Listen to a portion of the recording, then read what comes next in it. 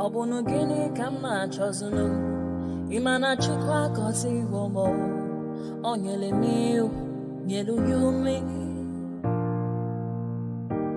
What am I looking for? See my God, he don't bless me, yo.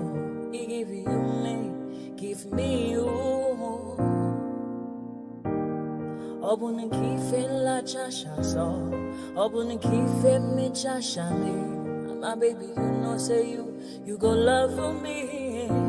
Hey, yeah. I do go. I could go. When I call your name, Shakara for me. Oh, Roma, I will be your Romeo. You go be my Julie.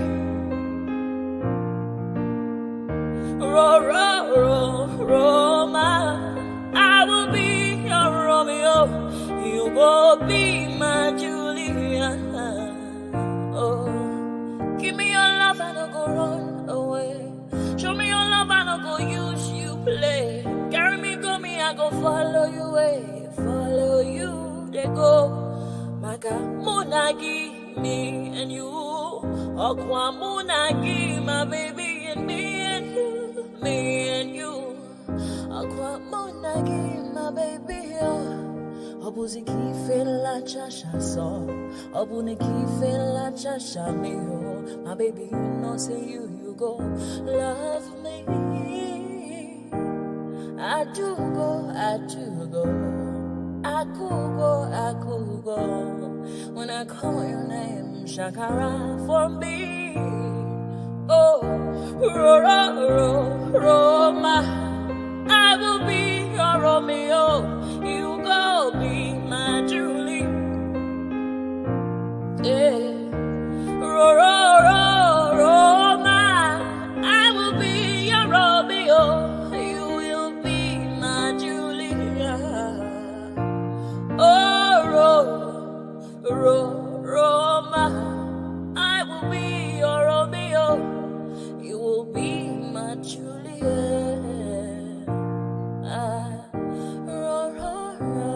Roma, I will be your Romeo. You will be my Julia. Obuzi kife la chasha so. Obuzi kife mi chasha me. My baby, you know, say you go love me. I do go. I could go. When I call you, Shakara for me. Roma, I will be your Romeo. You will be my Julia.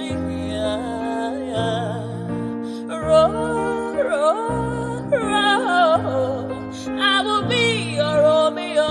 You will be my Julia. Oh, yeah.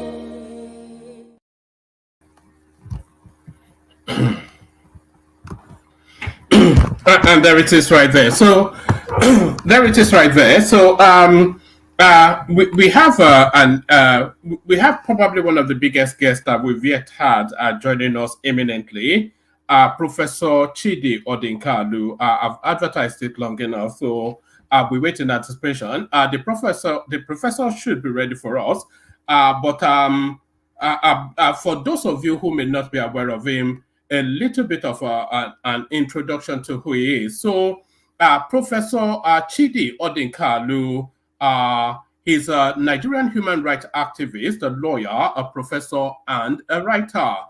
He was the chairman of the Nigerian National Human Rights Commission, and he was also a senior member of the African Program of Open Society Justice Initiative. He worked as an advisor to Ford Foundation, World Bank, African Union, International Council of Human Rights, and many other organizations. He, in August 2021, he was appointed to the Fletcher School of Law and Diplomacy at Tufts University as a professor of human rights law. So, an eminent and an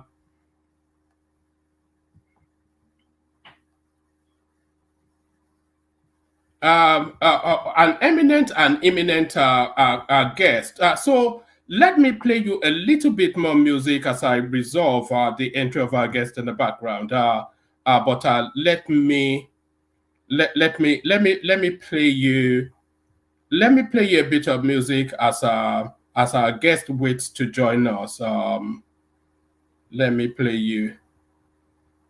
Actually, let me play you a clip of our guest in an appearance he recently had as we try to resolve getting our guest to come into the studio. Let me put this up and resolve things in the background. So let me put this up. Baja is my friend. But excuse me, when did you see the chief of staff to the president competing with the president for visibility? In every picture you have Baja. When does he have time to run the presidency? Excuse me. Can you please remind me the last time you saw Abba Kyari and President Buhari in one picture? Or when you saw Professor Gambari and President Buhari struggling for who was going to be in what position in one picture? So when did you see Michael Giadome and Jonathan struggling for roles in one picture? When does Baja have time to run the presidency? Because all of these photo ops he's doing is wasting the time that he needs to follow through on the things that will make the presidency work. The position of a chief of staff is not a position for photo ops. It's not a position for taking pictures. When the president has visitors, the chief of staff comes and shoes himself into it. What is he looking for?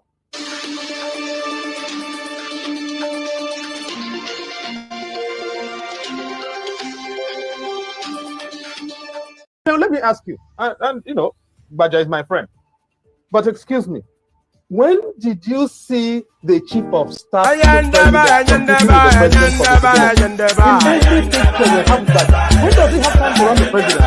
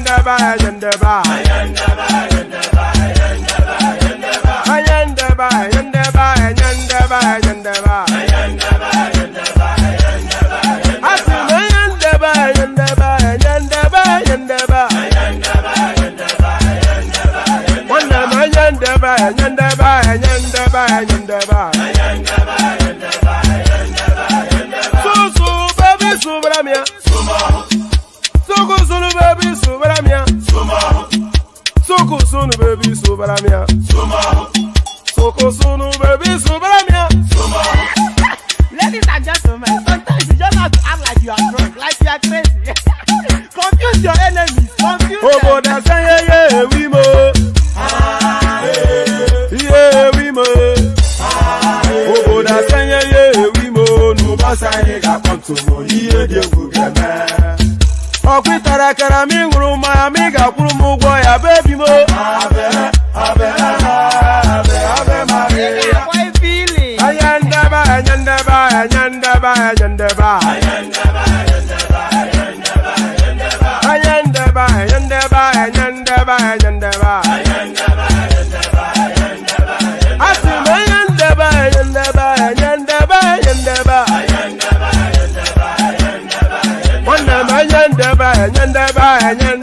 Nyandaba.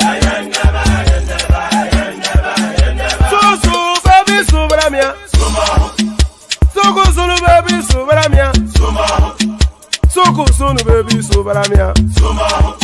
Soko sunu, baby, Subaramia.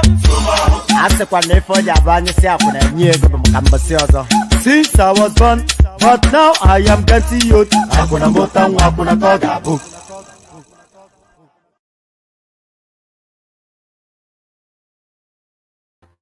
All right, we're experiencing some minor technical issues at the moment, so I'm in touch with our guest. So I'm going to play you this this as a just as a space filler whilst we try and resolve the technical issues. Watch this. Hello, everyone. Welcome to the program. This is Sunday Politics, live on Channels Television. I'm Sean Kimbale in Abuja. Tonight, we have some conversations that you do not want to make. I ask the question, all these wealth that you find everywhere that are unexplained, the kind of corruption that we see in Nigeria today, mind-boggling. There are those who have accused people in the civil service, people in the government sector, politically exposed persons. Where are these wealth coming from? You remember the judgment in the P&ID case and how that went in the United Kingdom. How did we even get to that point that even the judge in the United Kingdom says Nigeria was compromised by Nigerians to the extent that Nigeria would have paid up to 11 billion US dollars as compensation on a fraudulent contract? What kind of situation do we find ourselves as a people? So much that corruption has eaten so much into the fabric of our nation. Tonight we're having some frank conversation about how we can turn the hands of time. Well, before we get into that conversation, a very distinguished senator will be joining me to discuss that. But let's get into a conversation also that bothers the mind. Oh, this is a momentous period in our country, a turning point in the honors of the Nigerian judiciary, as we bear witness to a moment of unwavering truth and justice. Justice Musa Dattijo, a towering figure in the legal world, has taken a stand against the pervasive issue of corruption within the Supreme Court and the broader Nigerian judiciary. In a statement that is as courageous as it is unprecedented, Justice Dattijo unveils a piercing examination of the challenges in corruption plaguing the very heart of our justice system, igniting a fire of reform and accountability. In Justice Musa Dattijo's groundbreaking statement, it dissects the corrosive influence of corruption within the hallowed chambers of the Supreme Court and the wider judiciary. Let me allow you to listen. The man was retiring, but before he left, he opened a can of worms in the judiciary and how the judiciary itself has enmeshed itself in corruption. Take a listen to Justice Dattijo. A couple of years ago, appointment to the bench was strictly on merit, Sound knowledge of the law, integrity, honor, and hard work distinguished those who were elevated. Lobbying was unheard of. Lobbying to accost justices into their chambers by people who seek to be elevated, that the judges should put in words for them, were unheard of. You will just be sitting, and if those who are given the responsibility of making the elevation find you worthy, you'll just get a letter to that effect. You wouldn't have gone to anybody to ask for any favors or recognition. But that is not the case today, unfortunately. I never lobbied, not at any stage of my career, to secure any appointment or elevation. And I challenge anybody to contradict this statement of mine. As much as possible, the most qualified men and women were appointed. That can no longer be said about appointments to the bench these days. The judiciary must be uniquely above board. Appointments should not be polluted by political, selfish, and sectional interests. The place of merit, it must be urged, cannot be overemphasized. I needed you to listen to that statement from Justice Thatcher. That is not the entire gamut of the speech, of course. That his old speech was published on Channels Television's website, channelstv.com. But with a distinguished career spanning over decades, Justice Thatcher brings unparalleled insight and unyielding commitment to transparency to this crucial discussion. His statement is a call to action, a fervent plea for reforms, and a statement to the resilience and dedication of those who seek to uphold the rule of law in Nigeria. His statement, however, reminds me of what Senator Edamumbu Kachua said at the valedictory session of the 9th National Assembly. Take a listen to him again. I'll remind you of this. Thank particularly my wife, whose freedom and independence I encroached upon while she was in office. And she has been very tolerant and accepted my encroachment and extended her help to my colleagues. Distinguished, please, I don't think this is a good idea, go in this direction. It's not a good idea. It's not a good idea, please. Is he a statement of straight from the heart? A statement of a slip of tongue? Because there has been a lot of controversy about what Senator Bukachua said about his wife, who was in the bench before. So that on one hand, about what happened between his colleagues and how the kind of help they got from his wife. Now, as if that was not enough. It was another moment of honorable, off your mic. Another statement on that same event, it was curiosity. It was Senator Rochas Okorocha who was speaking now to the Senate president at the time about how he's able to get back to the Senate. Listen to Senator Okorocha. We shall all stand to say Nigeria is a great country. And to those of you, our colleagues, including you, Mr. Senate President, you know you're a very smart politician. How you came back is yet another political book to discuss. Sorry? I say how you came back is another chapter in our political history. How I came back from where? Mr. President, how you return to the Senate as a senator will open another chapter of great discussion in our political book. Because I was there in the field with you running for president. I never knew how you were able to meander and return and leaving some of us. Next time, you must teach me how to do that. It was easy. It was easy. I was there with you in the field, but after our defeat, my constituents thought they needed me again.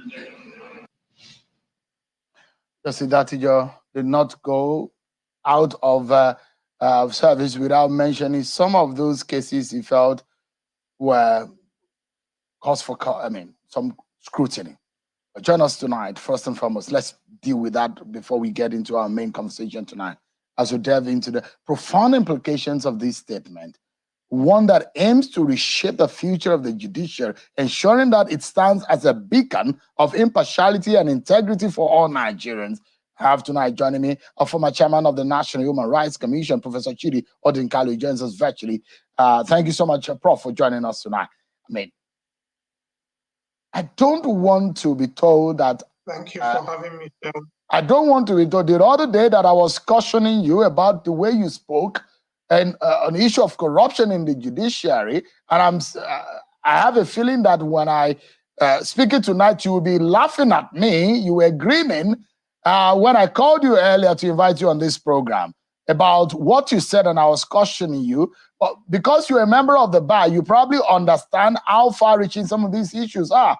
Were you shocked by what Justice Thatcher just said? No, sir.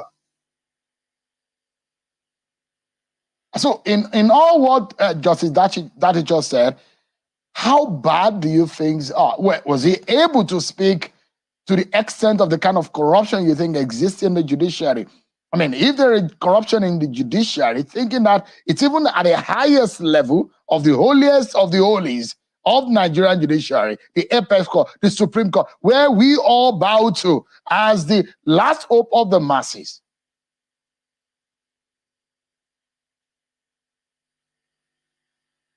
Now, Sean, if I may, let me remind you, or remind all of us, or those who are watching, when he retired from the Supreme Court in 2004, that's nearly 20 years ago. The Honorable Justice Samson Owaifo, who is still alive, had complained that in the 70s and 80s, allegations of judicial corruption were confined to the magistracy, and that by the 90s, it had appeared to have climbed up to the High Court. And by the time he was retiring, he was afraid that it had got to the appellate level. He also said something else, that at the time he was leaving, people who did not present with the intellectual capabilities for success at the legal profession were being appointed to the judiciary at the High Court. And he feared that these inadequate people were going to rise to the cream of the appellate court system in a short time. In 2011, if you may remember, the story broke, two stories actually. One was the quarrel between the then president of the Court of Appeal and the then Chief Justice over allegations that the then Chief Justice sought to instruct the Court of Appeal as to how to decide the case relating to the dispute relating to the governorship election then in Sokoto State. That ultimately led to the firing of the president of the Court of Appeal, and the Chief Justice then retired under a cloud. In that same year, the then Speaker of the House of Representatives was credited in a cable transmitted by the American ambassador then of having told the American ambassador that the Supreme Court collected money to decide the appeal in respect of the 2007 presidential election. I'm not making this up. All of this is in writing. All of this is evidenced in writing. So I'm just telling you I'm giving you a tale of the tape.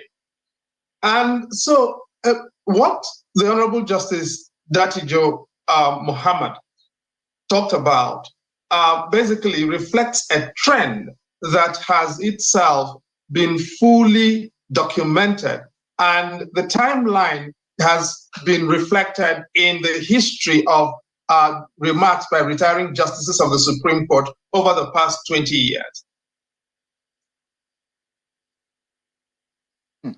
Now, I like to say this with all sense of modesty and all sense of loyalty and also sense of patriotism, that the courts are hallowed in every sense of the word, and the courts are indeed the last hope of the common man. That's where you can run for cover if you have any issue. In fact, any arms of God, the arms of government, they have issues, they go to the court for settlement. Without a court, our society will be in trouble, in chaos. But then, if this kind of thing is happening, and the kind of expose that we've seen about some corrupt judges, which some of their colleagues or some members of the bar have said, and some kind of insinuation and inference that have come up about corrupt judges, because there are corruption in every aspect of our lives, not only in Nigeria, but everywhere. But where you do not want to hear that the corruption exists is in the courtroom. How do we deal with this? Well, first of all, we deal with it by acknowledging it honestly. And I do not agree with you in the spirit of honesty that Nigerian courts today are the last hope of the common man or woman. If you had said the court should be the last hope of the common person, I would agree. Are things that bad, Prof? Are they today the are last things that hope bad? Is it that our yes, courts sir. not? I mean, we're not able to rely on our courts. Are things so bad within the bench? Yes, they are. I'm not going to come here to lie to you. The courts should be the last hope of the common person. I will agree with you. Are Nigerian courts today the last hope of the common person? No, sir.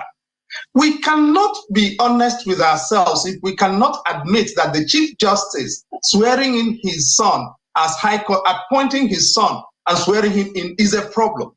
We cannot be honest if we don't agree that the President of the Court of Appeal, sitting in the NJC, approving appointment for her son-in-law and approving appointment for the daughter is a problem. The least they can do is that when these things come up, they recuse themselves. Okay? That is the least they can do. Because being a judge is not a family inheritance. Being a judge is not a sexually transmitted condition. Husbands don't inseminate their wives with judgeships. Men don't inseminate their mistresses with judgeships in the bedroom. I am sorry. We have to be brutal with ourselves. This has got too far. And every time I say this, I get abused. But I'm going to insist on keep saying it because the stakes are too high. The issues are too important. Ordinary people are being ruined by this. And we cannot continue to pretend as if we don't know that this is a problem. Now we are hearing it from the judges themselves. So it's not rabble-rousers like me saying this anymore. And saying, now, I started saying this over nearly 25 years ago. I quarreled with Justice Ebo because at that point, for those whose memories go that far back, Justice Ebo, I kept pressing on his case and on his neck until he was retired compulsorily. But that was the beginning of the problem. Now we have an epidemic. And yes, it has got up to the Supreme Court. And we have to acknowledge that if you have a judicial system in which judges of the Supreme Court are saying that the Supreme Court is itself in a problem, then you have a credibility crisis. It can no longer be described as the last hope of the common man. We have to address it. So now, I'm hoping to understand where are we going to start from. Are there still good men in our society that can serve in the bench today? And where do we find them? There are good men and there are good women. Yes. Those good men and good women are not confined to the sons and daughters and wives and husbands and mistresses of sitting judges and politicians. That is the problem. Look around and see. The 17 senior advocates in Kogi State today are asking that appointments to the bench be suspended because the state governor, they allege, wants to make his wife a high court judge. Right? That is how bad it has got. Every senior politician wants the person who is in their bedroom or in their family to become a high court judge. How do you run a country like that? So that honest people no longer even get a chance to be considered. And people who are decent and successful and bright and intelligent with integrity no longer have a chance to be considered. If you don't have people from your family.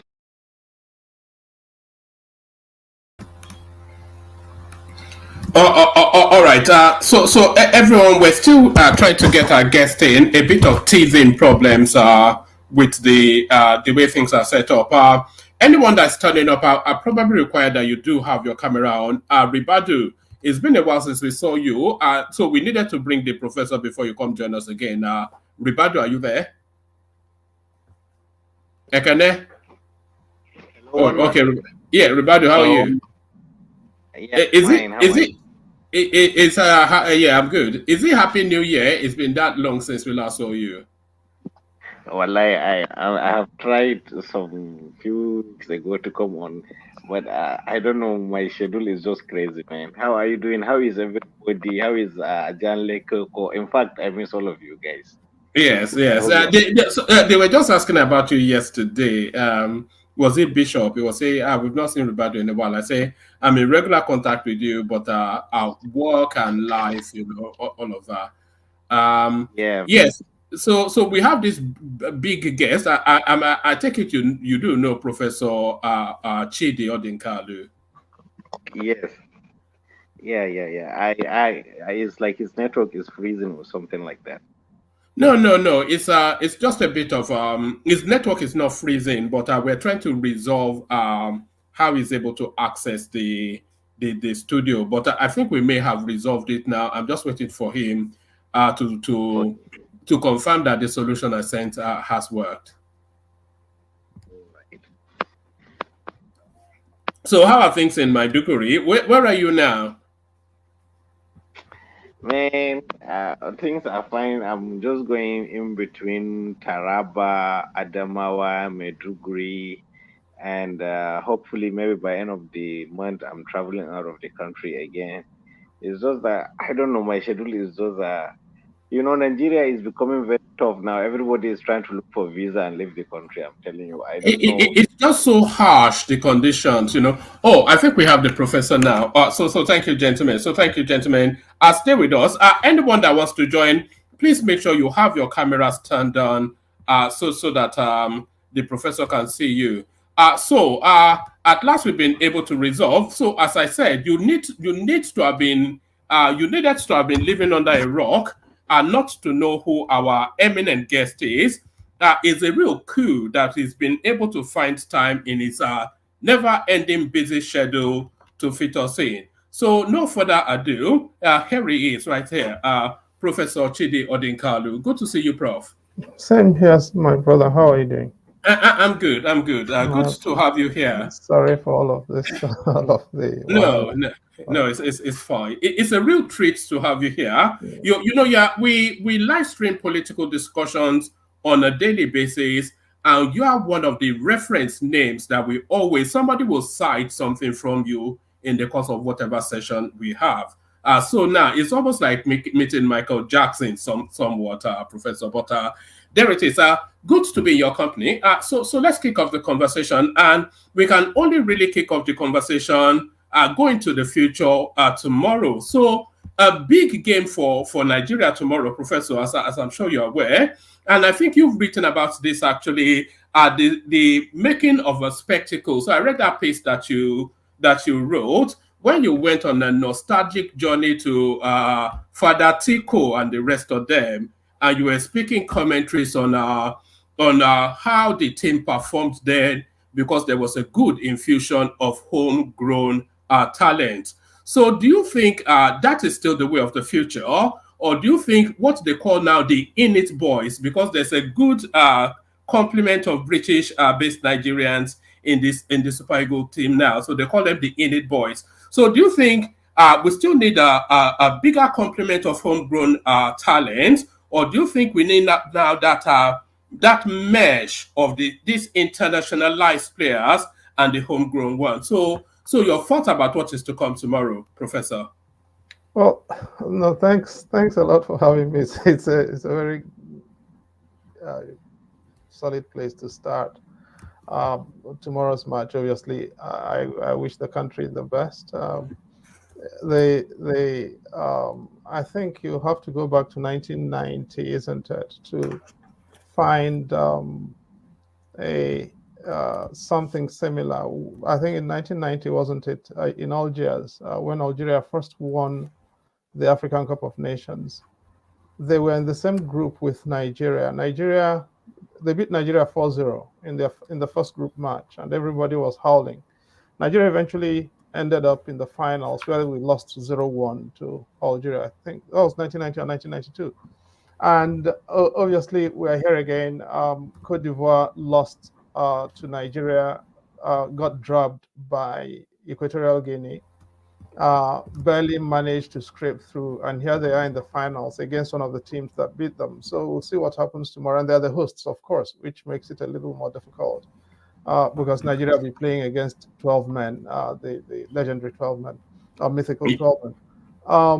But no, I think we are beyond we can't live life backwards. Unfortunately, I think part of the problem we've got is our local league at home is not as competitive as it was actually in the 1980s and 1970s. The 1970s in particular, immediately after the war, we had one of the best leagues on the continent.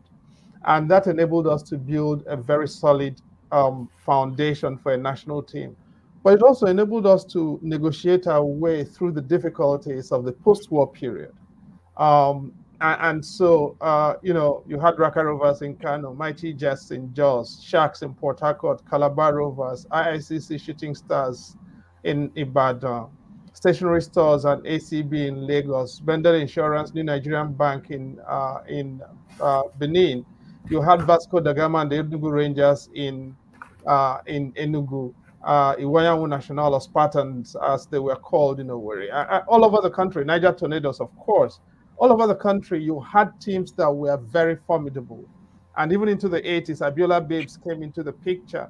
All of that is a bit of history now. And I do think that there is still a possibility, now that sports is actually, football has become big business and not just entertainment. There is, and not just recreation. I think it's possible for us to return and rebuild our national league or leagues. But to do that, we need to have honest refereeing, and that's where we begin. That's the bane of the sport in the country. Refereeing is not as honest as it could be.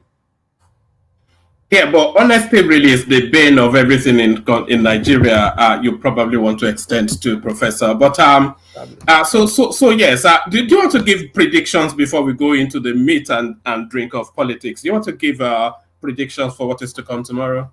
I wish I could, but I don't come from a lineage of babalawos, so. All right. Hopefully, because we need that victory, don't we? Just to ease the burden of what is going on in the just for that momentary feel good, which I suspect you will agree that the country needs, especially at this moment. I mean, Nigerians need a break, unquestionably so. People are battered and beaten down. And anything that cheers people up, no matter how momentarily, is welcome. My hope also is that we don't lose any other persons from excitement and anxieties connected with the match, because the number of people who lost at the last in the semifinals, I think, should be enough to cover for this. My condolences, of course, to everyone and every family affected by those tragedies, unfortunately. All right, brilliant. So we're coming up a few months to the 1-year anniversary of the Tinubu administration. So a lot of people actually say give a gap of a year to assess, but there's been a lot that has happened since that fateful day made the 29th till date. So there's sufficient enough to make some sort of a rough assessment of the future direction. So what has been your experience, good and bad, of the Tinubu administration? What missteps, what right steps, are they showing any signs of any capacity to drive us in the direction we'd like to go? Well, we're nearly at 1 year of the election, 1 year anniversary of the election, which was 25th of February, wasn't it? 2023. So in barely 2 weeks, we'll be at the 1 year anniversary of the election. It's, we'll still have to work our way to the anniversary of the administration. Now, I wish I could say it's been a phenomenal time or a constructive time for the country. Wherever from the moment that he had to ad-lib the removal of subsidy, I think it's really not been. It's been a difficult time, and that's actually putting it rather mildly for the country. To be perfectly honest with you, and it's unfortunate, but I don't think Tinubu was ready to run the country. I don't think he had a plan to run the country, nor has he had a team that's shown up for running a country in the kind of difficulty Nigeria was, that he inherited. Wherever you look, from the nature of the cabinet to or the team he's assembled, to the policies and how they've been rolled out, and even to some of the appointments that didn't come through. Appointing a 24-year-old to chair, was it FEMA or whatever, and then the president saying, "Oh, I thought it was his father." Things have just been done in a very ramshackle, unprepared manner that surprises me, because for someone who's hankered after this role for so long, I expected a lot better, a lot more preparation, and a lot more readiness for the challenges of office, and that's not been the case. Where you place it, and roughly a lot of people agree with what you've just said, but a lot of people agreeing with that line of thought, they place the blame squarely with Gbajabiamila, Femi Gbajabiamila, who a lot of people felt was not really suited for that post. A lot of people were surprised when it was appointed, actually, because it was almost nailed on that was a Fashola role. So, because of course, the president can't go through everything, and everything has to be filtered up to the Gbajabiamila post, which then lands on the president's desk. So, where are you placing some of these missteps that we are identifying? Are you placing it broadly on the whole administration, squarely on the president, or really the chief of staff role, which a lot of people feel is not being suitably carried out? Look, Gbajabiamila was not on the ballot. The person who was on the ballot was President Tinubu and his vice, Kashim Shettima. And ultimately, they've got to take responsibility for what's going on. He himself has said, that's Tinubu, that the buck stops with him. And the buck of responsibility, therefore, has got to be at his table.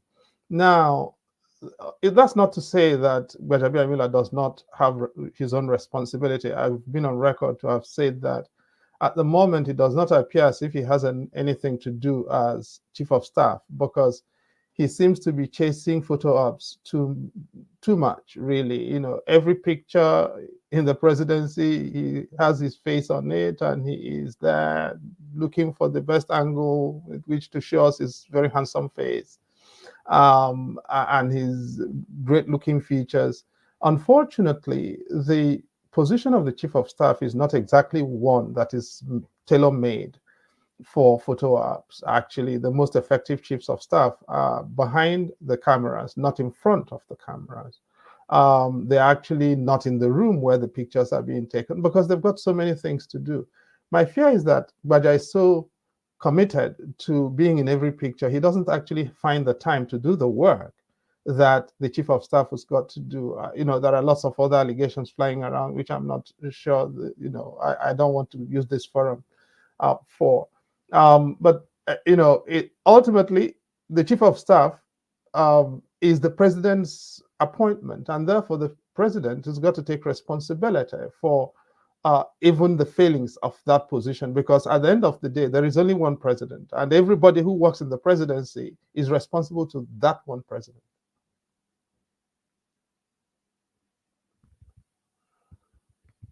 So sorry, I'd muted myself in order for my background not to. Sorry, I was saying, let me take you back to that February space then, and it was probably the most keenly contested election that we've ever had. That is what a lot of people contend. But a lot of people said Tinubu was a default choice because the field was not strong enough at the topmost realistic decision choice, that Tinubu was a default choice because the field was not strong enough. Because really, we had four runners in that race. We had Kwakwanso, we had Peter Obi, we had Atiku Abubakar, and then we had Tinubu. So necessarily, it was almost like a negative default because the rest of them really there was no scope for that to happen. So do you have some sympathy with that thought? Let's start from there. I don't know what negative default means, and I don't like to answer questions I don't understand. What exactly does a negative default mean? It's a process of elimination. So it's the best of worst choices available. So exactly that. So the best of a bad bunch, essentially, No, I don't agree So with they that. defaulted to the best of a bad bunch. No, I don't agree with that. Actually, what we have, in my opinion, is a man installed with a tremendous legitimacy deficit because the INEC ran a very crooked election. It's really that simple. You and I know that Tinubu did not win Rivers State. Tinubu knows that he did not win Rivers State. It was credited to him, but he didn't. I can tell you for free, Tinubu did not win Nasarawa State. And so let's not go there. But we are where we are. So all of us will have to suffer it, whether the people who are thinking negative default or positive default or constructive default or destructive default, all of us are standing on his mandate now. Abi? All right. Well, all of us have to suffer it, like you said. We are where we are. So he is the president, and the whole process has been gone through. So we are where we are. All of us have to suffer it. But is that suffering? Is it a necessary suffering for reasons of decades of malaise and bad governance?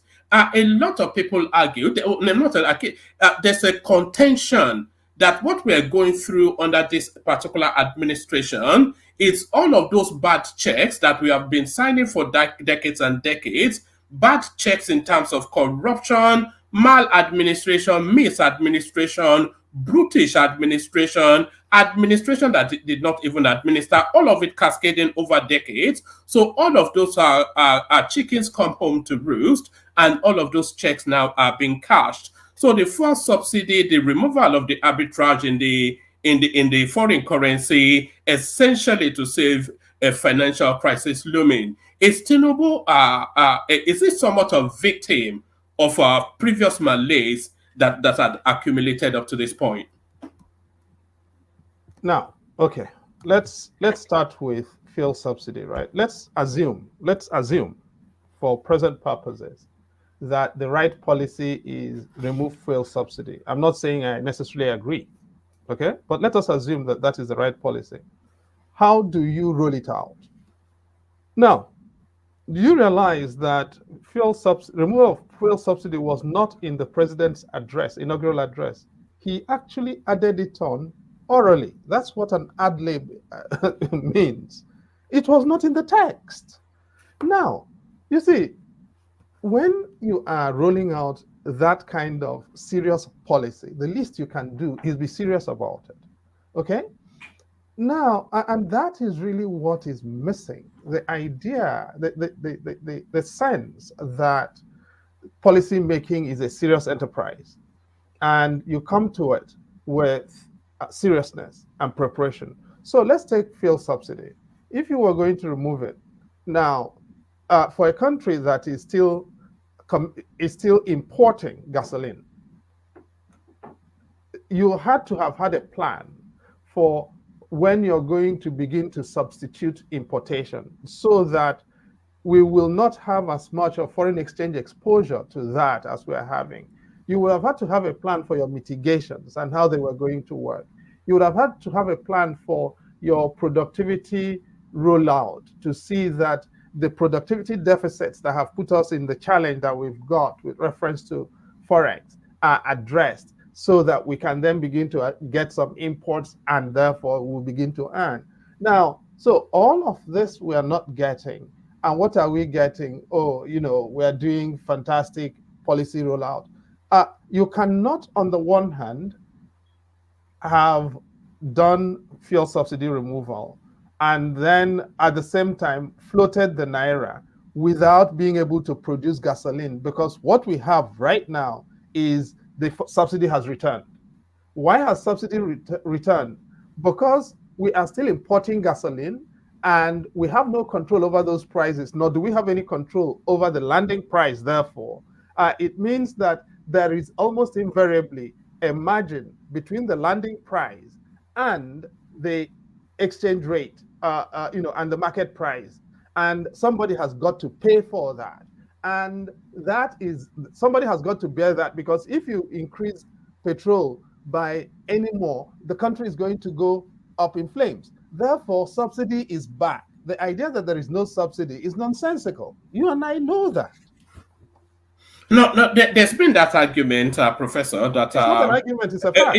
but there's no line for subsidy in the budget, because we went through the budget in details on this platform. There is no line for subsidy in the budget, so it wasn't captured in the budget. So I cannot see how that can. But the argument is that why is there not chasms in the fuel prices? So that I think that is where that argument is.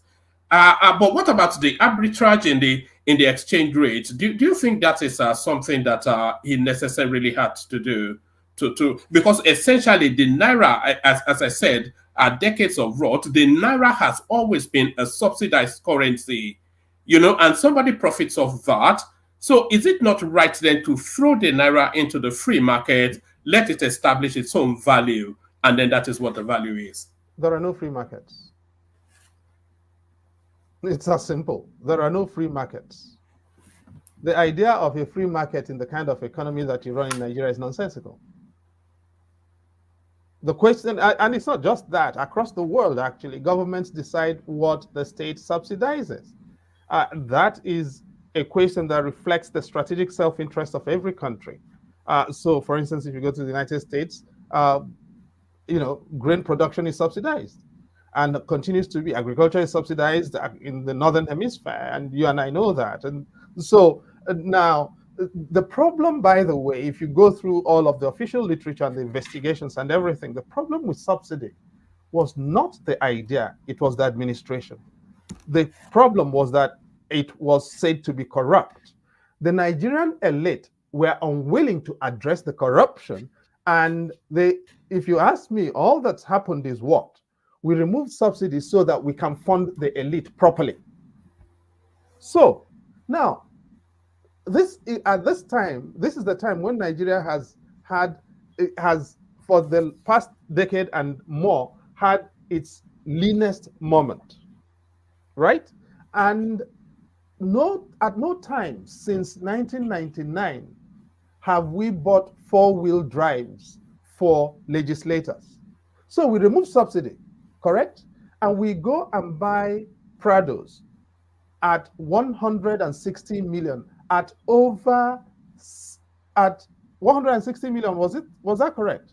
Yeah, 160 million naira, yes. Each for each of them, yeah. For each of them. Now, at the time they bought those things, those Prados were going for $45,000.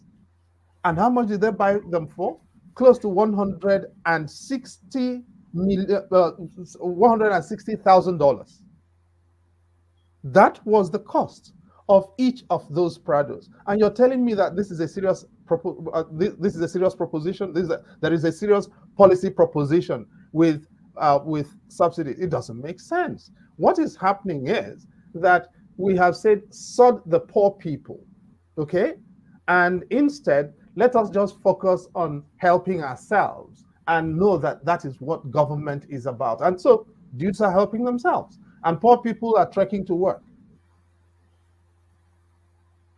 All right. So talking about poor people, so there seems to be, as a result of policy positioning by this particular administration, the catchment area of that description seems to have widened somewhat. So the people that now constitute poor people are almost double in size as what previously obtained. That, of course, as a result of the removal of that subsidy, especially those two subsidies, we should say.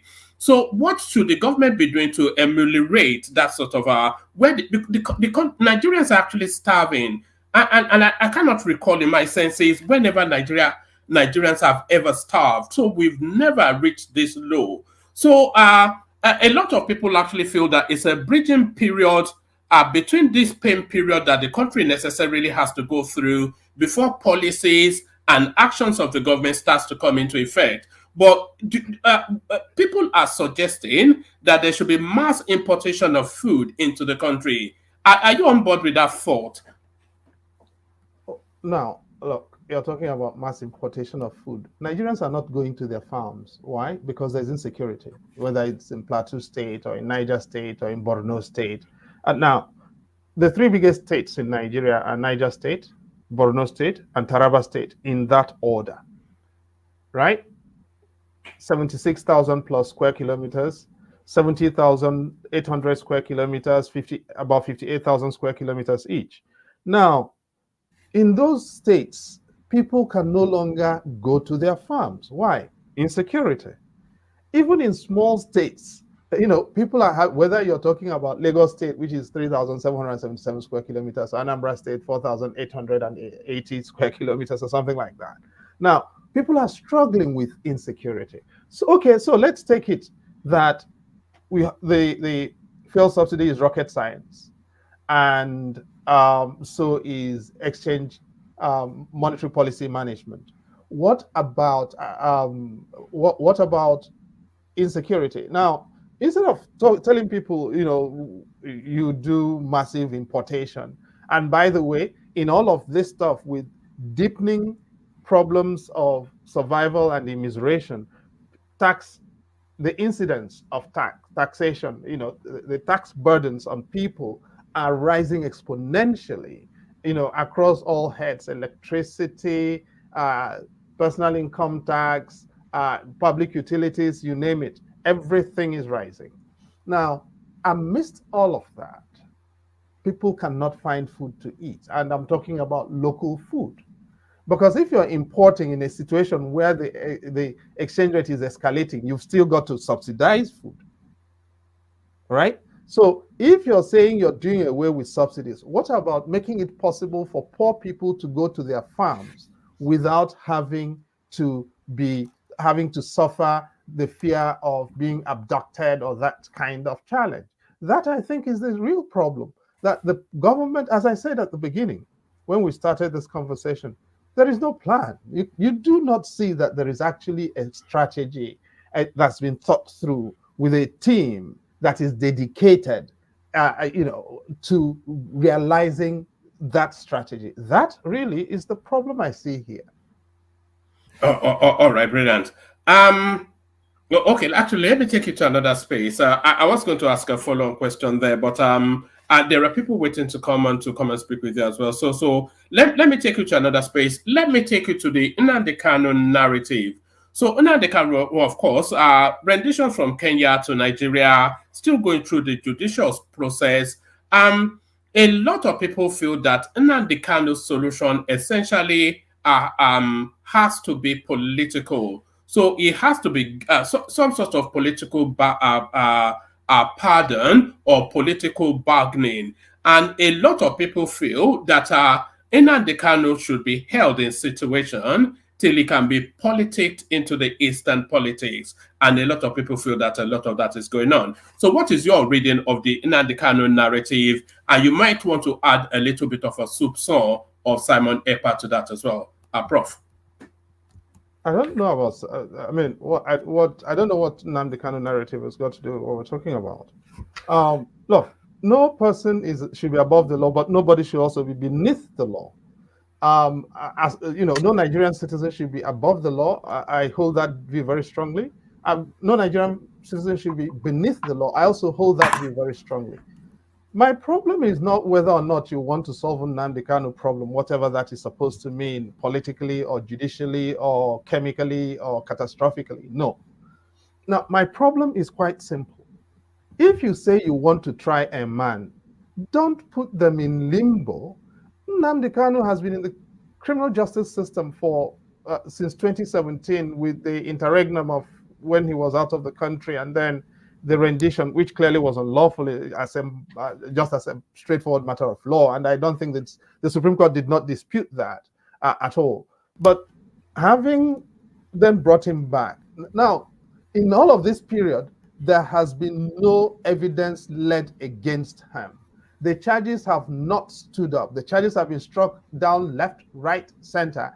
The government has amended those charges 5 or 6 times. It does not suggest a willingness or readiness to actually try the man. So the criminal justice system, in my view, given the developments that have unfolded in the case, is being used as an artifice for administrative detention. That is putting a Nigerian citizen beneath the law. At the same time, by the way, we are reintegrating former Boko Haram people back into the armed forces and using them for frontline operations. You see, so that really what we are doing, if we are trying to suggest pathways to integration of the country and to coexistence, what we are doing is creating narratives of differentiation based on origin. And whether or not those narratives are well founded is not the issue. The point is the way this is proceeding and in the way the government has proceeded, it's basically created, it helps to sustain those narratives and gives those narratives manure on which to flourish.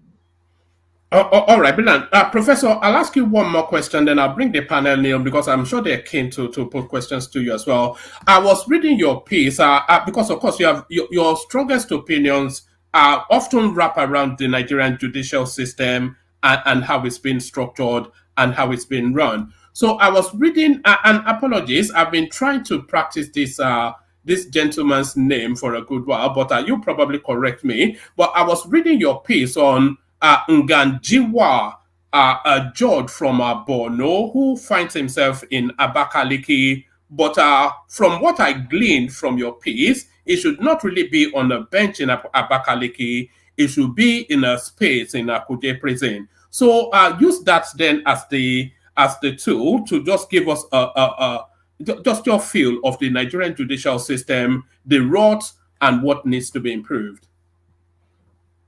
Well, anyone who anyone who's been to court or who has had transactions in court would know in Nigeria, first of all, I think there are quite a good number of honest judges who try to do their best in a difficult situation, and we need to encourage them, and because they do exist. Just as there are also, even in the Nigeria police force, we find a lot of decent people trying to do good things in the public service still. But then you've got a heck of a lot of dreadful people who have gone into the judiciary for all the wrong reasons. And those people the problem we now have is that the good people tend not to get to the top. And the place is dominated by the dreadful people who really are giving the judiciary a dreadful, dreadful name.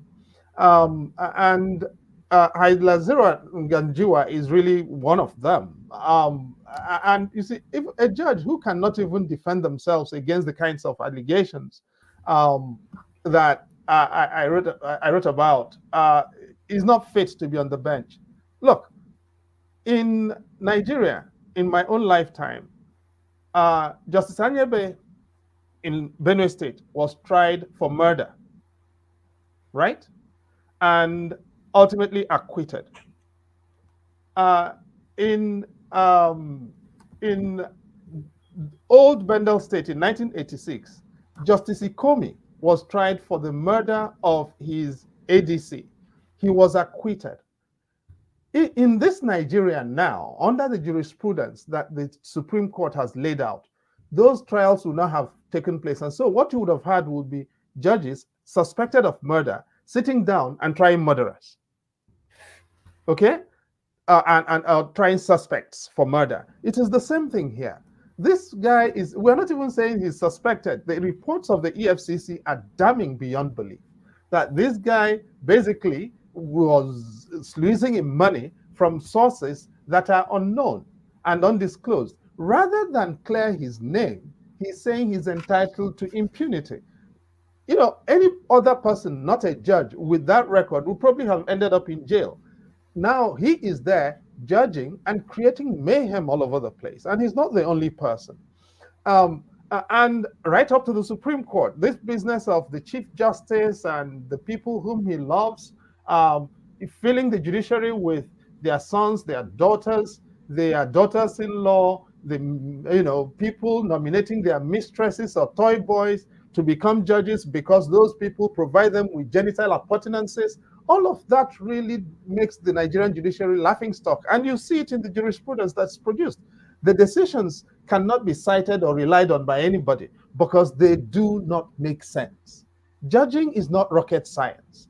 When a decision comes, even when you are on the losing side, when you have lost, you will respect the outcome because you know that the judges actually behaved fairly. That no longer happens in the country, and that has to be cause for concern for everybody.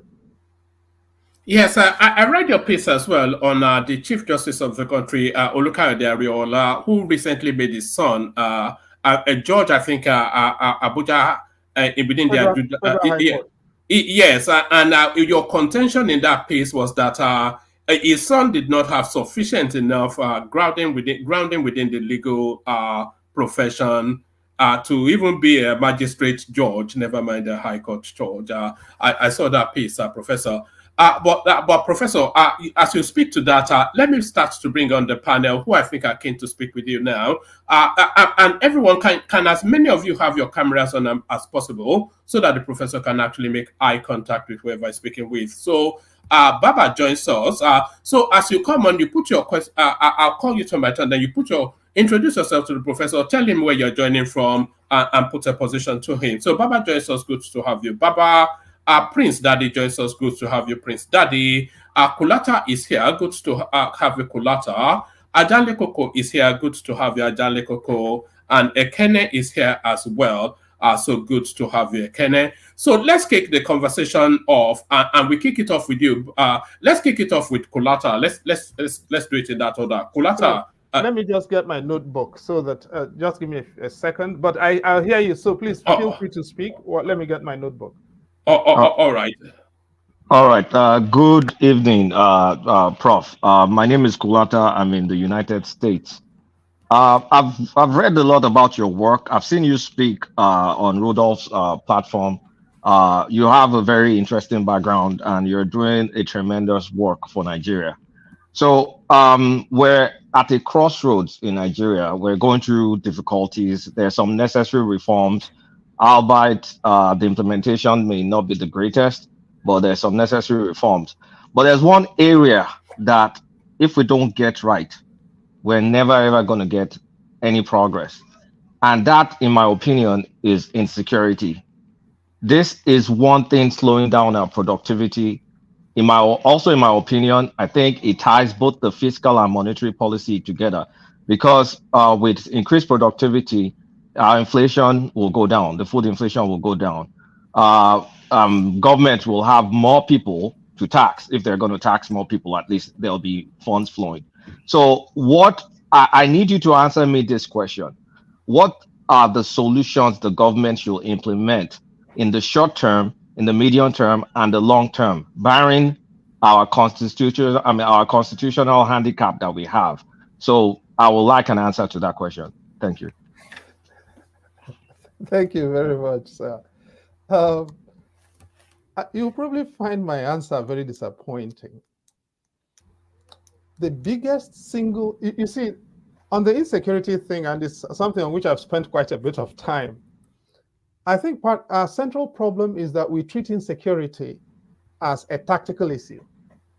And so the response is always deploy army, call on chief of army staff, and all of that. But look, you do not keep the army to fight your people. Your army is actually designed to fight external enemies. And when you find yourself defaulting to the army to fight what should be criminality, you know you are in a serious crisis of identity. Now, the problem, we are at a point where insecurity is actually a reflection of a conjunction of two illegitimacies. State illegitimacy in the popular imagination of a lot of people, and governmental illegitimacy. The biggest single issue we need to address in order to begin to get to the bottom of insecurity is electoral integrity. The people at every level, federal, state, and local, and community more than any other thing, who wield authority have got to do it legitimately. You see, if you have someone at the helm who is seen as legitimate, whether or not you agree with the person, when they convene or look to seek solutions to problems of insecurity, people will attend, even when they do not agree, because all of us have an interest in seeing insecurity reduced. But when people believe that the person at the helm does not have legitimacy, they are fighting the person. They don't listen and they don't agree, they don't believe. That is the very first thing.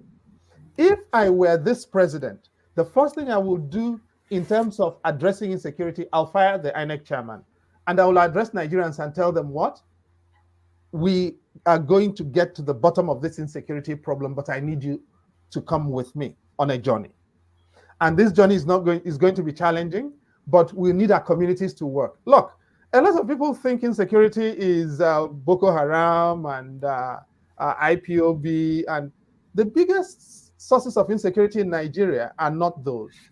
In most of our communities, it is cults, it is criminal gangs, it is intra-community fights between the traditional ruler and the town union president, and people fighting over land, and people abducting people in that process, and politicians giving guns to people to shoot during elections and not being able to retrieve the guns. Now, and by the way, if you read the report of the presidential panel that inquired into the origins of Boko Haram in 2011, it will tell you that in 2003, Boko Haram originated in a set of young people whom the governor of Borno State used to win elections in 2003 and then wanted to dump. And those boys formed the core of what effectively became Boko Haram. So that is the first thing we need to address. We need to resuscitate our police and make police to work and fund policing properly and criminal justice properly. So now what have we done? We've accepted that the answer to insecurity is just shoot your people and kill your people. And as we are killing all of these people, we are creating trauma. We are creating young people who want vengeance for what has happened to their parents. And as Africans, spiritual beings that we are creating spirits that do not rest in peace. They are wandering, creating more mayhem, whether you like it or not. That is our African framework and African belief. And you cannot shoot enough of your people just because you think those people are expendable. Okay? So we've got to rethink how we approach insecurity. It can no longer be deploy soldiers, shoot everybody, kill everybody. We do not have enough bullets to shoot all the problems we have in the country. We've got to come up with more deliberative processes of managing our insecurity. But I do agree, without addressing insecurity, we are not going to be able to make any progress anywhere. All right, brilliant. Sorry, if I can have a follow-up. Can I have a follow-up? Sorry, one minute. Yeah, carry on, Kulata. Okay. So I don't want to sound cynical, but what your first answer in terms of electoral process kind of like took me to a Michael Jackson bad musical video where he's trying to make peace between gangs. I think in my cynical mind, I think that's kind of like not realistic because except we want to raise our hands and say we will never be secure, because I don't see in Nigeria where the electoral process is always going to be flawless. There's always going to be one thing or the other. And now the situation in a lot of areas is existential. So I don't want to use the normal nonsense language they use, kinetic and not kinetic, which is like the force versus addressing it from the root source. But when we look at where we are today, we will not make any progress. We will not attract any investment. We will not grow our economy. Our food inflation will not go down. Things will not move until this is solved. So while shooting, I don't use shooting people and all, there's some necessity that has to happen even before we get into areas where our elections become better. So I want those because we cannot wait and fold our hands. My brother, let me forgive me for interrupting you. You see, this is the problem we have, in my view, in Nigeria. We want to cut corners. Yes. Look, there are no perfect elections anywhere, but there are elections that reflect the will of the people, and there are election outcomes that do not reflect the will of the people. In 2015, you could not say Buhari did not win the elections. Whether or not you like Buhari, I would never vote for Buhari. Okay? Buhari won the elections fair and square in 2015.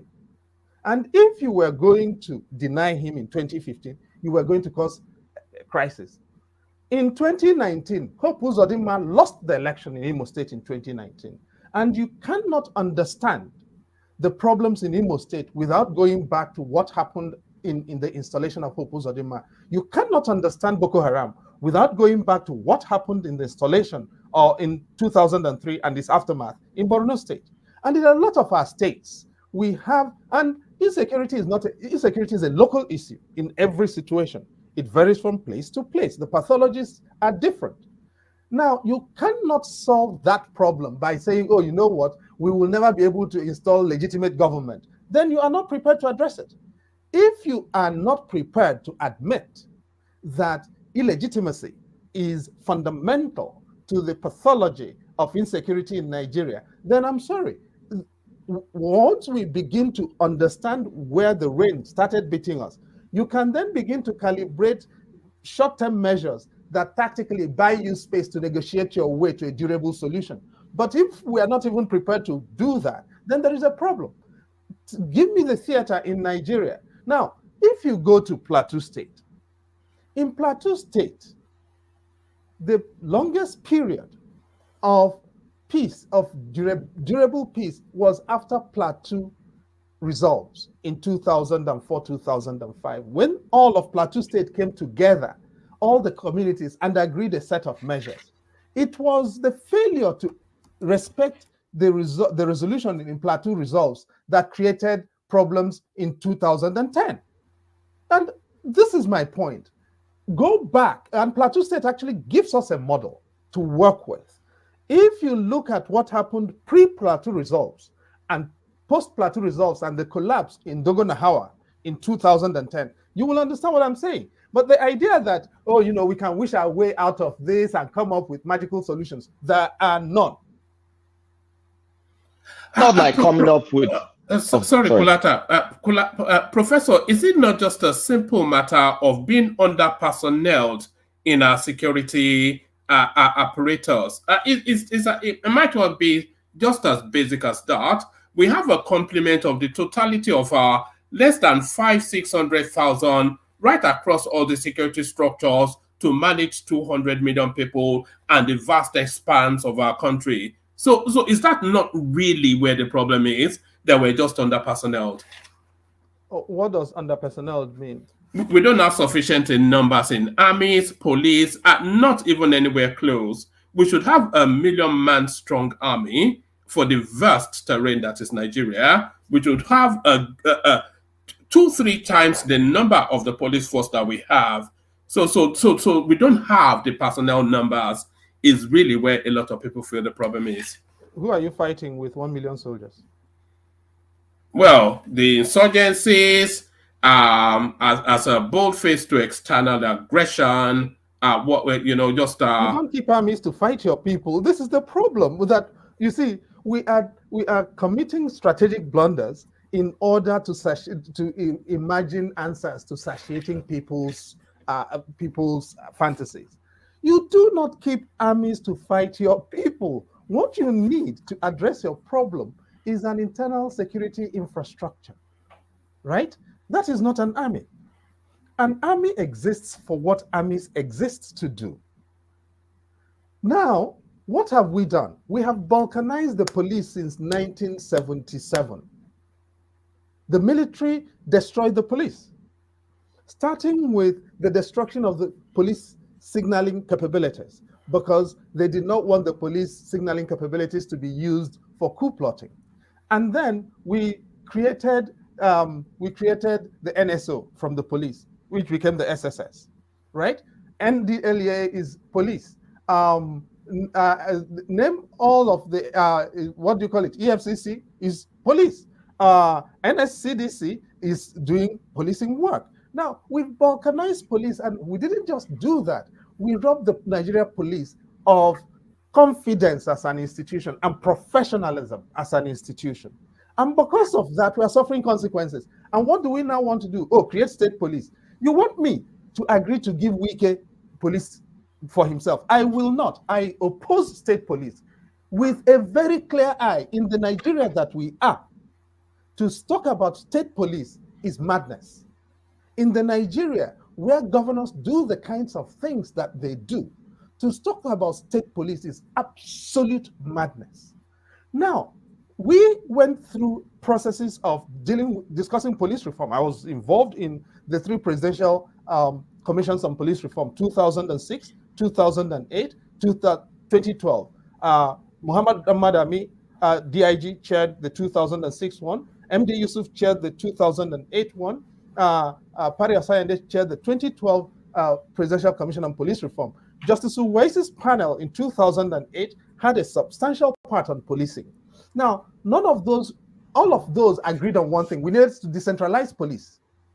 Okay, and don't forget, we came from a place of community policing. By the way, we did have native authority policing. It was abused.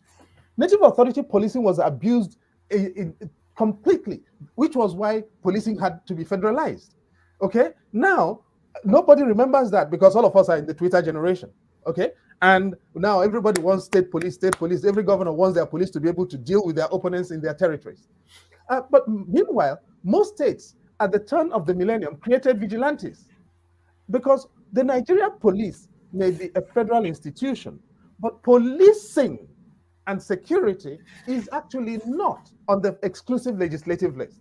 And what we are trying to do is, every time we are confronted with a problem, we think we can simply wish away a proper diagnosis and come up with solutions that are going to give us more problems. So if people are trying to suggest that the answer to this is state police, I think they are totally misbegotten. And I'm not surprised that everyone who has gone into the presidency has ended up becoming unconvinced about the idea of state police. Sorry, Prof. I'd like to respectfully push back about your diagnosis, because you picked. It's like you have some cherry-picked examples that kind of like alludes to legitimacy, which you correctly picked examples such as Boko Haram. They were political thugs. I get that. But back when I was in college in the 90s, we had the cult problem. We were under the military then. The other situations, such as the farmer herder crisis, that has been happening since perhaps the 19th century, even longer than that, and we still have them now. So those don't have anything to do with legitimacy. Some of them are legacy issues. So I do not agree that an issue of legitimacy, because any government in the world, let me put it away, any serious government in the world, whether legitimate or illegitimate, takes security as a priority. The way you breathe oxygen is the way you should secure your country. So I don't think we should say until this is right or that is right before we can actually secure the country. So I'll leave it at that. No, but your examples actually make my point even much more formidably than I could. Now, take farmer. Now, why are we talking about insecurity? Now, every country prohibits murder, but murder still happens, right? And what do? When it happens, you prosecute it. You hold it accountable. You hold the perpetrator accountable, okay? So rape is prohibited, but rape still happens. And so what do? If you can find the perpetrators and witnesses, you hold the perpetrator to account, okay? But if you had a situation where you had mass killings on a catastrophic scale, that is no longer murder. You call it something else. You can call it a pogrom. You can call it anything up to genocide, all right? That is the point here. Now, by the way, farmer herder problems may have been happening, but they were not on the scale that they have been happening. We're dealing with a problem of scale here. Now, if you go back, okay, now the response of the Northern Regional Government under the Sardauna of Sokoto was the creation of grazing reserves.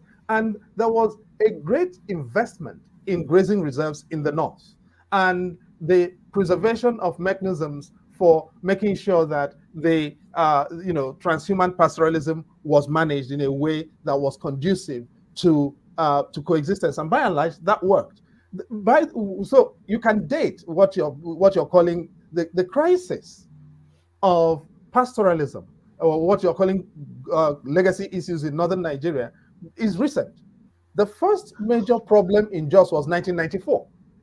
After the crisis, and the problem in just in 1994 was over the siting, over the creation of just North local government area. It was political. It wasn't. It was after that the instrumentalization of identity began. All right, and the question of who was going to produce the leader of just North, whether it was going to be the Fulani and Hausa or the indigenes, the Birom. That was the crisis. And if you read the Fiveresima Commission report, which was headed by a High Court judge that inquired into the 1994 crisis in Jos, you will see that that was where it began. Now, in Kaduna State, you can date it again, 1987, the Kafanchan crisis. The Kafanchan crisis in Kaduna State in 1987 began from what? Artisanal mining in Bajuland. Okay? Now, and the people who came to mine gems in Bajuland in 1986-87 came from all parts of the Sahel. Sudan, Guinea-Conakry, Senegal. They brought in guns. President Babangida then tried to chase them away. When he tried to expel them, they left their guns behind. The people took over. The people who inspired and instigated the Kafanchan crisis in 1987 took over those guns and started killing. And those guns started traveling. And when you read the report of what's his name, whom President Obasanjo had to investigate gun running in the country in 2006, you will get the idea. What's his name, the former chief of defense staff, who is now who died. You will come to understand that this is actually a national issue. That guns go from the Niger Delta to Boko Haram land and back through the mechanism of the lower river Niger. And you're not going to sort this problem out by wishing it away. No, the first thing is to understand the issues. And I'm giving you reports and documentation because there is a lot of official literature that is still classified in Nigeria on this particular issue, and nobody's interested in reading them. And when you read them, you will understand that we will not invent any new solutions. All the solutions are in these documents. From the Galtimari report to the Fiberesima Commission report to the Bola Jiboya report to the Abisoyo report, I can go on, Marshall Dike report, I can go on and on and on. All of these things have been analyzed, and government does not want to implement its own documents. All right, brilliant. Professor, somebody was suggesting that it was Martin Luther Agwai. It wasn't Agwai. It was the chief of defense staff before Agwai. He's now dead. Agwai is still alive. All right, brilliant. Prince Daddy, you're up next. If you can have your camera on, have it on. Introduce yourself to the professor, put a position to him. Prince Daddy. Prince. Yeah, well, man, hello. 1 second here. I get my lights on. Yeah, you can speak to the professor whilst you're doing that. Okay, hello, Professor. How you doing? Fine, thank you, sir. How are you? Very well. Yeah, calling from the states, the Pacific Northwest. Anyways, thanks for showing up. So just kind of follow up quickly with Kulata's question in regards to security. You said it yourself, the Nigerian police over the years has been weakened by the military. If that been the case, then how is it possible that the Nigerian police is able to counter the insecurity that we're having right now with banditry and this terrorist Boko Haram and whatnot?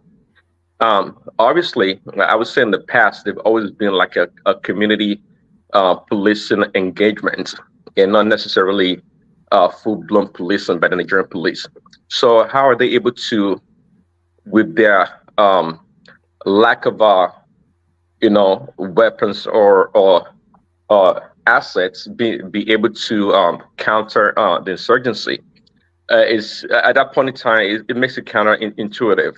And I don't see anything wrong with having the military being involved with fighting insurgency, because we're not talking about your normal policing. It's beyond that right now. It's totally beyond that.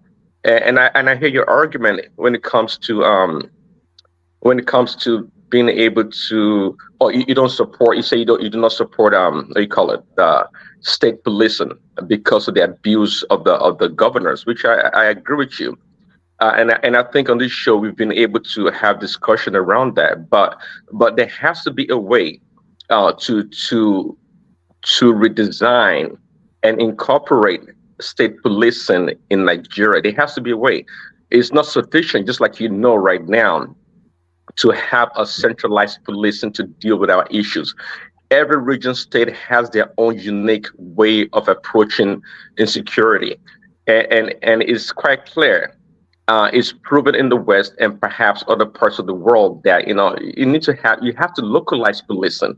And I think that, but we can't say for the sake of these governors that they don't care much about their people, not do the right thing. We have to, as a nation, be able to find a way around it. And quickly also, I've said it on the show before, using the old definition of fascism, which is the strict regimentation of the economy for war. If using that definition, I would say also that, look, when it comes to insecurity, it has to be all hands on deck. We have to regiment every aspect of the economy of the country to fight insecurity, be it the police, army, navy, or whatever. We have to use everything, vigilantes or like Amotekun or whatever. We have to use everything to fight insecurity. You can't just leave it to the police. It's impossible. And to wrap it up, do you think Nigeria is a country or should be a country? And do you think at this point in time we are at war as a nation? Thank you. All right, brilliant, Prince Daddy. Prof. Well, that's a lot of questions, Prince Daddy. I don't know which one I'm not sure I could deal with all of them. But you see, I'm actually impressed that I don't know whether it is consciously or subconsciously, but you do distinguish between police and policing. So policing, now people are not saying of course, policing should be localized. That actually is the central thesis of all of the Presidential Commissions on Police Reform, 2006, the Madami Report, 2008, MDC Yusuf Report, 2012, Pario Sayende Report. Everyone agrees we need to localize police. Okay? But now, there is a framework for decentralization. But governors don't want to hear decentralization and localization. They want to control. They want to own their own police. So right now, we have one police force creating abuse and mayhem. We should multiply that by 37. That's madness. What we need to do is precisely that. Drill the police down to the points of need and make sure that there is adequate accountability at that level. Now, is it necessary, therefore, am I saying that managing an insurgency is necessarily a police duty? No, that's not what I'm saying. But we then need to find out where indeed insurgencies exist. You know the interesting thing? All of these deployments become open-ended. The JTF in the Niger Delta was established by General Abacha in 1994. This year makes it 30 years since the JTF was deployed in the Niger Delta. It was not supposed to be there for 30 years. It was supposed to be there as an expeditionary deployment, surgically address an issue and leave. It has become an open-ended operation. The Joint Task Force in Plateau State, in the Middle Belt, has been there for nearly 15 years. Ditto for the one in the Northeast. So what is it? These things have become economies of their own, fighting so-called insurgency. And look, if I've spent the past 20 months or thereabouts on the situation in the southeast of Nigeria, and for the most part, much of what you have in the southeast, over 75% of what you have in the southeast, has nothing to do with IPOB. In the places where you have the worst killings, IPOB does not exist and cannot survive. If you take Obosi in Idemili North, of Anambra State. Or indeed, if you take the Demilis, north and south, there is no IPOB there. The IPOB people who tried to get in there were liquidated by the business model of crime in those places. All right? But what does that tell you? This is a policing proposition. But if you represented it as a policing proposition, you will not get money. So if I want to get Abuja to release money, I tell Abuja that I'm fighting secession. That escalates the nature of the issue, and I get quick money to go and fight secession when I know it is not secession. Now, if you go to Obaru, next door, Obaru has a bunkering problem. All the states around the Oguta River, Oguta Lake, have a common problem. That is Delta, Imo, Anambra, Rivers. Okay? Every one of those states suffers an exposure to the same pathologies. But and none of that has to do with IPOB again. But what do? Once we call it secession, there is money to be made. And because these things have become sources of revenue for those who are supposed to run them, we continue to perpetuate that narrative. And it's the same thing for many people in the south of Nigeria. Everything is pastoralism in the north, which is not true. And when you go through the pathologists in the northern Nigeria, and northern Nigeria is extraordinarily diverse, from Adamawa State to Kebbi State, right? The diversity is bewildering. Adamawa State has like 89, 90 ethnic and national groups. But for all of us in southern Nigeria, we don't make the effort to discuss or understand or digest northern Nigeria and its diversities. We simply put all of them down under one pathology. And my point is quite simply this: you cannot manage insecurity by failing to understand what you're suffering. And at the moment, we are not interested in understanding what we're suffering. And the people whom we are trusting to do it are invested in making, most of them, not all of them, but most of those people are interested in making money out of it. And that's why these problems are unending. All right, brilliant. You're up next, Baba, and we can vary the topics beyond insecurity. The professor has a vast spectrum of knowledge. He has more than a working knowledge of most topics, so we can vary it if we can. But Baba, you're up next. Introduce yourself to the professor, put a position to him. Baba. Yes, good evening, Prof. My friends call me Baba, and I joined from the USA. I've been following most of your discourse on the Nigerian television stations.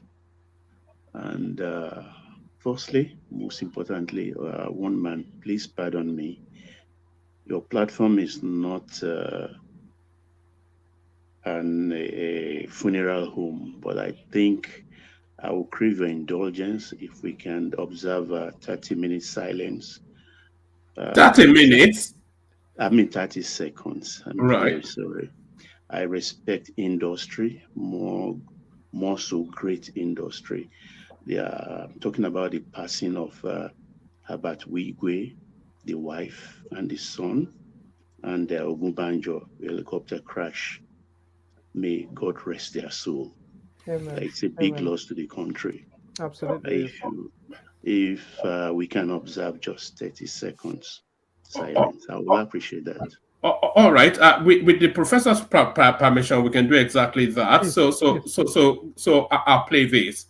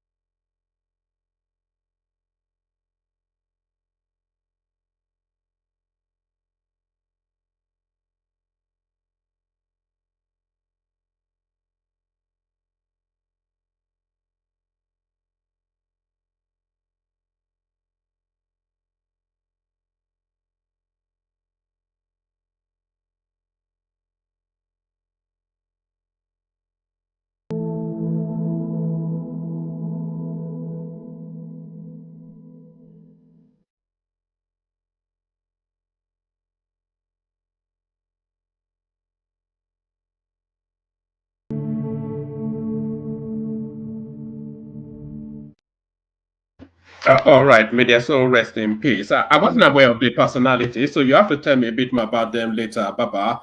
Okay, Baba, but back anyway, to you. that's the managing director of Access Bank.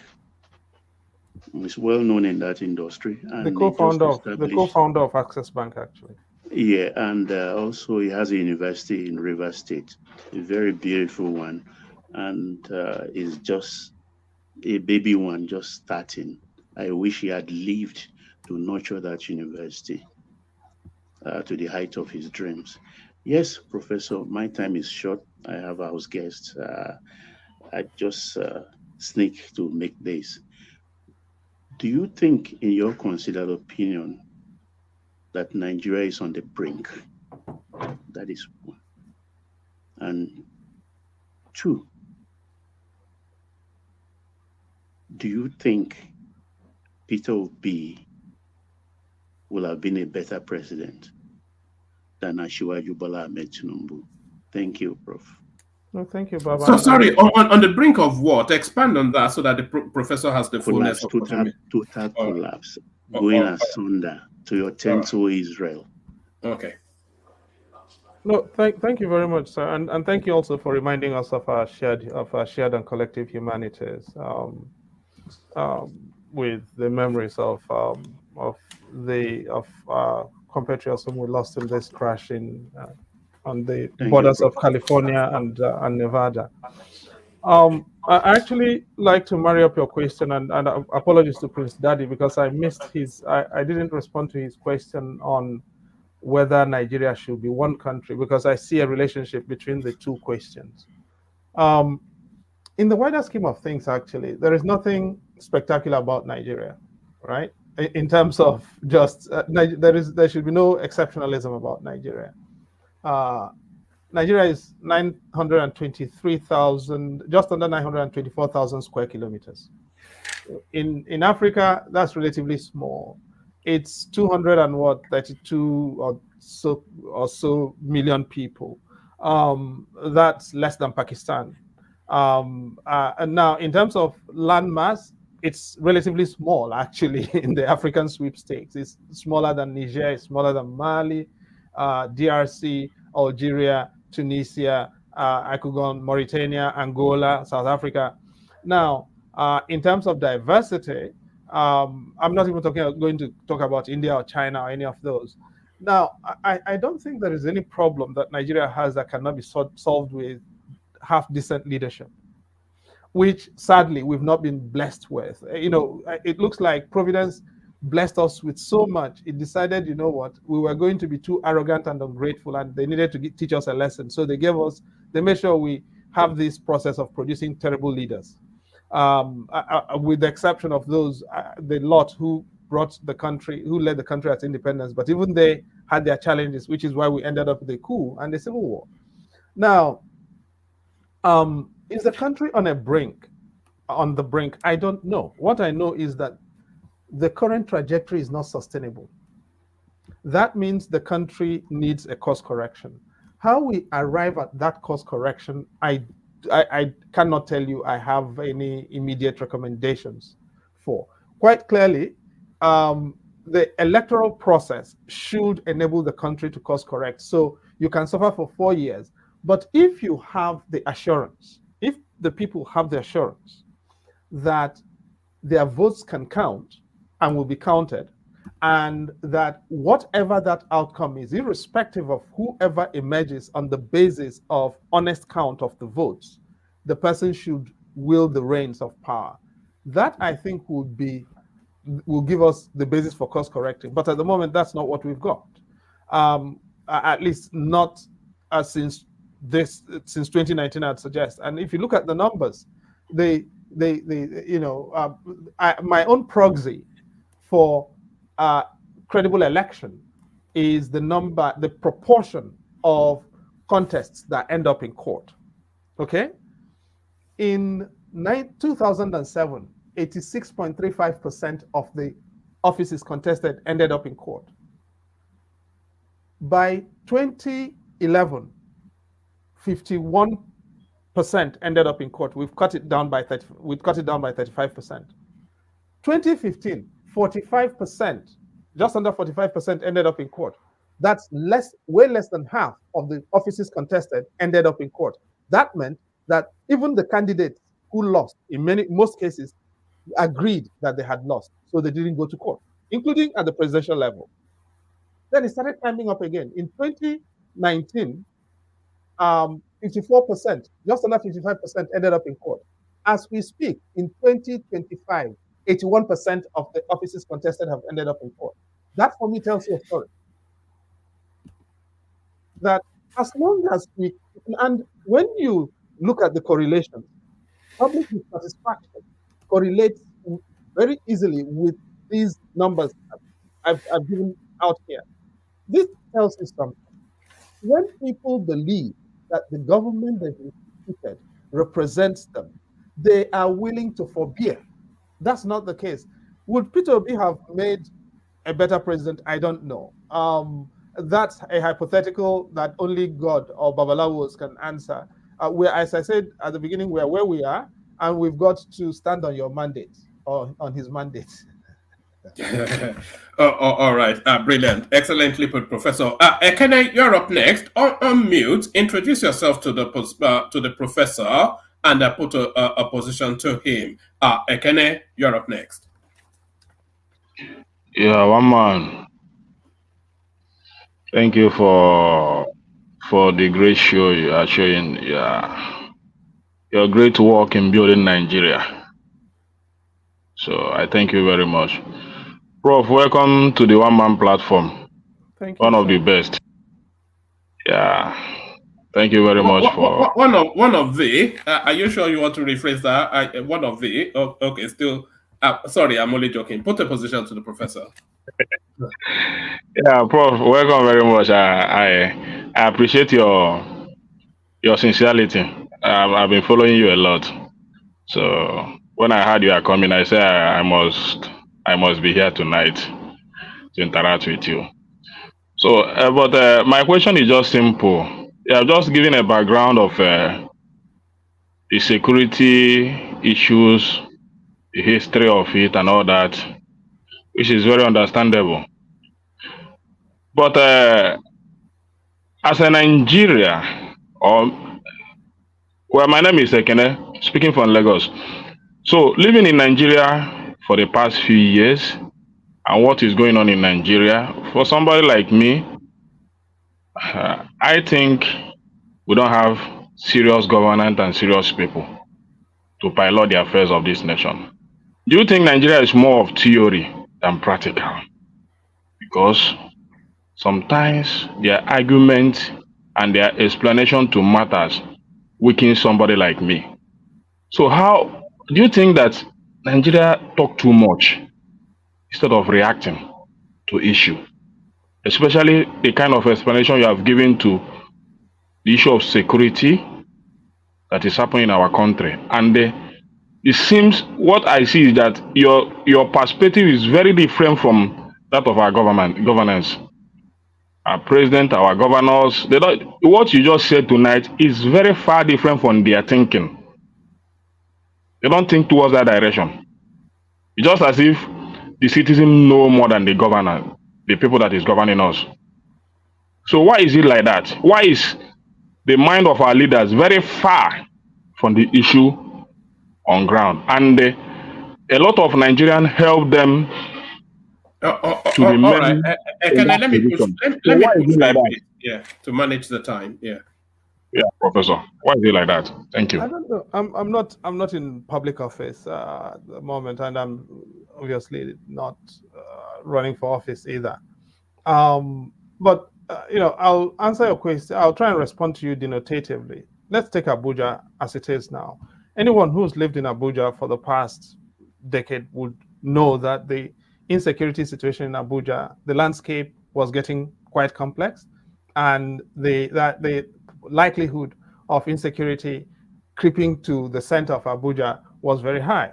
On one end, you have, Abuja is locked into, this space hedged by 4 territories. At one end, you have Kaduna, and the bandits of southern Kaduna from Kagoro were not too far away. At another end, you have Niger State, from where they were not too far away. And now Ansaru has a faction in Kogi State, which is at the southern tip of Abuja. And at another end, you have Nasarawa State, where there's been a build-up of pastoralist challenges over the recent past. Did it require rocket science to understand that you were going to have challenges in Abuja? No. What was the response? Appoint Wike as the minister for the FCT. And what has he done? He is busy trying to run the government of Rivers State for a third term. Why would you think that having a man in Abuja, run Abuja, who is more interested in Rivers State than in Abuja would not be particularly helpful to the insecurity situation, to managing the insecurity in Abuja? I don't understand. Now, is managing Abuja rocket science? I don't think it is, because Abuja is a garrison town. If you look at all of the axials, you will understand what I mean by Abuja is a garrison town, a garrison settlement. So how do you manage? Now, the only reason we are not talking about insecurity in Abuja is because it's affecting rich people or richer people. Because in the rural communities of Abuja, the insecurity had already got there by a few years back, and people were already disappearing, and banditry was affecting a lot of communities. But people were not listening because this was affecting expendable people. How do we do this? Have responsible public officers in the right places. And I get back to the issue of legitimate governance, because if you are concentrating on how to rig the next election rather than fix the problems that you've met, it's not going to work. And let me repeat myself. You will be amazed at the amount of official literature on the shelves of the Cabinet Office on every aspect of insecurity in Nigeria, bar none. Identifying names, identifying people, identifying causes, giving you recommendations, solutions. But we're not interested because government, for the most part, is transactionalized. And as long as you're transactional, and why do we transactionalize government? Because we need to extract the money to be able to rig the next election. If you are not interested in addressing this issue, we are not going to fix insecurity. I'm sorry. All right, brilliant. Professor, I sent you a message. Rational Mind, you're up next. Have your camera on if you can. Introduce yourself to the professor. Tell him where you're joining from and put a position to him. Rational Mind. Yeah, one man. Thank you, everybody, and thank you, Professor Odinkalu. I must say this is a moment in my life, I would say, that I will be talking to you. I remember many years back during the June 12 struggle, I read a lot about you. Wow. In the newspaper, your activism during those era. And I'll be talking to you today. It is a moment, I would say. Thank you once more for being here to address some of the topical matters with regard to our country, Nigeria. I just have actually I have several questions, but I would try and see if I can condense them into condense it so that we can get as many people in before the professor has to. So, well, I think some of them you touched on some of them, but I think your answers were like not too satisfactory to me. They were vague. But first of all, I want to ask you a question about the Nigerian education system. The other ones are also important, but that I want to ask you. So, do you see, considering those times when you grew up and now, considering now, would you say that there's a gradual, let me use the word, I mean, it's a word I will call on, I will just coin that word by myself, a gradual illiterization of the Nigerian people. For example, you talk to our security agents, the police. Some of them can't even express themselves. They can't even talk proper English. I mean, when I mean proper, don't get me wrong. I mean, English is official language. They act like they are just not well trained. So you see that also across the society. But then, would you say there's a gradual militarization of the Nigerian people, and which has brought us to this moment in the Nigerian history that on this same platform here, another platform, you see some Nigerians that will come here and they will argue in a way that you just like, where are these people from? So would you say that's the case in Nigeria? And talking about the electoral reform, I want you to touch more on that. Would you say the last electoral reform that was done by the past administration that was enacted, would you say there was any impact into this last election that we had? Was there any impact to it? Was that any result we could hold on to that it really helped? Because in terms of improvement, you mean? Well, improvement, did he, I mean, was it to any benefit to Nigerian people? Because I think one man played earlier the China's news where the Justice of the Supreme Court was talking about how the former Senate president got back, despite there was a section in the electoral law that says you cannot do that if you've. So would you say, just let me, I just want to throw that, I'll ask the other question, we have to go around again. So the education part, gradual elitization of the Nigerian people, and the electoral reform, what would you say on that? Well, the electoral reform question, thanks, is pretty easy to answer. The Electoral Act 2022 was supposed to have solved a lot of our problems. It clearly didn't. And part of the reason why it didn't is judges.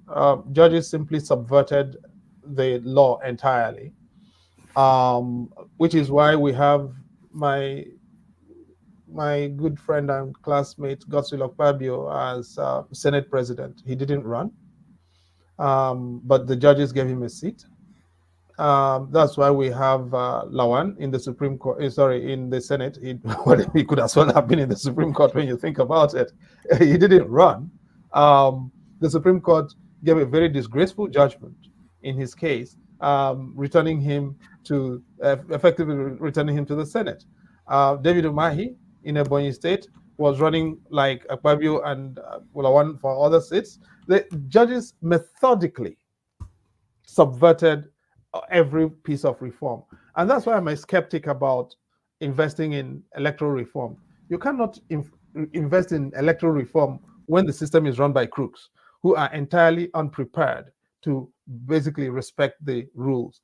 And where we have transferred responsibility for managing the rules for electoral management from the electoral management body, that's INEC, which is established for that purpose, to judges, who then who accept bribes, by the way, to issue decisions that even they cannot defend. So we've transactionalized the judicial process for the purposes of subverting the electoral system, and it is frustrating electoral reform. And that is why systematically and deliberately I am focused on addressing the judiciary, because my view is that is where our problem now is. So what's happening? People are packing the judiciary with their judges and with their children and their mistresses in order to transfer the venue of judicial decision-making from court halls to bedrooms. And in bedrooms, people decide what should happen with what you and I are talking about and calling reform. And therefore, we've got to focus on the judges. At least that is my own theory. Others can find what they need to fight. But I've decided this is where I'm going to focus my own little energies, or whatever energies I've got left. And the issue of education, you've talked about the police, you gave the example of the police. So let me work with the police. And why is it that the police or policing assets, personnel don't look very literate? It's because in the past, police training institutions were the places where you went to get the best. In the SSS currently, when they're looking for proper people to lead SSS units, they go to the SSS training institutions because those are the people who help you foster training and doctrine and professionalism. But in the police, if they send you to a training institution now, it's a punishment posting. So all the police training institutions have collapsed. And because training institutions have collapsed in the police, that is why you now have a poverty of training, doctrine, and professionalism. By contrast, when you go to the armed forces, you see that if you're posted as the commandant of the NDA, you are the cream of the cream of the cream. If you're posted as to the National War College, you are the cream of the cream of the cream. But when you're posted to a police training college, for instance, you are actually treated as drag. Okay? So it is a reflection of a society that no longer takes training, doctrine, and professionalism seriously. And it's across the board. In our educational system, we're no longer producing teachers. Teacher training, and that is, which happens at the tertiary level, has collapsed. And if you're not producing and replacing teachers, that means you cannot sustain education, and values and standards necessarily have to fall. We can easily redress that if we wanted to. All right, Brian, does that satisfy your question, Rational Mind? Yeah, Rational Mind? It does. Yeah. Well, I just was thinking maybe we should talk about more of the solution too, but I know time will fail us if we have to go that. But yes, let me make sure all voices are heard, and then if the professor is still happy to be with us, then we can open it up for a free for all. Ajale Koko, you're up next. Introduce yourself to the professor and put a position to him. Ajale Koko. Yeah, thank you, Mama. And thank you, Professor, for coming to have Thanks a lot. Interaction with us on this platform today. I've listened to you on several programs before, and I really admire you that you stand for human rights and defense of human rights. So my name is John Lekoko. I live in United States. So let me ask this question. You are a human rights activist. Why do you fail to stand by one of you guys that are human rights activists? But instead, you took side with a politician who have failed the country. You supported Obi in the last election. Obi cannot be exonerated from the situation, the bad situation we have in Nigeria today, politically. Yes. Sorry, let me spare you your troubles. Why? Sorry, Professor. Who was the other personality? Who was the human rights activist that you were suggesting the professor should have gone with? Yeah, I'm going there. So yeah, I think the professor wants to pick it up. So yeah. No, but there is an assumption here that because you can't come up with statements, and I'm not going to let you go lightly. You supported Obi in the last election. Can you please tell me why you think so, or why you say so? Where is the evidence? I think I heard you on. I listened to your interview. Some of the interview before the election. Where? Maybe on channel or so. Saying what? I cannot really, but it looked like you were on board with Obi for president. You see, this is the problem. This is the problem I have with this kind of conversation. If you are going, no. If you're going to make this the basis, so no. I will not allow you to land. No. Okay. No. If you are going to make this the basis of your question, then you either have your facts properly lined up or you withdraw them. No, because this is the point. So, because my name is Chidi, I have to have. No. Why? I mean, no. You will please need to support your question, or you withdraw it. I'm sorry. Okay. Who did you support in the last election? That is none of your business. Ajale Koko, if I can come in. Who did you support? That is absolutely. Now, if you were interested in that, you should have asked me that question to begin with and not make assumptions. So I'm not going to dignify you with a response. Okay, fine. Let me ask you the question there. Who did you support in the last election? I will not dignify you with a response on that particular matter, but unless you withdraw your original supposition. And I'm not going to let you go lightly, no, because people feed others with their prejudices and so think that we're all going to have to live with that. No, absolutely no. Oh, okay. Ajande Koko, can I rephrase that question and see if the professor finds it more palatable? I think where Ajande Koko is leading you to is that why did you not lend the weight of your personality to somebody like Omoyele Sowore, whose backdrop in activism and fighting for the human dignity is more aligned to your body of work as well. So I think is that a good summation of where you want the professor to be, Ajale Koko? Ajale Koko. Thank you, Wama. Yeah, that is where I'm really. That is the point I'm really trying to make. So why were you not more frontal in the support of somebody like Sowore, whose politics aligns with your body of work? If that is the question, you see, I'm prepared to deal with it. But what I'm not prepared to deal with is people afflicting me with their prejudices. Okay? Now, and I was on record way before the election. Listen, I worked with Professor Jega in setting up INEC between 2010 and 2015. I understood, at least I saw the inner workings of INEC.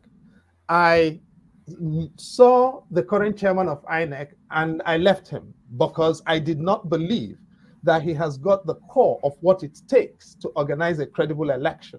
And if you read me, I was on record. I wasn't hiding about it.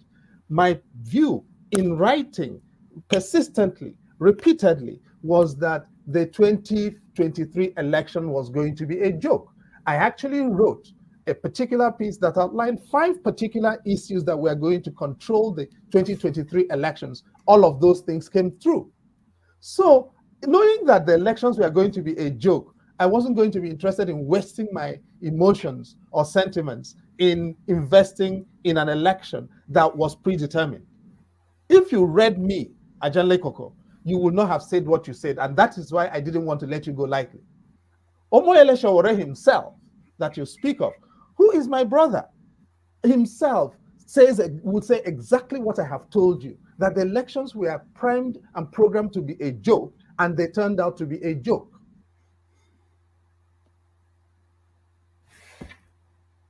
And if you want, give me your email address. I will send you what I wrote. So this is not, I'm not inventing things about the elections. But no, I wasn't going to waste my emotions about an election that was going to be a non-event, which is exactly what it was.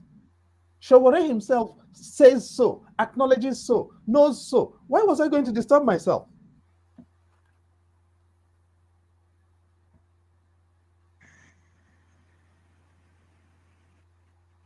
Ajale Koko. Oh, okay. So, well, that's fine. I mean, but no, if you watched anybody on any Nigerian TV channel say what you claim, that person could not have been me. And I say this with 1000% assurance. Go and do your research. Okay, that's fine. So what you are telling us, or what you are telling me now, is that you did not support any candidate in the last election. You didn't, you didn't. And you can go and do your research, or as people like to say, go and verify. Okay, that's fine. That's fine. Okay, my second question is this. Actually, on the issue of state police, you vehemently oppose that idea. With everything I have. Yeah, you vehemently oppose it. So, right now, at this particular time in Nigeria, I'm not opposed to it at a different time, but at this time, I'm opposed to it. You are opposed to it. So, considering the fact that Nigerian state it look very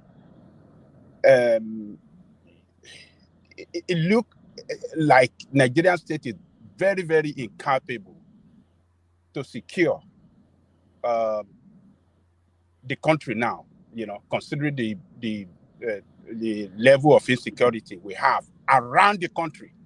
Everywhere is heat.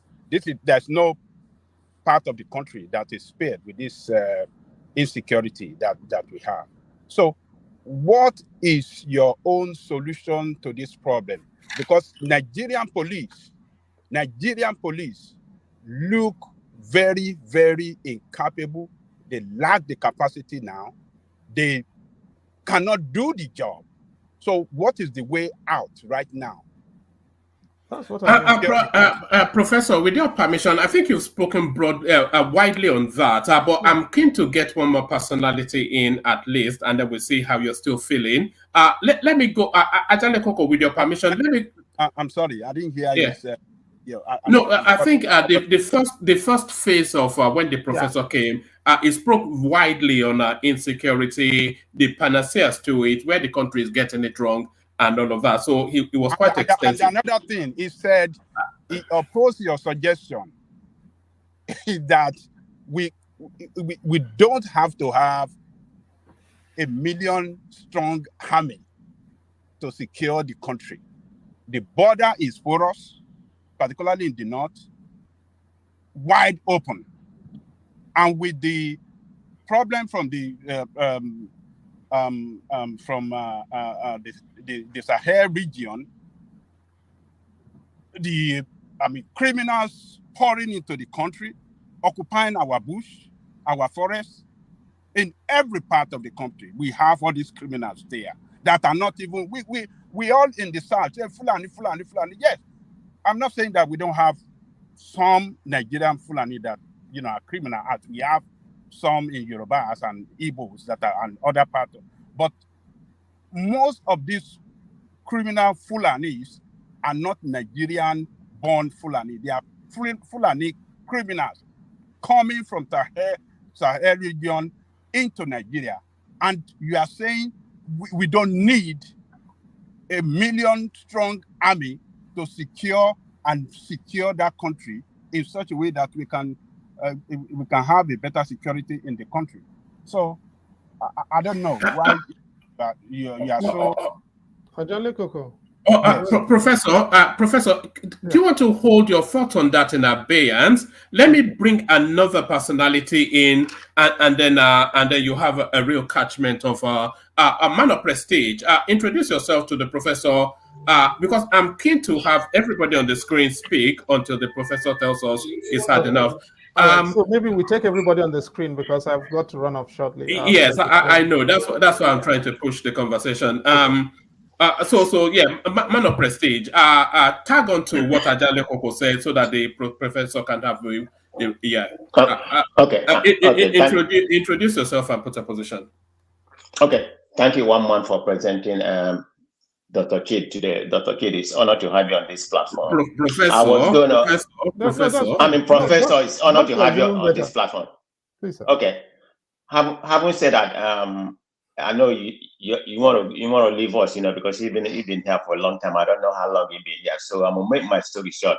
I was going to ask you a question in reference to what's happening in Nigeria right now about the falling of Naira. Any way to implement a better policy, but I'm not going to ask you that because there's a statement he made that caught my curiosity. You said the election we have was already arranged and predetermined who's going to win it. If you're going to make that statement, I'm not saying you're wrong now, and I'm not saying my assumption is wrong. Why did Obi win Lagos when that is the state of Tinubu? If everything is pretty much orchestrated like you stated, I'm just curious.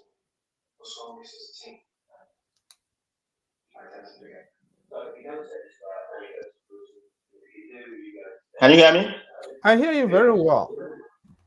Yes. The rules on declaring a winner in presidential elections in Nigeria are very simple. A headline grabbing showing. There's some report coming from somewhere on that. So I'm a little distracted. Yeah, Prestige, mute yourself. We can hear your television in the background. Mute yourself. Sorry, Professor, carry on. But Okay. You know, a headline-grabbing win does not make a presidential victory or outcome. You know, as I said, I wrote up the scenarios for what was going to happen in the election. That was exactly what happened. So why the fact that Obi, for instance, was allowed to, get ahead in Lagos, did not change the landscape of what was programmed to happen in any way, did it? No. If you were here at the beginning, I did say Obi won in River. Tinubu did not win River State. Obi won in River State. Obi won Nasarawa State, by the way, and Obi won Benue State. If you looked at the returns that were not announced. But this is the point is there was a program that had to unfold. And, you know, we're where we are with the elections. And part of what is happening now, as you can see, is that the illegitimacy whiff around the Tinubu presidency is not going to go away. And it is in response to that that he has assembled the team he has assembled in the cabinet, which has consequences for all of us. Because a person with legitimacy would have assembled a different kind of team. And that is why legitimacy is such a central thing. Now, if no president would have the defense team that Tinubu has, the defense minister is the immediate past governor of Jigawa State. The junior defense minister is the immediate past governor of Zamfara State. Both of those are in the Northwest. And this ties me into the question by Ajanle Koko on the security situation. Now, both of them are in the Northwest, and the security pathologists in the Northwest are evident. They're very well known, but that they don't provide a monopoly of all the security exposures that we suffer in Nigeria. So if you have two defense ministers from the Northwest, what do they know about the maritime domain? And Ajanle Koko, if you go to respond to you, you're talking about the porous borders, right? Yes, you know, if you go to Ilela, for instance, or, you know, if you're trying to go from Mayabelwa to Cameroon, it is very clear. But have you ever tried to use Nigeria's maritime territories? Have you tried to go from Ikang in Cross River State or Okanafung, for instance, to Akwa in Cameroon, which used to be Bakassi? Or have you gone to Ekondotiti in Cameroon? Or have you gone to Malabo by the waters? Because if you have, you're not going to be as gung-ho as you are about the situation in the north. Because what is happening in Nigeria's maritime domain is extraordinary. We're in the Gulf of Guinea, and the Gulf of Guinea is the most deadly waters in the world, bar none, for piracy, even including when you count the Gulf of Eden at the moment. Now, so the problem, of course, is that we have people running our defense infrastructure who don't understand the maritime domain and who don't have a care about it. They don't know what's happening in the lower river Niger. They don't have a care about it. And if that is so, how are you going to manage your security exposures? And who tells you that all you need to do that is to assemble 1 million army?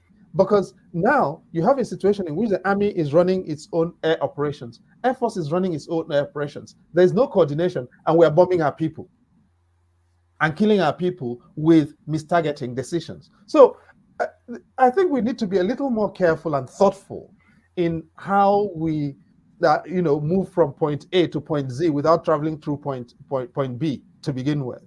I'll yield there. I've got to try and run because I've got a friend who's coming in from the airport and I've got to try and get them. All right. Is that a goodbye, or can you take one more? Or okay, one more question, and I really have to go. All right. Aizon, as you said, as you heard, the professor has to dash off to the airport. So, Aizon, you're up next. Aizon. What do I do? Yes, thank you, Prof. And then thank you for recognizing the name. It shows the vastness of your experience in Nigeria. So I'll make it very quick. So given what we've seen in Mali, Burkina Faso, and Central African Republic, in your opinion, based on the fact that you've read all these reports and you familiarize yourself with the security situation in Nigeria, how real is the threat of the Fulani militia in Nigeria? And then the other piece is, according to a UN report I saw recently, we have over 30,000 IDPs in southern Kaduna and over 1 million in Benue. Yet it seems like our government is dragging its feet on trying to get these people to go back home. What are your thoughts about that as well? I mean, the internal displacement problem in Nigeria is very huge. And I mean, that was supposed to be the reason. Sorry, there's another question. Maybe can we take that as well, Ife? Yes, if I come in, you were quite eager to, Ife, yes, let's hear from you. Be quick, the professor is pressed for time. Ife. Yes. Prof, thank you very much. I'm very happy you gave me the opportunity. I believe every country has an ideology that helps it to have some sense of stability. We have some countries that are based on religious ideologies. We have some which are more economic inclined, and we have some which are more nationalistic inclined. When I say nationalism here now, maybe in terms of ethnic majority or from a monarchical standpoint.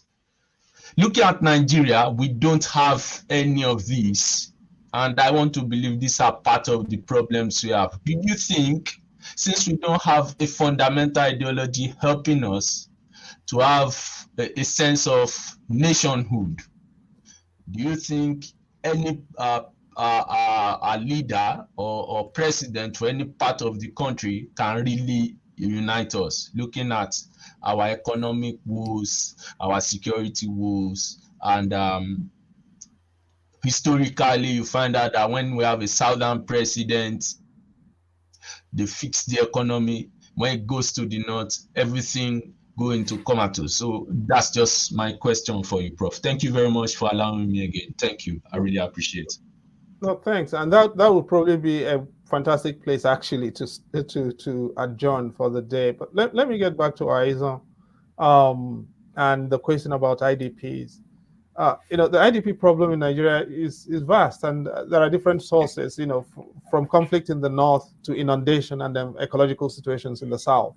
Whether you're talking about Bayelsa or Rivers or Delta or parts of Anambra State, it's inundation essentially that causes that.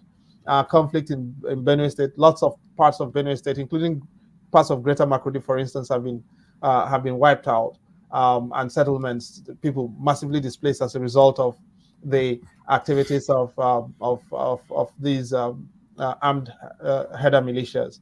Now, the claim is that the header militias are from outside Nigeria, which actually is not fully supported by the evidence.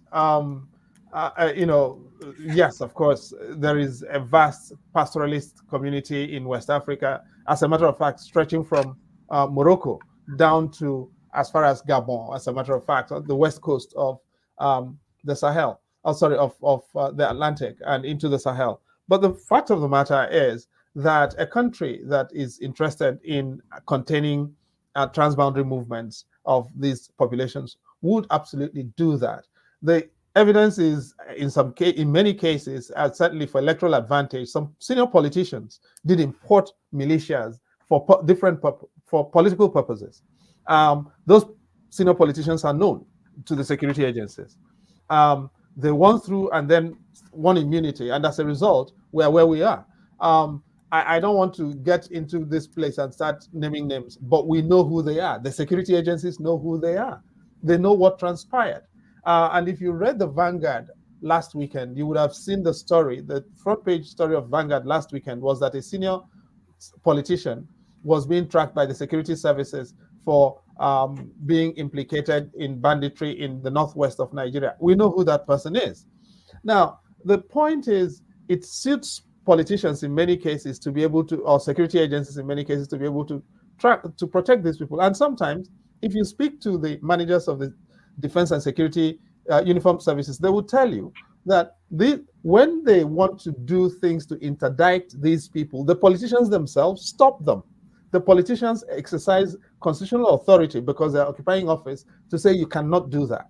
And because they've got to obey civil authority, they will call off the operations. And I'm not giving you hearsay. These are things I have heard myself from frontline managers of defense and security institutions in Nigeria. Okay? And so we have forced displacement as a result of a mix of factors that are not being managed by the politicians. The response was supposed to be the creation of the Ministry for Humanitarian Affairs. The ministry was created, however, to, one, provide financing for certain particular things, and two, punish Yemi Osinbajo by removing the NEMA and removing social investment from his portfolio and transferring it somewhere else where it was supposed to make money. That was exactly what transpired in 2019 when that ministry was created. And that's why it has never really functioned. So can we do better? That is one area in which you don't have to reimagine a lot of things. It is easy to do better on the humanitarian front, but we're not doing that. Which takes me to a first question lastly. Nigeria, I think my own view of Nigeria is we have invested in constitution writing, but not in constitution making. Now, and I agree with you, every country has got to be underpinned by a set of agreements. A constitution is not just a legal document. Before being a legal document, a constitution is a political settlement, agreed and binding amongst the populations in an intergenerational format. And I'll give you two examples. The United States became independent in 1776, but the Constitution of the United States was not adopted until 1789, 13 years later. And it was negotiated and agreed, and it has lasted since then. India and Pakistan were partitioned in August 1947. India did not get a constitution until November 1950. It took India 3 years to negotiate through its constitution, and it has lasted. In Nigeria, what did we do? Whenever we have problems, or whenever we need to, we invent lawyers to write a constitution without discussing it with the people. So there is no political bargain that underpins the Nigerian coexistence project. And in the absence of a political bargain, all we do is when we have problems, we call one another names and we try to shoot one another and kill one another. And that, unless and until, in my view, we are able to get a political bargain to underpin our coexistence and spell it out for ourselves, we are going to continue to have these problems. So this is a summary way of saying, I totally agree with you. And on that note, guys, if you don't mind, I'll have to run along to try and do some family responsibilities. All right, brilliant. All right, brilliant, excellent. Thank you very much for doing this, Professor. A real delight, a brilliant session. Thank you for doing this. Hopefully this is not the last time we'll see you, and I suspect it might not be. So thank you, Professor, for joining us.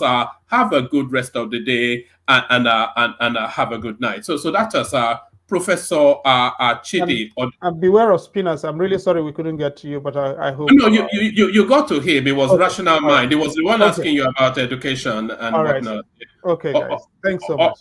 All right, thank you, Professor. So that was Professor Chidi Odinkalu, who joins us to talk us through all matters Nigeria. So let's have a micro musical intermission, and then we'll come back and audit how that session went.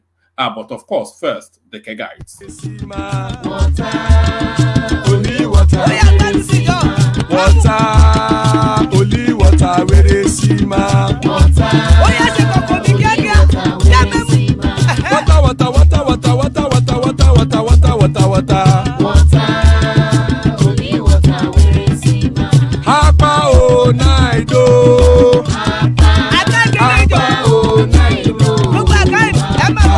Hapa you don't come o.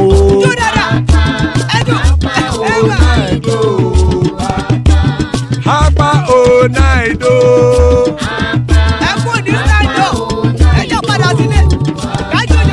Oro kẹ̀kẹ́ ẹlẹ́mùrè o. Ilé sọ́díyà kẹ̀kẹ́ rẹ̀ ẹlẹ́mùrè o. Bobby Master kẹ̀kẹ́ rẹ̀ ẹlẹ́mùrè o. Chief Wailati kẹ̀kẹ́ rẹ̀ ẹlẹ́mùrè o. Eruku lẹ̀lẹ̀ ẹlẹ́mùdé. Eruku lẹ̀lẹ̀ ẹgbẹ́ ẹlẹ́mùdóde ojàre o. Eruku lẹ̀lẹ̀ Ghana ti dé ẹgbẹ́ bọ́dí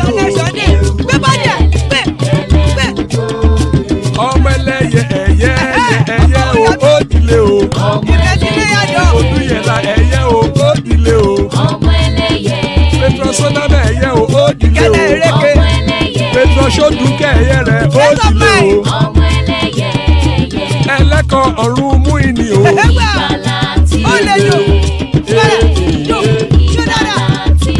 Àkùkọ ọ̀run méjìkọ. Òdìyà ojú òjì lọ, ó ta kẹ́ẹ̀dà èmi. Ayé ìlú. Ikú kò ní ríwà gbéṣe o.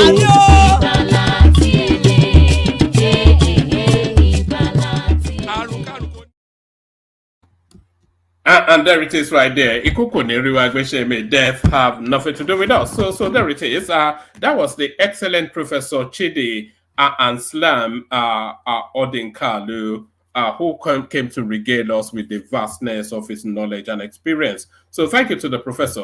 So now we audit what just transpired. Let's kick it off with Let's kick it off. Let's kick it off with Kulata. Kulata. So how was that? Did we glean anything from that? Are we any the richer for the experience? All right. Let's kick it off with Ajale Koko. Can anyone still hear me? By the way. Hey, one man. I can hear you, woman. All right. All right. You the rational mind. Kick it off for us. How was that? You asked of me, have you? No, I was asking that how was that? Were we the richer for having him here? Did we glean anything? Did we learn anything new? Yeah, one man. I think he did his best. He answered the question to the best of his ability, and I'm just surprised that he thought that I was trying to go tribal at him with my question. Maybe it's still late. No, I wasn't going tribal at him with my question. I was just, trying to ask question. And to me, I think he shouldn't have answered my question the way he did it, telling me that is it because Chidi is an Igbo man is doing. I don't think he should have done that way, trying to paint my question as if it's a tribal question. It wasn't. So I think I will look for the video where he sounded. Koko, you stated the obvious, so it was just trying if you can find that video, I will forward it. I will forward it to him. Not only forward it, we will play it here, and I will look for that video because before the election, he was tilting towards Obi. He was so critical of Tinubu, critical of APC, and hearing him today saying that he never supported no kind. I think. What was your question about? Were you trying to pin him down to Obi? Is that what you were trying to do? Let me say this. That's how it come across. Let me say this, Babaja. The guy never. I can hold on. Let Adeleko answer that question because your question. I beg no vex. I beg. Hold on, please. Because your question come across. If it would be me too, that's how I would take that question. Maybe you meant something different, but that's how. I mean, even Larry himself is saying it here. Was it Larry that made that comment now? So the point I'm trying to say is that the way you phrase that question, it comes across like you're trying to and that was what he himself said. Is it because his name sounded Igbo? Because he said his name is Chidi. Does that mean that is that why you're trying to pin him with so what was that question all about? No, the question was he didn't let me land my question. He cut me short along the way where I was asking that question. So what I was trying to point out at him is that, he should have supported Shore because he's an activist. He's a human rights defender like Shore. And they should have mobilized other human rights activists across the country, that this is one of our own. They should not make a mistake as they did in 1999 when they fought for democracy and they abandoned when it's time to contest, they abandoned the state for politicians to take over, and then we have seen where we have landed today with politicians running that country. I mean, criminal politicians running that country for 23 years. So I was trying to, know from him why he cannot come out strongly, why they cannot, mobilize, their fellow, human rights activists and support that have shown courage, that have shown, courage and a man that is, very, very, very, very truthful and showing patriotism to save Nigeria, and to wrestle this power from this criminal politician. Why? That was what I was trying to know from him. But he took his offensive as if I was tribal, because I was, I don't know the way it sounded to him. But, Hey, Ajali Koka. This is the was said. I think both of you, we are right and wrong. Because when you started that question, he should have let you finish. Then you can come to where you are right now, But he didn't let you finish. He just kind of assumed because of your preliminary. Right. Yes. So that's why I say both of you are right and wrong. I think somebody, I don't know who he supported, I'll be honest. I've only seen him once on the program. I don't know his philosophy. Wrong. Man of faith, let me say something. He came to answer question here. He should have let me land it. Then he can answer my question properly. So, but it took it. Let me say something. The reason why he got angry is this. You're trying to make him believe, or make the public believe, that he supported Obi, which to me, maybe because of the way he answers question, talk about legitimacy and all that, you think that he supported Obi. But for me, I know the interviews you are talking about and all that. If you watch his interview, you might think that he's supporting Obi. But one thing I'm sure of the prof is that he never came out publicly to say, this is my candidate. I watched almost all his interview before the election and after the election. This particular interview, if I may remember, I think it was. So I don't think I missed any of his interviews. Even if he's speaking the manner he speaks, he said that Tinubu didn't win reverse and all that, then you think that he's supporting Obi. But my point is this: he never. That is why he's told you to go. Not because of that. It was because of the interview. Not even because of that. Not because of that. It was because of the interview I watched him. Maybe on Sheung or on Arise, he was very, very opposition to APC, and he was supporting Obi. I listened to, he was wearing a kind of white t-shirt, round neck t-shirt. I listened to this thing. And anyway, I will try to pull it if I can get it. That would be the best thing to do now. Just look for it then, and then we'll move on from there. I will try to do that if I can get it. I will pull it out and I will send it to one man.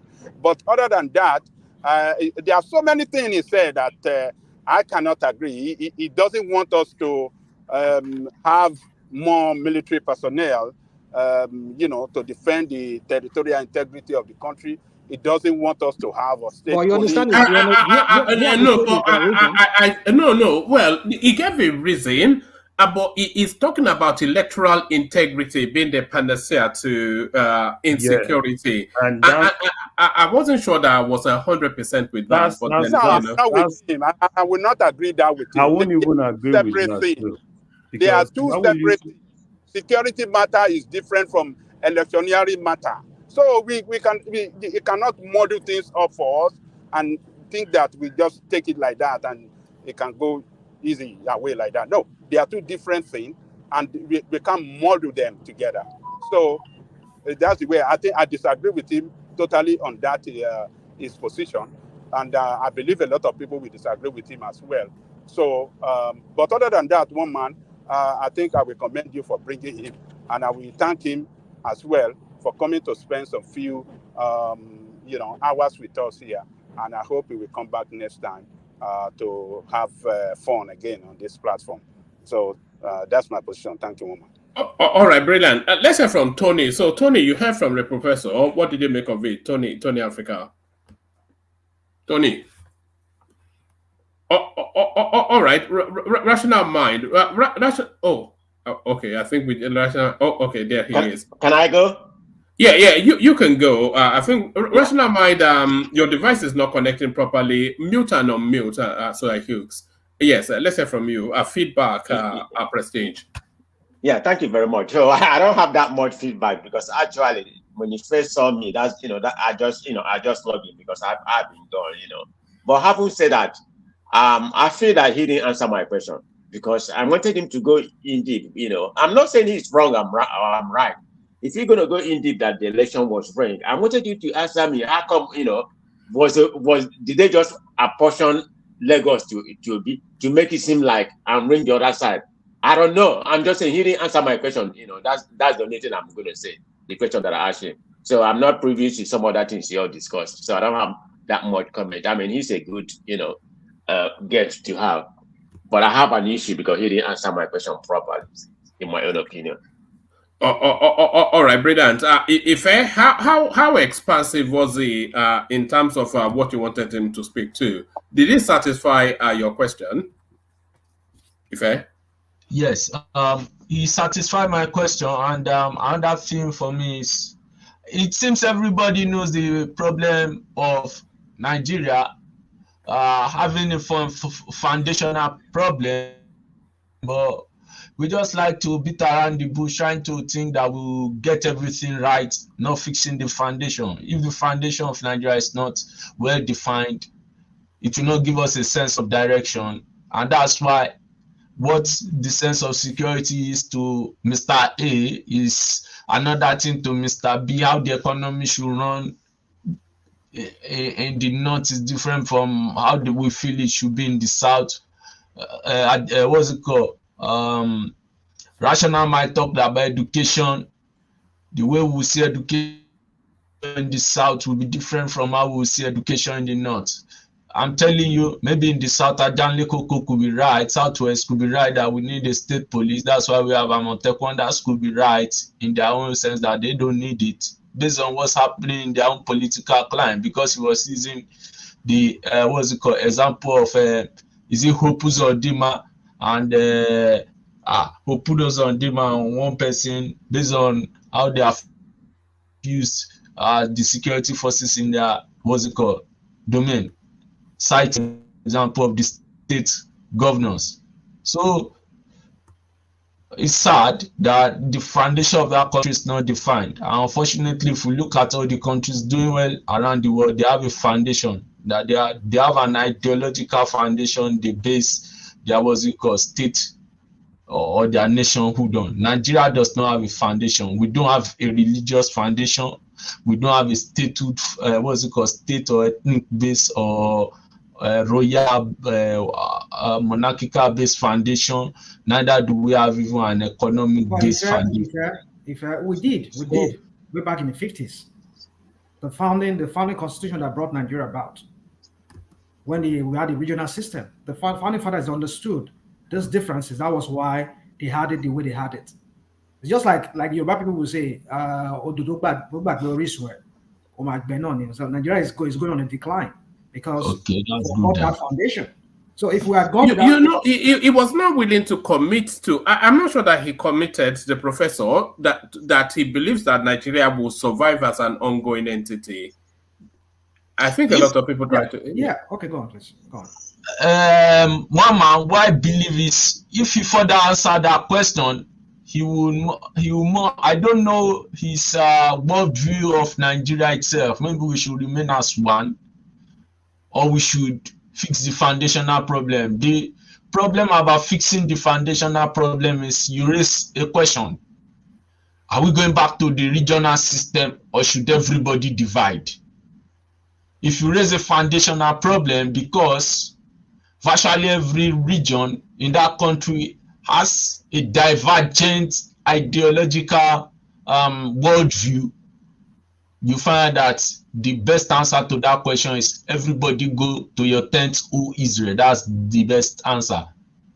But sorry to interrupt you. If you no problems, rational mind. You know, me and you, we are the only Oduduwa Republic on this.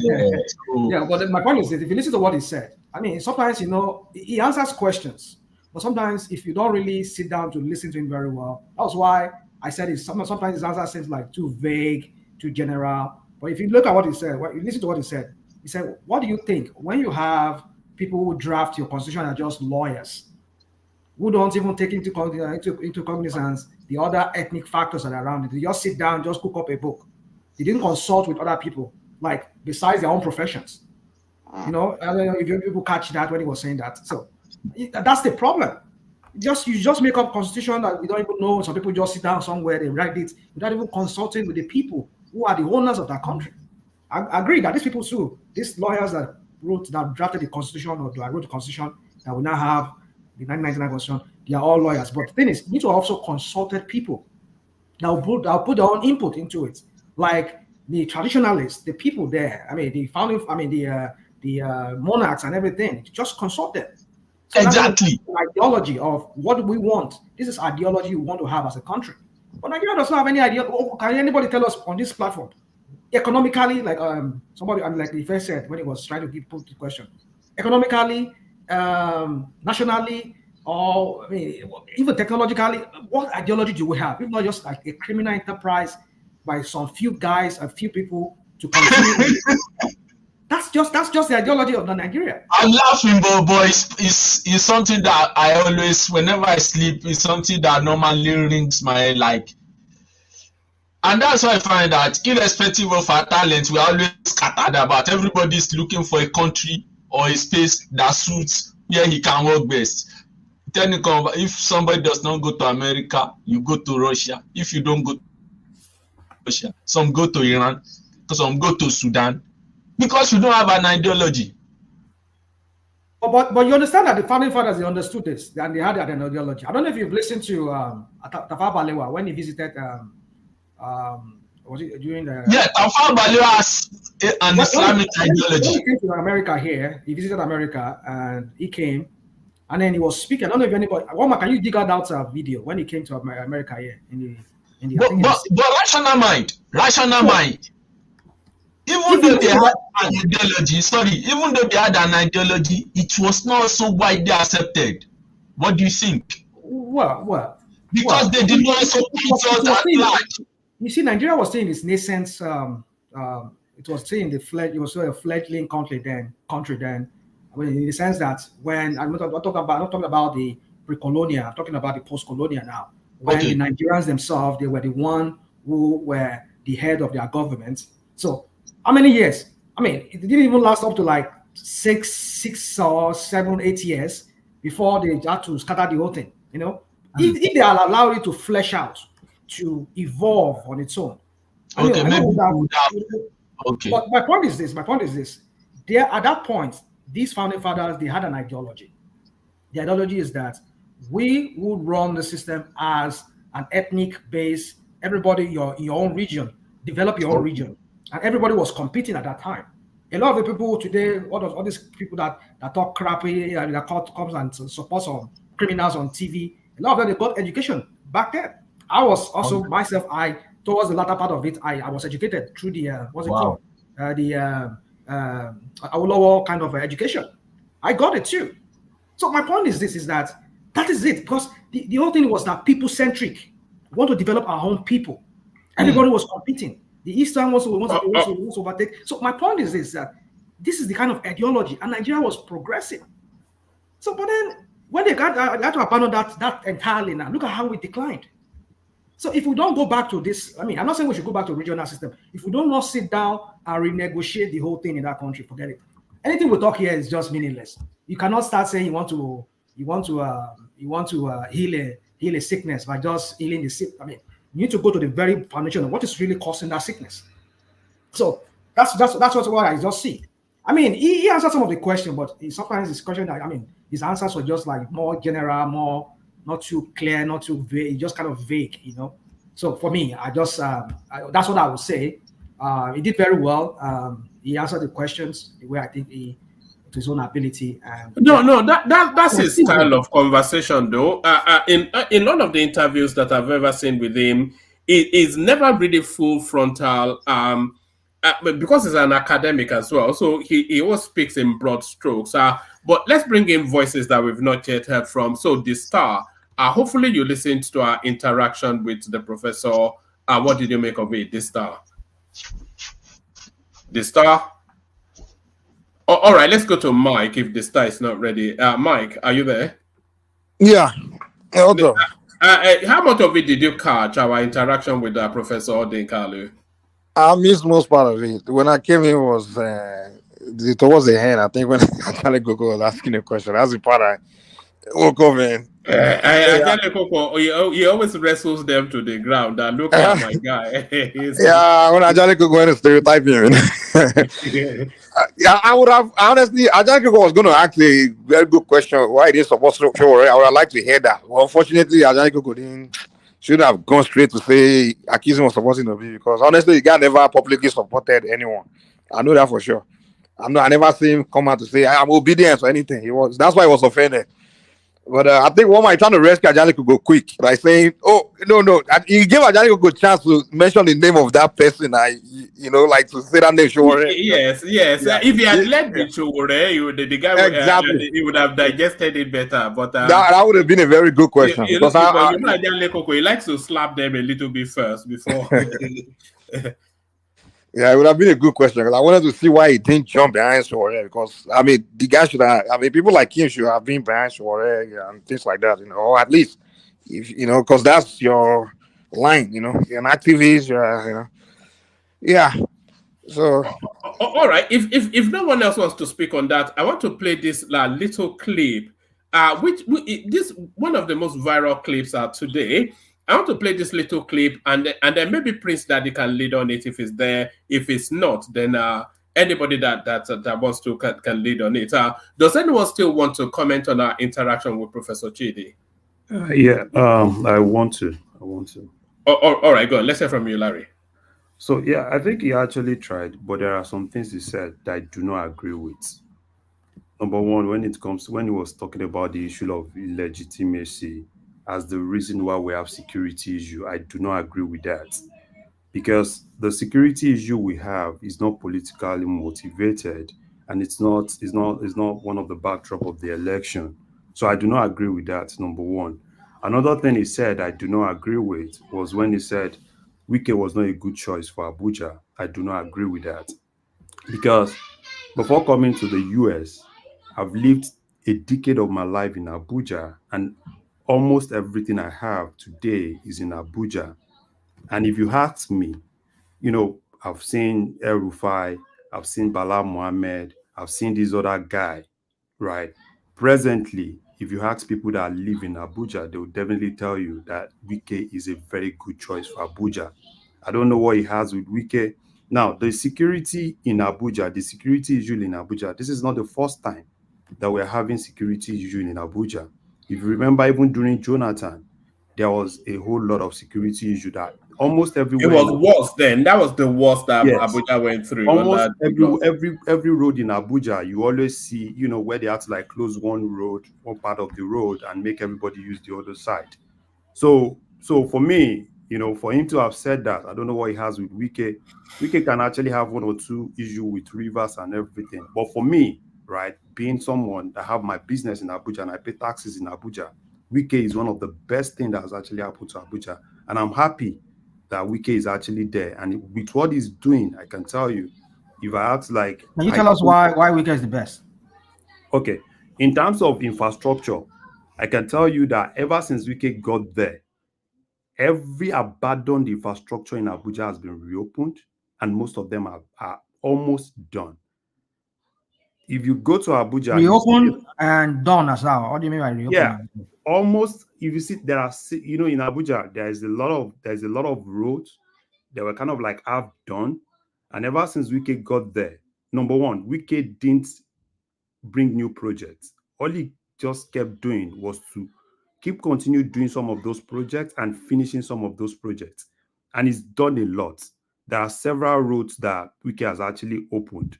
And for me, I think he's actually doing what people in Abuja actually want him to do. And if you look at Abuja, look at civil service in Abuja, for instance, every civil servant that works with FCTA is presently happy because Wike has been able to help them do what no one has actually done for them before. Because with this, with the FCTA administration having their own permanent secretary, where they are actually now independent. You know, civil service in Abuja is done that, and infrastructure, Wike is really on top of that. And when it comes to security, he has done what he could do, but we should always remember that there is limits to what he can actually do. All he can do is to support the security and give them what they want, what can actually help them, which I think is actually on top of that. As far as Rivers is concerned, right, he can have one of two of his issues in Rivers. He can have one or two issues in Rivers, but as someone that have lived in Abuja, that have most of my family in Abuja, and have a lot of friends in Abuja, and have my business in Abuja, and I pay taxes in Abuja, I can tell you, aside El-Rufai, Wike is actually the best thing that's actually happened to Abuja. Is that not what he's trying to do? Is he not trying to beat El-Rufai's record? Yeah, it's just 8 months there, so I don't know. He might actually still beat that at the end of this thing. But then this one you're saying, because I have people also in Abuja from the report I'm getting from over there. It's not like what you are even telling us here. I don't know. Okay, hold on, Larry. Maybe you live in my Governor's Hill. I mean, is it Governor's Hill? What do you call it? Is it Governor's Hill?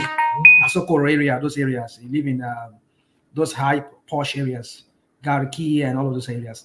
Okay. So, but then if you're talking about Kubwa, talking about Pape, Nyanya, all those Tunga, Maji, Tunga, whatever, all those areas, going to like we're going exiting towards where where they have JAMB, is it JAMB office? Okay. I mean, those areas. Some of my people I have there, they're all telling me that no, nothing is going on. So it's whatever you maybe those areas, those Gariki and those. No, it's not like that. So what are you talking about? Give me an example. It's not like that. Of these areas. Even all those places you are talking about, right? In every area council. So what you've always seen in Abuja is just that there's a lot of, they abandoned things in the area council. FCT just focused on AMAC. But what Wike has actually done is each of those area council, at least 2 projects are presently going on in each of the area council. Go to Buhari area council, there are projects ongoing there. Go to Gwagwalada, there are projects going on there. Go to Kuje area council, there are projects going on there. Go to which other area council? So almost all the area councils now have FCTA presence. And don't forget, each of the area council, Abuja is just like each of the area council also have their chairman. And it's not everything that FCTA is going to do.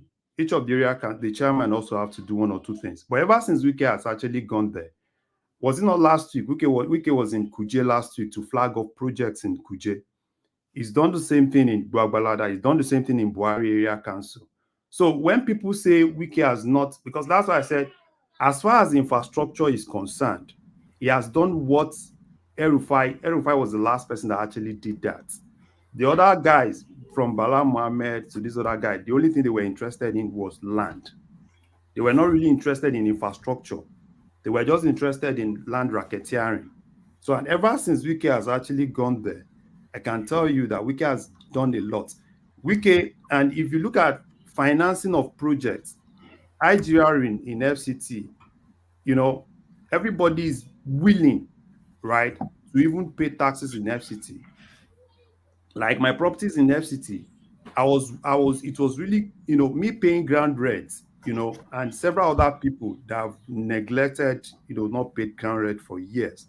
When they saw that this guy is actually doing infrastructure and nothing stops you from paying your ground rents, everybody started paying ground rents.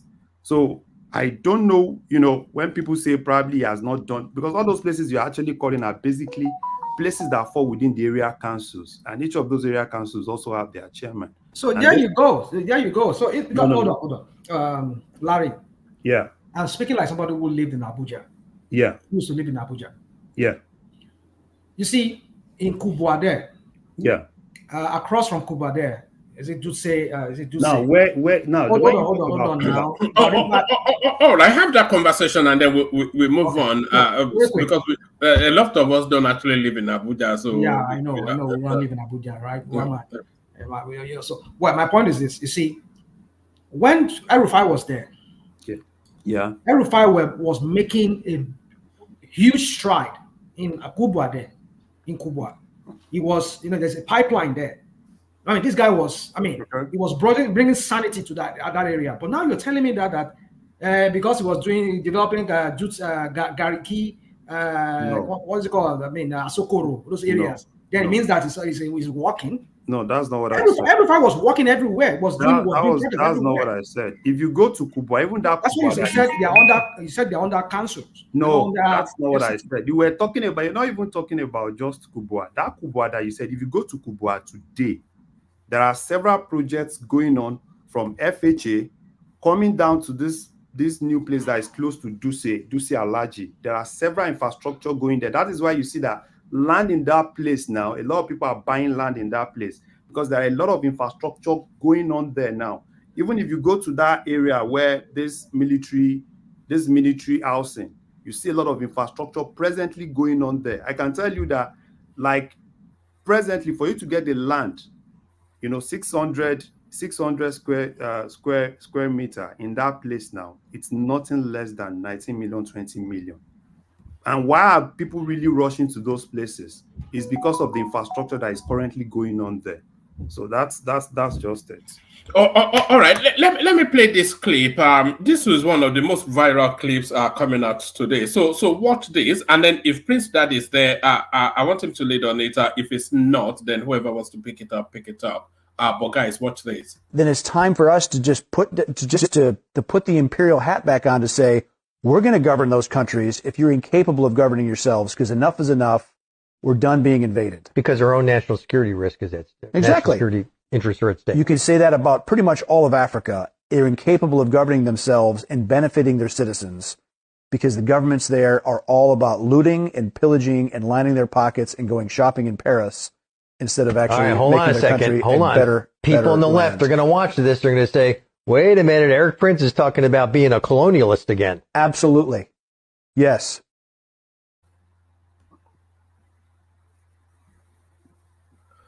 All right. So that's Eric Prince, the head of Blackwater, which is the largest conglomerate on this planet, 3 times over the nearest one to it in terms of size. And he's now putting forward now that Africa should be recolonized. So have you seen that clip, and how do you respond to it, Prince? Yeah, hello, one can you hear me? Yes, we can. Carry on. I'm not sure if I've seen that clip. I've seen a little bit of it. But anyways, he wants to recolonize Africa, which may not be a bad idea, actually. It may not be a bad idea, really. We've spectacularly shown a lack of capacity to govern ourselves. So, why not recolonize? Right, yeah. I see what the guy is saying, but since he wants to put Africa out there, let's put him also on a scale. So I completely disagree with that, by the way. Well, continue, sir. Mike, you're a traditionalist. But anyways. I'll tell you why. Go ahead. But see, the guy, to the reason why he said that, is it because BlackRock or the companies that he runs, they have good intention for Africa? Is that why he is saying that? And that will also portend that is a moral agent in the sense that he wants to do that for the benefit of African people. The question is, are they giving money to African nations out of the free will from all the profits that they make? This man himself is involved. If he is the head of just like you said, BlackRock, they are involved in a high degree of monopolistic activities across the world. Is it Blackwater? Blackwater. Blackwater Defense. Blackwater. Okay. Well, well, still, given what he does or the company that he leads, they're not moral agents. But at the same time, it's always good. See, sometimes personally, I like to. It doesn't matter what the messenger is. Actually, it doesn't matter if the person is saying the truth. I like to go with the truth, though the person may mean harm, as long as the person's truth is the whole truth. There's no doubt. Prince, look at it this way: the Africa is of strategic importance to the rest of the world in terms of the resources embedded there. So that's one thing. The world relies almost more than any other space on Africa in terms of resources, and then almost to the last country, every country in Africa is badly governed. He's telling you, as we all know, that they are self-serving, they kill each other. All they ever do is loot their resources and take it to Paris. He doesn't especially care, but the disruption to world trade that bad governance has in Africa has on the rest of the world, he's saying the rest of the world should not and must not stomach anymore. It is now time for grown-up adults to go in and take charge of Africa. Yeah, I heard you well, man. See, again, I mean, the man talks like a rational mind. It lacks historical context in his presentation. Well, I mean, if you follow the history of Africa right after the colonialists, right, you can see the handwriting of the West in mostly on the entire continent. Okay. Now you're making sense. Now you're making sense. Go ahead. The destabilization of Africa is not by itself a void. It is the machination of the West in all degree. Now you have to defer to such books as Failed State by Noam Chomsky, and he talked about how Africa has become a source of raw material for the West. It's not in the intention of the Western powers to allow Africa to grow by any chance. But guess what? Now they have the right partners, like the mafia, our African leaders. They are their strong partners. They, because of that greed, which is natural to most human beings, or all human beings to be greedy and selfish, they have assumed the power, doing the work of the colonialist or the Western world. This guy, you can tell from his, people talk sometimes, you can look, this guy is lightweight. He doesn't have a clue what he's talking about. He hasn't read much. He's not well read. But again, it doesn't dismiss that his point is valid. And my position is, look, it doesn't matter what somebody does to you. Okay. At the end of the day, you have the responsibility to lift yourself up. You're not going to expect your victimizer or the person that victimized you to be the one to help you up. It's not going to happen. So yes, and right now in a global context, right, Africa is such a unique place to capitalize on. So which part do you agree that it should come and colonize us there? You should come and govern us. Which part do you agree with that? Because that's where you started from. It's like you're not changing your view, and then you still accusing us that we should not expect. I mean, which part? What makes you agree that you should come and recolonize us? Because we've not shown capacity to be able to govern ourselves. The two words I use all the time when it comes to Africa is that leadership and the ability to organize, leadership and organization. Those are the two words I commonly use. So not like I agree with the guy, because trust me, well, Mike, I've said the same thing also. Like, look, let these white people come and take over. Because when look at South Africa. Let's not kid ourselves. Really? Let's not kid ourselves. Look at South Africa. When the black people start to rule that nation as the people in power, the country is going down the toilet. What are you talking about? No, South Africa never went down the toilet. I think what you can say, hold on. What you can say was the black population, which were largely very impoverished and also undereducated and everything. When the black came, when they start putting them into the system, of course, you included a bunch of population that have been left behind into the system to create a fair ground. Of course, it's going to drop. It's not going to be, it's going to drop down. So that has nothing to do with just because they are black or anything. Because in the past, the black were just excluded. So the South Africa is just white and white society. You understand? So when you got to take the bunch of poors along there, of course, you're going to drop. So you can't. Let's stop that excuses and all this idea that we can't. Wait. This idea that we can't govern ourselves. The question is, you ask those guys is, when great leaders came in and they started performing. Why did the same West assassinate? What is it that it's so consistent that whenever Africa had great leaders, they get assassinated by the CIA, and then you impose somebody terrible on them. Example with Congo, when Patrice came in, he had ideas. You assassinate me, impose Mobutu on them for 40 years. When Sankara came into Burkina Faso, say, listen, this economic model, the West is imposing on us. We're not going to use it. He dumped it and created new. He came up with a new idea, new system, and Burkina Faso started advancing, begin to develop. Came in assassinating. Even when Murtala Mohammed came in, he said, okay, what is this? What is this deal they're going on? These people may go on sign with them. It's like, no, we have to nationalize our oil. They took him out. Murtala Mohammed within 6 months. When MK Abiola came in, started coming up with different. So these guys have been interfering. Even Gaddafi, when he was ruling his country, the country was doing well. They took him out, and look at Libya today. Now you will blame the Libya can't govern themselves. When they had someone governing them, you took him out, and then you are coming on telling us we are monkeys.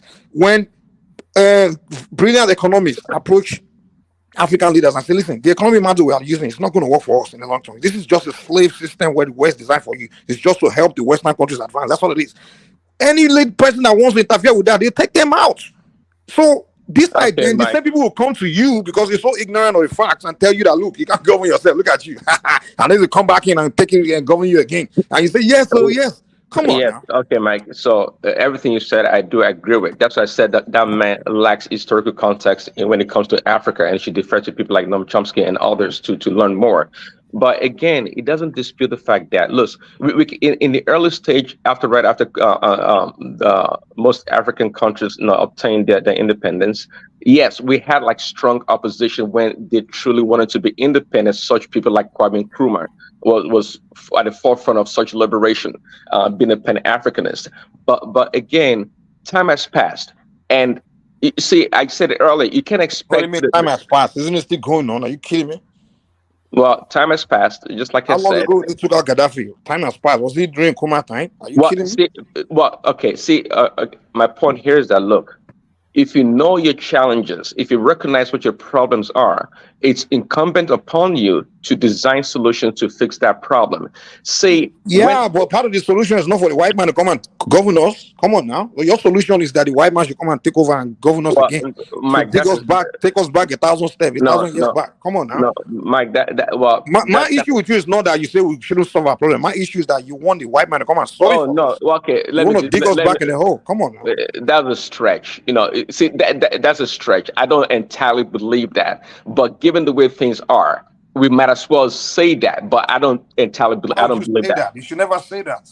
Please. Well, listen, and you know why I can say that. I always know you. You have this inferiority complex. You believe this white man is, and I think your religion is the reason why you're reason like that. You see white man as your God and all those things. So you see them as this superior race of people. And these Africans are so Mike. Okay, before you attack Christianity, which is your MO, let me tell you, you live in the West, and most of you guys do, and I wish, what's it called? But anyway, most of people live in the West, and in the system in which you live in, you appreciate that system because why it works and it's efficient. There's no doubt about it. So when we live in a place and we see things, the way things progress and how they are structured, why wouldn't I say, well, if these people were in charge of an African nation or Africa, they will replicate the same thing. That's if they choose to do that. So there's nothing wrong with that. We're speaking for. They will not replicate it for you. When they were in South Africa, they didn't replicate it for the black. Well, they will not live with you. They will not sit down and watch you enjoy your life or progress. Mike, these are people that know. Listen, these are people that know. You can't continue to point finger at people. You are the one taking us there. I'm not pointing finger. We are there. There's no need of me pointing finger. I'm already in a circle, so there's no pointing finger. We are in a circle of the conversation. So it's not like I'm talking about something. I'm pointing finger at somebody else. That's not what we're doing here. We are the ones saying if they this, and I'm telling you for a fact, when they did, they're not going to do it for you. When they were in South Africa doing their thing, they kept the black away. They don't want them. In fact, they didn't want to share how they are doing it. They don't want you to progress. And so that's the thing, Mike. And that so you should know their nature. What they do,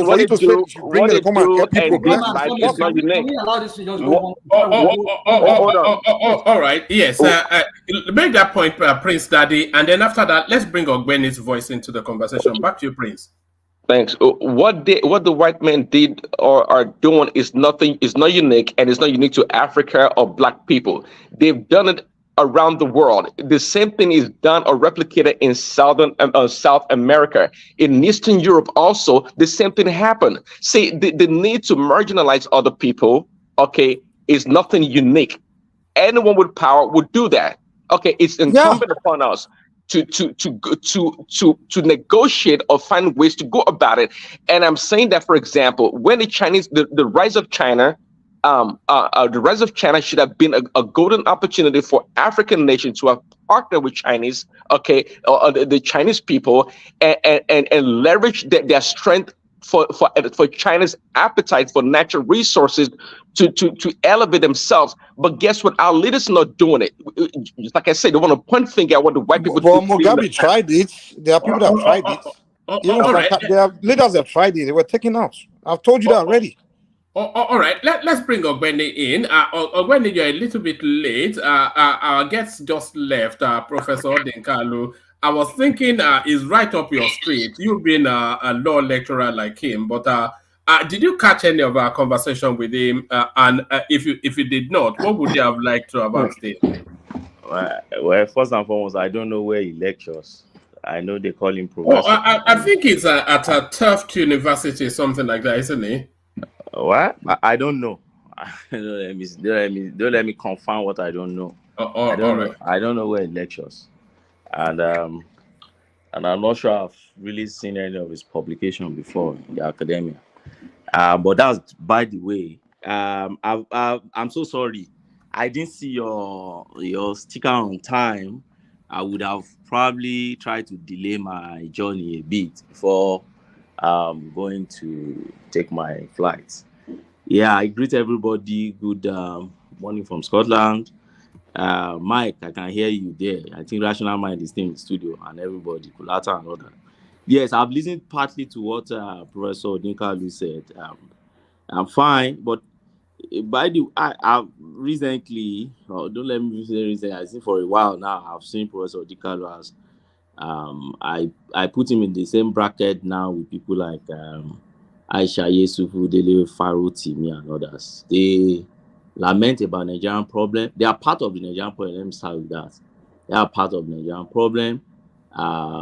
They lament with the Nigerian problem. They were part and parcel of past government in Nigeria. It was part of Jonathan government. It was heading at the Public Complaint Commission or something like that back then. And then, so they were defender of government back then. And then they would criticize government a little bit and defend government a little bit. And then they were hedged out of government.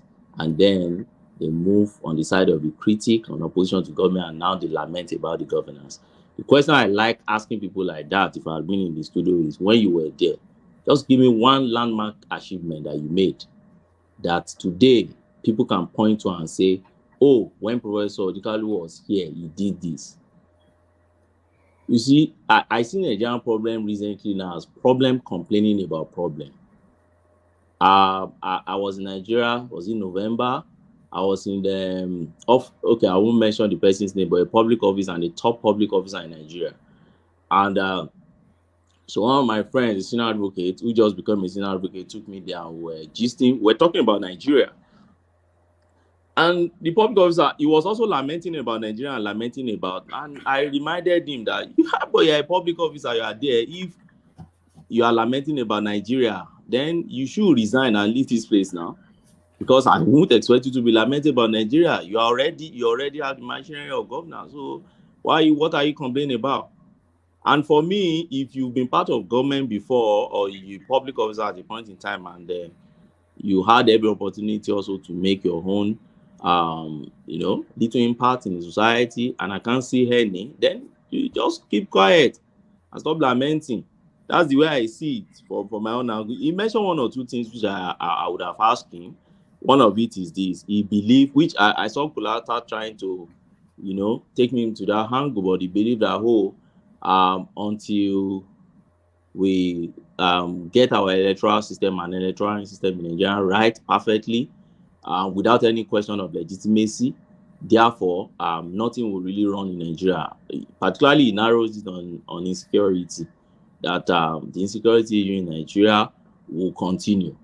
And that takes me back to his brief history and the report of 2011. I'm not sure I has really deeply read that the report of 2011. I don't know.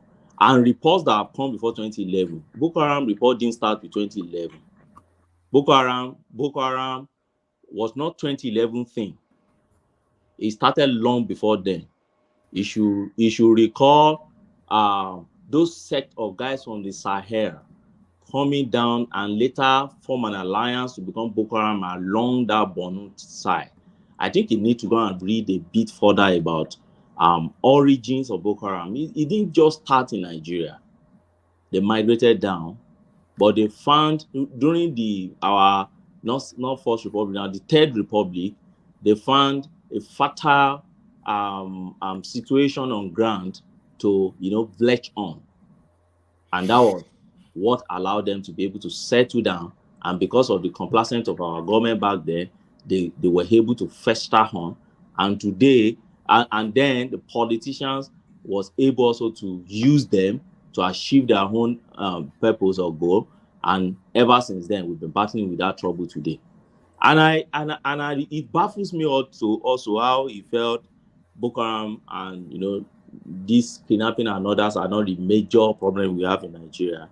And his reference to the major problem we have in Nigeria is the court clash, the ritualist outside there, the community clash that happened. That has always been a problem in Nigeria, even from before independence.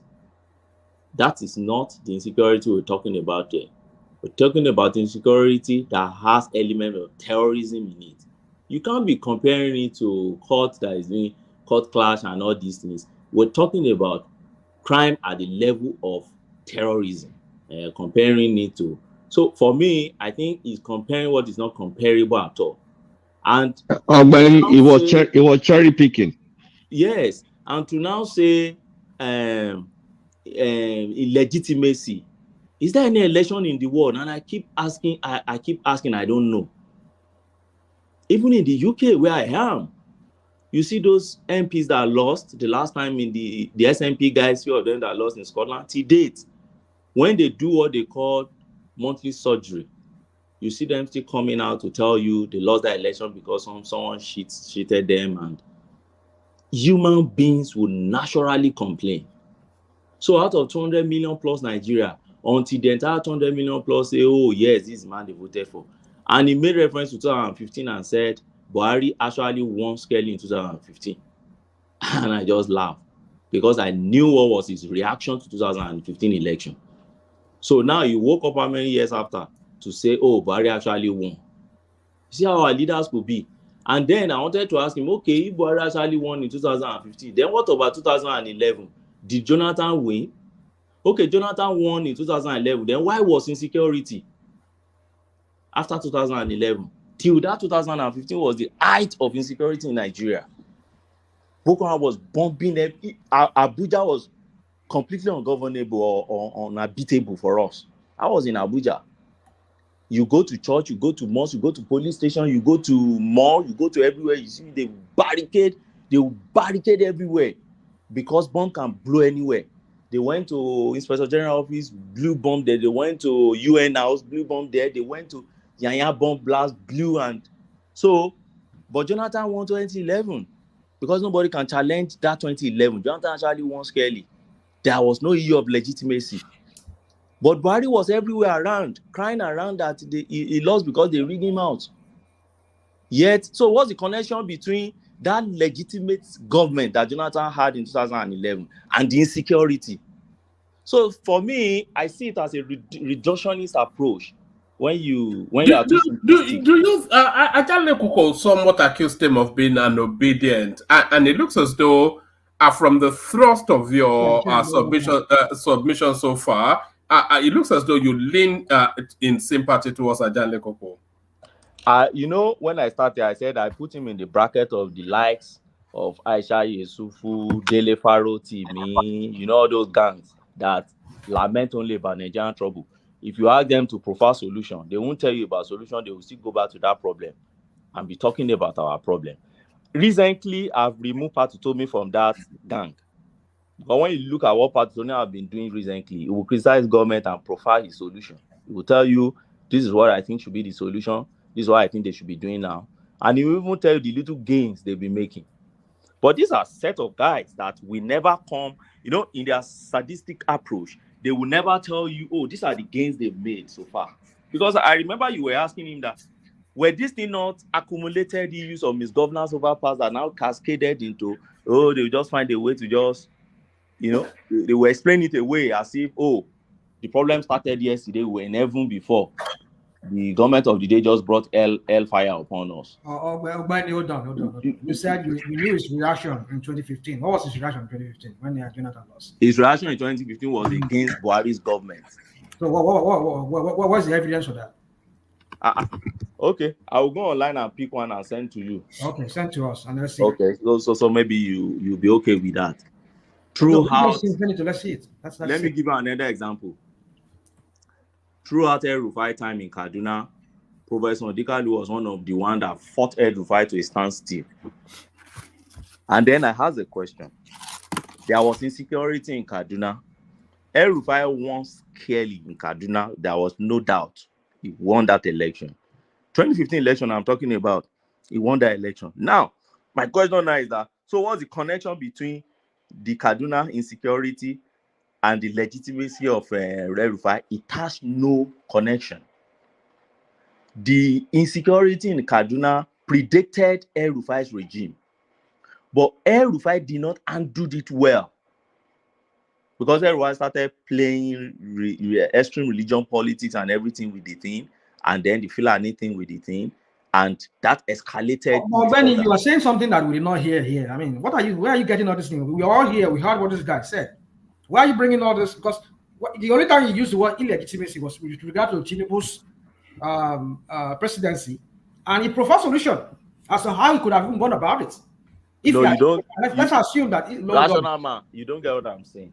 He said, he propounded what I can call a thesis here, and his thesis is this: the insecurity in Nigeria will continue unless we first address the issue of legitimacy with government. Yes or no? Did you hear that?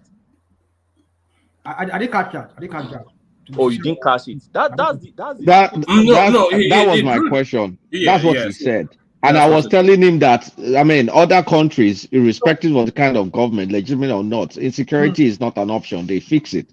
So I did not buy into that argument. But Nigeria is a different. You see, this is what we do. Sometimes we just, I don't know, some of us, you say you're a static, I mean, oh, goodness. And then if you got something to say. Don't just be saying, this is what we do, this is what we do, this is what we do. Land a point now. Don't just be interrupting that guy since and we're here to know what you're interrupting about. I'm not addressing you. I'm addressing somebody here. So please. Then keep quiet, man. When I was addressing Prince Daddy, was I not landing points? And you telling me to stop interrupting. But you are interrupting, you're not even landing any points. Yeah, Baba boy. Hypocrite, I beg. All right, back to you. Carry on.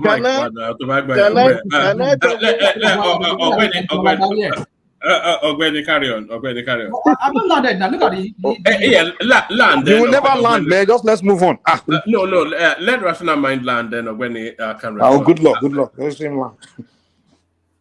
But we had him here when he was talking here. Yeah. That part where you're talking about, where he said he was talking about insecurity and how he legitimized. Sometimes we do something here a lot. We like to do some kind of comparison that does not really fit in what we're even trying to compare it with. Nigeria is a beast of its own, in the sense that somebody just said here, it was fair, somebody said here that if you notice a trend in Nigeria, whenever a southerner comes in, he arranges the whole thing, another comes, he scatters the whole thing. It's a trend we see. It's a fact that we've seen over time.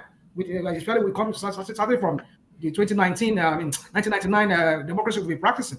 We're not talking about even the military from the military guys that were from the northern part. When they came in, they just ruined the whole thing in that country. So my point is this: is that you really, it can also invalidate whatever election.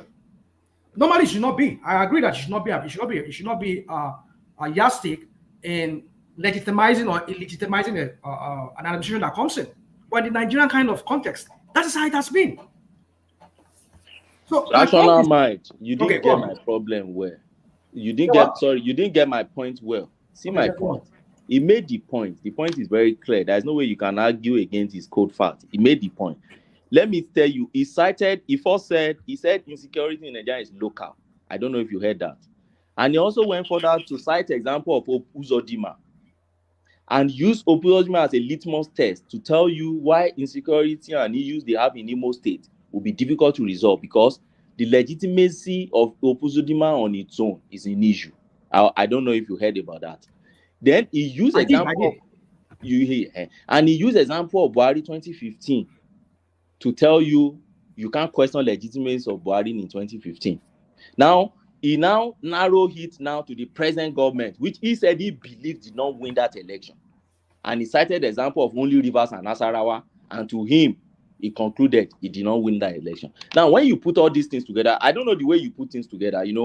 I'm trained to put things together and make reasonable deductions. Sorry, he was even wrong about Nasarawa. Obi won Nasarawa, by the way. I know now he was wrong, but you know their way.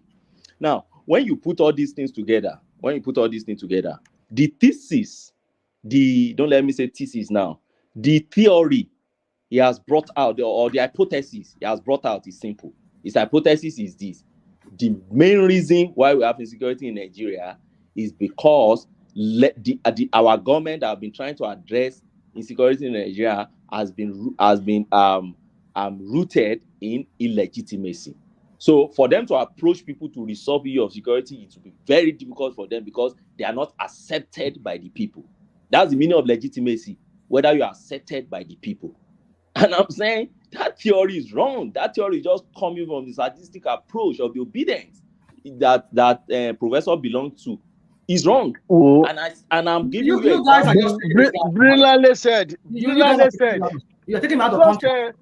I'm not taking it out of context. That was what Prof said. Maybe we didn't hear. We all hear something differently from what you're saying. No, that was what Kulata was the one who even asked that question. That was when I was landing. If I was landing at that time, I was on my way home. So I switched it on and I was listening to them and I was just laughing in the car. That was what he was saying. And my own is that's wrong. That's not true. And I'm using the example. Okay, he used Uzodinma, and I said, okay, let's say Uzodinma legitimacy was an issue. Okay, good. And I said, okay, what of El-Rufai? Let's use El-Rufai as instance. And he happened to be an actor that fought El-Rufai throughout El-Rufai time. For what? For insecurity, you rightly he did so. And I supported him back then. I still support him today. He fought El-Rufai. In fact, El-Rufai charged him to court. Let me ask you a question, Ogbeni, because I was surprised that when I'm not sure who put the question, and then the professor said that if you don't fix legitimacy in governance, you will struggle to fix. Not me. Yes, Kulata put it. That it really baffles, because those are two separate and distinct things. Sorry. It baffled me too. It said election, not governance. It's a wild hypothesis, a wild one. Yes, and that led me towards where Ajan Lekoko was pushing him towards.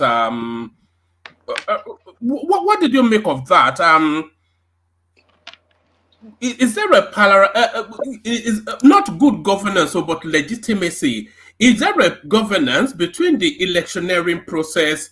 Is there a nexus between the electioneering process and insecurity?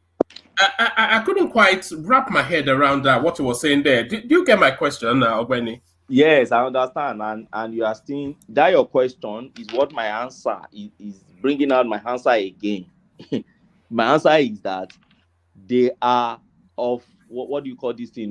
In philosophy, they call it law of excluded middle, or what do you even call it? Meaning they run on different parallel. You don't say because, and what do you really mean by legitimacy? Let's to start with. That's the first question you ask. Okay, what's the legitimacy? You have constituted authorities in Nigeria that deal with election matters. People question election. They question election results. The constituted authority would take it over from there and declare whether you have a legitimate government or not. Your constitution determines whether you have a legitimate government or not. And on that issue, they decide, okay, this is a legitimate government. Now, when you talk about question of legitimacy, yes, some few individuals will be there. Some people may be there which they will always be embittered until the government frees you away and they will go back to contest. Majorly, opposition and their supporters. In all countries, opposition and supporters will always play their opposition politics and tell you, oh, this government of the day is this and that. So, and that's why I call it, I say it's a reductionist approach to conversation. When you have a real conversation before you, and sometimes they call it straw man argument. So you just bring something that you think relates to it, and you overflog it, and say, therefore, you just make your conclusion out of that. So for me, I won't say I don't expect it from Professor because I've been listening to him over time. I know his approach to things like this, but I don't know. I think I think those guys, that is set and co. They are now they've tested power enough now to be sober with to carry themselves now as leaders that prefer solution. That's the way I see it now these days. Something like what Fashola is doing presently. When you see Fashola now, he talks like a statesman, okay, that prefers solution. I just bought his new book. That's his new book on Nigerian political discourse, something like that. And when you see the kind of things he was saying there, you know, oh, he's telling you the understanding of Nigeria that he has worked with and he has seen it in the corridor of power, and this is what he thinks should be solution. You won't see him, it's not, maybe he will tell you he's supporting a government, he won't tell you he's against. He'll be referring to Jonathan's days, Buhari days, different days, and then putting things together to say this is the way forward, this is where we should be heading to. But not at this their age, which they've tasted power, they've had enough in their life, they have a lot of things, they are and they should be more matured and more sober in providing solutions to the young problem. When the professor said Tinubu did not win that election, where did you think he was headed to? Is the obedient approach now. Yeah, I even thought he would tell us who won the election, and I thought you were asking. In fact, I thought that should be a follow-up question to say who won the election. I think we are all taking this guy out of context. I don't know if what I heard was different from what you guys said. Let me say what I heard. Talking about Uzodinma and the legitimacy issue, is that he said the way Uzodinma became governor was a problem in the first instance, in the first place, which in a sense we hear people call him Supreme Court judge. One man, you knew how you began all this thing at the beginning when you started playing us Professor Justice Datijo and all of that, and how all this thing began, whereby the Supreme Court had to give a third or a fourth runner-up in the election because he was.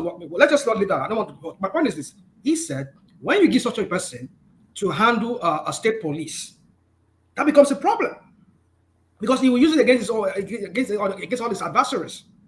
That was why I think, from what I deduced from what he said, was the reason why he was kicking against state police. Because if you leave police in the hands of this despot, this mini despot in ruling their own various states, it's going to be a problem. No, sorry, it's a rational man, please, sir. Sorry, Ogawaman. That was where the guy fumbled. You know what I'm saying? Hold on. Why this fear of the unknown? When are we going to start then? Are we going to be waiting for 100 years to... Hold on. He said, look, Tony, he said at this time, I'm not supporting it. Which means when, for example, the other time they said that this boso, this cupboard, they don't want us to handle it. People are holding cupboard. They are coming to eliminate us in our bush and everywhere. Then we are saying, no, if you give a cupboard to people, they will be killing each other. You see, it's just pure stupidity. That is why there are ways. Hold on. I agree with all of you. Whatever you say, that we need a state police. I'm for it.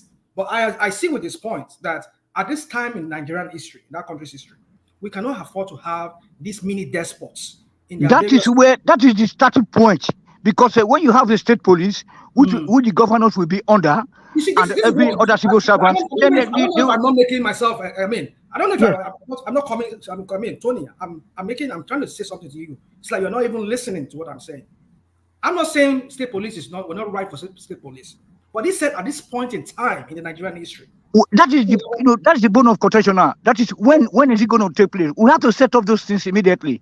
It's a certain point where the governance will be. How can you set it up when you have mini despots in their own states managing affairs and using it against that's why we should be supporting Tinubu. Hold on. Sorry, Tony. Rational mind. Is it more a case of setting up state police, or is it the case of ceding more power over the policing structures in each individual state? Because we've often seen when the CP of a particular state defers not to the governor but to Abuja.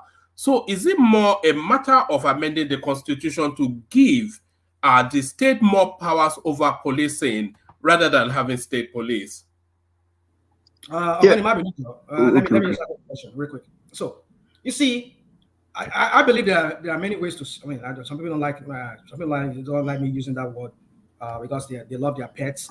So there's different ways to skin a cat. Everybody knows it's a phrase, isn't it? So don't worry about all your Americans with your woke everything is. No, I'm not woke. Don't get me wrong. You see, I have this emotional intelligence because I know I've said it in the past, and some people get mad. Some people around me here, they just get annoyed. Like, oh, why would you want to eat my rabbits? We're on one-man platform, so your emotional intelligence is not clicking. Nobody cares about cats here. We are from the villages. So anyway, so let me. I'm just people around me here. So anyway, my point is this: is that I think we need state police. I've championed that in the past, but in the way Nigeria is set up right now, I think we should not go that route because I'm afraid of some of those despots in person of governors in different states using it against clamping down on their enemies. But okay, one man stop me before. Hold on. Hold on, Rational mind. Hold on, Rational mind. Please. Let me talk. Let me land. No. See, let me help you out. No. Yes. I think he's capable of helping himself. Let me land. Come in after him, Tony. Yeah. Yes, I beg you, Tony. So, if we really want to go to the state police, then we should now let local government to have their own police. You get it? So my solution to this is this: if we're going to create state police, also create local government police. Let each cities run their own police. It should be local government police, not state police. Well, the state has police. Here in America. Barely. Is that what? I said barely. It's mostly municipal level. It is mostly municipal level, but continue. Dude, I don't know why we always like to argue all these kind of things. I don't know where you live here in America. Every state here has their own. In fact, they have their own national. Most of the states is at the municipal level. Go and check. I agree with you, but I'm saying state has their police. Each state has their own police. The municipals, the cities, the counties, they have their own police. The campuses have their own, the colleges have their own police. So what are we talking about? Why are we arguing about this? So my point is this: is that if that's the route we want to go, I'm okay with that. So that way, if I commit a crime in a particular city, it is the city police that will arrest me, not the states. So my point is this: is that we need to just sit down and see how we can fashion this out. But for me, that we only create the state police and then forget the municipal police or forget the local government police, then that is where we're setting ourselves for another failure with these despots in personal Can I interject, please? Can I interject? Hello? Can you hear me? Go on. Yeah.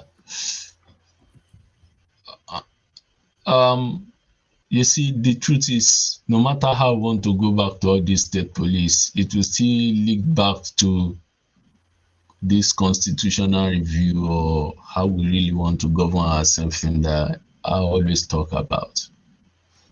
I'm telling you, if we raise the issue of state police in Nigeria now, the northern approach to it will be different from the southwest approach. Remember when Amotekun was created, the primary objective of our Keti was to give them access to AK-47, which the Buhari government kicked against. So part of the things they said it was what's going to happen to the northerners in the south. In fact, there was a time, was it on one man's platform, that this guy came from the north and was saying no. One man, it was on this platform, right? that he was kicking vehemently against having state policing. So yeah, I think that was a guy called Q. Exactly. And something just starts striking my head with that interview you had with him. I was like, okay, does it mean that they don't see a southerner competent enough to handle any force related parastatal in that country? Is that their mentality in the north, that as long as the military, the air force, the navy, the police system they should always be at the end of affairs? And that is one thing that we are running away from that state policing thing. For it to work, the northerners some of the northern states have to key into it. Unfortunately, they won't key into it because they will see it from a vindictive approach, and we in the south will be the ones suffering from all this their insecurity. Okay, let's say for example, look at all the killings that have been happening due to kidnapping, and we know most of the people or majority of the people in those areas. Assuming we have state police, do you think any kidnapper will still be in the southwest? Let's be frank with ourselves. Do you think we have kidnappers in the southwest? Even as maybe legitimate, begin whatever we may have, do you think we have kidnapping in the southwest? Why do you think we won't have? I don't. Yes, thank you. Sorry, Mr. Ife, my brother, me. So how far? Can I come in now? Because one man said that I should come in after Rational Mind. Okay, let me quickly why I believe that we not have kidnapping in the southwest is, or at least in Lagos State, and by extension in my own part of the local government, Badagry, is they will be handled in the way we think it should be done. Not a situation whereby somebody kills or eliminates a person's life, then you are now taking them to one stupid prison to be later released back into the when you cannot ask you a question. Then how many kidnappers have seen the route of the law according to the Constitution of Nigeria? So none at all. It's catch and release. Catch and release. When you can I ask Obeni a question, please? Go ahead, sir. Yeah, Obeni, nice to hear from you. I always listen to you. But my question to you, I may deviate a little bit from what you're narrating right now. When you came here a few weeks ago, a month ago, you stated that the APC came to clean Nigeria mess. So my question to you, I don't know if you're APC stood, so I don't really want to accuse you if you're APC member, but you're based by your own He support the party. Look at that comment. I don't know if you're an APC stood. Hold on. You've already accused him by putting it out there now. Responsibility. And take a responsibility and say, okay, the buck stop here. This is our, whatever mess is ours. What's the Instead question, of just deviating and propaganding. So can you answer that? Simple. What's your question? Sorry. I just asked you, when is APC gonna take responsibility and say the buck stop here, instead of saying we are coming here to clean up your mess? How long have you been in power? It's about time APC take responsibility. Whatever is happening right now. Okay, let me quickly answer that. First and foremost, I'm not an APC person. I'm Tinubu person. I'm pro Tinubu. Okay, it's all good. There's nothing wrong with that. No, I've never told you there's anything wrong in me. Even if people say there's something wrong, it is my conviction. So I'm pro Tinubu. My first day on this platform, I declared it, and I've never changed that. It's refreshing actually that somebody will actually own up to their political alignment. But I love it. Okay, yes. Just let me pose it. Go ahead. Political alignment. Somebody said APC. Said it's not APC. Said this. Look at I said I'm pro Tinubu. I've always been saying that. Just say you are APC. You cannot separate APC. I was just going by a narrative. Why can't you? The party. But anyway, let him answer my question, please. Why can't you separate it? Let me give you an example of somebody like Femi Adesina. Femi Adesina is never an APC person. Femi Adesina has never been pro Buhari from the 80s to date. He will tell you he's not an APC person, but he's been following Buhari from the 80s to date. So I'm a kind of person that have been following Tinubu since before 1999, in the days of CDC, my university days. I've been following Tinubu's politics, and I've been following him keenly. So, and I'm still, so when he started contesting at presidency, I said, yes, this should be the right candidate I think I should go for. So, Tinubu doesn't personify APC. So that said, when you say, oh, when will APC hone up, I think you've not been sincere with them. If there's any of these guys that have honed up, any government we've had in Nigeria that have honed up to the fact that they are trying their best, but their best is not the best, I think it's this present government. Let me start with Tinubu himself. In all the speech Tinubu has delivered, Tinubu has always been saying it. I knew the enormity of what I've come to do. We are not achieving it now. We are on the track. It is the job I've taken to do, and nobody should pity me. He kept saying it. And I've not seen any of the president, even including the almighty Buhari, said that before. Including Jonathan, said that before. You can prove me wrong. I don't know if you listened to Cardozo recently. If you listen to Cardozo, I listened to him. The totality of what Cardozo I've come to tell them in the Senate and every fora that has been appearing is that, see, yes, we met a system that has been rotting. No doubt about that. They said if you think we're in heaven before and we are now in hellfire. But it's our responsibility to do our job. And he cascaded, he told them what he has been doing. This is what we have tried. This is what we are doing. This is the little gain we've been able to achieve for now. This is how people have misrepresented my statements, but this is what I meant, and we'll be forging ahead. And it showed positivism and optimism. We are optimistic about what we think we can gain from this.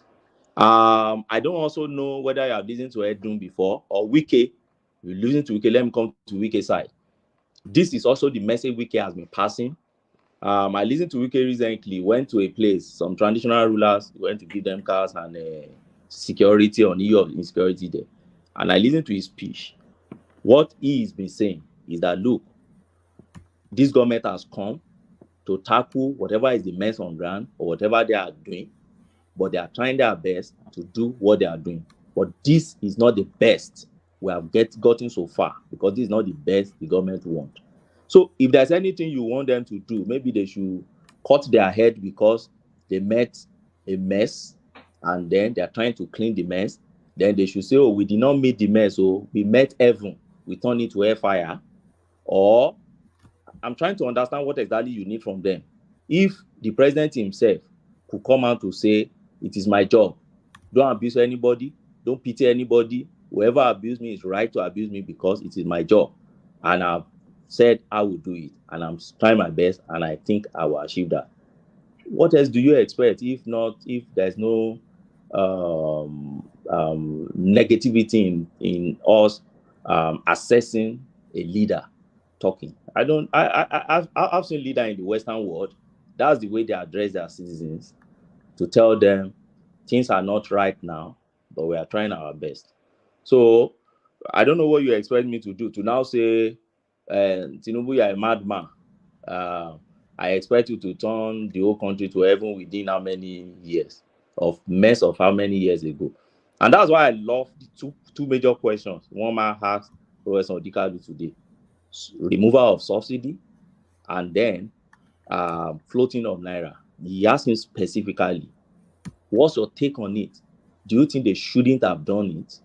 I have my own take on subsidy, if you want me to share with you. I don't think subsidy, I'm not an economist, I'm just a lawyer. But from little I've read about subsidy, in a developing country like Nigeria, where we don't produce much as we consume, and we have this high taste for foreign things or an importation vis-a-vis. So I don't believe subsidy should be removed at once. I think there should be gradual removal of that subsidy, and I think that it shouldn't be removed completely, probably until we have all our refineries on ground, or until they allow Dangote refinery to start working. At least something that could cushion that effect enough. That's my own personal belief.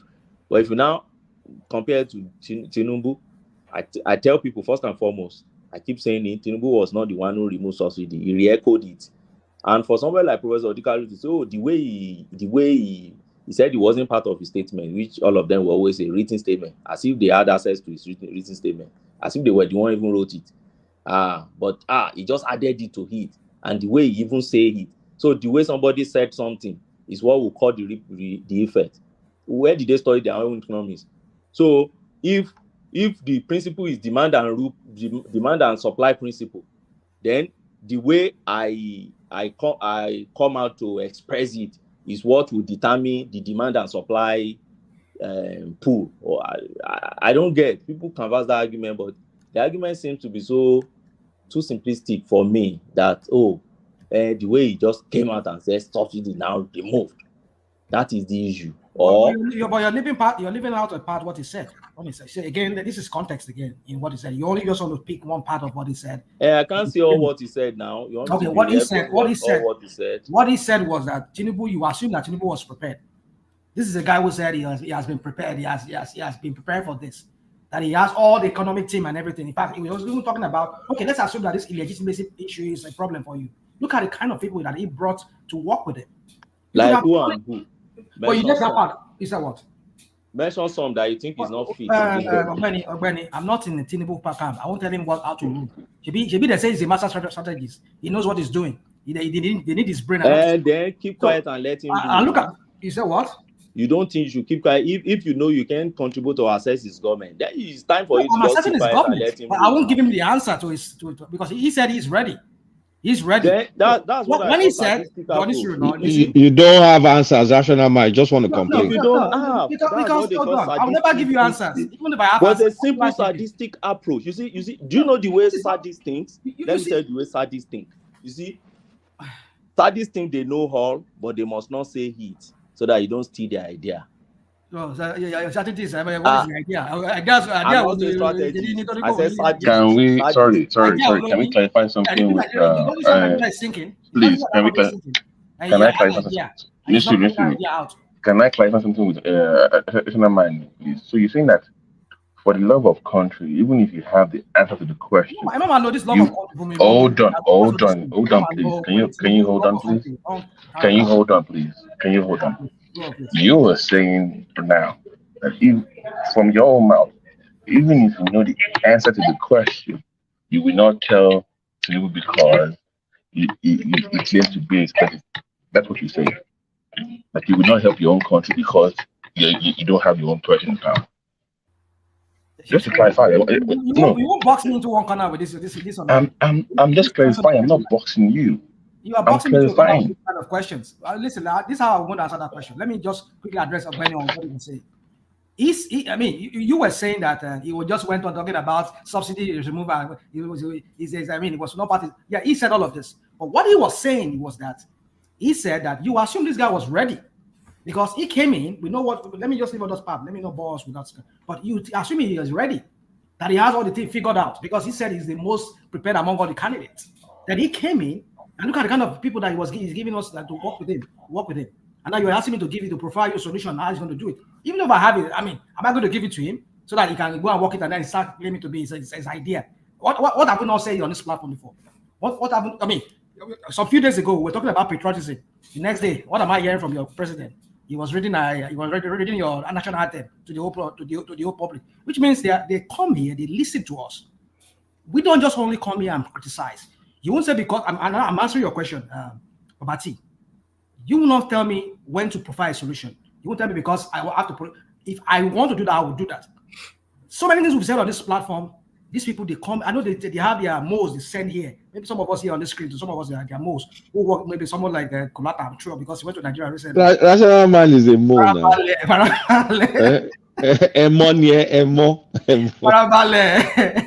Parabale. So, I mean, we're talking about something. This is about an unpatriotic leader in the person of the president. And recently he's talking about patriotism, reading us a national anthem, reminding us of the words of the national anthem, that we should be all rise of compatriot and all that kind of crap. I mean, these people, they listen to us. So it's up to them.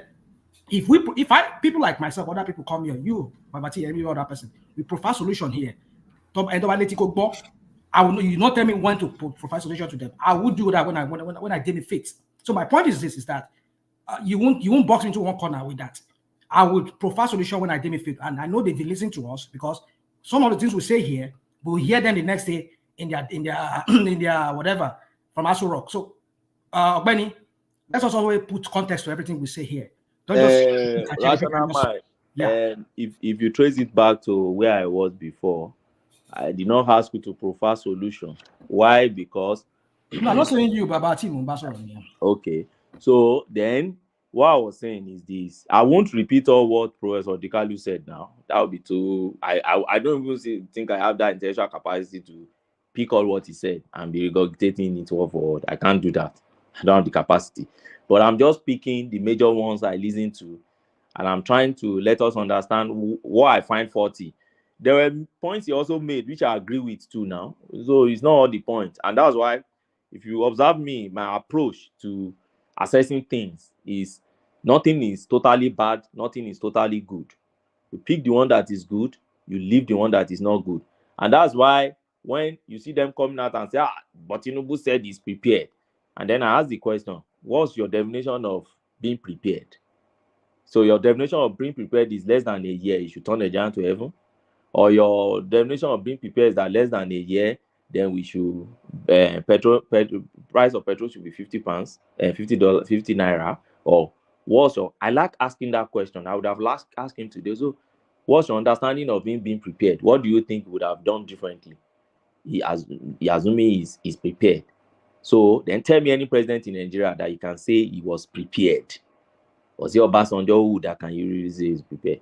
So for me, when you look at policy in no sense, if there's anywhere I find serious fault in this government, and I keep saying it, is that they are extravagant spending on things I think don't matter now at this stage, which I think they should cut cost completely. For me, and there are some fundamental restructuring I'm still expecting. I don't know when they will start doing that.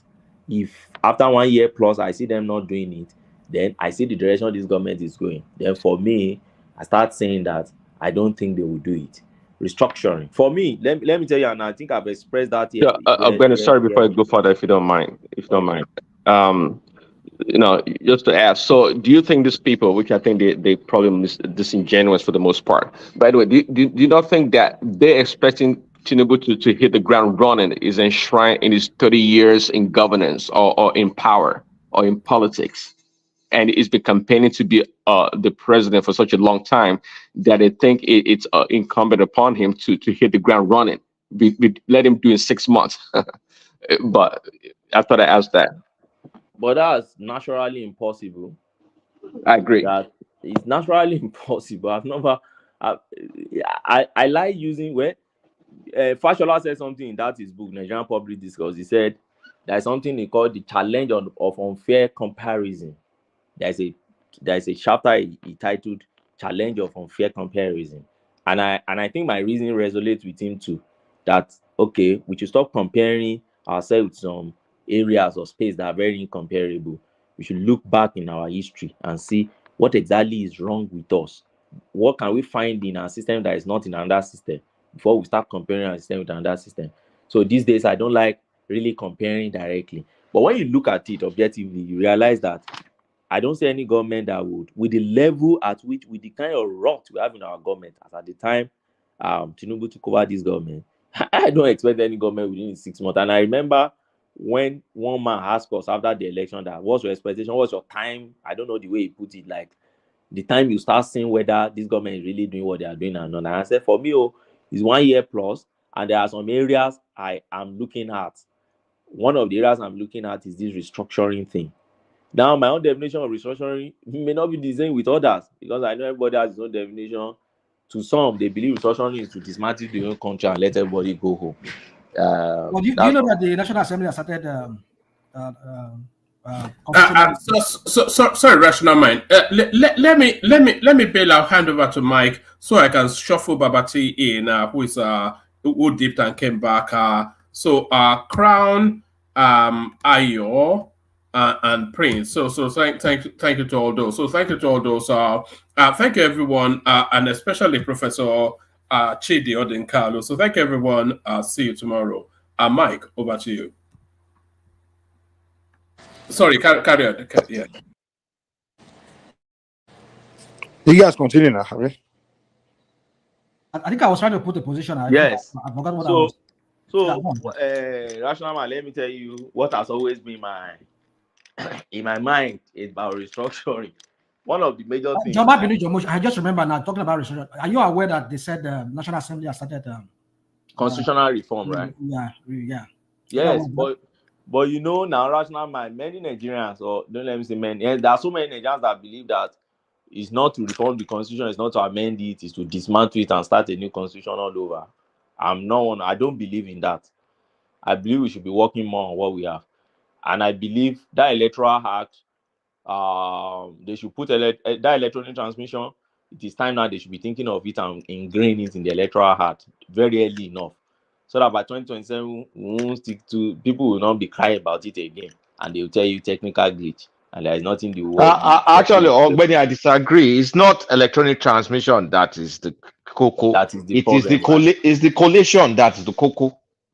But that collation, do you think there will be a system that will be collating that thing? Because what you have as your form is still a manual paper. We need to get rid of it. I also think so.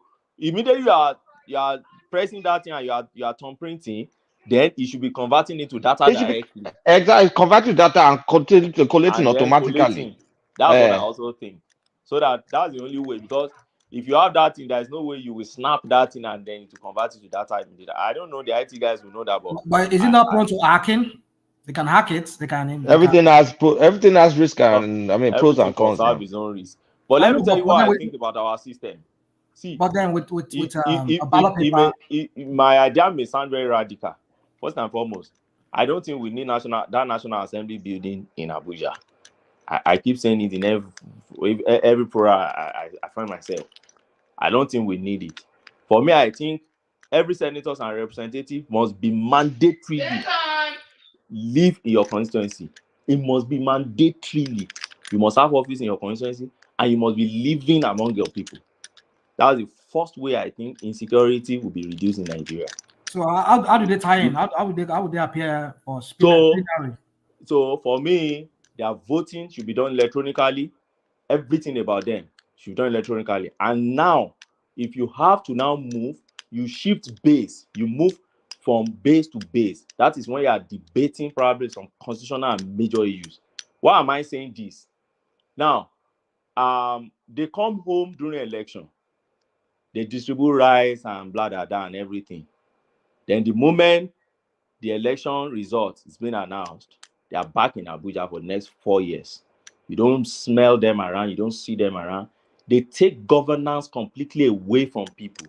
People don't see them. They don't relate with their people at the constituency level. And so they don't feel the insecurity. The few ones that you see going to National Assembly and be like almost crying, I'm talking about this insecurity thing. We have to do something about it. We have to da. Many of those guys, you see them crying about these insecurity things, are guys that were actually going home to relate to their people. Majority of them don't do. And that's why for me, I propose it is a mandate. Let me give you an instance. For instance, in the UK, for instance, now, every MP has mandatorily what they call surgery. So their surgery is the more like town hall meeting. So they will send notice to every home to tell you. Sorry, Ogbeni, just a quick question. I thought they get allowance to have offices in their constituency, I believe. They get allowance. They get allowance to sit to have office, yeah. Office. So they don't. Okay. So they get allowance to sit in Abuja, and they get you know the funniest thing, Nigeria. Do you know they have relocation allowance? to settle them in Abuja. Very huge money to buy houses. The moment new election like this, you see property in Abuja will just like skyrocket because the new set of guys that are coming are buying properties, buying buying properties everywhere because they give them money to come and settle. And my problem is I see something wrong in it. Your constituency voted you. You should stay more there than staying in Abuja. To do what are you doing in Abuja in the office, and then they'll be looking for contract and project all there. Stay in Ado Ekiti. You stay in your Europora, you stay in your Akure. Then let me interject you at this point. Okay. Now you said something earlier. You said, "Oh, we should not change this constitution. We should just try to fix it in piecemeal. We should amend it." Yes. Hold on. Now you just said something. Now you just said so many things. Yeah. Which, if we're to put those things into constitution, like okay, sit down your constituency. Yes. Your constituency. Do your attend your plenary by Zoom or by teleconferencing or remove the national. Do you think these guys, knowing how they make money or how being in Abuja, physically present in Abuja, how it makes them, whatever gains they accrue to them, do you think these guys will work that into this constitution? Don't you think that we need, hold on, I need to do this. Don't you think we need to just write a new constitution and make these people pass that constitution? These people will not be involved. I don't expect these guys, this set of people in National Assembly, to do anything to the benefit of the Nigerian people. Let's bring in people, external people that are part of this present National Assembly.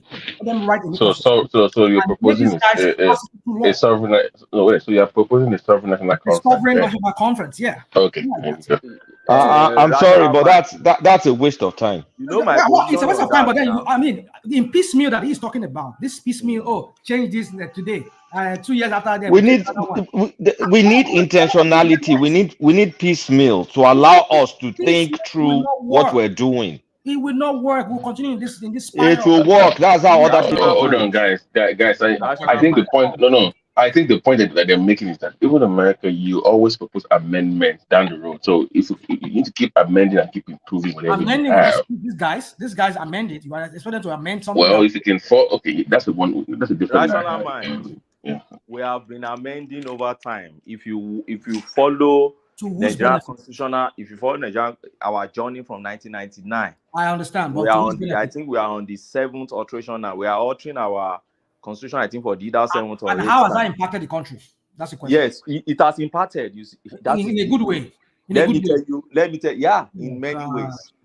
In many ways, it has impacted. You see, and that's why. You see, we have to be very more clinical in our assessment of Nigeria. Yeah, we are Nigerians. We may not, but let's stay back a bit. Look at 99 and then look at now.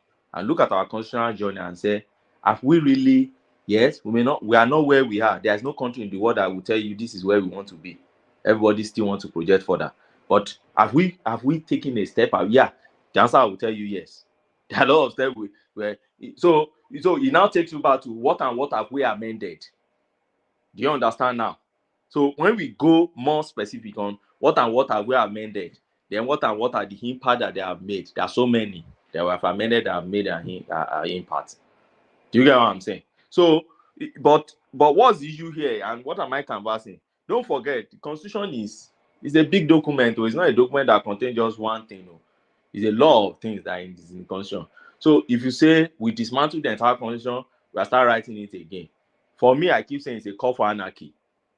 Because if you destroy that Constitution and you say you want to write again, even within the time you want to write the new one and the time you destroy the Constitution, what should guide your conduct will be another issue again. So you throw yourself into a state of anarchy, or it's very simple. It's very simple. Let's not convolute this whole thing. Okay, so how do you do it? Hold on. Okay, yeah. So if the new constitution, there's a time frame for it, 2 years, sovereign national conference. Because if you guys say if we're going to go the route of this piecemeal, so if you are to go the route of this piecemeal for like 20 years, we're still on this amendment, whatever crap they're doing in national assembly.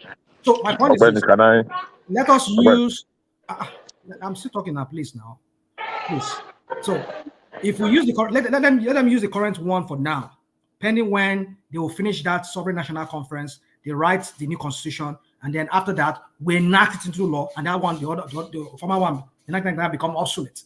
So in a tandem, they should be using the one for now, doing whatever they have to do, administration and governance law, until that one is finished, and then they enact it into law. That's it. It's as simple as that.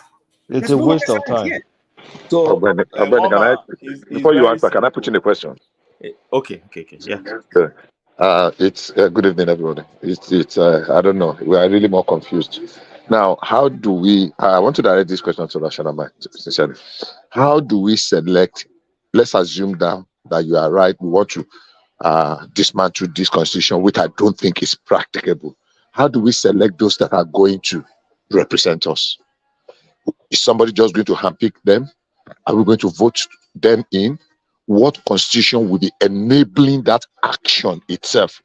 Because if there is not backed by a constitution, everything, whatever they do, somebody can take it to somewhere and it should be nullified. It should be a nullity. So how do we handpick those people? Is it going to be at the whim and caprice of an individual like Jonathan selected people that went to the confab?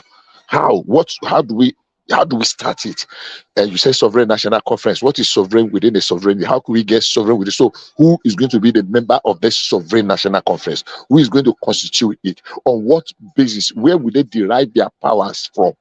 The power to do that. Who is going to give it to them? I really want to be educated.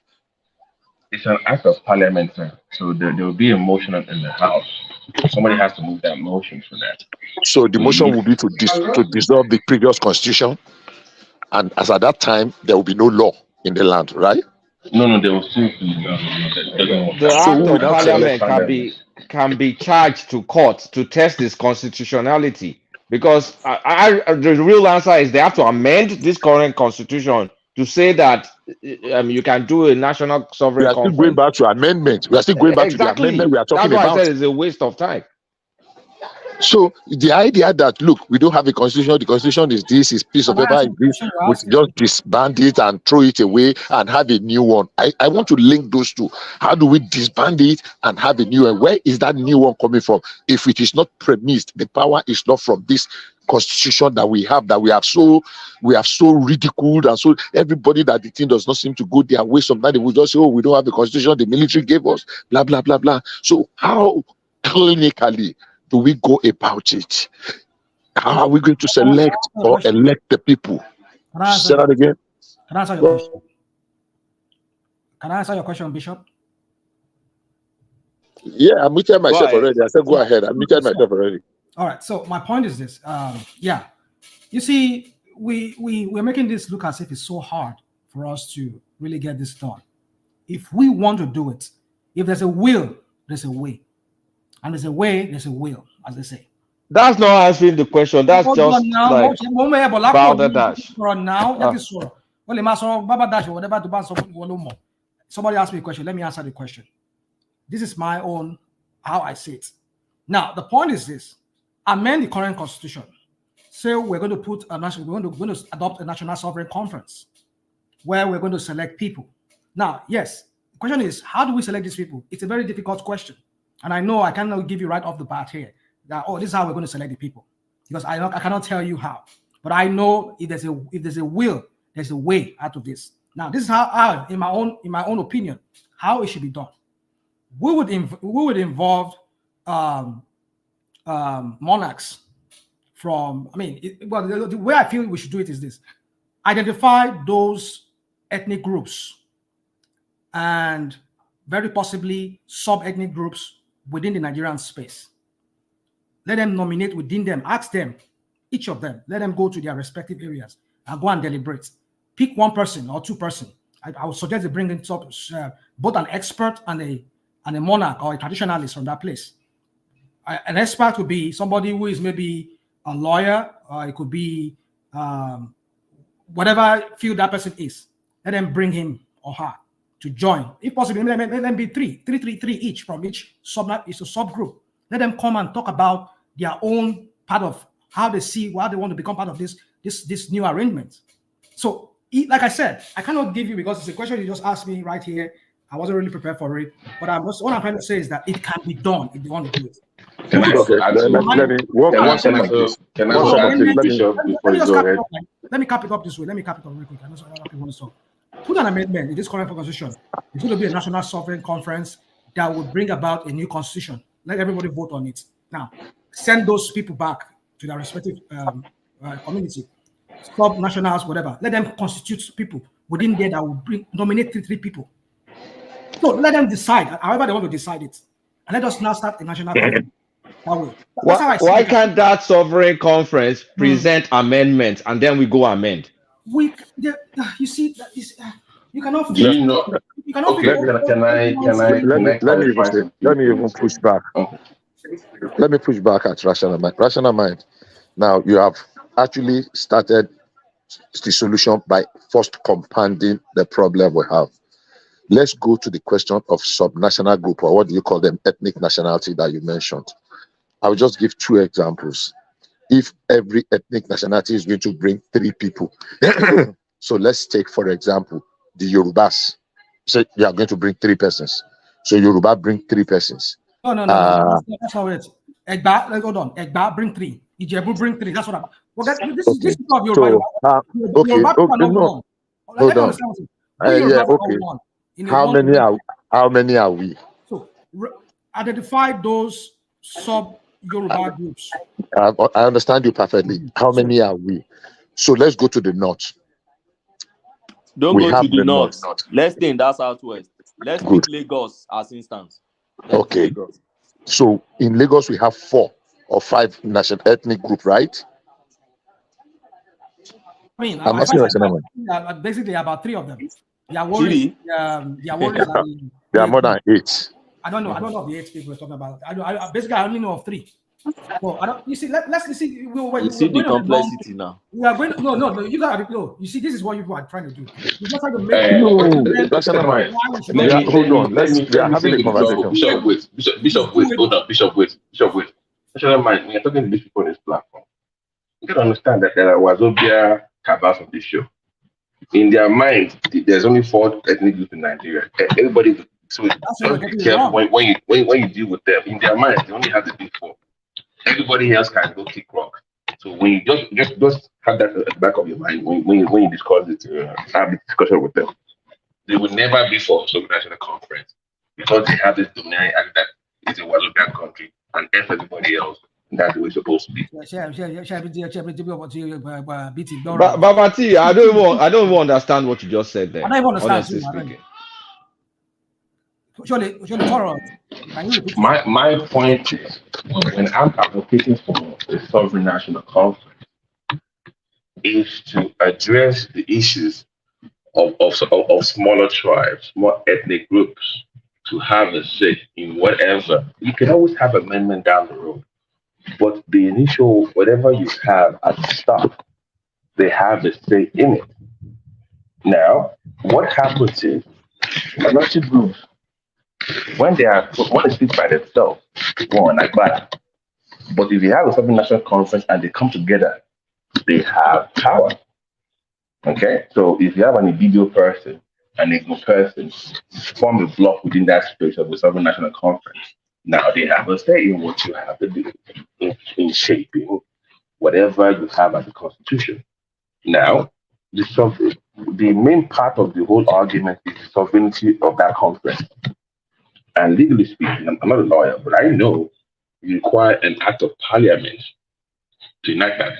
That means there's this paper I read from this Nigerian professor from the University of Texas in Austin.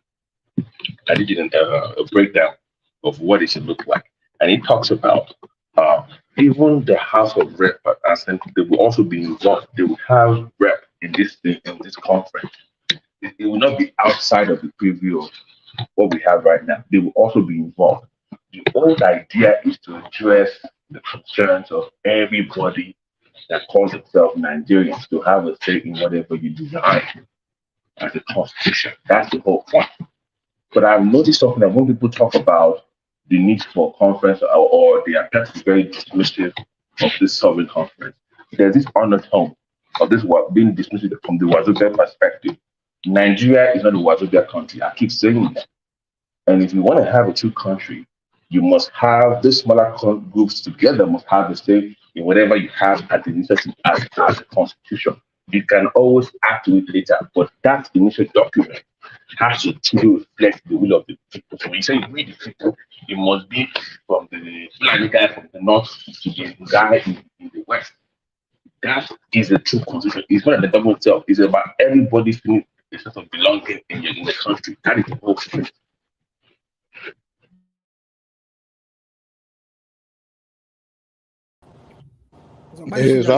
He's even muted. Maybe he doesn't know he's muted. Can you hear me now? Okay.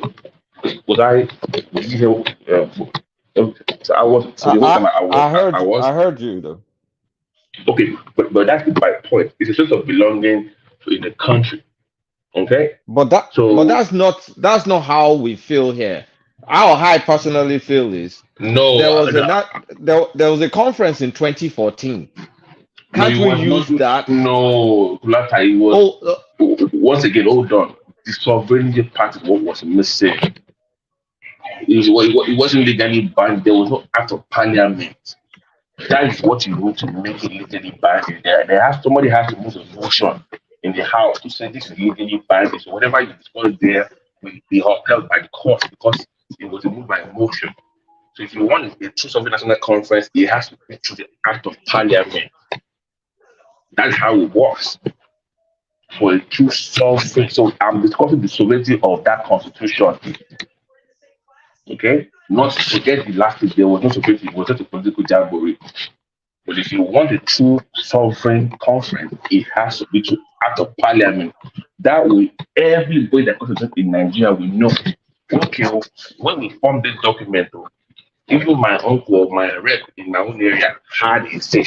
Now, that you might change whatever they said, but initial document, everybody has to have an input. So what happens is this? Those smaller groups come together. When they come together, they form a block, a powerful block during that constitutional debate, right?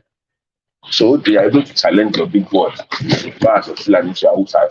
Because the smaller groups have the number to at least influence what you're discussing. Okay, we want local government in our area, we want more states, we want ABC and this.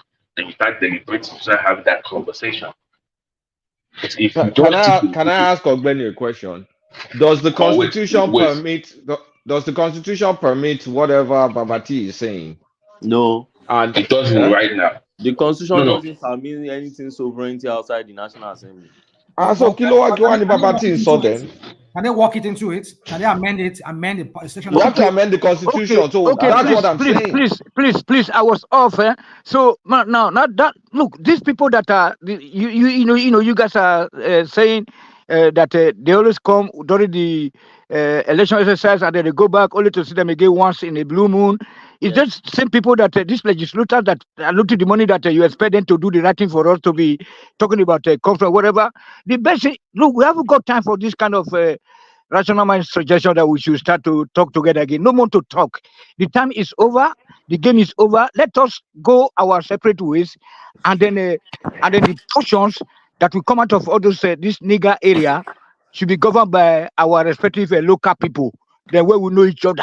I disagree with Ogbeni. So Ogbeni, put your email. So let me put some. I'm going to put some papers to you. No, that's Tony that just finished talking, not me. No. But the argument that you cannot have a sovereign that making a case for sovereign national conference. So I have a couple of research from University of Texas by Nigerian professors. There's no way Babati would have thought that was you talking. No. And also from Howard University, I've read various research. So what did they say? The old argument is that if you go the amendment route, the voice of the smaller groups will never be heard. They would never have a true say in whatever you amend because it will never truly reflect the will of the people.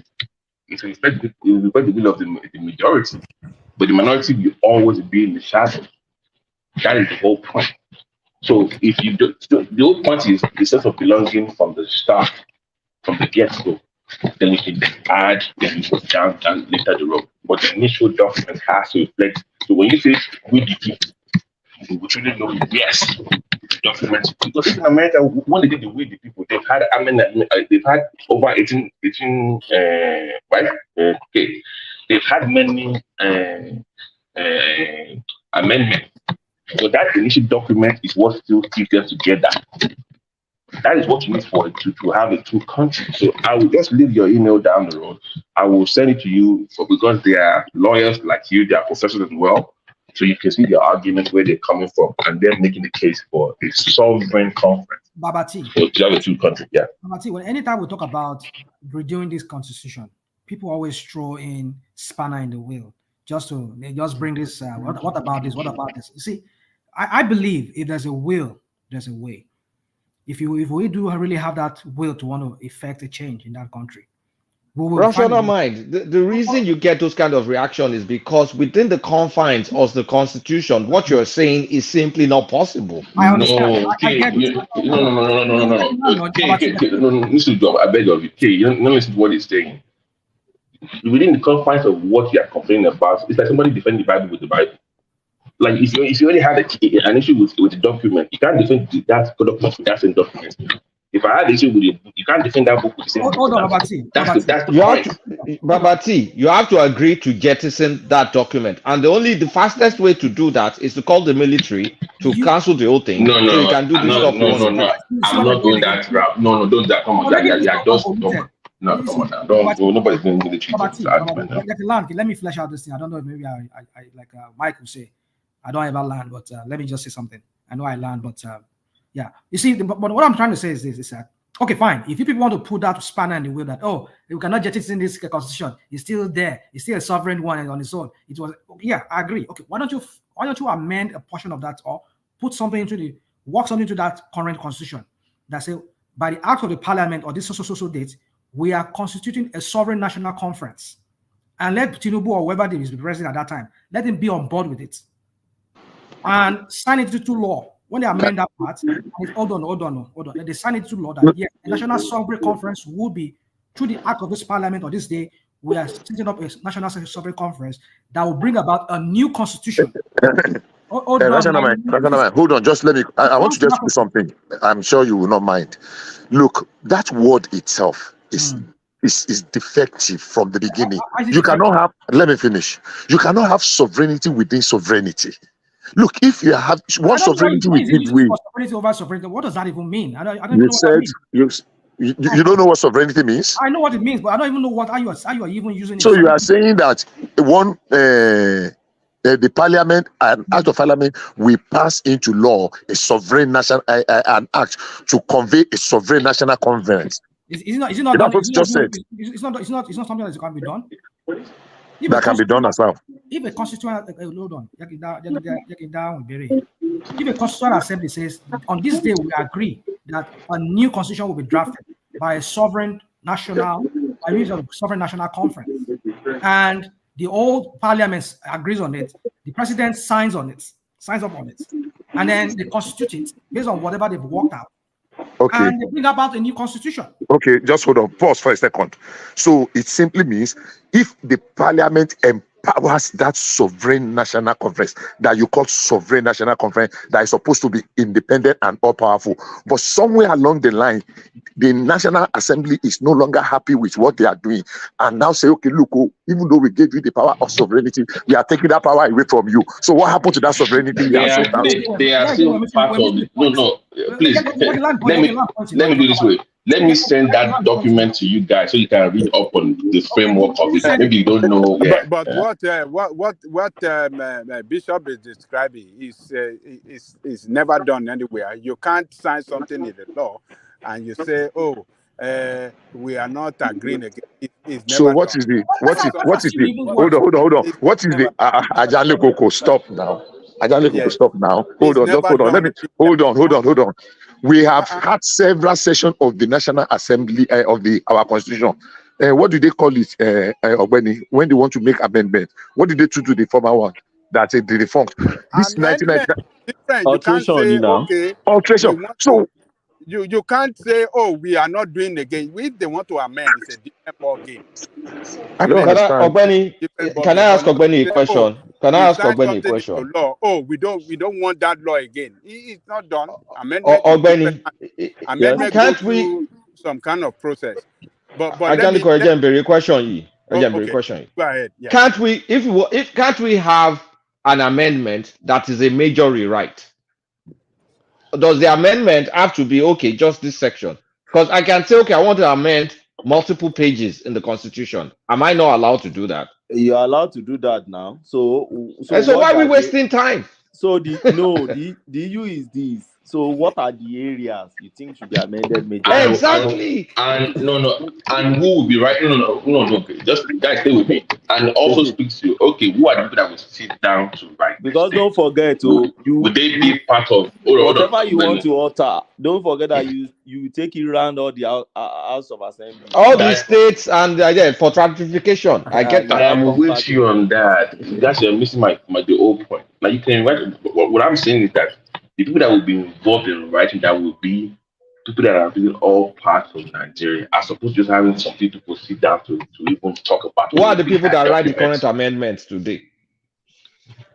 They are our senators now. You are missing the point. Whoever is you are missing my point. But those guys don't really reflect the will of the entire people that they. Those guys are across all the states. You have 3 senators for each state. I'm saying it's not really reflective of the will of those people that they claim to represent. How is it not? Those are your representatives. Of who? Of you and I. Osun State, we have our own. Ogun, you have your own. You are missing. Bayelsa has his own. They're minority state. When you have no. Which other minority states? What are you guys talking about? No, you have this Wazobia mindset. That's what you do. There's no Wazobia. I said Bayelsa has 3 senators that are Ijo. And is that Wazobia? And those states has 3 senators that are Ijo and now it's not getting the point. Apparently, you don't have a. What's the point? Those are your representatives. They are not representing you. That is why you are living in darkness. You guys are not serious, bro. You guys are not serious. Let me say this. You see, Nigeria, if we have serious leaders, serious people that really want to transform that country, we can rewrite that constitution. It's been done in some parts of Africa before. Particularly South Africa.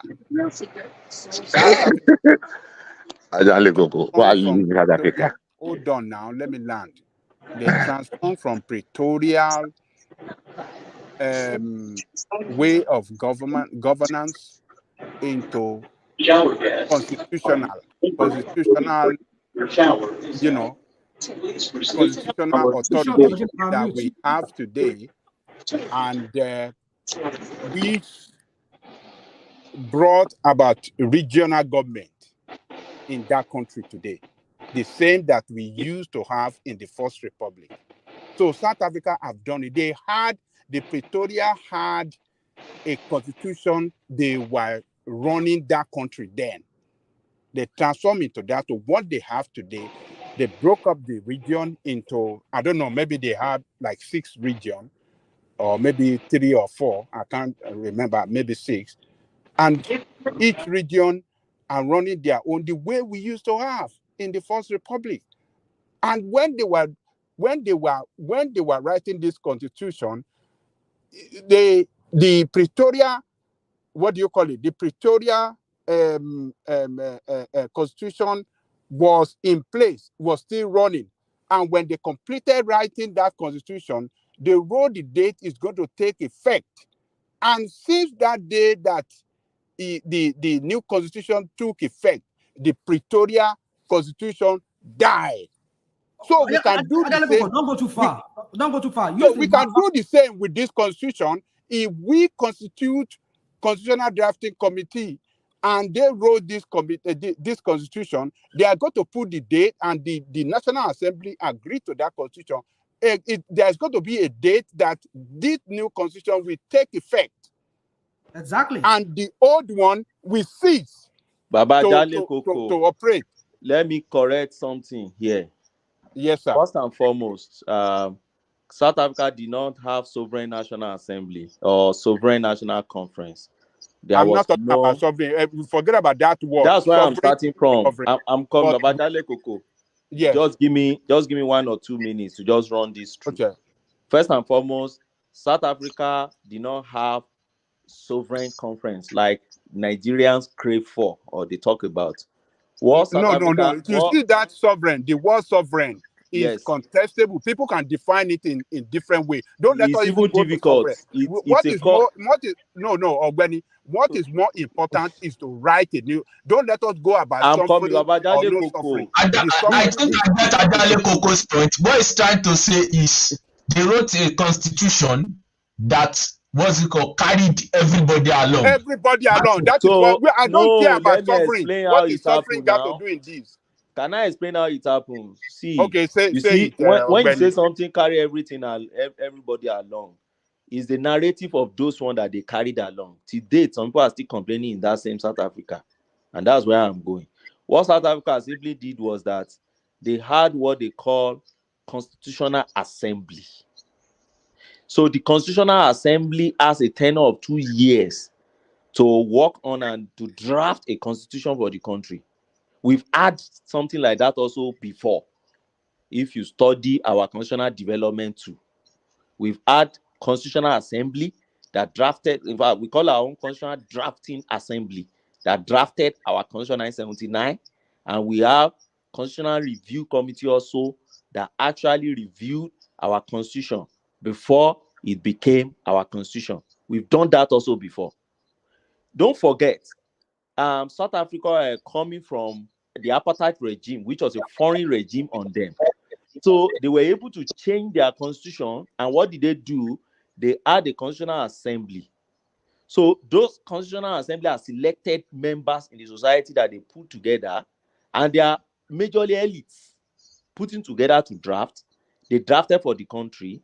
And after their 2 years of expiration of their work, they submitted, and then it became what they call interim constitution act. So it was that their interim constitutional act now that automatically now became the law that you have their parliament using today. And ever since then, their parliament has continued amending that constitution because there's a provision in that their constitution that allows the parliament to continue amending it. Now, flip it back to Nigeria. Have we had something like that before? The answer is yes. In 1978-79, we had constitutional drafting assembly too. They drafted this thing for us. It took them months, not just a day thing. When they drafted it for us, they submitted it too. And then the first Senate we had in Shagari time, they endorsed it and it became a law for them. Then by the time military took over and everything in 1999, when we were about to come back to another civilian government, they felt, since we have drafted the constitution for ourselves before in 79, why do we need to draft another constitution again? And they said, okay, let's just review this constitution and then continue using it. So if what we want now... hold on, by adding Sharia. Where do you see Sharia? Yeah, go and check the constitution, the so-called paper. You know, you see how many times that the Islamic there's no Sharia it's in quite the different from constitution. 1979. 1979 constitution There's is no quite Sharia. different. You know, I mean, it's not that different. Just go and check it. Just go and check it. Which section now? It's a bundle of those. Do you know how many? No, I'm not a lawyer. You know that you lawyers, I respect. We do respect. You know that even if I buy somebody now, you still defend me. The country is not working. You know what I'm saying? So Ajani Koko said that we should go back to the First Republic. Where we have regional government. Wait, Now say no. Now. If you commit a crime in the US or Europe, lawyers will not defend you. Is that what you are saying? They will defend. They will defend. Sorry. But hold on. The Constitution of 1979, people like great men like Chief Awolowo, Inahuru, they participated in it, which is okay. But why should they not just hold tight to that in 1999 instead of making a one? They did. If you pick 79 and 99 constitution, there is hardly, in fact, you see a progression. They progressed further in 1999. Having looked at the weaknesses of 79 and their experience in 1983. They improve on it to have a better culture. And ever since then, but I get you, sir. I used to enjoy your submissions here. I respect you, and hold on, sir. Can't we see that things are not working since 1999? That is so. Are you expecting these people to come and adjust the constitution to suit the common masses? That's what we're talking about. Let us just go back to that regional system. Yes, Tony, please. Yes. Were things working before 1999? Tell me what was working. At least, my brother. What was working? Look at the rate of naira. Look at the the looting. Look at the looting. Look at the looting. Yes, today now, somebody died, in a helicopter crash. I'm sorry, but just imagine, we have no ICC football club, we have no vendor insurance, we have no nothing. So we are just going crash to that happened in America. Come on, yes. Hold on. This guy was going there to go and watch the Super Bowl. What do you concern Nigeria man with Super Bowl? Why don't you? Why can't you die? Hold on. Why can't you die? Go to watch better insurance. Better insurance football club. Today, all of you are saying that you are a fan of Manchester. You are a fan of Arsenal. Why you don't? Why? What are the all things be equal? Where are the fans of our local clubs? Look at the state of our stadiums. Tony, where are you? Tony, where are you? I'm in Germany. You are in Germany. Why didn't you remain in Benin? Why don't you stay in Benin and be cultivating plantain and palm oil? Because this country is not working. Let me tell you something. Hold on. We used to go for gyration. We used to go for gyration at in a forestry in Ibadan. So we have rangers. And if I go to Benin, the same thing. They hold their pistols. You know what I'm saying? So forest, forest, and I think you are from Oyo State now. Okay, between LA and the Iagoku, okay, Akpata. So that bush there, you see people like soldiers. They call them forestry guard. If you go to Benin, the same thing. You know what I'm saying? But today they say make even Boy Scouts. We people they stop and control transport at Dugbe or Mokola, wherever the traffic light goes off. Nothing is working today. Everybody 10 years they want to have a Mercedes Benz. Things are bad. No schools, no nothing. Even in Ijebu, somebody even offered me an accommodation for free. This from this Alausa family, just for me to retake some of my subjects. You know what I'm saying? So we're just going backward, Mr. Bishop. So that's why I'm saying that it's too late for discussion right now, because we already know the root causes of all our problems. It's because of the particular section of the country. So let Tinubu, no. Now let me tell you guys now. I'm very angry. I'm very mad at you people. Whenever Tinubu is trying to Eurobanize, they quarrel. He want to bring central bank to our place, I say no. He want to bring the Nigeria Airway headquarters, now Saturn they challenge them again. So what do you want to? That is fundamentals. Let us take the power back from the north. Thank you. Okay. So let me go back to what I was saying. Ajaniko completely misrepresented what I said. I am saying we want sovereign national conference. You are saying the present National Assembly, we should give them the power. You don't give power to a sovereign national conference. Sometimes ago, some people gathered themselves that they want to have sovereign national conference. We all know how it ended. People that now they by themselves, they assembled themselves and they selected themselves and they set up their rule. And but the last day, they share money. And the last day they finished, they ended up by throwing shares among themselves, so-called NGOs, so-called lawyers, so-called educated people. Now they select themselves. Look, we can be amending this. Why do you have to throw every spanner in the wheel every time? Look for one. What do you mean throw spanner in the wheel? No, challenge any. Bishop Madalone. Bishop continue. Madalone. You are not the only one on this platform, Rational Man. Let the other people talk. We are listening. The constitution is not what it should be. We can be amending it piecemeal. Whether every 3 years or whether every 5 years, we will be attaining it. We cannot do all of them in one first swap.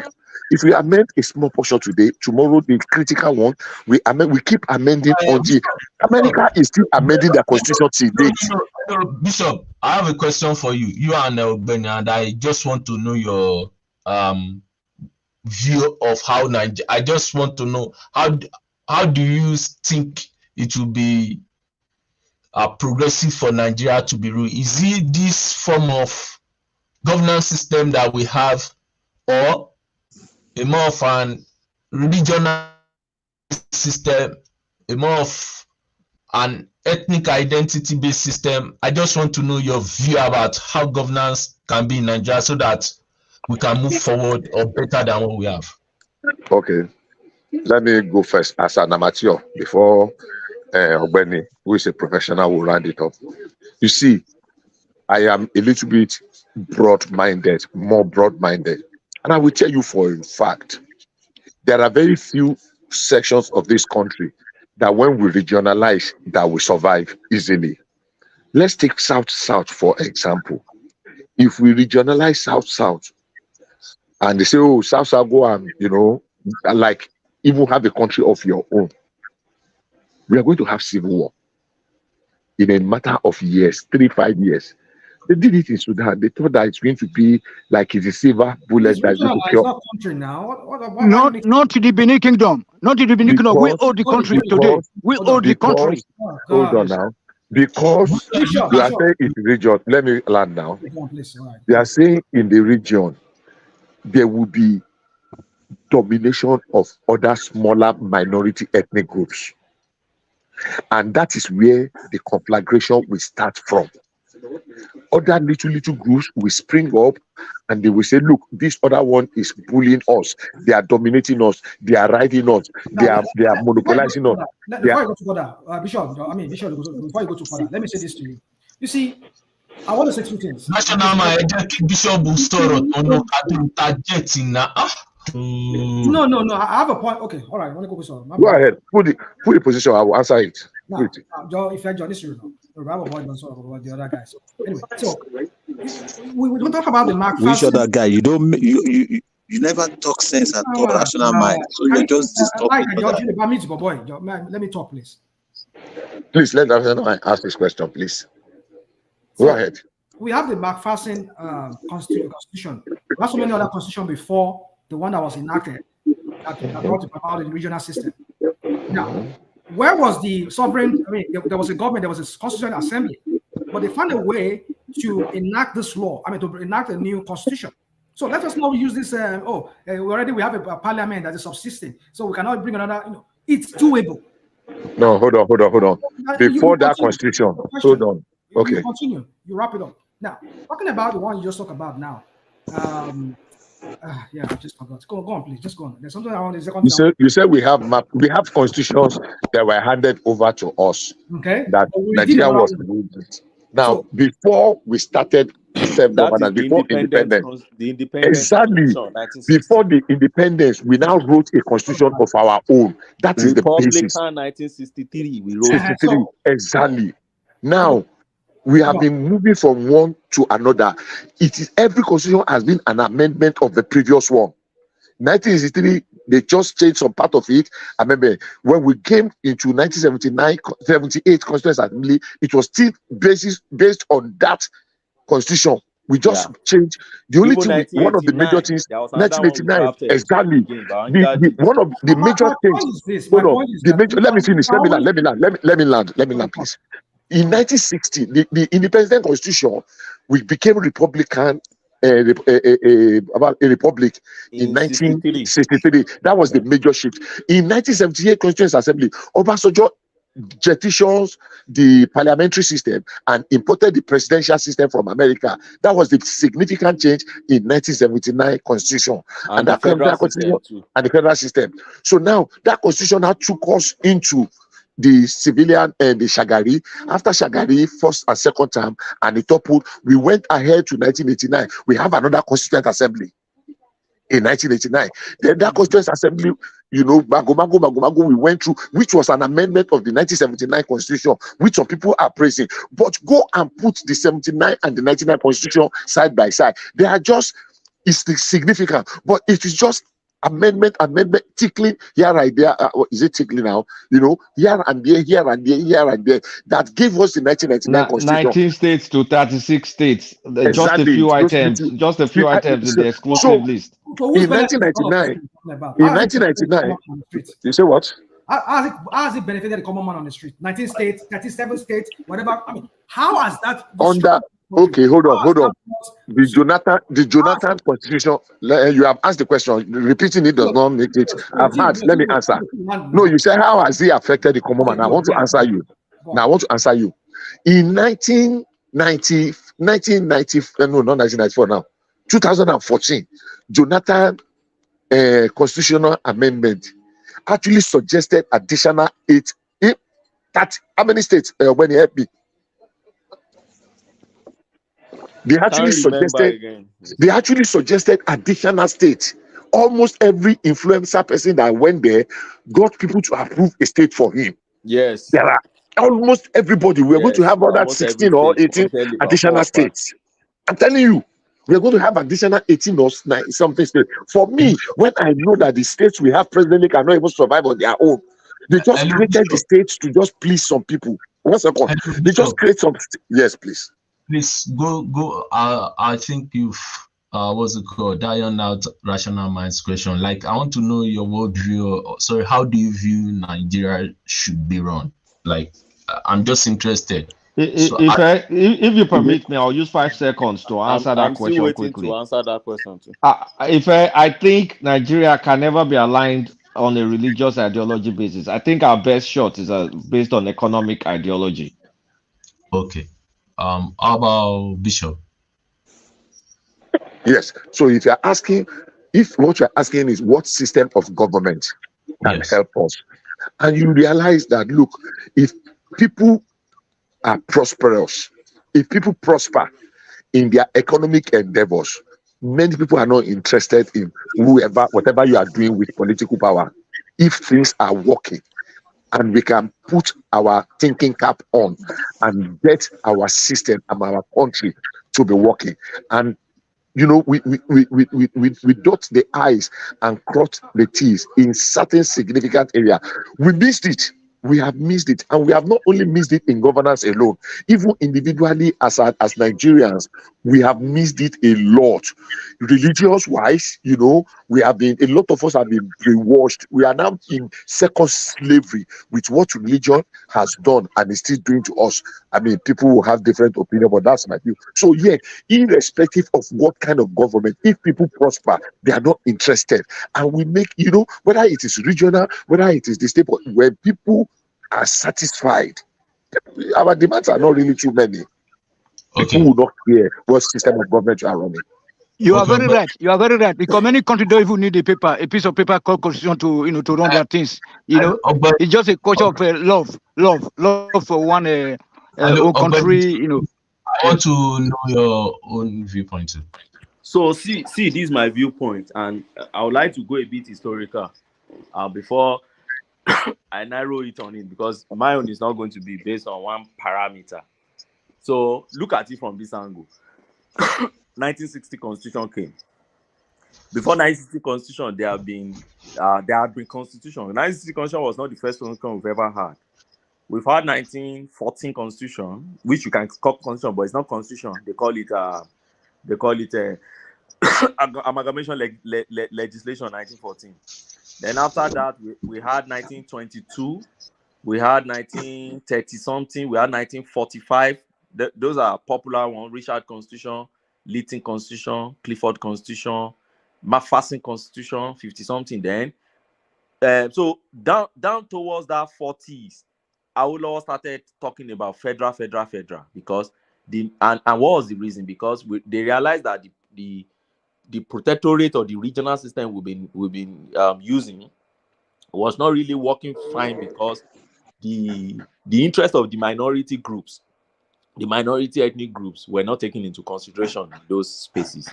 So that was what made Awolowo to be agitating for federal system. He was the major person vanguarding federal. Later Nnamdi Azikiwe joined him in craving for that. Down to 1960. Now, when they were going in 1960, they gave us a style of government. They recognized our diversity.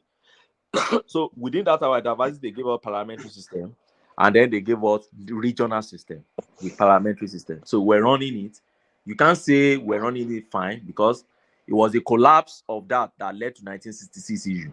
Okay, so but in 1963 we had our Republican Constitution, which we believe at that point we should be, electing our people to governance 2.5 years within which we should be electing them and go. So now within that Constitution, don't forget that the Constitution is a document that contains a lot of things. There will be political structure, there will be geographical structure, there will be economic structure, fiscal policy, judiciary, tiers of government, organs of government. How do you arrange local government area? How do you do local governance? A lot of things are contained in the Constitution. It's not something that you just destroy and then you're having a new one. You can call for anarchy if you are not careful. It could lead to a war that will scatter the entire space. So it's not something you can toy with. It's something you have to be very careful with. So now in 1979, now winding down now to 1979. So look, something happened after that 1966. Now they suspended that 63 Constitution, and then for the next 20-something years that we have around that time, no constitution at all was really guiding us in the real sense. That 1960 Constitution we're still using it, but the military were just doing that. Now, within that time, the military had battered our political structure. They had battered our demography. And what do I mean by that? They started creating states, right? Without considering what your constitution talk about. So they've used that state, the creation of state, to dismantle a lot of things within the space that you can't reverse. Now, winding down to 1999, that's what we are using now. What 79 and 99 simply did was to try to manage what the military had actually dismantled that really don't favor us, that we can reverse again. For instance, we say they should collapse, they should cancel Ekiti State, cancel Ondo State, then collapse them back to Southwest. There will be war now.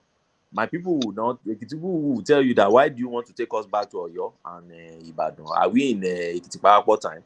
Why do you always go against the military? That you enjoyed? You went to secondary school under me myself, or primary school, or whatever. You had freedom of movement. Freedom of movement. You have education, you have protection, you have boarding schools all over. You know what I'm saying? So you have to be telling the government why you are not allowing your child to be in the boarding school. Now. Yeah, but what are you telling me? The industries were functioning. You hold on. You can refine your oil. What the hell are you guys talking about? You talking about talking down on the military? That's exactly what we need anytime, any day. Wait now. Let me land now. You have never allowed me to. I will let you land before you land. Before you land in Germany, hold on. Germany, France, England were developed by military. I've not demonized military. I simply told you their weaknesses, and it's the facts. You can't run away from it. For instance, how do you explain the numbers of local government you have in Kano and compare to the numbers of local government you have in Lagos State? Is it reasonable to you? No. That one is coming from this sessional domination. That we already know, and that is coming out of the 1999 Constitution. No, it came from Abacha. It was Abacha who created those local governments. Yeah, but it's from the particular session. I don't want to make a name of making measure of. No, when you say session, you see that's the issue. I don't see it so, because there were Diya and so many people within the Supreme Military Council as at then, okay, who were running the government also with Abacha, but Abacha decided to favor his own state. That's the point. Not even the entire North. He favored his own state. It's still the same thing. It's still the same situation today. Tinubu is still under those that powers that be. Wait. So where I'm going is this: when we got to 99, Tony, please start up giving land back. Okay. So when we got to 99, we couldn't reverse those things. Ordinarily, those were the things ordinarily we should have reversed and then go back to our 1963. But time and space are gone so far that you can't go back and say, okay, let's normalize Kano. Let's have 17 local government in Kano, but have 20-something in Lagos. It's not possible. You're not going to reverse what is in Enugu and reverse what is in Ondo State. You're not going to reverse Ekiti, that ordinarily shouldn't probably have been created, and Bayelsa, that has 8 local governments below what the Constitution said they should have. But we have to patch them all together. So in 99, we have to patch all these things together and put everything together to allow our democracy to kickstart. So if you ask me now, what should we be running? I call it true federalism. I know the word true federalism sounds esoteric. Now it sounds so ambiguous. that people may be asking, so what do you really mean by this true federalism? This is my understanding of true federalism. Chief Nahuru's a brainchild. Yes, right on. First, True federalism. we return governance to the local. We return governance to the local level. Even if it is that our local government, we should return governance to low government. We should ensure that our low government is autonomous. And we should ensure that the powers that are reserved for local government in the constitution should allow you to go back to the local government. What are these powers, if I may expatiate a little on some? For instance, somebody was mentioning policing system for that time. My dad used to say that they used to have local police that are native police in the colonial times, that they were not attached to any regional government. They were attached directly to the native authorities. They were the one in charge of that's the boundary ilu, and onshore forest. You say? There is also, based on what you were saying, but I've really had Zangbeta all Egun communities. Yes. So for me, we should return power to local government. See that local government that we are not taking too serious. Many of our governors now, they rendered local government so useless. That's why we show you now. That's how we show you now that military government is better now, because all the military government, the government, all the local government functioning. We're functioning. If you go to all this fellow, the local government, allow me to finish now, Tony. Allow me to finish. This no be military versus civilian. Let him just finish. Oh, so my point is that we should take government governance back to local government and ensure that everybody maintain his own lane, and ensure that as you are maintaining your lane, then you are performing your own function. At the federal level, we should reduce power to the barest minimum. That's what I think personally. When we reduce power to the barest minimum, first and foremost, nobody is craving for you want to come to Abuja. Abuja, as far as I'm concerned, is like a beast that is affecting Nigeria seriously. And that's why I believe every senator and every rep, you must sit in your constituency. It should be a must. It should be a prerequisite for you. Sit in your constituency, have office in your constituency. There must be regular surgery, or what do you call it now? Town hall meeting that should be done on a regular basis with your constituency. If there is a very thorny issue that is going on, they should be able to assess you and say, this is what I want you to vote for when you go to that place. And then when you see them gathering and sit, it should be once in a while. Do we have that example? Can I ask a question? No, let me quickly learn now. Do we have an example? Yes, we have an example. Look at governors. Why do governors sit in their states? Why don't they sit in Abuja? And then why do they go to Abuja every Thursday? I hope you know I think Wednesday or Thursday, they go to Abuja, all your governors. Wow. So the question is, why do they go? They go to have a meeting. Where do they return to? Then they return back to the state who voted them. So that if you want to see your governor, you can see your governor. We know, yes, it's hard to even see a governor. But if it's House of Rep, they should be in their state. If it's Senate, they should be in their state. So when there is insecurity, let it meet them also in their home. Let me give another example. Look at those traditional rulers that were killed in Ekiti. If not because tradition mandate traditional rulers to stay in their palace and stay within their domain, many traditional rulers in Nigeria now must have been sitting in Abuja also and be hobnobbing with politicians. But because their tradition says stay in your place, they are feeling the insecurity now. Traditional rulers are really feeling the insecurity. If you see them now talking, they are feeling it. That's the same way I think our politicians also should be feeling the insecurity at their own local level, so that will ginger them up. I think you said this before. I think most of us will have this thing. But let me ask you this question. Okay. Yeah, my question to you is this: do you think the average Nigerian politician, or the so-called elites, do you think they have a good grasp of what governance is all about? Why am I saying this? Is that look at we talk about different constitutions that were made, the federal system that was enacted in 1979, and how we run a unitary system in a federal system. Because you cannot run a federal, because the whole idea of a federal is the devolving of power to the local. Yeah. That's what federal is all about. And most local in the federal system, the local is more powerful. So that is where the people get the benefits of the system, which is the democratic system that they practice. But in the Nigerian context, we have a facade of, in theory, a name of federal system, but with the garment of a unitary system whereby everything is centered around the federal government. So, with this, does that tell you that our and we're talking about constitutional amendment? I mean, like, how many years are we going to be amending this crap of a constitution? And then you're telling me that these people don't understand what governance is all about, because you cannot run a unitary system. And you're saying you are running the federal system. So how long are we going to continue like this? So that's why I said, do you think these leaders, these so-called, maybe they know, maybe they're just trying to, because they are, I don't know. Just tell me, what's your take on that? Let me just leave it at that.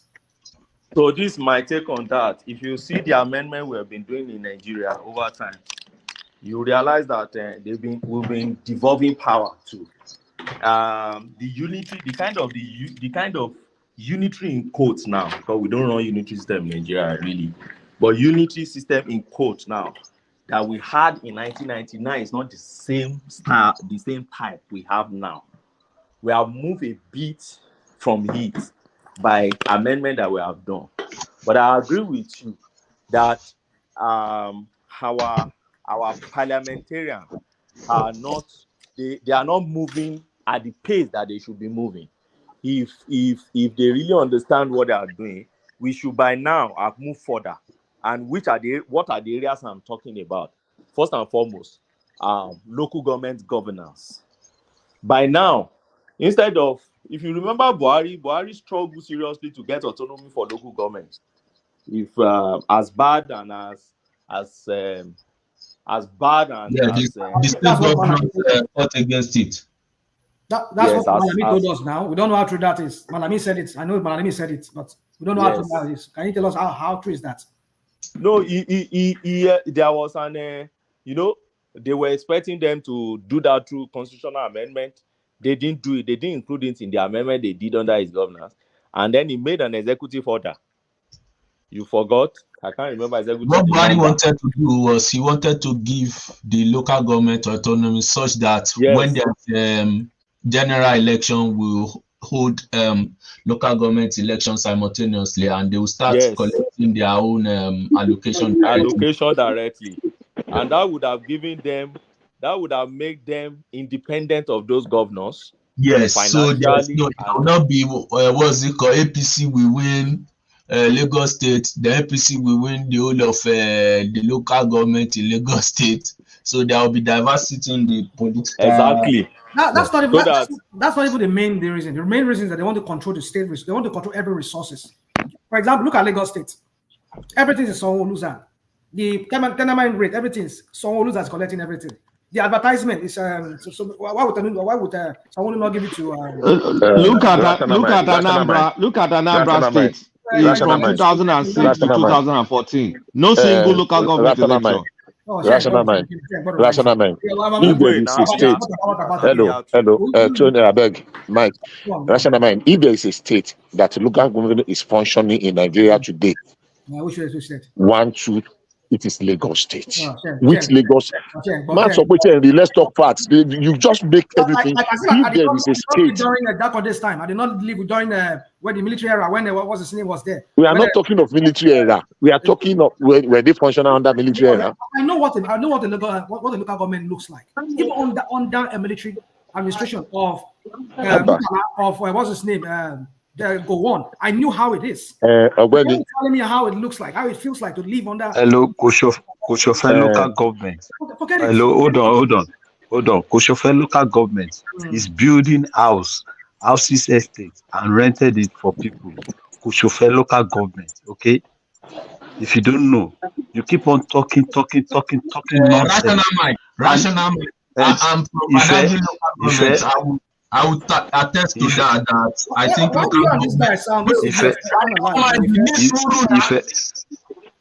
it called? In Lagos State, the local government, I believe, is the most functional in the whole of the country. No, for God, Ife, I don't believe that.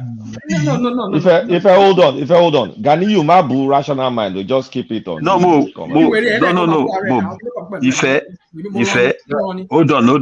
Hold on, please. Me, boo, Mukonsoni, Ketu, Koshofe local government is building house. Not everybody that speaks Yoruba is a Yoruba man, okay? That's it. This guy, you see. Okay, just say whatever I want to say. When you're done, let me continue. Rational mind. Can I continue? So look at it, You see our governors, they are a problem. And that's why sometimes when people say unitary government, I said, where do you even see this unitary? Your governors are gallivanting around. If we are really running unitary, Tinubu should be arresting governors now. Why do we have Section 308 that talks about immunity? So when people talk about me as that, we don't have any unitary government anywhere. In the military era, when we had unitary government, no military administrator can do any outing. The head of state will sack him and recall him. Go to Ghana. Ogbeni, here you go again with this unitary something, not unitary. You see, it's not unitary now. I understand it's not unitary. We're not practicing unitary, but the structure on ground, the structure that we inherited from the military, is a unitary system. No, we agree on that. Do you agree on that? No, I don't agree on that. Oh, it's not unitary. Rational mind. It's not. Let me quickly explain now, so that we don't start on a 40 grand. Oh, you want let me just land my point. Let me land my point. Okay. We have supreme military council in place of a national assembly. These are some group of men. No. No, wrong now. You said what? Not national assembly. Call replace supreme military council now. It's like you don't understand what I'm trying to say. I don't know. Let me land. That's why you need to let me land. Okay. During the military era, we have supreme military council. Yes. This group of men who just sit down and just formulate whatever decree, pass it and whatever. Yes. And we have their stooges in the place of military governors in states that serve as their high balls in different states. Hold on. Now, after we left we left the military era, they brought about what they call the federal system. Yes. Now, both the 1979 Constitution, it was the same process like we had in 1989, from military to civilian. So there were relics of the administrative system of the military that each of these new civilian dispensation that came after them, they inherited. Nothing was done about it. Now they inherited a system whereby the president has absolute power.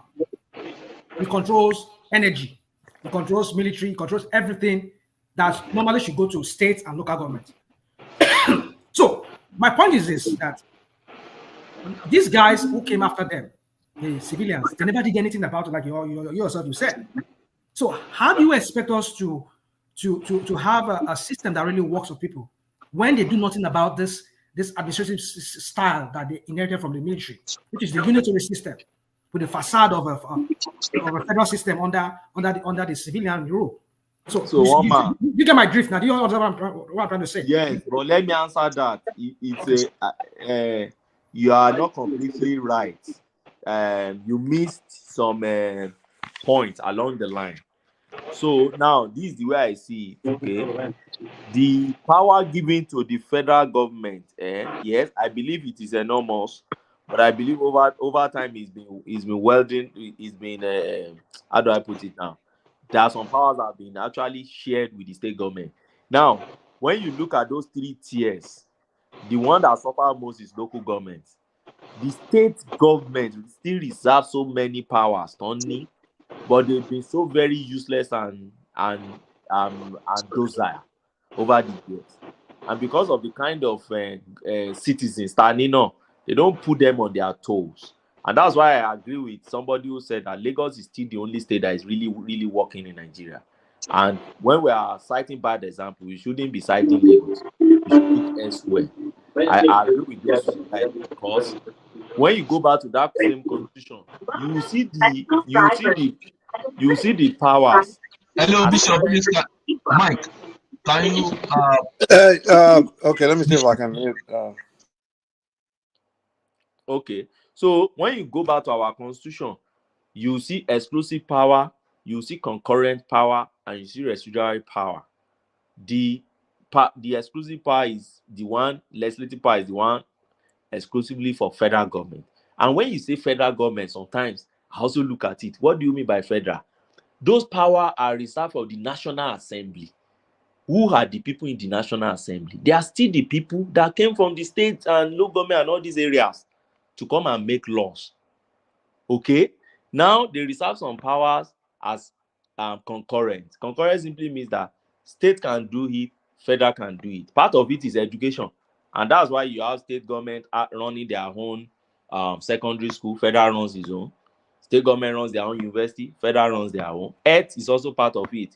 You can have your own hospital as a state government. You can decide to have a cancer center and have a tertiary health, whatever you want to do with your money. Federal also can do their own. But over-reliance on the federal is one of our first problems. And as citizens, we don't even focus on our state government. We don't look at what they are doing. Benny, is that not why we have to write a new constitution that will define the way we have to govern that country, particularly in the areas of resource control and other things that can really make that country work? And that over reliance on federal government, we have to take it away. We will have to stop it. And the state will have to function efficiently and develop at their own pace. Development is in the hand of the governors. Sorry, yeah, it's not the constitution that will tell citizens to make their state government responsible. It's not the constitution. Hold on now. Already. Hold on. Okay. The constitution. It's not true. It's the constitution that does that. It's the constitution. The constitution. What do you mean by that gave room? Hold on. The constitution that gave room for that monthly subvention or monthly allocation. What do you mean by monthly allocation? It's talking about the revenue sharing formula between federal and state. Yes, thank you. That is the constitution.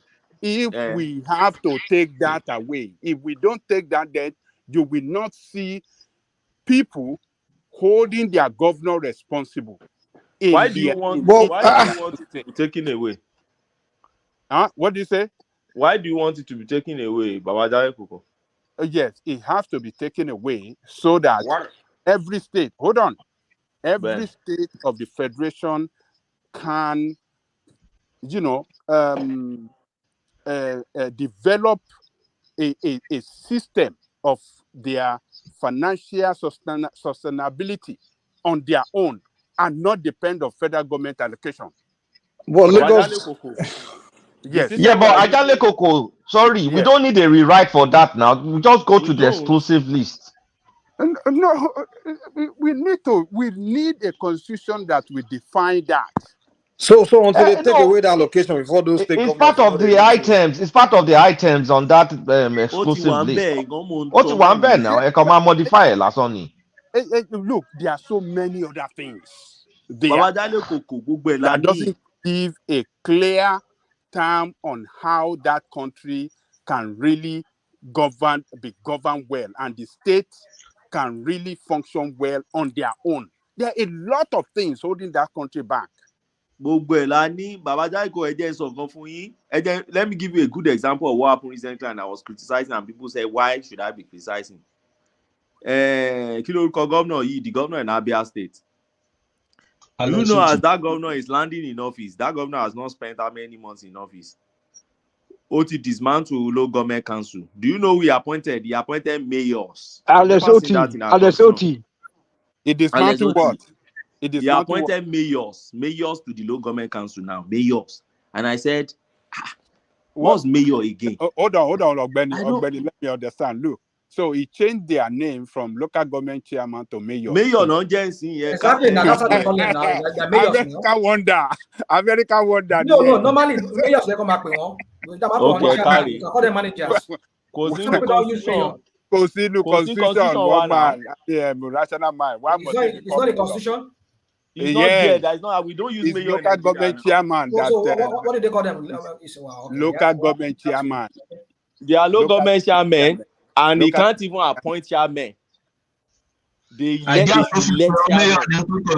election. No. You will not fault him on that. Don't fault him on that because we see Tinubu and all of them. National man, why are you yanking? National man, you are talking about go amend the constitution. Abia State in rational mind. Let me act like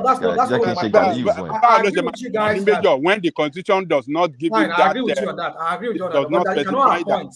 No, every state governors they appoint their own chairman until when they now ready to do election. They can appoint caretaker, or maybe they call them caretaker, or whatever they call them.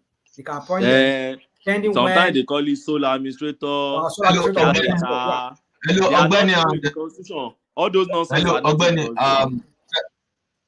Ogbeni, thank you for what's it called. At least I understand what's it called, the way you see Nigeria. I think at the end of the day, what everybody wants is a form of government that will trickle down to the common man on the street, which unfortunately is not effective as we have it at the moment. But based on what you said, the Sharia note has already created a problem. And the problem they've created is because I heard if what's the calculator said, if the economy is good, if the common man is good, then there's no problem. But in the Sharia note, you find that there will be some economic things you want to do now. You will not be able to do it there. There, in fact, I think as last month, they were saying that there are some Sharia note, they are not even allocating lands for building of churches again. So my brother, thank you very much, sir. The key word is the Sharia note. Thank you. So it creates as much as from the south you want to create a system that encompasses everybody. There is already a barrier to that. So what is that barrier, please? What's that? And that barrier is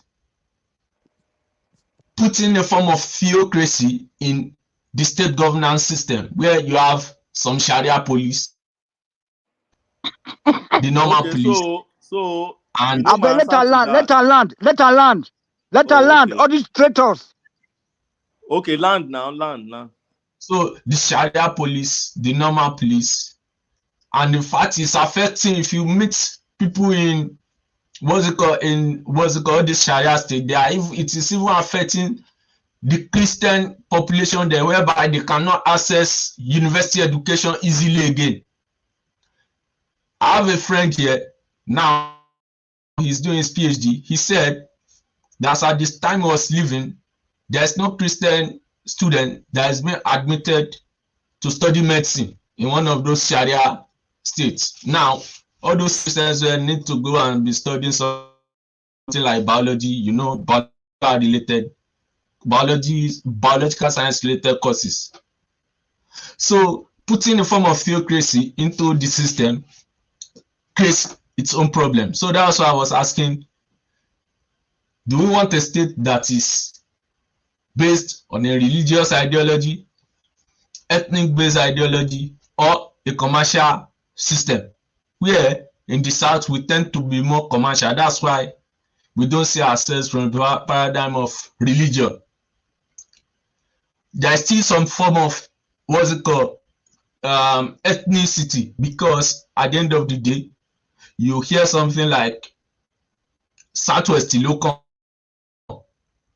South t-shirt here, Southeast t-shirt here. It's the time for the Igbos, this is the time for the Yorubas. So for me personally, when this type of situation arises, I think the best thing is, the way I see it is this type of system you've described should be now clustered into a regional system, such that if the South Side likes, even though we want to say, okay, we are in one Nigeria, we are not in one Nigeria, if the South Side like, they should conduct local government chairman election. As long as it does not affect me in the Southwest, no problem.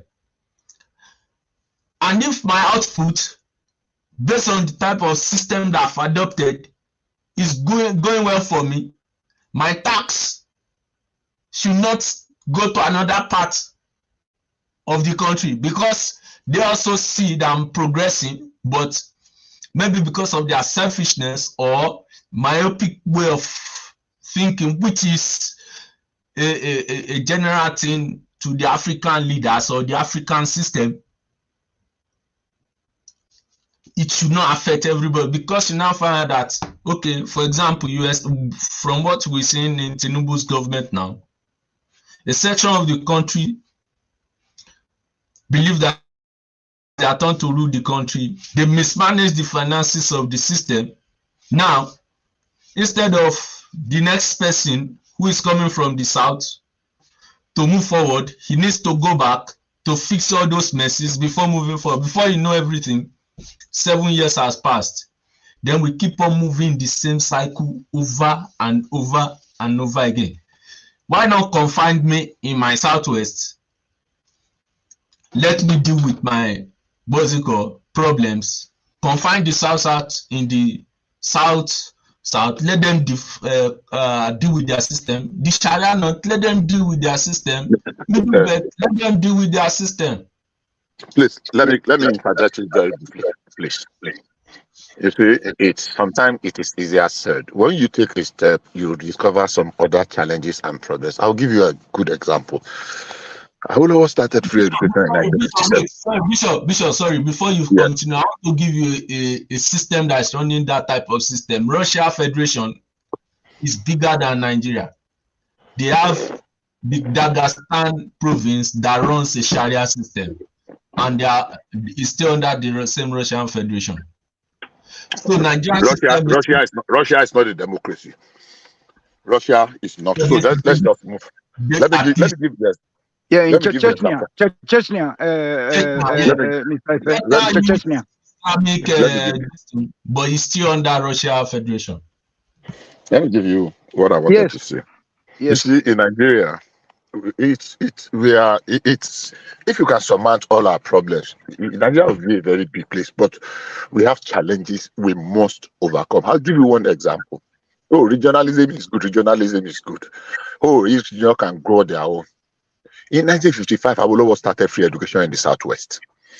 In 1957, the Southeast kicked in. They started their own free education. In less than 3 months and 1 week or thereabout, that free education collapsed. Almost everybody that aspire and love education sent their children away from the Southeast to the Southwest. These are documented facts. And our school enrollment in the Southwest in that following year that the free education collapsed in the Southeast, more than quadrupled. The facts are there. Now, can you turn them back? They are Nigerians. You don't have any right to turn them back. Yeah, but so if one state, let me finish. Let me finish. I've heard something Lagos State did. Lagos State had the school fees for indigenous. But it's still going to be very, very just. But let me finish. I don't know whether they are. Oga Bishop, let him land now. No. I want to make a correction. Understand the point completely before we start cutting off. Okay, go ahead. I'm trying to get where Bishop is going. Go ahead. So the idea of each one help one. We are not saying we must tie down one region for the other. But when if we are not careful, that we have an extremely very prosperous one section and the other, because we are still in the same federation, even though practicing regionalism, people will find their way to the ones that are prospering. And the weight we transfer in development. And at the end of the day, it's almost going to be the same thing. Because where you have a section that is doing very well, and has the power, the ability to lend a helping hand to other people, so that we can go not necessarily at the same pace, but nobody is left behind. Well, Bishop, you find a way of bringing everything. You have to bring something that is just to show that this is I'll continue. Rational mind. Show what do you mean? Everybody's sharing their idea. Do you listen to yourself when you make your own idea sometimes? I try to bring, what am I bringing in? What did I bring in? What exactly did I bring in? I'm sharing my view, my perception. You are asking some question that I could have regarded as being dumb. I never said so. I allow you to have your say. Bishop, why don't you let me have my say? Bishop can continue, sir. Continue. No, you don't sound condescending when other people are making their point. Bishop, man, alone, continue. So, as far as I'm concerned, federalism is beautiful if all of us, but every step in development come with its unique challenges. The problem, you are not seeing it now. And the really reason why you are not seeing it now, because you have not started implementing that solution you think is going to be like, everything immediately you put that solution in place, that system. When we were doing regional, what do you call it, parliamentary something, people thought that the presidential system will cure all the problem. We do this, we do that, and they brought it, and we are seeing the problem. No matter the system you bring, in as much it is being run and managed and midwifed by human beings, that selfish needs and the rest comes in. Problems will come. We don't run away from them. We confront them and tackle them and solve them. Otherwise, trying another one will still bring another kind of problem. Trying another one will still bring another problem. That's what we have experienced over the years. I'm not running away from it. Okay, I understand you. You mean that the operators of the system is the problem, Oga Bishop, the operators. Let me answer that. No. I want to interject earlier on that the people of Southeast did not come to the Western side to go to to get their free education. It was the people that speak their language, because in the Western region we have also Igbos in all this Asaba. It's not even true. Hold on, Tony. It's not even true that it collapsed. I don't know where Bishop is getting those facts from. Yes, indeed, people moved southwest, and like you said, Tony, we in the time past, in the 60s and early 70s, after the Civil War, Yoruba people have a way of roping people, even people from Calabar, they will look at them as Yoruba, as Igbo. Even people from Ikwere or from, they look at them as Igbo. During the time we're talking about in question, the Western region was doing well when it comes to education. When Awolowo declared free education for the Western region, of course, people from the Southeast, people from other part of the Southeast, the Waibom, BBO area, even from the creeks, they all came down. But that did not collapse. That free education collapsed. It's not true. It never collapsed. That's not my. In the Southeast, hold on. You have just misrepresented facts. Let me correct you. You have just misrepresented facts. You have just misrepresented facts. Hold on now. Hold on. Let me correct the fallacy. You have put out a fallacy as a fact here. Hold on. I am not going to hold on. Let me talk, please. Let me talk. Thank you. So that it collapsed. There is no historical record to that. He said collapse in the Southeast. What? That's what he said. He said that it collapsed southwest. No. He said Southeast. I know he said Southeast. Southeast. He said no. This is what he said. He said Southwest started free education. Southeast too started free education, but theirs collapsed in 3 months. That's what he said. That was where I came in to say that. Hold on, National Mind, please. Mr. Kulata. Hold on, Mr. Kulata.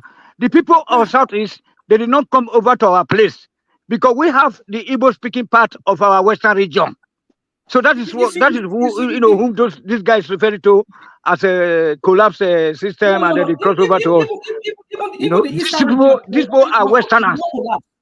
Were they cash strapped? Can I land? Were they cash strapped? Yeah, they were cash strapped. They had problem with finances, but balancing their budget. But that their economic, their educational system collapsed. It's not true. Nobody said educational system collapse. I said free education collapse. Collapse. That's what he said. Okay, listen, or borrow free somebody's education in South. Let me repeat myself. He said the free education in the East collapsed. He didn't say their education collapsed. The free education that was introduced, model after that of Awolowo. Is that what he meant? Okay. All right. Yeah, that's what he said. All right. He didn't say their education. He said, but they could not continue it. They couldn't manage it. You understand? In 3 months, that's what he said. They said they returned to the way they used to do it before they introduced their free education. So Bishop, mini question, does it now mean that, let's say they continue, they will not have devised means to improve and make it function again? I've not answered your former question. Yes, Ogbeni. Yeah. Ogbeni, okay. Okay, see my take. You see, one of the narratives I like correcting, and I like correcting with facts, is this narrative of, when you have Northerner there, they come and destroy, then Southerner will come and build. I just laugh. Where are our facts? I always ask. From 1999 to date, we have more Southerners in government than Northerners. That's the fact. Obasanjo spent 8 years. Yar'Adua spent less than 2 years. We put Jonathan there, who spent 6 years. Buhari, the only Northerner, who spent 8 years. Now we have Tinubu. That's not the only time the Northerner has been there now. We have more Southerners than Northerners. From 1999 to date, we have more Southerners than Northerners. But we're talking about from the time Nigeria has ever been. He made it clear. He said from 1999 to today. That's the context he's speaking of. So that's the point I'm trying to make. They said Southerner, they said Northerner. Ife is here now. Ife that made the comment is here. Rational mind, that is selective listening. Now, what for you? No. Ife, you are here. It takes only 1 year. It takes only 1 year of a Northerner to destroy 30 years. That's the narrative I'm trying to speak to. What I'm trying to say is, what I'm trying to say, from the governance of Nigeria, that's what I'm saying. The Southerners tend to be more, what's it called? Resourceful than the Northerners. That's what I'm trying to say. Resourceful. That I don't agree with that indices again. You see, and that's why I said let us always put facts into context into our issue. I remember on this platform we have analyzed Murtala Mohammed Obasanjo era here before, and relatively, or to a larger extent, we agree that Murtala government would have been a very good government, but because he was pro-Russia and pro-Soviet Union, he had an EU. But they had very good programs, and to date, we believe it was that Murtala Obasanjo government that established so many foundations, major foundations of what we are still standing to get in date. They made radical reforms and some foundational things in Nigeria, civil service reform, local government reforms, a lot of reforms. Teacher training college. You said? Teacher training colleges. Yes, training colleges, police. They were the one who created restructure our police. They did a lot, and that is a Northerner. It destroyed our police, though. They destroyed our military too. They fired too many people. Well, anyway, in academics, people must come and also, that's your take too. But generally, when you look at it, they made a very major reforms. It was that same government that nationalized most of British properties in Nigeria. British Petroleum become African Petroleum, indigenization policy, feed the nation. A lot of landmark reforms came under their administration. And when you look at it, put together, that is a Northerner escalated in the Southerner. Now, let's look from 1999. From 1999, for instance, you have OBJ. Yeah, OBJ did his own. Goodluck Jonathan was there. A failure just like Buhari, because I don't know whoever wants to be exonerating Jonathan will still come and do it. But Jonathan was a southern man like us, like me and you. Jonathan, as far as I'm concerned, was just a failure in that government, just like Buhari. So what did he do that Buhari didn't do? So, but we have this general narrative of, Northern, as if they are dumb. There are people that don't think at all. They just come and plunder and get all the money in a way. Then after a Saddam will now come there and do the magic wand and rebuild it. But Mike, let me interject now, please, sir, just for 1 minute. But Ogbeni, we have history to that now. Yeah. Okay, give me the history, sir. Please, Ajani Koko, Oga Ajani Koko. Please. Give me the let me history talk now. to this guy. Let me talk to this guy. Let me talk to Ogbeni. Tony, This if you want to interject, you just let the person land or interject. Please. Jojo, please, sir. Don't speak off topic now. Speak to the point. Don't say the same thing. Very quickly. So, Ogbeni, please, it will take 1 year of a Northern leader to destroy 30 years of progress by the Southerners. So let me tell you one thing. It's not true. No, hold on. If you don't see anything wrong with these people, that they will use your money to build about hold on. 3,000 kilometers of rail line to another country instead of using it, between Lagos through Ekiti, Ondo, Edo, Delta to Calabar and Onitsha. You said that you don't see anything wrong with these people. Do you know how much it? Hold on. Do you know how much it costs? Hold on. You get your point. Do you know how much it will cost? Do you know how much it will cost? Do you know? No, hold on, Mike. Do you know how much it will cost to construct a meter by meter of a rail line? Do you know how much it will cost? I know you are a lawyer. Go and check how much. Then 3,000 kilometers. So, Mr. Tony, I'll repeat again. Yes. It has nothing to do with tribe. Under your That is mismanagement. Mismanagement. Tony, let him respond now. He accused you own a action of one man. Come on, relax. Let him respond. Okay. The irony was Jonathan was the one that commissioned that rail line, but that's where I'm going now, Kulata. In fact, God bless you. That's where I'm going. See, I said it has nothing to do with tribe. That project you are talking about, Jonathan commenced that project. That is your southern brother. Apart from that, it's not my brother. It's not my brother. Jonathan is a Mr. Badlock.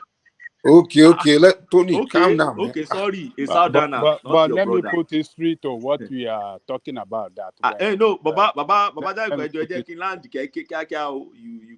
under that same our southern brother, because he said it's not his brother, it's my brother now. Under that, the same my southern brother. NNPC refused to remit $20 billion into the coffers of CBN or Nigerian Treasury. And the man who whistleblow it, a northerner, because you said that the one that like destroying things, he whistleblow it, and he caused the man his office, and he was disgraced out of office. That is under my southern brother. So my point is, it knows no tribe. If you relate with all these politicians, you understand, they don't know religion, they don't know tribe. It's just between me and you, we are talking about tribe. Forget all those tribes. It knows no tribe. It knows. Let's hear Ajani Koko now. Let's hear Ajani Koko, please. Okay, so people that are saying it, that when the northerner is in position of president or head of state, they will run the. And when southerner come, the southerner will, repair it. And when northerner come, just vice versa like that. We have history to that narrative. When Obasanjo handed over government in 1979, he handed over a country that was very buoyant economically, a country that was on the right track of, on the right track towards advanced, industrial and advanced country. What did we have in 4 years during Chagari's regime? A northern leadership regime. It run down the economy, the country. The history was that was As at the time that Buhari came in as military officer, the GDP of country of Nigeria was minus 15. All right? So that's number one. Number two, the same thing when Abubakar took over that government. Handed over to Obasanjo. Economy was at the lowest ebb. The country was on the brink of collapse. Obasanjo came in, revamped the economy, make it work for every Nigerian. Teachers were well paid, civil servants were well paid, teachers were building houses, they were buying cars. The middle class re-emerged. All right? So, and when he handed over to, what is the name of that man? That man that died? Mario Yadwa. Yeah. Within the short time that Umari run the country, if Umari had run the country for 4 or 8 years, it would have destroyed the economy of that country. Well, Johnny Toko, don't forget that it's Obasanjo that's handpicking the people, his successors, right? Oh, no, So, it doesn't whether I'm pick or the Nigerian. Look at let land now. Look at let land now. It go somewhere. Yeah. So when he handed over, when Yaradua governed the country, some basic things that Obasanjo left, like the issue of, what do you call it? Our refinery. Privatization. He has already sold this refinery to Dangote, to Odetola, and all these things to make it work in the best way that, just private hand. What did Yaradua do? He destroyed those agreements, and that was what landed us in so many economic crises that a lot of people did not even know, because if he didn't revoke that license to Dangote, Dangote would not have the one that he went to build in Lagos now. The one for Port Harcourt, they will have, re-engineered it in such a way that will have worked better. You understand what I'm saying? So, and the issue of electricity that we are still battling with will have been solved today as well. There are so many things that Yaradua man did. There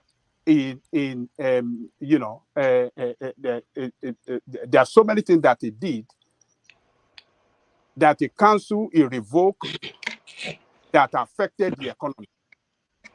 Though, like you said, that we agree with you that one of our brother, Jonathan, that one fumbled as well because he allowed corrupt people. They were looting and doing things face to face. But what did we have when Buhari came as another Northerner after that one? That one destroyed everything now. Did you look at all the cases of Northerners that have governed that country as civilian president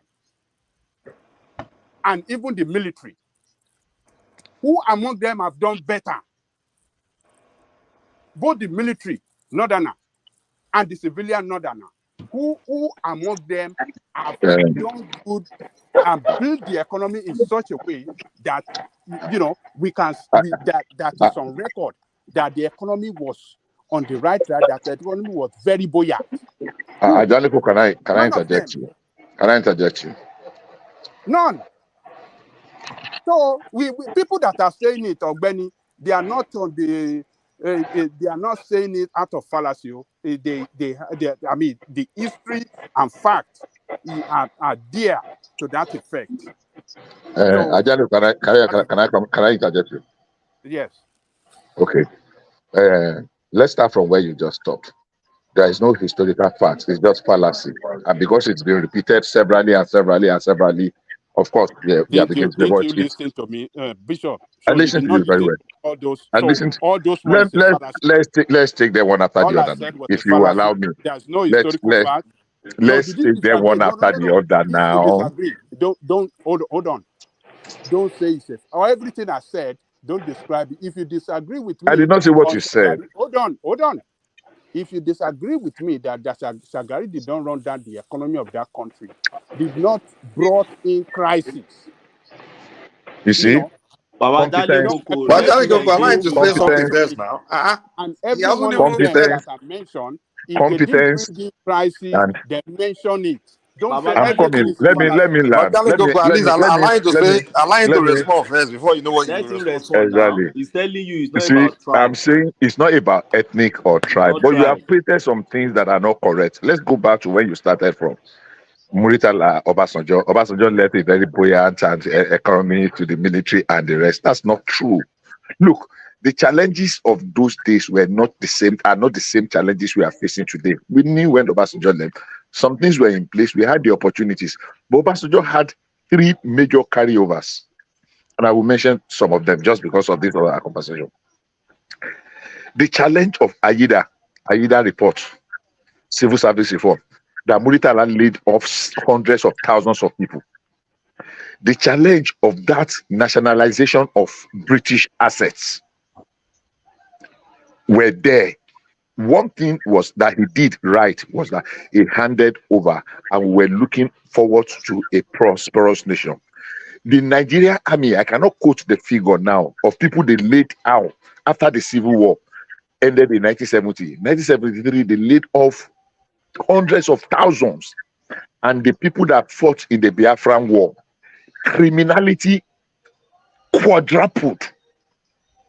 Violence, crimes, and the rest quadrupled in Nigeria. People that ran away with military rifles and they gone. The police tried to absorb some of the people that fought the Civil War into the police. So there were multiple problems. The problem is this: comparing to now, when we look back, we think it was then, but that time the number of complaints and crying. These civil servants that you are talking like this, that they were middle class, they were living glorious. If you know their songs, then the people that were laid off under Muritala and Obasanjo implementing the Aida.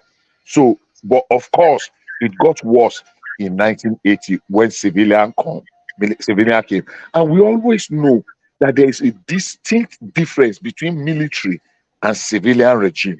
Because military does not need your approval. There is no National Assembly. It is do this or don't do it. The National Assembly is always the first victim. So the military can say they rule by fiat, by decree. Nobody question them. Nobody audits their book. Nobody does anything. So whatever they do, one year Shegbeni. So let's now move forward because I don't want to take too much time. We had our experiment with military civilian regime, which was mismanaged, and we did not allow to go. And when military came, we jumped into the street and we celebrated them.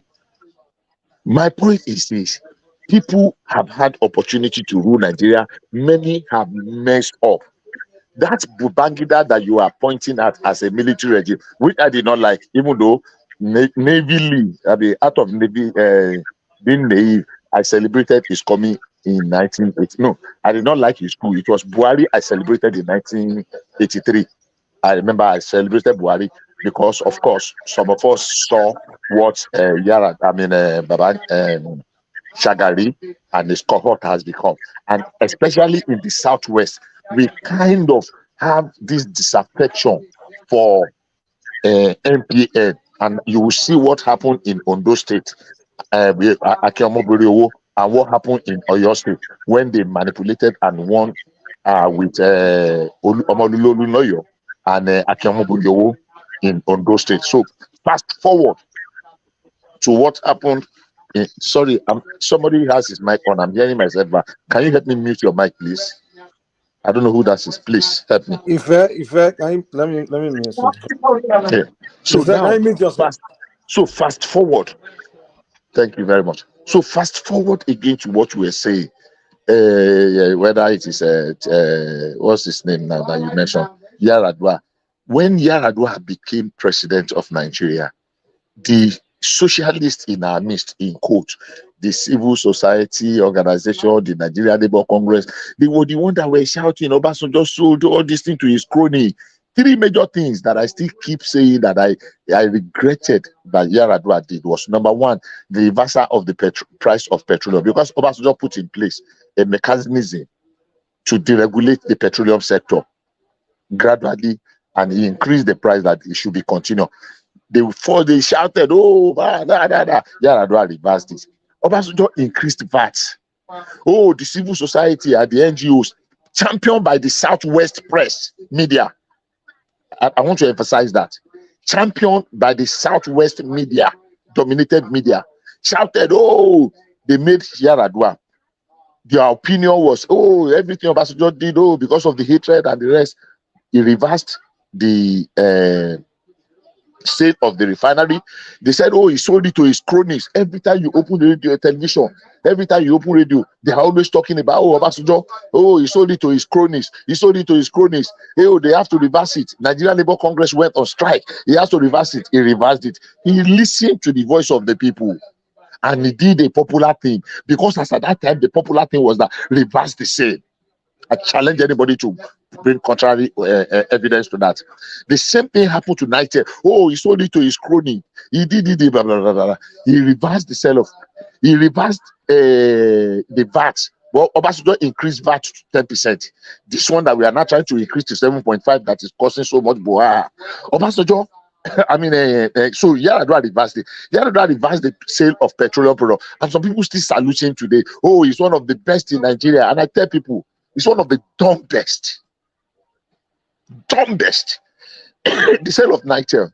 They reversed it. But Bishop, what we are doing eventually is you are still backing the fact that the Northerners have always. No. Hold on.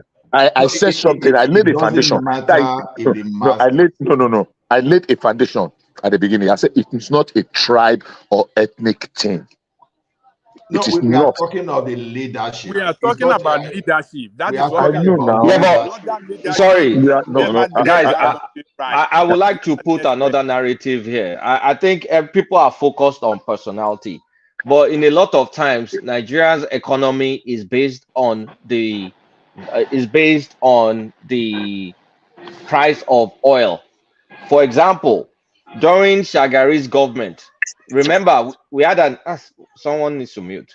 Remember, we had an energy crisis in the 70s. So in the early 80s, we had an oil glut problem where there was so much oil outside, but the demand for oil was low. And I'm reading Washington Post back in the early 80s, our revenue dropped by more than 50%. And then we had no reserves. So we have this issue of we'll get a buoyant economy when oil prices are high. When oil prices are low, it goes down.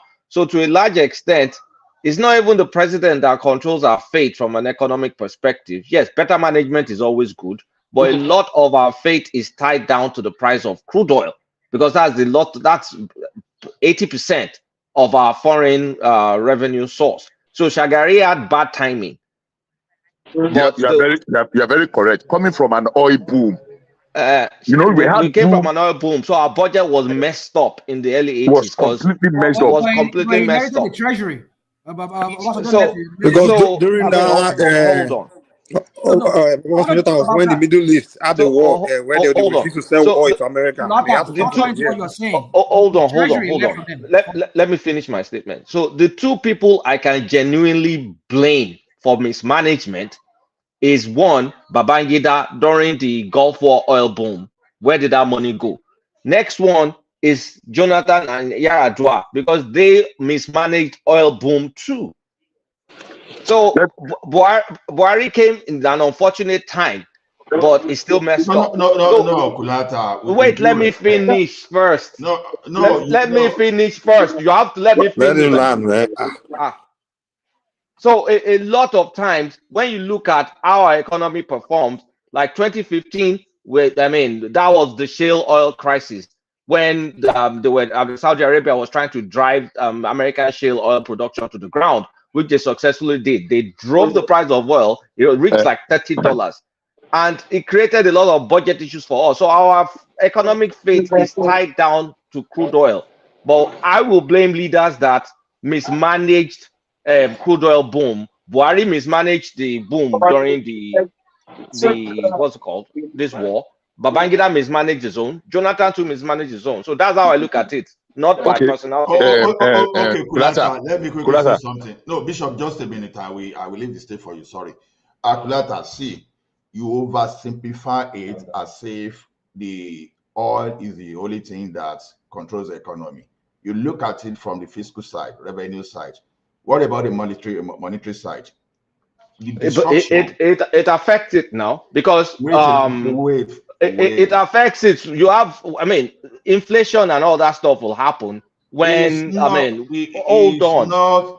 You want me to answer your question? You are talking like if I'm only taking one side from the other.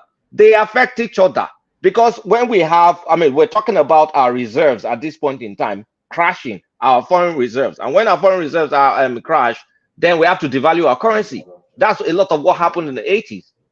And then we had massive inflation throughout in the 90s. It's a carryover because our fate is tied to one product, really. Okay, Kulata. When Obasanjo took over power, we had oil revenue issues.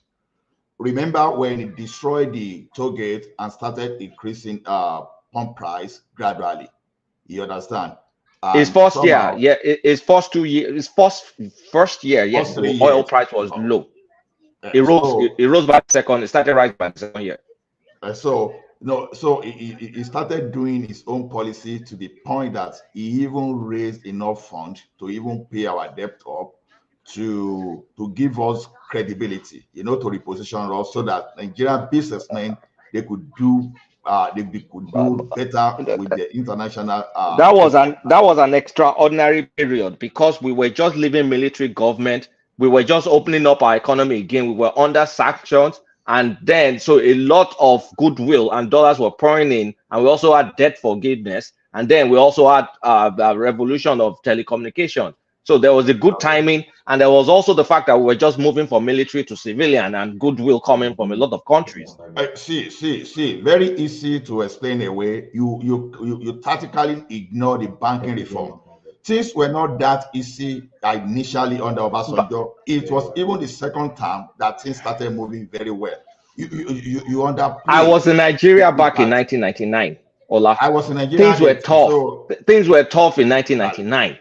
It wasn't still like 2021. Kulata, I'm surprised that you're narrating Buhari's civilian regime. I'm not exaggerating this regime. We had an oil boom during the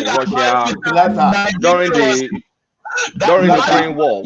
We had oil boom during Ukraine war. Do you know why you cannot exclude Buhari? Excuse Buhari because he did his economic. I'm not excusing Buhari. I'm not excusing him. Thank you. We had an oil boom during the Ukraine war. Now, what did we do? He mismanaged that Ukraine war crisis. Now, that was his opportunity. So Buhari simply destroyed our monetary system and not destroyed it twice. So twice, yes. Now, so his own is not excusable. Now that of Jonathan. Well, unfortunately, Jonathan, I used to be his admirer though because I was expecting shoeless person to understand what normal poor people were dealing with. But apart from stealing NNPC money, right? Apart from stealing NNPC money, then he didn't do much to destroy our monetary system.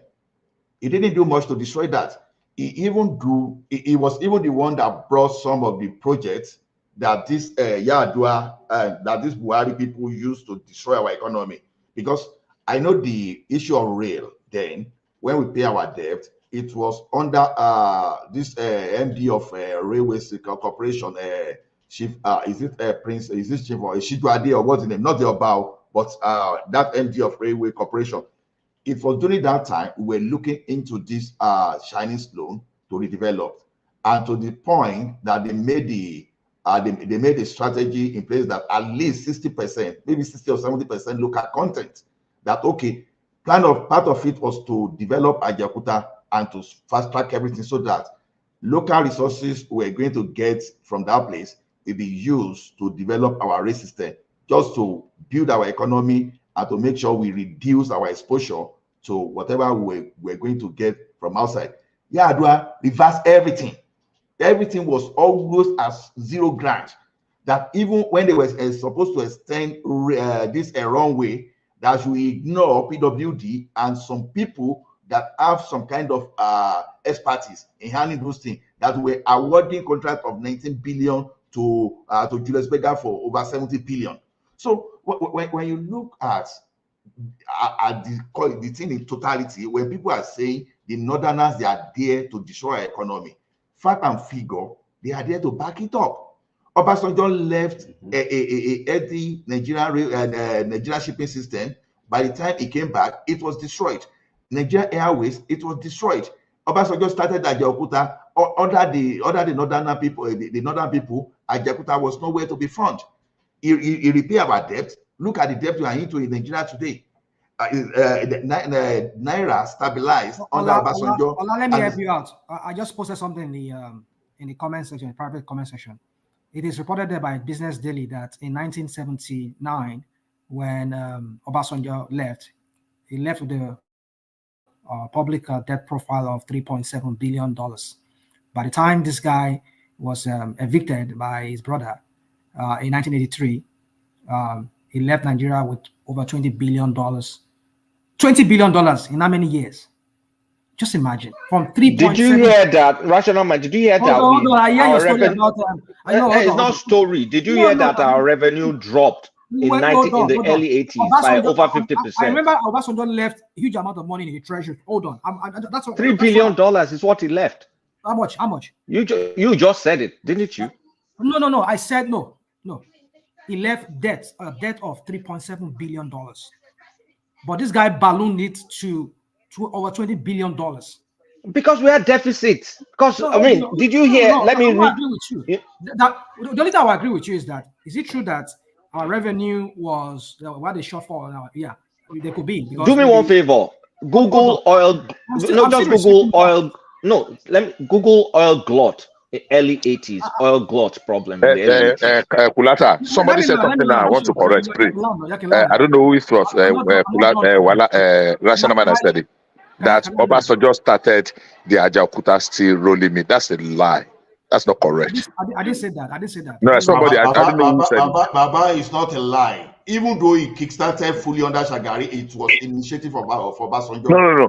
It was where. Now the question is this. No, hold on. I stand on it.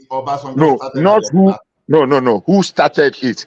I'm not saying who initiated. Maybe they were talking about it, but Shagari started the Ajaokuta steel, laid the foundation. It was proposal that was finalized and initiated by Obasanjo, and I stand by it. I know it was not initiated. No, maybe it was not finalized. Maybe it was initiated. We're talking about it, but Shagari started it. Shagari laid the foundation. I still saw the picture, the picture of the days of when they launched it. Bishop. See, Telecom today, I will not take it away from IBB. Even it was Obasanjo that passed NCC Act, but who deregulated telecommunication and broadcasting? Not Abacha. It was IBB. It was IBB. 1992. It was IBB. Abacha started. No. There was no GSM. There was no GSM technology under.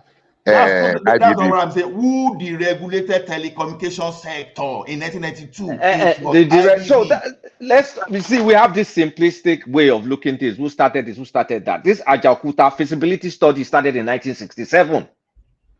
We should stop doing this nonsense stuff. That who did this? Who did that? Telecommunications, the technology itself started way in the 80s. And Abacha already had some GSM companies. Obasanjo continued and did the deregulation. So let's stop doing this kind of simplistic argument. I know. I said IBB deregulated. I know that. Ola, you always give all the credit to Obasanjo. Ola, both of us are old enough to remember that back in the 90s, there was a competition between CDMA technology, which is the American-based one, and the GSM 2.0. That was a competition. Then you had the likes of Motophone. We also had Turaya. So we had the likes of Motophone, Mobitel, and all those things competing. They were giving license. Was after 92 now, Kulata. I say IDB, the regulated telecommunication and broadcasting in Nigeria. Abacha did the same too, but it wasn't successful. Because there's a difference between the policy that initiated. Abacha gave people licenses. A lot of people bought the CDMA one. It was during Obasanjo's time that we saw that they did a bigger deregulation during Obasanjo, but during Abacha something else happened. What we're saying here, why didn't his brother? Why didn't his brother from the north? I mean, don't get me wrong. When I said, you guys stop saying this nonsense. It doesn't make any sense. I said that, but let me make myself so clear.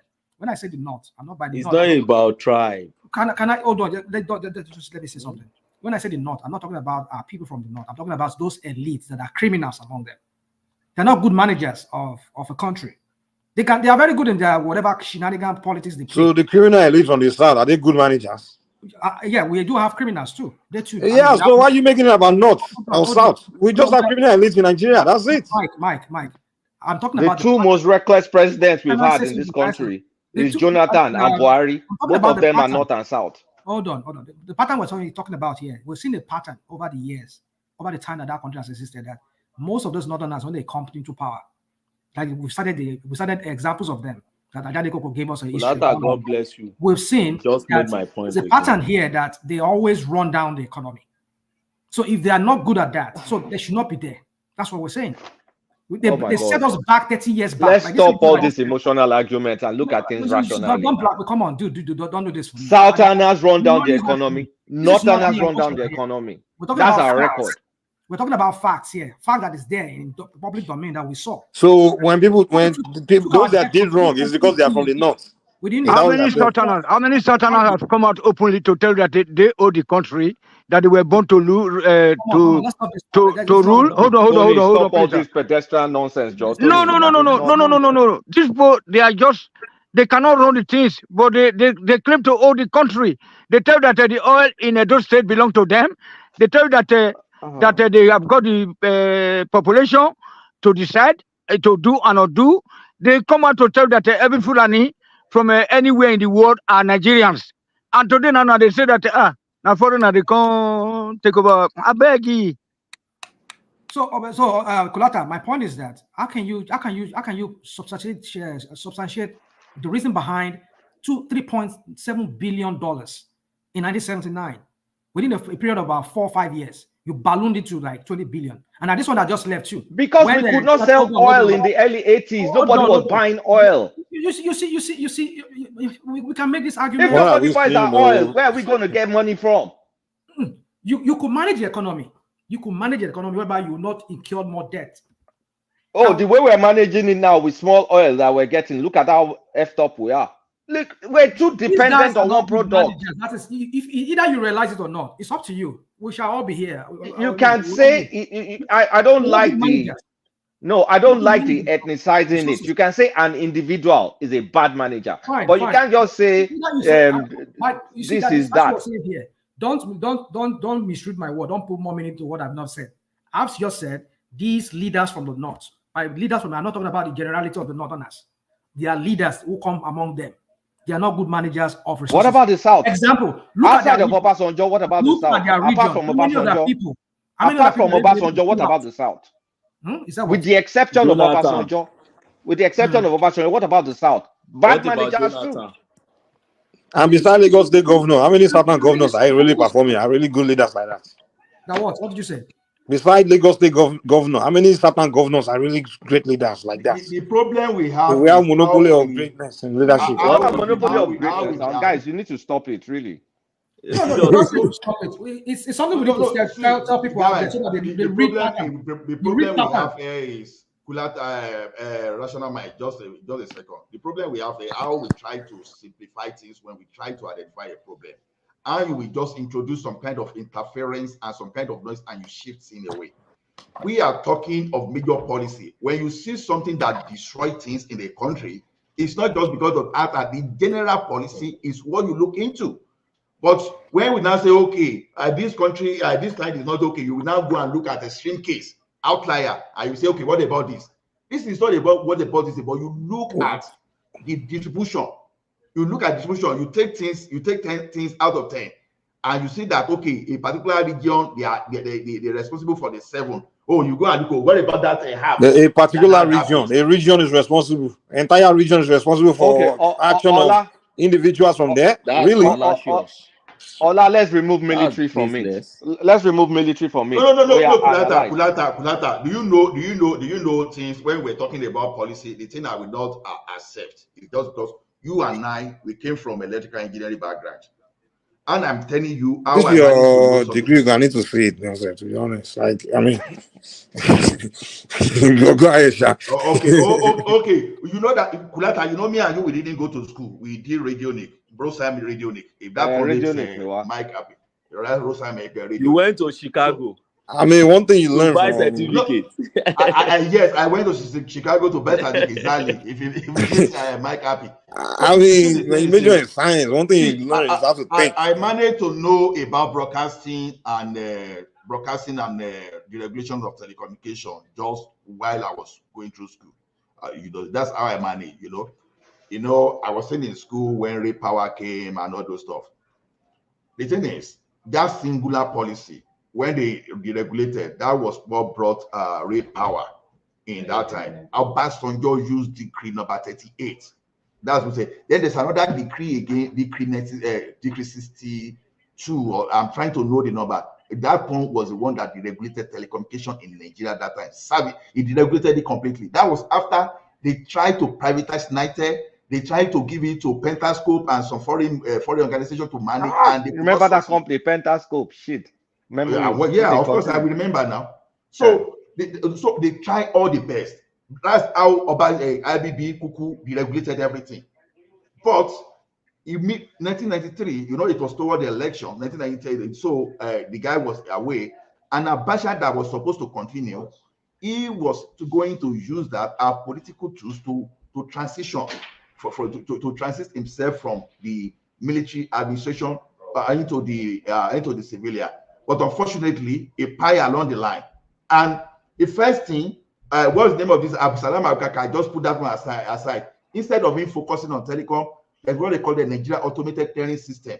That was the only thing that Absalam Abkaka quickly focused on, so that to learn lesson from what happened during Abacha when they were just carrying our money anyhow. So they put National Automated Clearing System in place, which Abubakar himself did not continue. When Obasanjo came, National Automated Clearing System, telecommunication, it just took everything to another level. That's exactly I'm saying that policy that were in a system before were the thing they used to drive, but they were unable to put a policy in place. The military was unable to put a policy in place. That is why we see our problem with NEPA today. If they deregulated NEPA the same way they deregulated telecom and broadcasting, people are not linking this broadcasting to all this Davido, all those things that we see today, because then everybody will just go to NTA. One DJ will say, Ola. So the regulation of broadcasting was 1992. Yeah.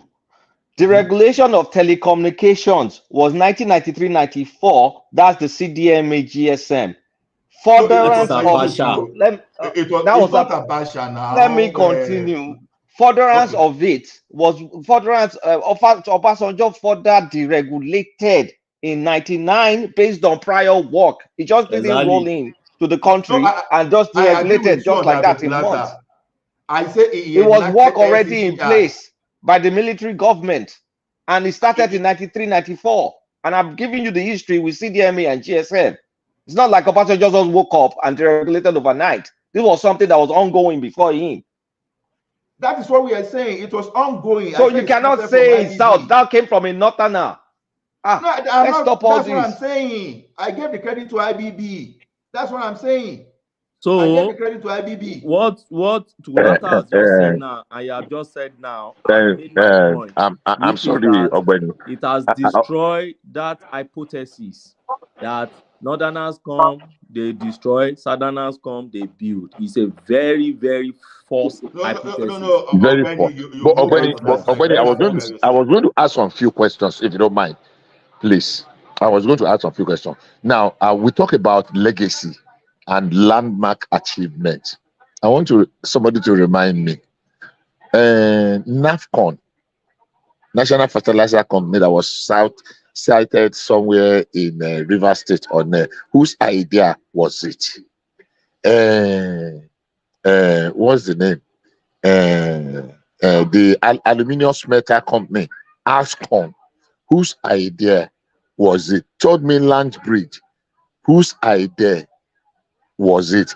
Element Petrochemical Refinery in somewhere, Element in on the way to One in River State, whose idea was it? Who are the people that actually built our refinery? Started from Port Harcourt Refinery to Warri Refinery to Kaduna Refinery. Who are the people that built them? Look, you didn't have ASCON too. I put ASCON. Okay. I put ASCON. ASCON in what's the name of the place? Akwa Ibom. Yeah, it was the second one I mentioned. Yeah. I want to go to the other of the major things. Oku Iboku, Iwokwe, and name it. Who are the people? I am not associating success to any tribe, as we have as much as possible idiots, and read my words, that are of Yoruba extraction as we have in Igbo land and Hausa. There is no tribe in sharing the amount of incompetent, senseless, visionless people we have. If you are good, you are good, irrespective. Maybe I'm blinded by passion, and that's where I want to see it. I want to see your competency before your passion. But that some people, because they are from the south, they build more than they know. I will never. Okay. Now let me come in small. You guys don't see anything wrong in the Northerners, but what about the quota system, the federal character, the educational disadvantaged stage, that are the main foundation laying for development? That's a different topic. Let me answer that before I go. 50, Hold on. You Bishop and the Kulata, you are partly Northerners, you have to score 50, and I will score 200. You will get a place before me. That's a different topic. It's not that's not even true. That's another okay, just try to be politically correct. Nice, okay. Do you know? No, hold on. Stop. Hold on. No. Before you cram it up, I know you have enough information, but let me just add something. Look, we put this thing out. Yeah, it is there, but we make it look like as if it is only the North that are beneficiaries of this thing. Yeah.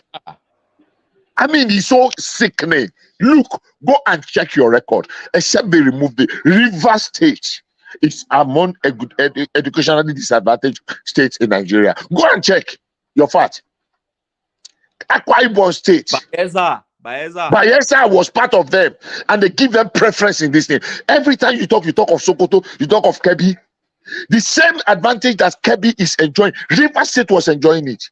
And I'll give you one story. I don't like bringing my family here. My daughter was going to get admission into University of Port Harcourt, not State University, years ago. She sat for JAMB and she passed. I had the privilege of knowing the Deputy Vice Chancellor, University of Port Harcourt. I won't mention anybody's name.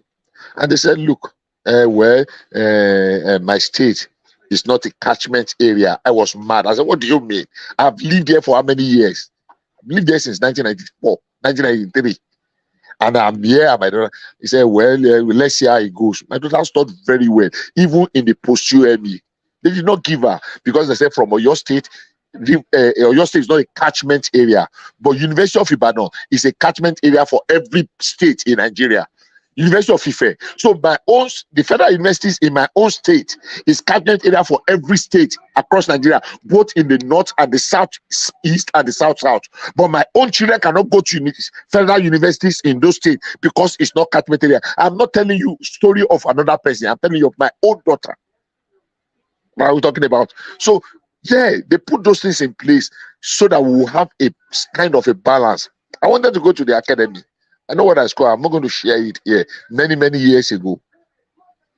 But at the end of the day, if we calm down and we listen why those things were in place, we will appreciate that people that actually brought up the thought of those things, they were visionaries.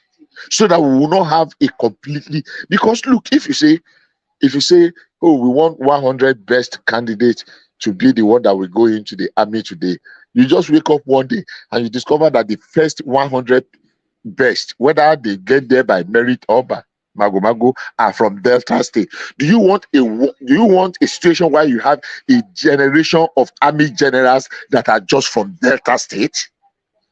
When I say army generals, I mean the armed forces generals, army, air force, navy, police, everybody just from one state or one region.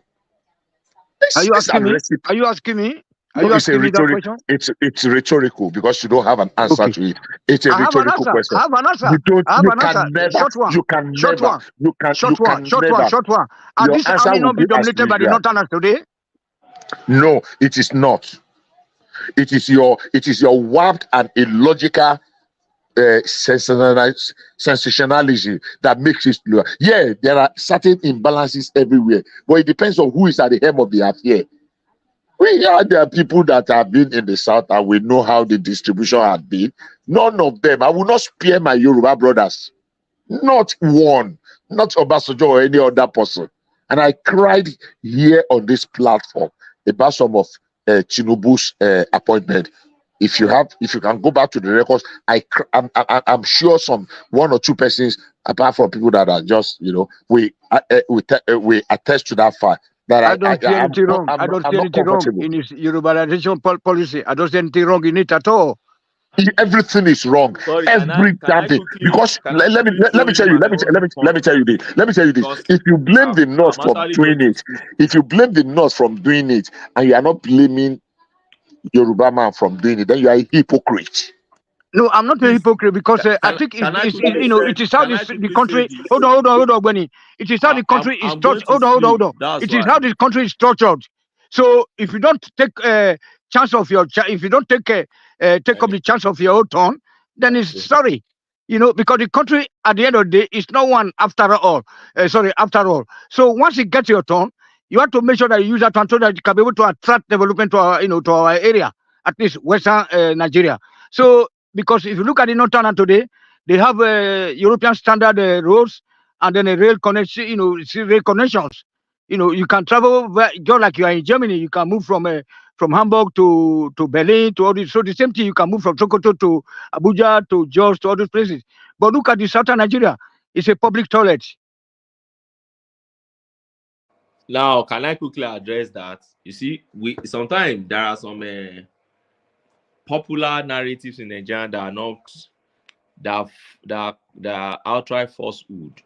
If you are critical in your mind and you pick facts and try to do little search, okay, it's enough even for you to neutralize so many of popular narrative we throw around in Nigeria. And that's why we always recommend this Raji Fashola's that new book, that Nigerian Public Discourse. He tried to address some of these issues that popular thing we just throw around. Oh, the roads in the southern part is not good. The roads in the northern part, that's not true. That's not true. Roads in Nigeria general are not good places where they are not good, and they are good in places where they are good. But I just want to address this. Quota system. There are reasons why they put all this quota system there. 1999 Constitution, we have to go and put it there because it affected us in the 1979 Constitution. And by the way, That 79 KB cabinet, I still keep telling people, go back to that cabinet and see the people. No, but the quota system was there before 1999 because it affected me. No, while applying to Obafemi Awolowo University. So sorry, federal character is what I want to put. Federal character. Okay. Now, and we complained about it. Oh, why this? And I said, look, there are many ways in which this thing manifests.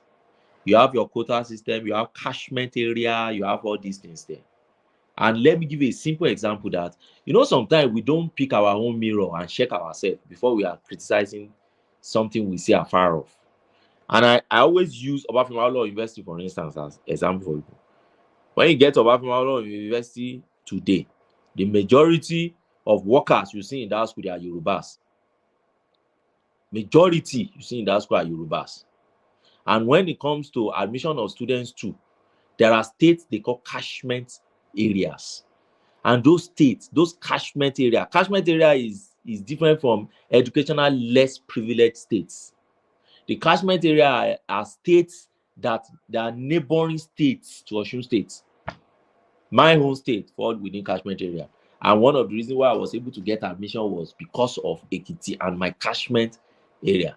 Now, somebody from Enugu may come and say, why catchment? When that guy from Ekiti had 200, they picked me. Me, I have 220, they didn't pick me. But when you now cross again, you go to UNN, majority of those you find there are Igbos. And majority of workers you find there are also Igbos. I'm not saying there are no other tribes there, but that's the majority and that's the fact. And the same goes with students. And why? Because you structure it in such a way that every region or every sub-region you see, you find federal universities there. And they have catchment area for their own university within their system. So don't complain about my own when I'm using my own catchment area. Why you should also use your own catchment area to your own university?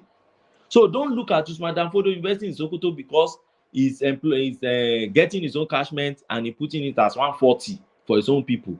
And your own people in your place said it's 250 they want to use for their catchment. Then up your game. Don't say you want to go and compete with somebody in Sokoto because of his own. Because of what? Because you are one Nigeria.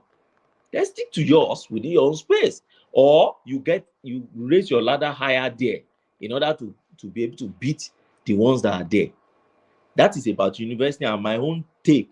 If you go to Ahmadu Bello University in Zaria too, you see it's the northerners you feel as majority in that school. Yes, there are many southerners there. Why? Because when they first established that school, they were seriously less education, less graded area. So they accommodated a lot of southerners, not even accommodated. Let's say the southerners assisted them to build the university. That's the way I saw it.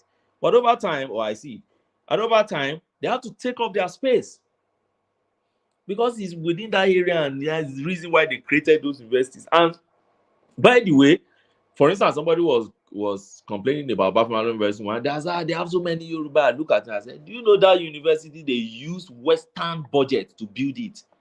Okay, your federal government. I've been trying to say that not Western, but it was built by the Western region. Western region. It was a Western region uni school, and then they used the people. The federal government just hijacked it. The federal government hijacked it, and you now want to come and maintain the same proportion of population from your own area to come and take over. No, it's not possible. And that's the true federalism I talk about. Don't take benefit of your own space and then come and jackpot and invade my own area. No, if you are too much from your own area, stay there. That's for me on the university of my own observation. Another observation I see is this. You see, federal unity schools. I know many people talk about federal unity schools. I say, okay, let's analyze this thing. How many federal unity schools we have in Nigeria? 110. Okay, we have 110. It means logically it's spread across all 36 states. Yeah. Now within this 36 states, have you even taken your time, apart from the general narrative people narrate everywhere and you are just buying into it? Have you taken your time to see the way their admission system works? Is there? Go and check. Just go to federal university, go to their website.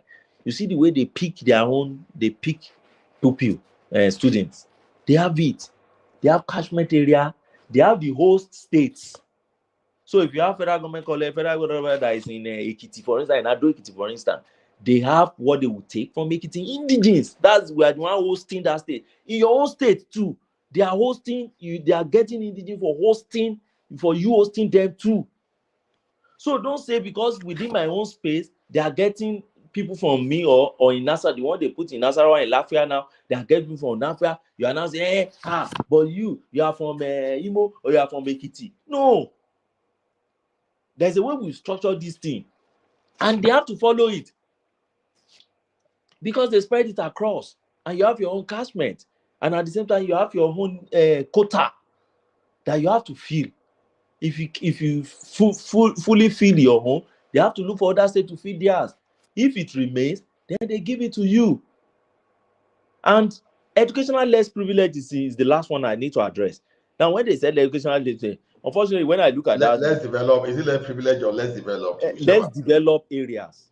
Okay. So I don't know who even came about that list because all those rubbish came under IBB now. I'm telling you, I look at that list. You don't find Southwest there. I find Ebonyi there. Bayelsa is there. Cross River is there. River State is there. Then you now have Yobe and all those states.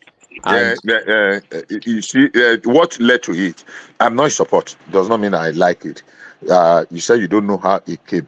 What led to it was, actually, it was one of the quota, was it quota system now or something, that so many areas, when they need to fill up certain position in federal appointment, there are some states that they don't find qualified people in those fields. You understand? When there are opening in federal appointment and they need to balance across, so they discover some states are lacking. So they now say, okay, in that case, let us give them opportunity at the entry level, which is the university level, so that it will not be like in the certain categories of those federal appointments to fill up quota system. How can a state not have somebody that's qualified? I want to use a position that, okay, this state brings somebody to enter into this level, okay, that are between level 14 and 17, and they go through all the ministers, and there's nobody from the state. So they now created those things so that every state will have a representative in that field. That where there are some people that are slow learners, but when you expose them, look, the intention was very, very genuine. That some people have abused it and mismanaged it is unfortunate, but the original intention, because I had the real pleasure of engaging. Why should my daughter not get admission? Why should I not get admission when I'm eminently qualified? And they gave me some illustration that made me say, okay, I think it makes sense if we want to continue. So it's not like somebody just woke up on the wrong side of the bed and decided that, oh, listen, no. There was a need for it. So in curing that malady. My understanding of that space was in the 90s, especially under IBB. That thing was being abused and erratic appointment, and people were just using nepotism to do things. So there was an outcry, outburst, even prior to June 12th, So under that IBB, a lot of irregularities. So catchment area, a lot of these things just started springing up. So to the point that it forced Abacha to even promulgate a decree in 1996 to establish FCC, Federal Character Commission. So the thing is, it was to me, there was no intention. It was an abuse of those people in power, that they think because you're in power you can allocate as you like. When I say this thing, because a person like me, I feel like I was abused as a Nigerian. When I wanted to work with NEPA, that I needed to know someone in Abuja before I could even work in NEPA in Lagos State. So to me, see, those things, it was an abuse. They didn't sit down to the best of my knowledge. I don't know, I could be wrong. They didn't sit down to address all these irregularities. But you're addressing a completely different thing. No, Bishop. Hello, Bishop. Okay. I got the cutoff. I got the I got the jam score correctly. Post-UME passed everything. So it led to catchment area, all these things. They said that they cannot give me the course I was looking for. You are looking what? Okay. The course I applied for, I was not admitted. Okay. But do you know that they factored me? I'm an indigenous of Lagos State, but the person that I beat, that we went to the same school, same secondary school, he's from Ogun State. He got the admission in Unilag. Now they said I'm a Lagosian, agreed 100%, but they even forgot that I'm even from a minor ethnic group in Lagos State. So can you see that this catchment area helping some people? No. Let's get something straight, and this is without prejudice. Number one, that was what they told you. It might just be they sold you a dummy. Maybe somebody have sold your own admission to somebody else. You don't know. You understand what I'm saying? That was what they told you, because number one, being a minority and being from that state, if they are going to eliminate you at all, maybe on the merit list, it has nothing to do with catchment. So maybe somebody just look for what is the easiest way to put this individual up and to just let him just, because they have sold. Corruption plays a big major. Bishop, you were using your own time. Yes. You were using your own time comparing. See, some of us that got into institutions in the early 90s. What's the difference between our time? Now, Mama submitted your Buruku man. You probably used school in the 80s, so you are maybe late 70s or 80s. So totally different situation. To be honest, totally different situation. So we that face it, I can connect with what Ife is talking about. You see, well, I jokingly said something here the other time that I don't like. You understand? Bishop, just because someone came from Ondo State, there was not a say that time, for example, just because you came from Ondo State, that was your offense, that you cannot get to Obafemi Awolowo University because you are from Ondo State. So by default, you are seeing your name on the first page, not the second page. If you want to cross it by default, it's supposed to be. You were supposed to be in there, but just because you are from Ondo State, that became your offense. I'm still keeping the grudges as I'm speaking to you today. That's why I say, how do you explain to someone from Ondo State? Under regional government system, Bola, there are many Ondo people that were in my class now. No, Kulata. Many of those people. Kulata, you live in Atlanta. My cousin. Kulata, I live in Atlanta. Can we talk after outside of the platform? Can you ask one man to share my number with you? Okay. Thank you. Kulata, my cousin through Professor Ashubi Ojo got you know Professor Ashubi Ojo. My people. I too know people for Is there anybody here that went to Oscars? Please, just asking. Which could be that? I know someone that went to Oscars. Which could be Oscar? Which could be Oscar? Oscar, A-level school in Ife. They turned it to school of science. Modakeke, not Ife. Or your state college of art and science. It's the same now. Ife. Modakeke the same. Baba Bishop ma logo lowo gan. Nígbà tí bìbí ṣe. Of course, I know people that went to Oscars. You lie, Hey, you know somebody that went to Oscars? I'm trying to link up with one or two. At least I went to Oscars. I know people that went to Oscars. So in the I was in Oscars. Yes, 80s. Yes, 80s. Yeah, I know people that went to Oscars. So, Baba, you are comparing 80s and 90s. Totally. I live in Kalakuta Republic. Ask anybody, where is Kalakuta Republic in Oscars? Professor, Dr. Ogumodede. I know the Ogumodede. You know Ogumodede? I know the family. So that Professor that I mentioned was able to help my cousin, but I was unlucky. You understand? So did you pass the cutoff mark, Ola? But that thing has nothing to do with Cashman now. It's man no man now. It's man no man a lot of times. That's what I was saying. Because it's me and do me by well. No, Kulata, to your question, I didn't pass the cutoff because it depends on how you define the cutoff, right? Because now, if you're applying for a course like elect, you know that at that point in time, it's not that I let us my course. You know that at that point in time, OAU was the number one elect school. In fact, one of the UI had not even started elect. They only had electrical, and it was maybe OAU or Foot Mina. And at that beauty of OAU, that beauty of OAU make me like OAU, not because So what I'm trying to say is that particular class is the best of the country, and at least in that time or early 90s. That was what was getting attracted then. So it was very, very competitive, extremely competitive. Elect.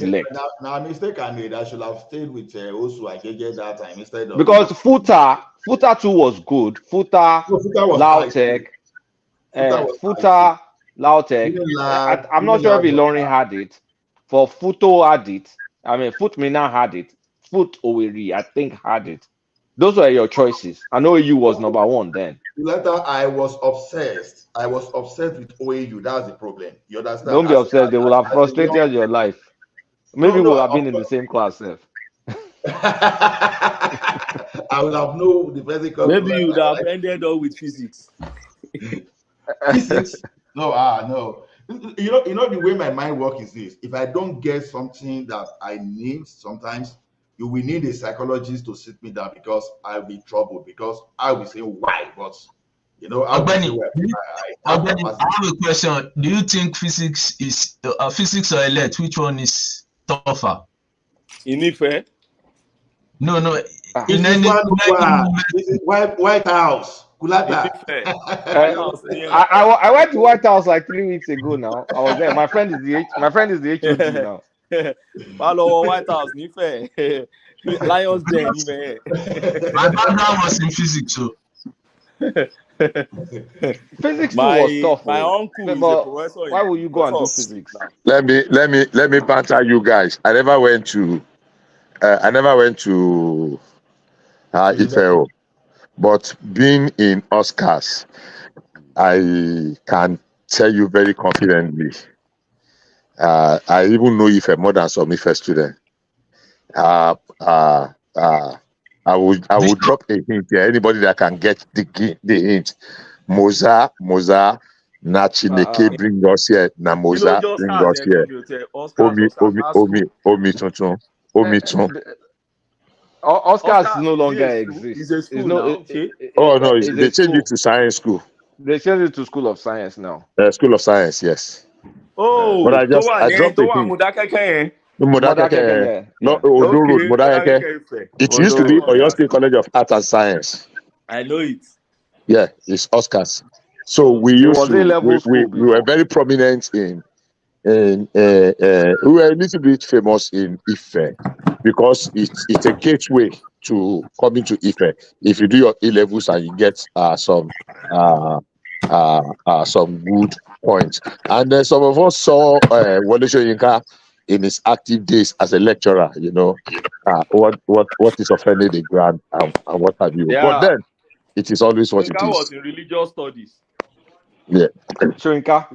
He left theater and music because of Olarotimi and then crossed to religious studies. They were Olarotimi, yeah. So Olarotimi, he's dead now. Yeah, he's late now. Professor Olarotimi. Yeah, sure.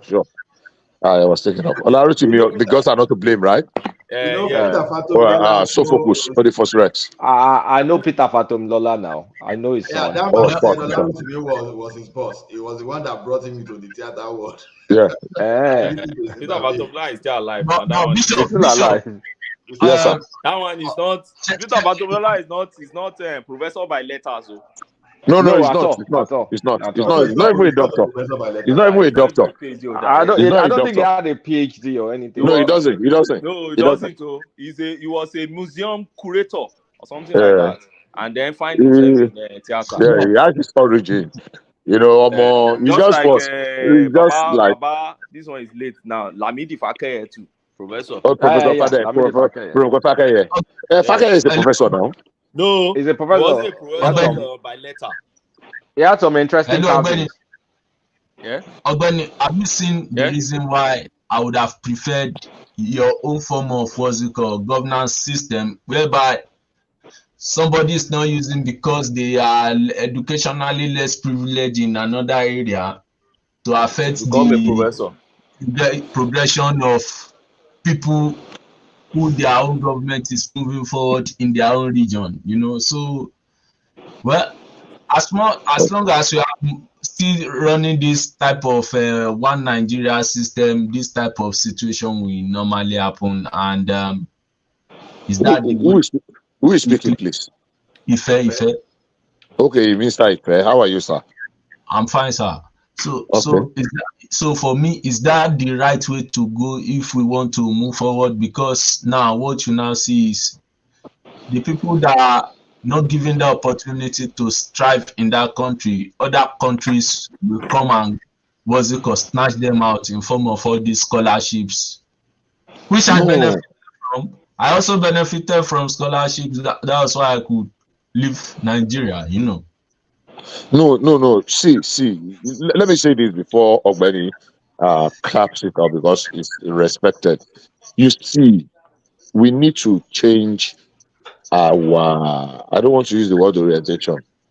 You know, the way we say things. Because I tell people, if we can overcome some of our little challenges here and there, Nigeria is a great nation. I will tell you why. You see, some people say there's an adage in Yoruba land. Look, sorry, let me digress a little bit.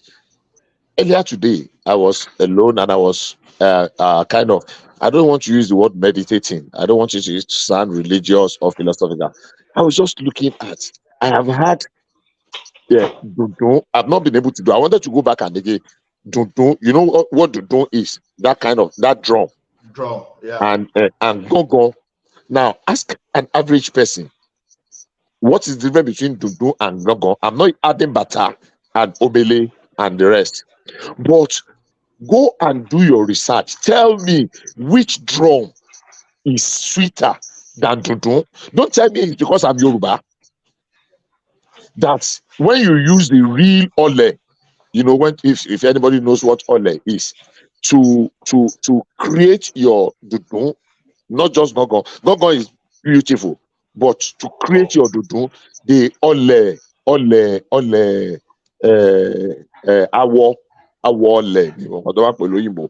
Now, that is an area that if the Westerners, the Western world, had the one that had that, they would have developed it to an area that it's going to probably be a multi-billion, because the tonation, the tone of that thing, when it is properly tuned, it's something that can mesmerize. Now, that is something that is laying waste. So if we share the best of our best to go and acquire the necessary knowledge and skill to come and develop those areas that we know we have advantage, it's just that it's not been exploited yet because many people don't understand it. And in the course of thinking of that, I thought of, why should I be looking for, how do I tell an American man that tells me akara is being cake, or that moi is being pudding, or that bakery is what again? Why do I need to? Why can't they put it in the dictionary that this is bakery, this is moi, this is akara, this is amala? Why should I tell him that it is amala ni oyinbo, yam flour? Why should I tell him? Why not? It is amala. So learn the first to be compelled to learn some. So getting advantage to go and study outside is not in itself anything wrong, but it should not be seen as a minus to our own, because if we can tap and bring out the best in it, maybe if you not, we will not be the one that will benefit from it, though, but future generations. Who taught us how to begin to write Yoruba language in the first instance? Is it the Yorubas? Of course not. It's the Europeans. It's the West that came to first put the letter, our word, our Yoruba alphabet into paper or in writing form. It's not. Project. It was not Ajayi Crowther. People came before Ajayi Crowther. Oh my God! Let me That's remember what I the name. learned. I don't know. No, it was not. It was not. I'll remember the name. Yeah. Akilo ṣe fún Baba. Can anybody hear me? Yeah, I can hear. Signal Ajayi Crowther translate Bible to Yoruba. Is it Freeman? Hello. No. Now from Peter Fatomilola said na Ajayi Crowther I don't. No, it was not Ajayi Crowther. People that they started writing Yoruba before Ajayi Crowther. Oloshe dictionary at the Bible translation, both for Igbo and Yoruba. But it was not one that started it. Freeman school are Methodists. No, it's Methodist, but not Freeman. A woman. If you mention the name, I will remember. Hello. We can hear you. Okay. Our Lady of Apostle. There's a woman that started writing, and she spent a lot of time, and a few other persons. But they're actually European that started writing in Yoruba, and they started from numericals. Okan, Eji, Eta, Eri, Arun. It was not the Yoruba that started. Of course, we have our own Onka. We have our own calendar using the moon and the rest. But to put it into paper, to start writing it down, it was not. All those our syllables. There's a rule that guided it. I did not study it, but I read it. Because it's still saying a Crowther, the first native African Anglican bishop, published a Yoruba grammar and started translation of Bible. So yeah, he published. Giving the credit to Ajayi Crowther. So well, maybe for subjective reasons. He did a lot of work. I'm not taking anything away from him, but he did not start it. Bishop, yes, is it Rosie Kata? Is it Kata? Is it Kata? No. Okay. There's somebody before her. She's a Methodist. No. Oh my God! Why did I? Oh my God! I'll try and notice. If I remember, I'll put it down. I'll put it there. No. They did a lot of work. Ajayi Crowther contributed a great. I'm not taking anything away from him, but he did not originate it. It was those, two categories of people came to West Africa and Nigeria, to be very specific, and they were actually merging Nigeria and part of Ghana at that time, and they came for two reasons. Two sets of people. Now, one was religion, and the other was trading. So the religion was the Christian religion, trying to say, okay, let us bring. Those were the missionaries. So that lady came under the umbrella of the missionaries. The people that came with the whatever of trading came with whatever. But I want to remember. But yeah, all this said, all of them contributed, and Ajayi Crowther contributed immensely. Ajayi Crowther did a lot in that area. So I'm not taking anything away from him, but it started a little bit before him. Okay, you were saying something about Dundun family the other time because no, not family. Dundun drum. The Dundun drum, we have Iyalu. Exactly. Now the beauty of them is being eroded. Because what I still don't understand when Yoruba will be saying gudu gudu tindo baki yalu today, I'm still trying to understand that proverb because I don't understand. Okay, it good now, but it is still Iyalu that still dictate the tone of the entire drum. Because okay, you Omele, Ishaju, all those things they started, right?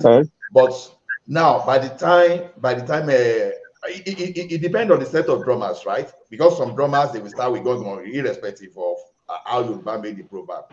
But in that family, it is Gongon, or let me call it Yailu, that will still dictate how the other percussionists, right? Those people we can call them percussionists, the drummers, right? We move. So I still don't understand proverb. I don't know if anybody can still tell me why they say gudu gudu tin loba, iya to die. The beauty of it is this. Or let me see. I don't want to talk about the complexity because I am not of the Ayon family.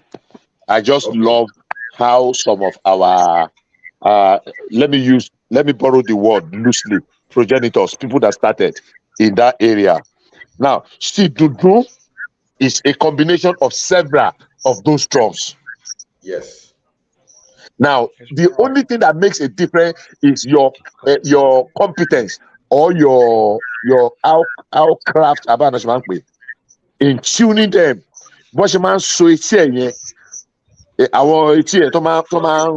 To give you a different tone. The tone, yeah. So gudu gudu, and many people don't even know what gudu gudu is. They cannot even differentiate it. When you put them down, Iyailu, gudu gudu, dondon, I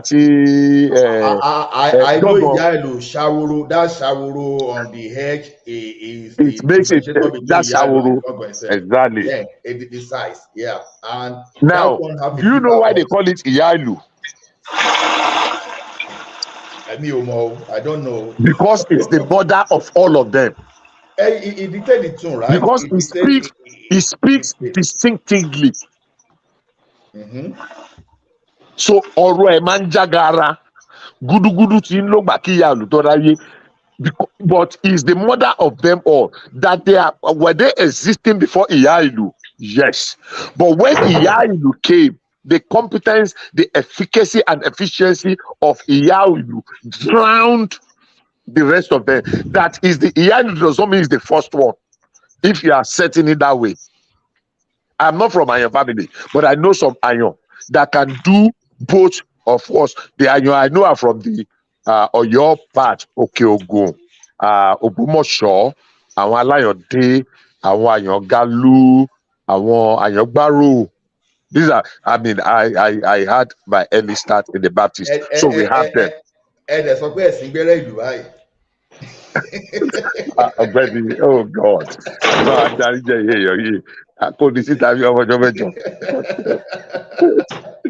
We have people that.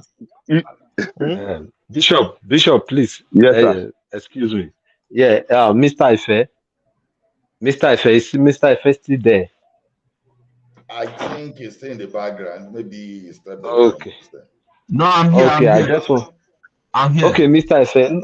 Yeah, let me tell you something. Not everybody that speaks Yoruba is a Yoruba man, okay? Not everybody that speaks Yoruba that is a Yoruba, because I heard you earlier on that you were saying somebody is a Yoruba beat. Yeah. No, not everybody that speaks Yoruba is a Yoruba. You need to be careful of that. Is it because of I don't know, but because of some people. Because of some people, they are not Yoruba there, but they come to platforms like this.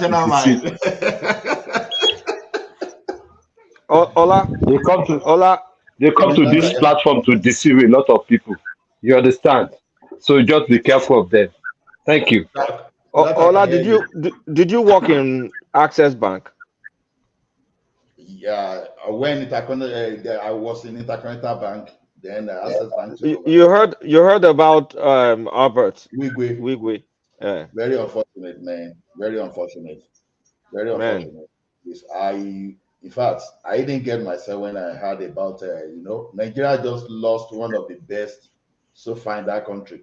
He is on this university, Wigwe University. If you see the infrastructure grant, oh my goodness. Nigeria really lost it.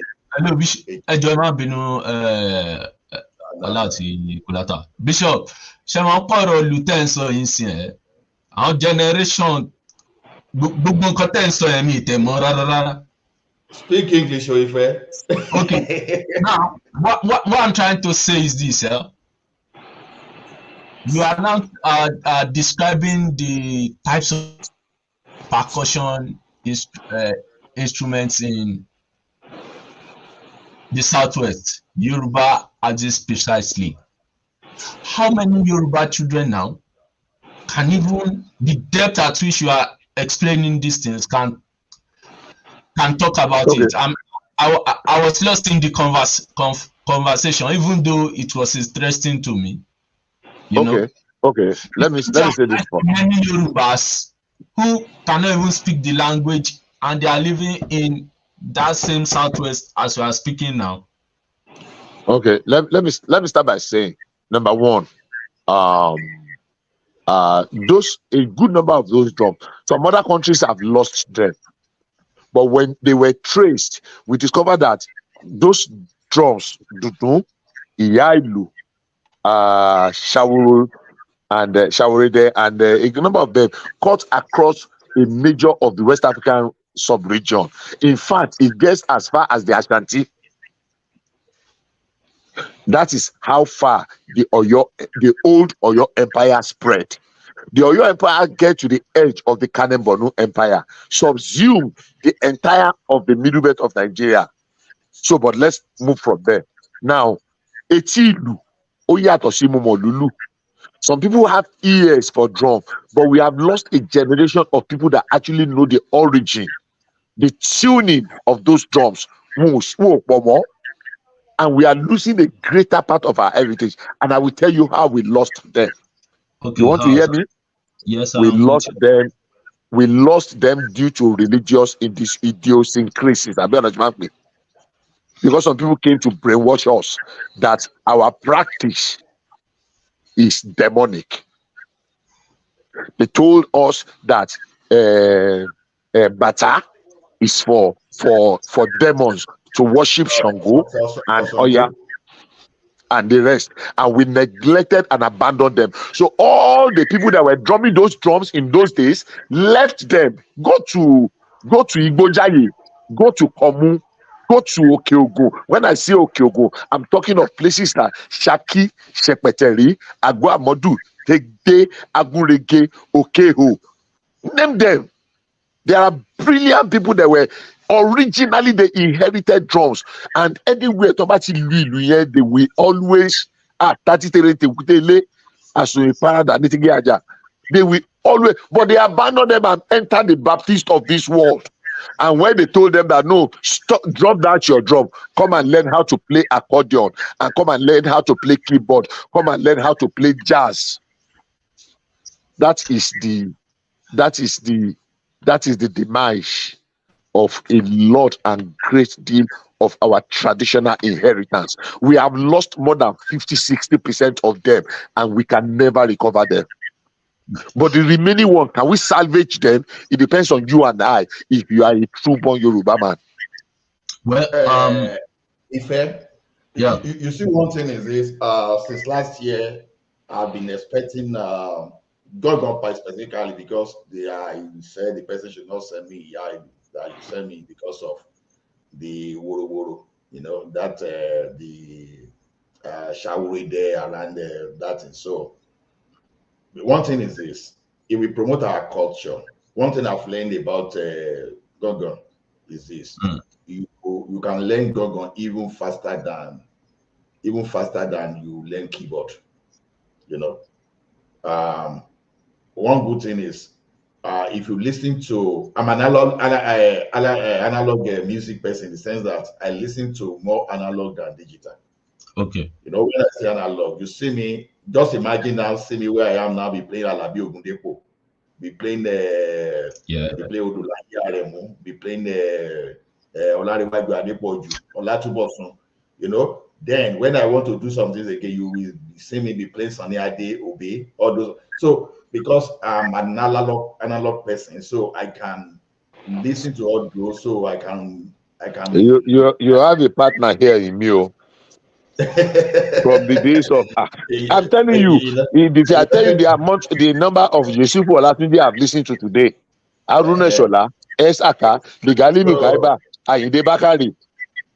So when some of them want to start, they start with Gongon, all those kind of things. They will start, and as they are starting that will dictate the pace of the way they are going to sing throughout. And one thing is this: over time, I've learned how to listen to different type of percussion. That if Omele is moving, I will know. When I want to hear some nice conga, all those, I go to Orlando. So You know, so over time, I've been able to differentiate.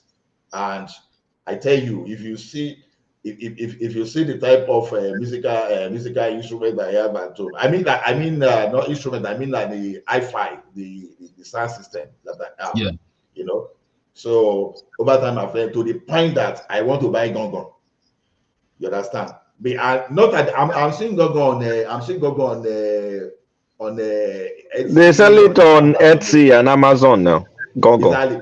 Do you know why I don't want to? I want the one that is well toned. So I'm not saying people should help me get from the local all those local people that they are from your family. So that they send to me. Don't worry, when the thing lands, any day the thing lands there, I will try to fake like I behave like as if I know how to play for you on this forum. And so if you don't promote all those things will just die because you need to listen to gongon. You understand? You enjoy it. Because why people like you are growing up. You know why I see this Nigerian project as an existential threat to the various ethnic group in that space. Very existential, my brother. Very. Because we want to what's it called? Carry other people along. We fail to develop our own space too, which affects the greater good of the people in our region. For example, I don't know, I heard that the intention of Awolowo was to make UI be a Yoruba, like the lingua franca in UI would have been, Great Ife would have been in Yoruba, that the subject that would be taught would have been in Yoruba language. Let's assume that policy came into fruition. Do you think that we'll have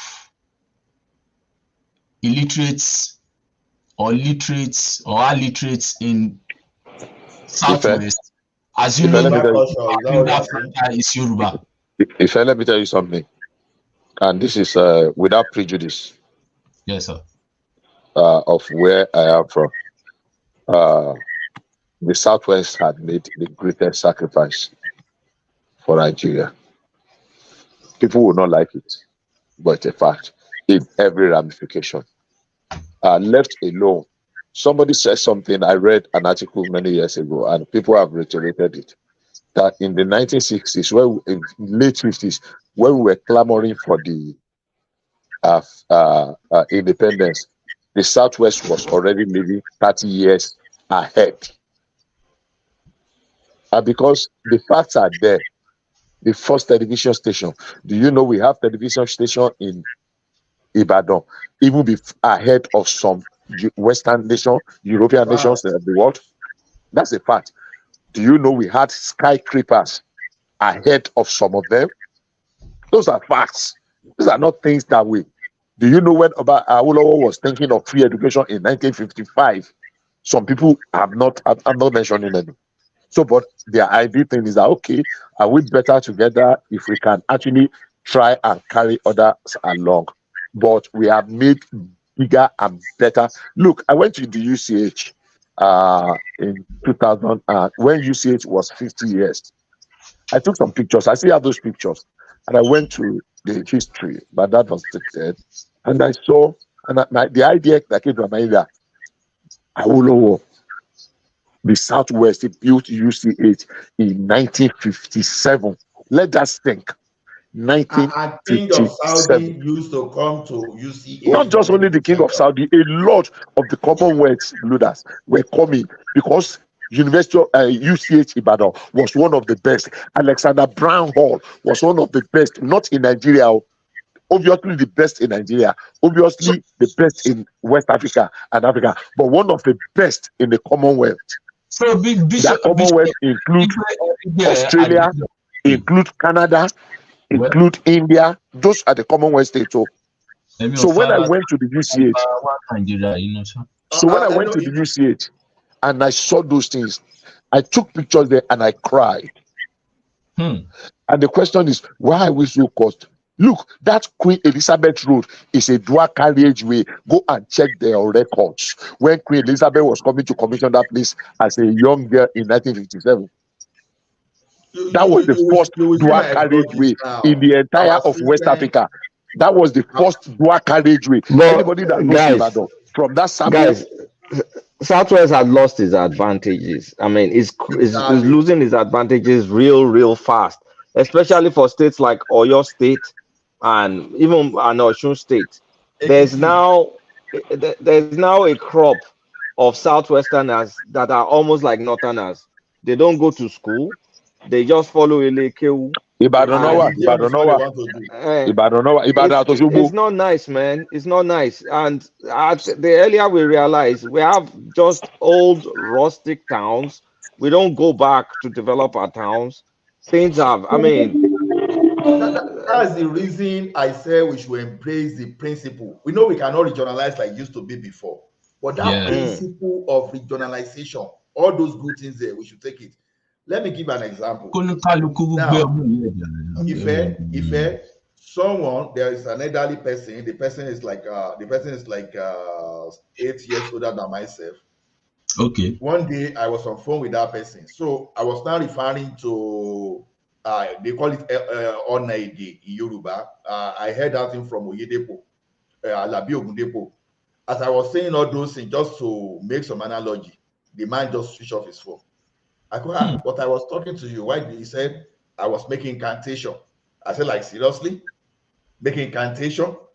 I said, okay, sorry. I say, I'm from Ekiti. I know the difference between incantation and when you are just making Yoruba, when you are just making Yoruba.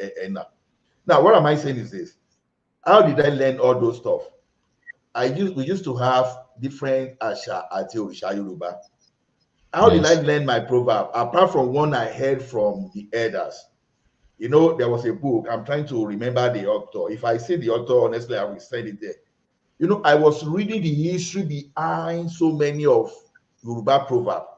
Like, now,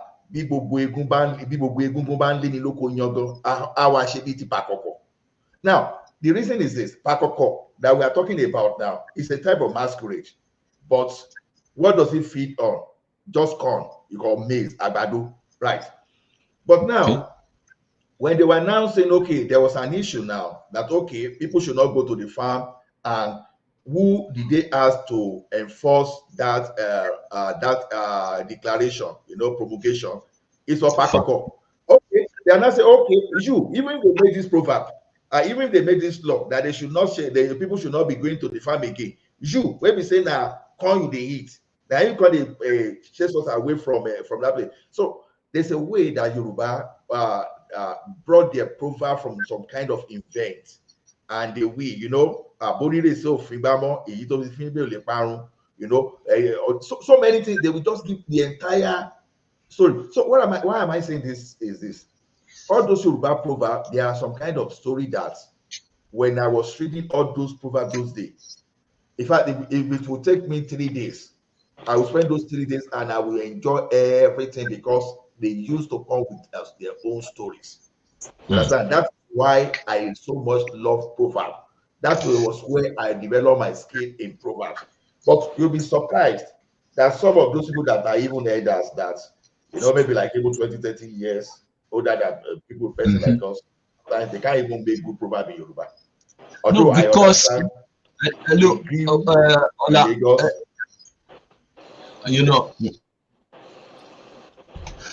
me down let be why. When education is not in your mother tongue, you will lose the originality, and you will even lose your thought of thinking in terms of when you are transcribing or transliterating things. Apart from Yoruba, you know that my own part from Badagry, we speak Bungbe language. Do you know that I've developed my language such that when I speak now, even though I'm abroad, people will be like, you have somebody you are speaking with over there. I'll be like, no, that I listen to some old music, then I try as much as possible develop myself. Then the funny thing is this. Before I can understand some concept, I will first of all look at the unfortunate thing. I will first of all look at the English translation. Now look for some maybe books to get the whole idea of what they are trying to say. And unfortunately, because the language is not developed in Republic of Benin, I will need to go and listen to the French version again. But where are you from, please? I know you're from Lagos. Yeah, I'm from Lagos, but no, not you. Badagry. You're from Badagry. What's your tribe? Because one of my friends here is from Badagry. Ogu. Yeah. Egun. Okay. Yeah. So the problem, you see this type of problems, but imagine even during that Lagos, everybody was speaking that Yoruba, that we fuse Yoruba from a lower stage to develop ourselves. Gbogbo ètò à ń ṣẹlẹ̀ ń sìn tó wá jẹ́ pé tó bá lọ bèrè lọ́wọ́ àwọn àgbàlagbà pé kí ni mílíọ̀nù. I think I agree with you. Okay. Go ahead. If there was what's the big difference between Ogun and language from Anago? Yeah, Anago. Okay, this is it. You see, in because Ogun before Oyo Empire used to control everybody down to Ghana area, but later Ogun through the Fon people fought that way when Oyo Empire started fragmenting. Then when the Europeans came. So the major fundamental between Ego and Nago is actually what we call Yoruba is alien to us. Yoruba is Nagogbe to us. Like and Nago is Yoruba now. Yes, you know. Like, difference between the two languages. You understand? Yeah. Actually, there should be comparison between Fon language and Ife's language. That should be similar. Yeah, it's similar. We are in the same language. Like Nagogbe for us is like Yoruba. Yours have more Yorubas mixed into it. Let me help you. I'm not very vast in that area, but you see, Egu, Ogu, very well related. But we have the Anagos, we have the Eyos, we have the Ifoyin. Yeah, Bishop. The Sabes. Bishop, we have the ṣé mo ń pè ẹ́ lọ́dọ̀ wa a máa ń sọ àyọ̀nù tí bá sọ àyọ̀nù kí lọ́dọ̀ ara Ọ̀yọ́. Good. Now see the one of the ideas. Sorry, are you still hearing me? Yes. Well, we can hear you. So all those little sub that I just mentioned, I can remember a few of them. At least I know they are yours. The Ogu, the Egun, Ifonyi, Ije, Shabe, Ketu, and I want to add the Ogun State, the other side of Yewa, Totisumo, and Wara Benin.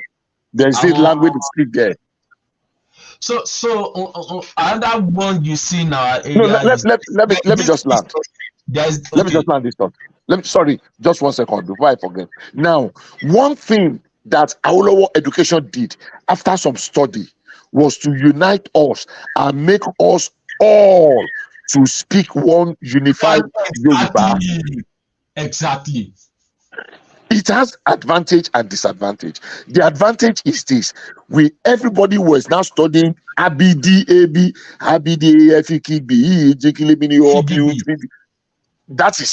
that unified all of us, all the sub. But the disadvantage is that it allowed some very small minority ethnic languages to die a natural death, because everybody now comes under the umbrella of the Yorubas. That's what's happening to Awori now in Lagos State. Awori. It's being subsumed by the general Yoruba. So if we want to dissect, there are disadvantages. There are advantages, but there are disadvantages. But compared to other ethnic groups and languages that are as at 20 2005, 1,800 and something languages have died globally. Wow. 1,800 and something languages. globally. Ethnic languages, yes, globally, have died. That's unfortunate. I'm trying to recollect the number, the exact figure. I will not lie to you. I always joke that it is my generation that will be the last generation that will be able to speak our language in Badagry. That's the truth. I have two friends here that are from Badagry. They don't speak. They cannot even understand when the people speak, and they are supposed to be in the middle generation. The reason why I understand my language is because my mom is still from area. I have cousins that cannot speak our language now. If you even know something about the language we speak sometimes, you know, one thing is for you to be able to converse, another thing is for you to understand the language. Yes. A boss told me one day that you Nigerians, because that guy is not a Nigerian, that you just speak grammar, you speak English, you don't even understand English. It took time for me to understand what that man is saying. You can converse in Yoruba sometimes, you don't even really know the meaning of what you are even talking about. Oh, yeah, I see, right? Okay. And you know the unfortunate incident is even our Nollywood that should even be promoting that. They mess up some of Yoruba sometimes. You know they might be Look at this Kule Afford now. He's doing something which I really love these days. Oh my God! I want to reach out to him. I want to sponsor some I want to sponsor some of his activities. I'm trying to look to reach out to him. Exactly. I love that. Even some well-respected actors, sometimes that I respect so much. You understand? When they now ask them to do some proverb challenge, man, they disappointed me. But it's not because they don't know. It's because of the spur of the moment, though. Exactly. But you know when the like of Yaniwe, oh my goodness, God bless Yaniwe. When those people started giving their own proverb, I say, Babao. You know, since we lost the people like Olofaino now, they get that proverb. Then this man that has become a king, is it Lagata that? No, it's not Lagata. That was Kabiyesi in this. Is this Shaworo or what's the name of that? That man used to be in OAU too, right? Lápìtẹ́. Kí lorúkọ ẹ̀? Kí mo forúkọ ẹ̀ tí mo lè fẹ́ lórúkọ ẹ̀ lánàá náà tó wà nínú. Oh God. Tó dé Ṣáwó Ṣọgbẹ̀rì. So you know people like that. Kí mo forúkọ ẹ̀ ṣe náà? Ẹbí gan tó I know that it's not Kabiyesi. You see those people. Kola Oyewo. God bless you. God bless your soul. Kola Oyewo. You see, I like to listen to those people. So I think it should be something that Yoruba people should find a way to sponsor some Nollywood artists. You know, most of our Nollywood were from books that were written by the likes of Kola Oyewo, Akinwumi, Shola, name them. Now today, something was running on my mind.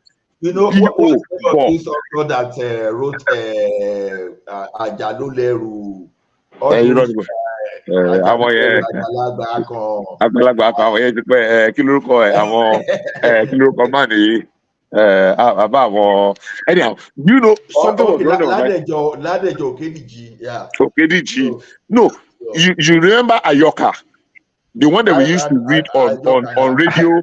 In the Southwest in those days. You guys are mentioning names of people I knew when they were alive, but I did not appreciate the way you guys are appreciating it. I just knew them kind of like you need to go back in the neighborhood. Oh no, you need to go back and read them. You need to go back and read them. I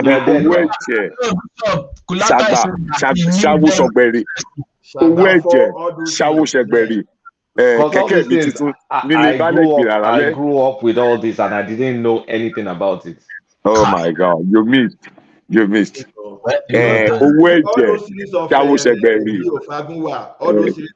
Exactly. Honestly speaking, Professor Shola, I used to see him like many times, but I didn't know it was this. What's this Baba in Radio YO? Baba Adebayo Faleti. Wọ́n rò pé wèrè ni. Olarotimi himself in his book, when he's making proverbs, sometimes in his book, gods are not to blame. You just gods are not to blame. And you know, gods are not to blame was an adaptation from a Greek literature book, Sophocles, Oedipus Rex. I never knew. No, it was an adaptation. It was not his original work. It was an adaptation from Sophocles, Oedipus. Bishop, most senior man. You say what? As the most senior man here.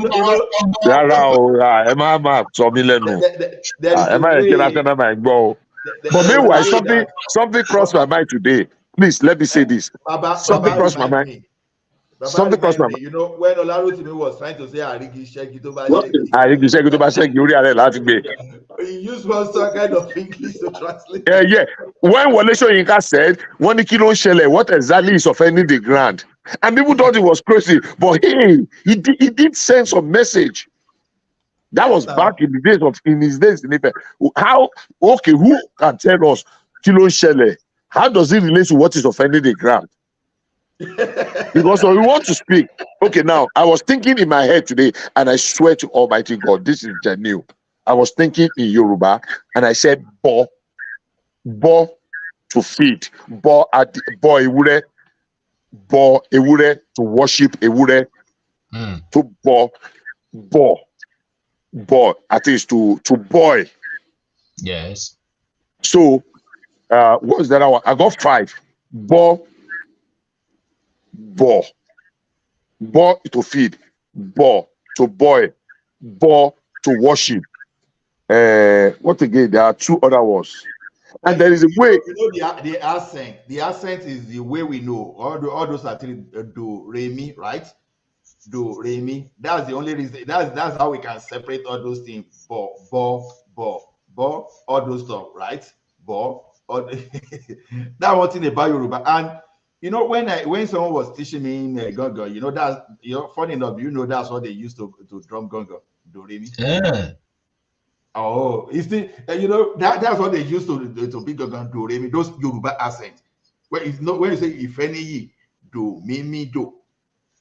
You know, that is exactly how gongo we produce it. You use Yoruba that accent too. You know, that is exactly what you used to even beat gongo when someone was trying to train me. So we are so rich in culture because and our culture comes with happiness. You know, when you learn something in Yoruba, because that's your essence. That's your essence. Like that's what defines you. It's in your DNA, something like that. Yeah.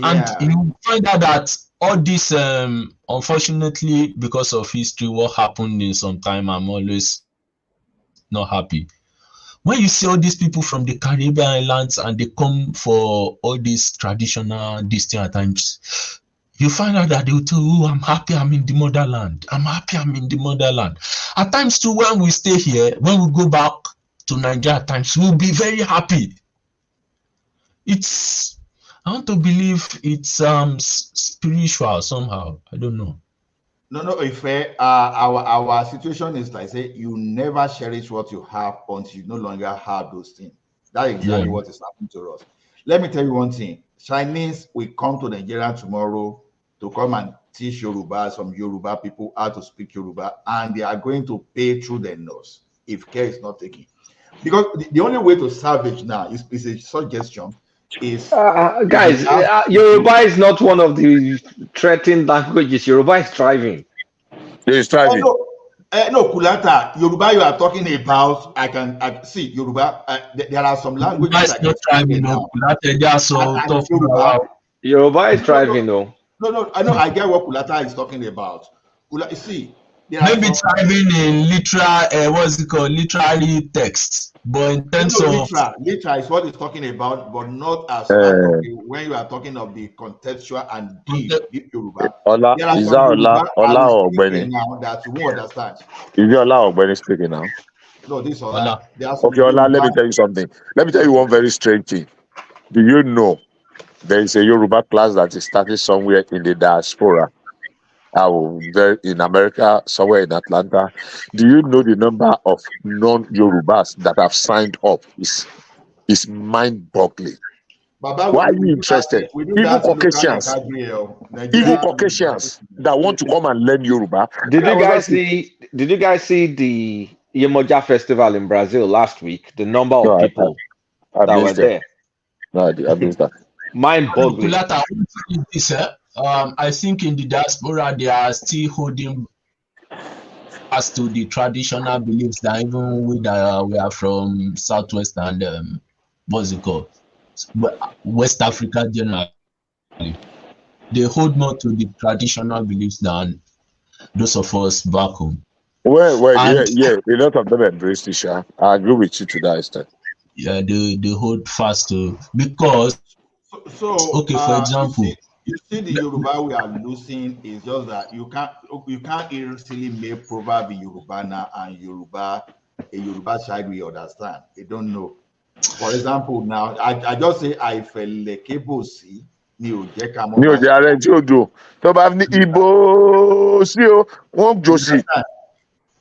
You don't even know whether there's a kiosk. You don't even know whether the person just.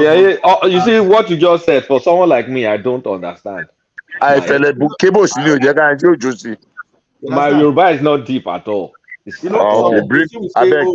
Bring any proverb. Come, let's see. I don't even know proverbs. I'm generally bad in languages. English or Yoruba. I'm just bad in languages. Oshu, the origin Yoruba. Oshu, the origin. Okay, Kulata, look at this now. Someone can just say, you know, when you say, before you know, everybody will start coming out. Someone will say, no, you know, that one will not even cause chaos. But some everybody will be coming out from this. What happened? But some will say, people are saying, okay, what are you talking about? Okay, you see the different situation now. Where's the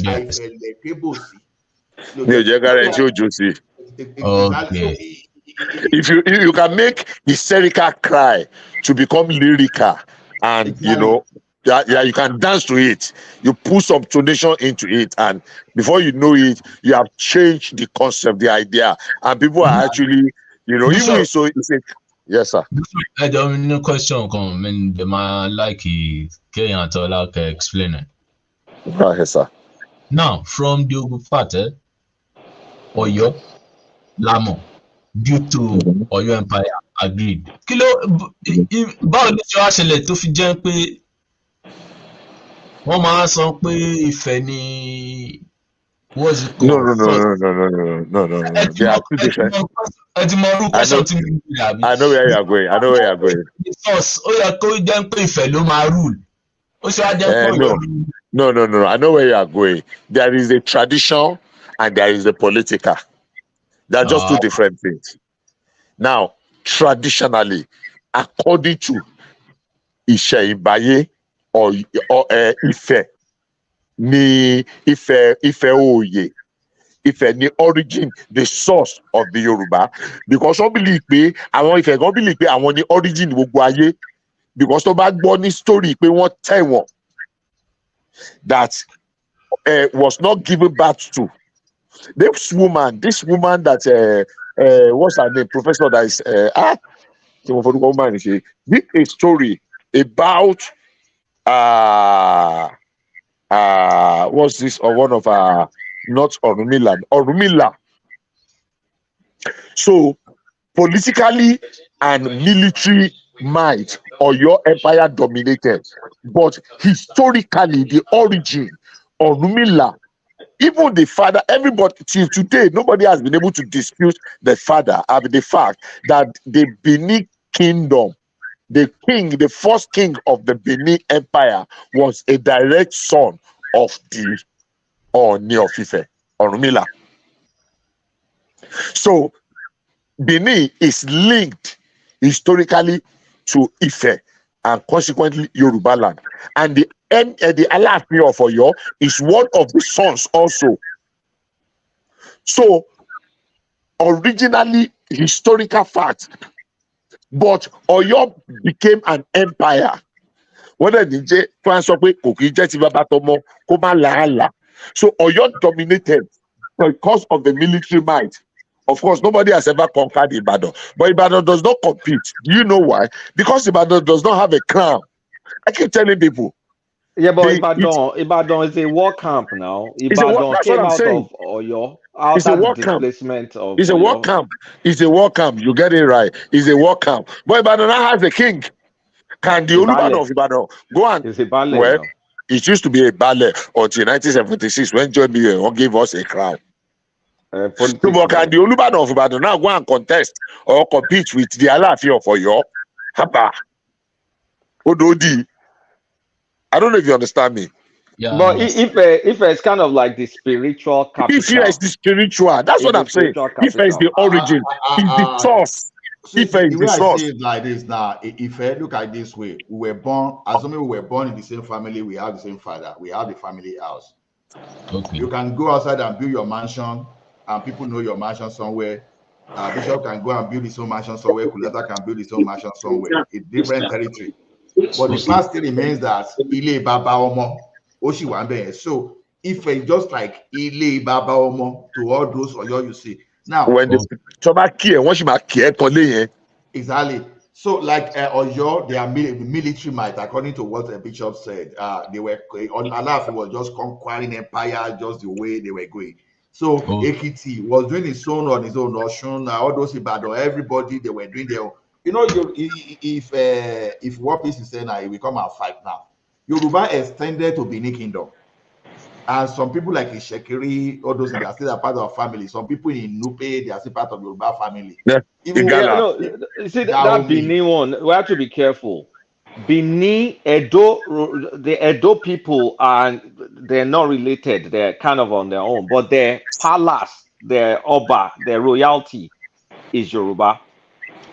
You know, in Yoruba they will call it Ibini. That's what Yoruba we call it. So I don't know how they manage Ibini. But the people themselves, the Edo people are on their. I mean, they're now distinct. how do you divorce the Benin kingship from the Benin people?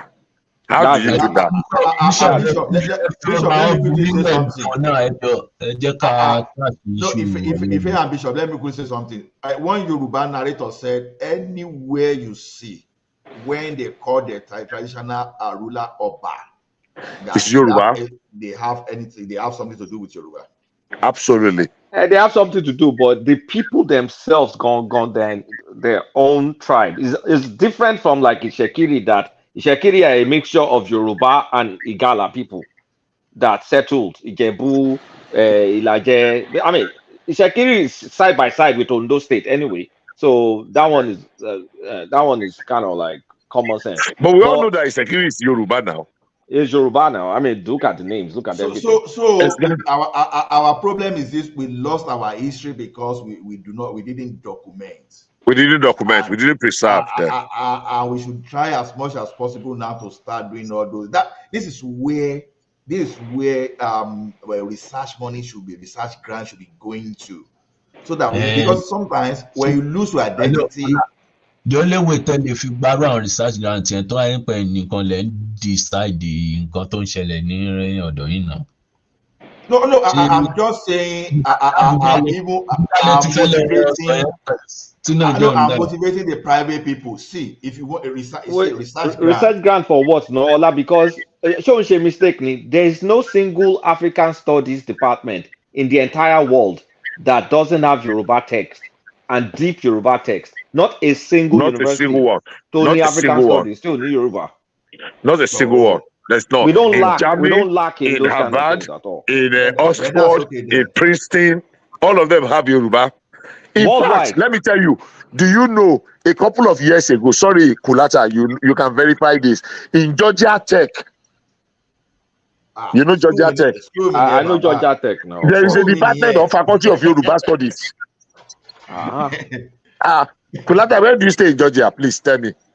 I want your name, Kaki Bishop. Okay.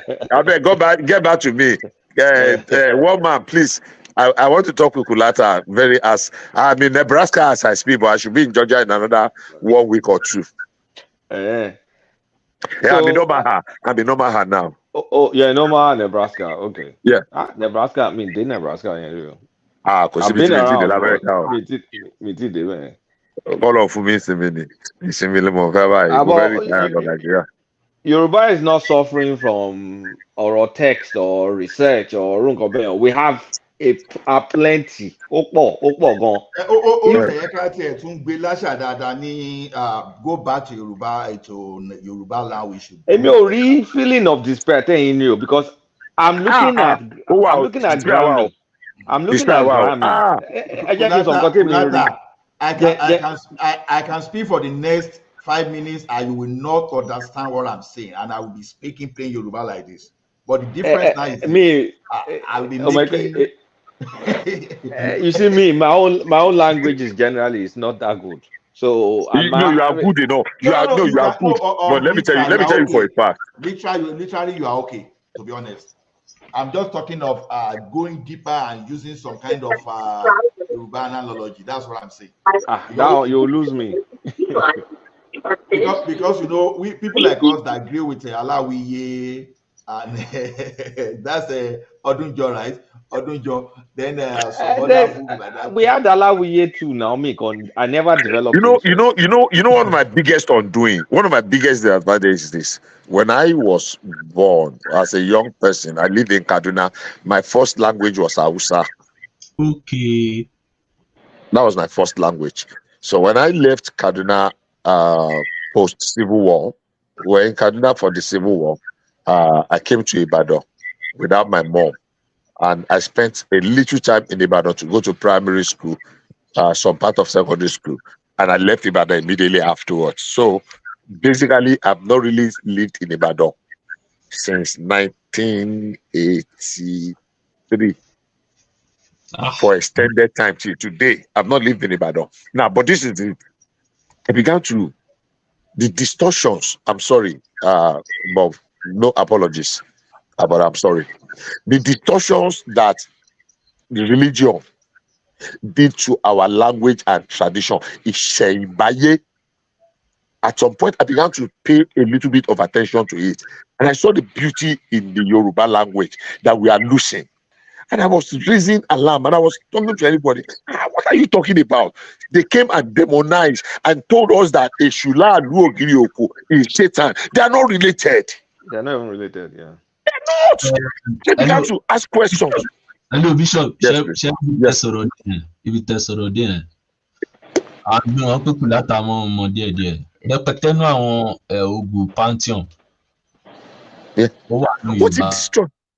What's it destroy a lot? Irú ogun sin ẹ lédè tàwa ìṣògùn. Èṣù yẹn sì ní egun máa pè ní lẹ́gba àbí ẹlẹ́gba. Ẹlẹ́gba issue náà. Wọ́n pè lẹ́gba náà ní Yorùbá náà. Oh no, ẹlẹ́gba náà ni. No. Àwọn ló níbẹ̀ yẹn o. Àwọn lójú ẹlẹ́gba o. Ẹ má mix ẹ̀ papọ̀ o. Ẹ má fojú kojú o. Ẹ má fojú kojú o. Èṣù ẹlẹ́gba exactly you have gotten it. Àwọn ló lójúbọ yẹn. Ojúbọ tó wà lójú ẹlẹ́gba yẹn. Àwọn Yorùbá àwọn tó sọ yẹn ló níbẹ̀ originally. So irú bí tẹ́mi ń gbé sí ẹ̀ alẹ́ tó máa ti fẹ́ bọ èṣù lọ́dọ̀ àwọn wọ́n máa gbé bọ́ta wọ́n àtẹ̀lé ẹni tó máa ń gbé mi. Ẹ máa gbé sí ọdẹ́sì yín o. Ẹ jẹ́ káwọn ọdẹ́sì yín benefit o. Okay. I thought of it. Speak English. So what I'm saying is most of the Ogu pantheon are also from Yoruba pantheon. Mm-hmm. Like what Yorubas will call Ogun now, the Ogu people will call it Ogu. What Yoruba will call Elegba, what Yoruba will call Eshu is what Ogu people will call Elegba or Legba. Or Legba, yeah. What Yoruba will call Orishapata is what Ogu people will call Sapata. That is Orishale. So the problem I see is more of, it seems the first people that accepted Christianity, they did not separate the religion from the custom, such that it was easy to demonize the custom away from, okay, they did not separate the Yoruba spirituality from the Yoruba customs, even though most of them may be intertwined. But in the adoption of Christianity, by not separating both, it was able to demonize everything such that it was easy to lose many customs which were even devoid of what's it called, the No. spirituality. Sorry. Ajayi Clouder is to blame. Sorry. No. Let me. I'm trying to remember something now. What you said is partially correct, but I will tell you why.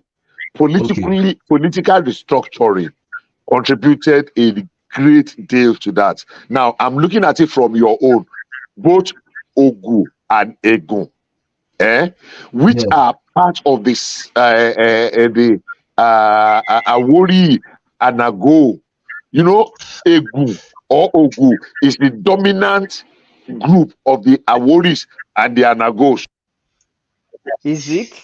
I think Egun is kind of like he's independent on his own. Different. It's different. He came from Fon. Yeah, Egun is similar. It's from Fon. Fon and Ewe.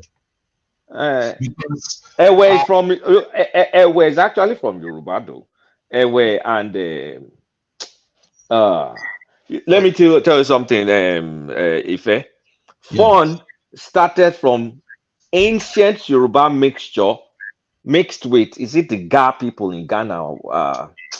They created their own ethnic group. I've forgotten the group in Ghana. That's what became Fon and became its own ethnic group. And then out of the Fon, people migrated to that Badagry area, or maybe they're even indigenous. I think they're indigenous to that area, but they have the link. They link to Fon. Yeah. So because we are more of the in that Badagry, because we are more of the majority there, it was easy to accommodate the Awori and the Nago. But you know, there is a type of Yoruba Egun that when they speak, you'll be hearing Yoruba and Egun simultaneously. For example, let's say they can say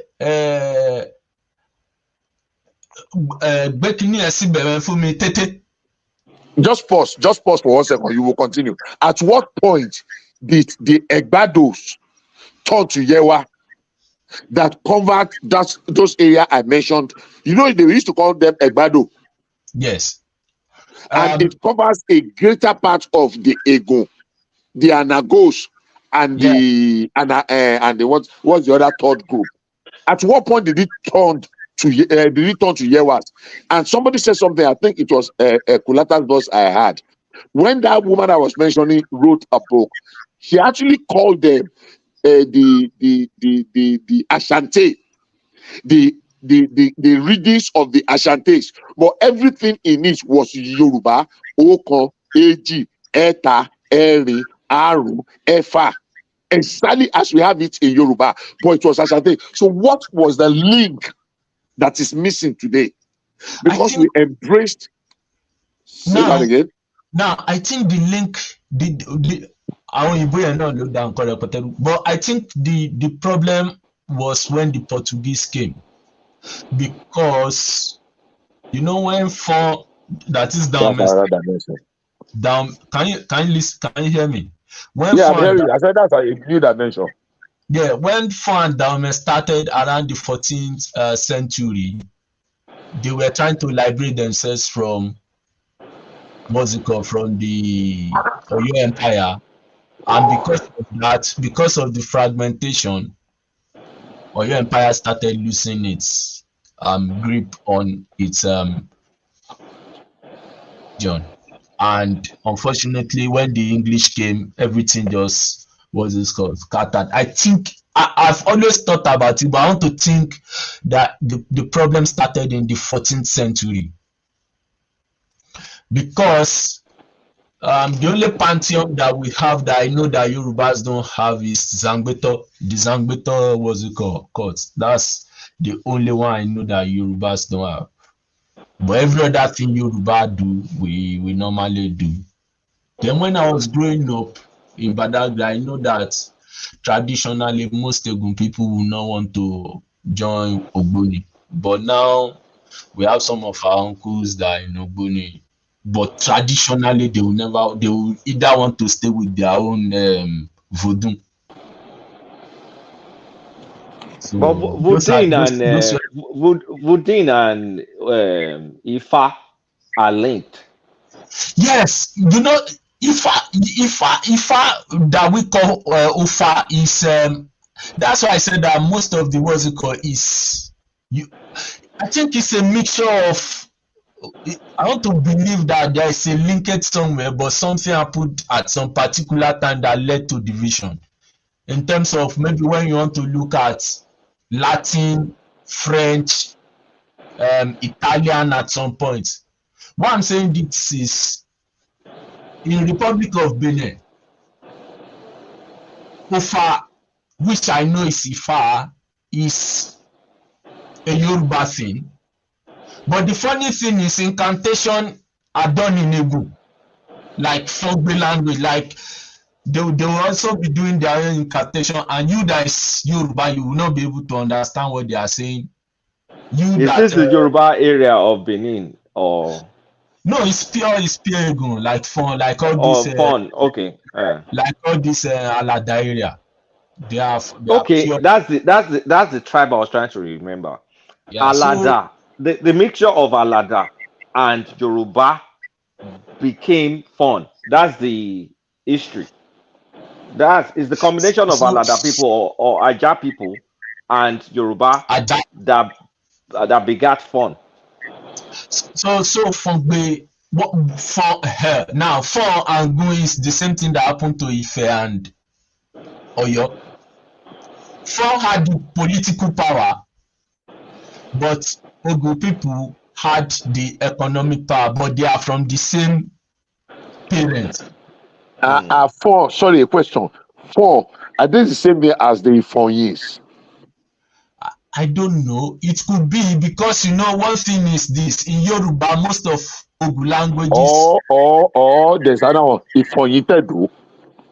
Because I know of the tribe of Ifonyis and Ifonyitedu, which are part of the migrated and the submerged group of Ilaje that came from the river line, and they extended to some parts of the Egus. Of the Egus and the Aworis. No, Badagry. Awori is different. It's Awori and Ohori. Are they the same thing? No, they are not the same thing. Awori people are originally from Ife. For me, pure Awori is pure Yoruba. It's pure Yoruba group tribe. They're originally from Ife. And the Ohoris too are from Ife.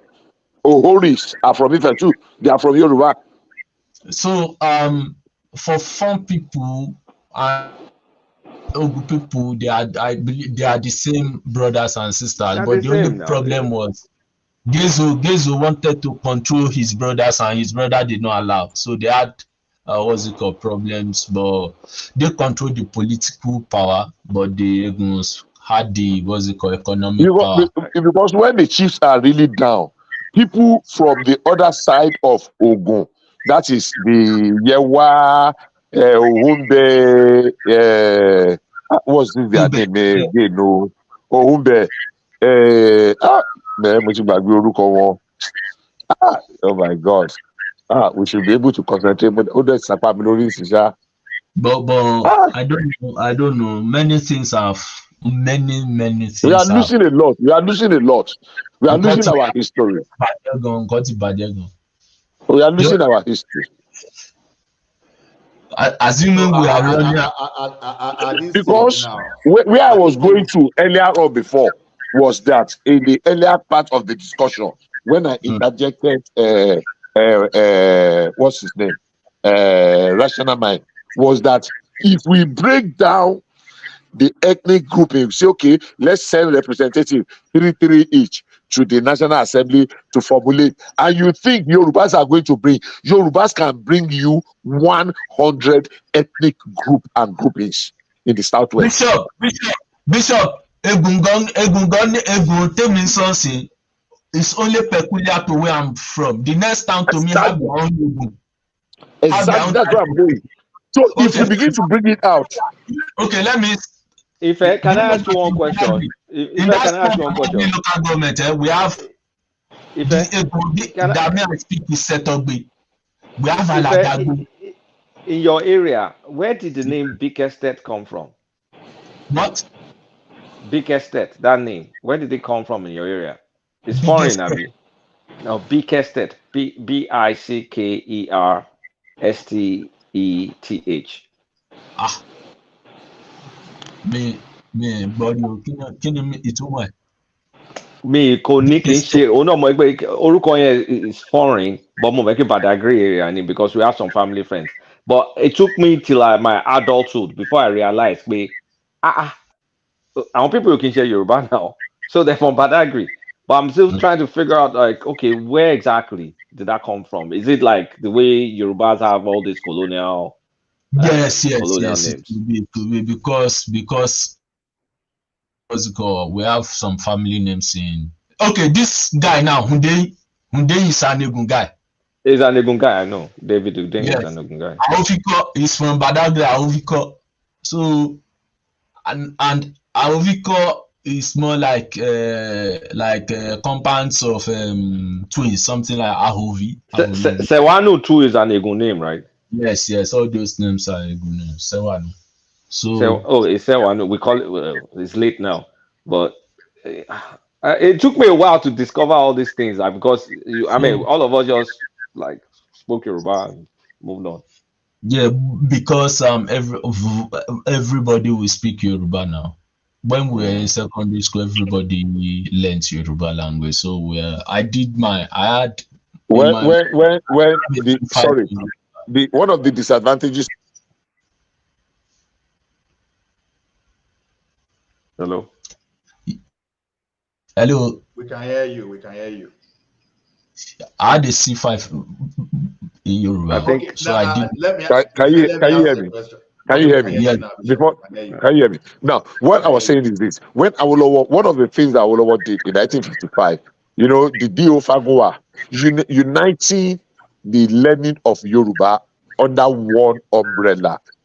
There are advantages, but there are serious disadvantages. He brought everybody together under the nominal Yoruba we are learning today. He developed a curriculum that teaches everybody Yoruba and made them to neglect their because we are learning now that there are more than 10, 12, even up to 15 ethnic languages in Lagos, between Lagos and Ogun and Benin Republic. Toko, Yewa. Look at Bishop. Exactly. Yes, sir. Bishop. Sherry from Badagry, that Badagry local government, that Egun, the one Toko speaks is different from the one Idale speaks. It's different from the Badagry people, Badagry town speak. It's different from around my area. We have at least 5 types. It's different from the one people in the beach area speak. The people in the beach area speak Defi.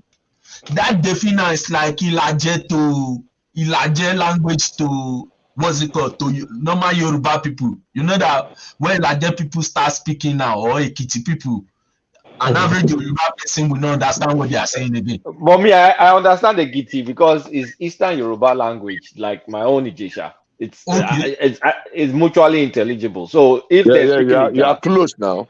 It's close. So I understand the Giti. Like which part of Ijesha are you from? Ilesha. I'm from Ilesha. Oh, Ilesha. Oh, Ilesha. Yeah. I'm Ijesha. Pure. 100%. But for me now, if an Ilaje man starts speaking now, I will need to concentrate properly to even understand what they are saying properly. You understand? The same way, if a Defi person is speaking, I know they are Egun people, but forget my son. So even Egun language too is that fragmented.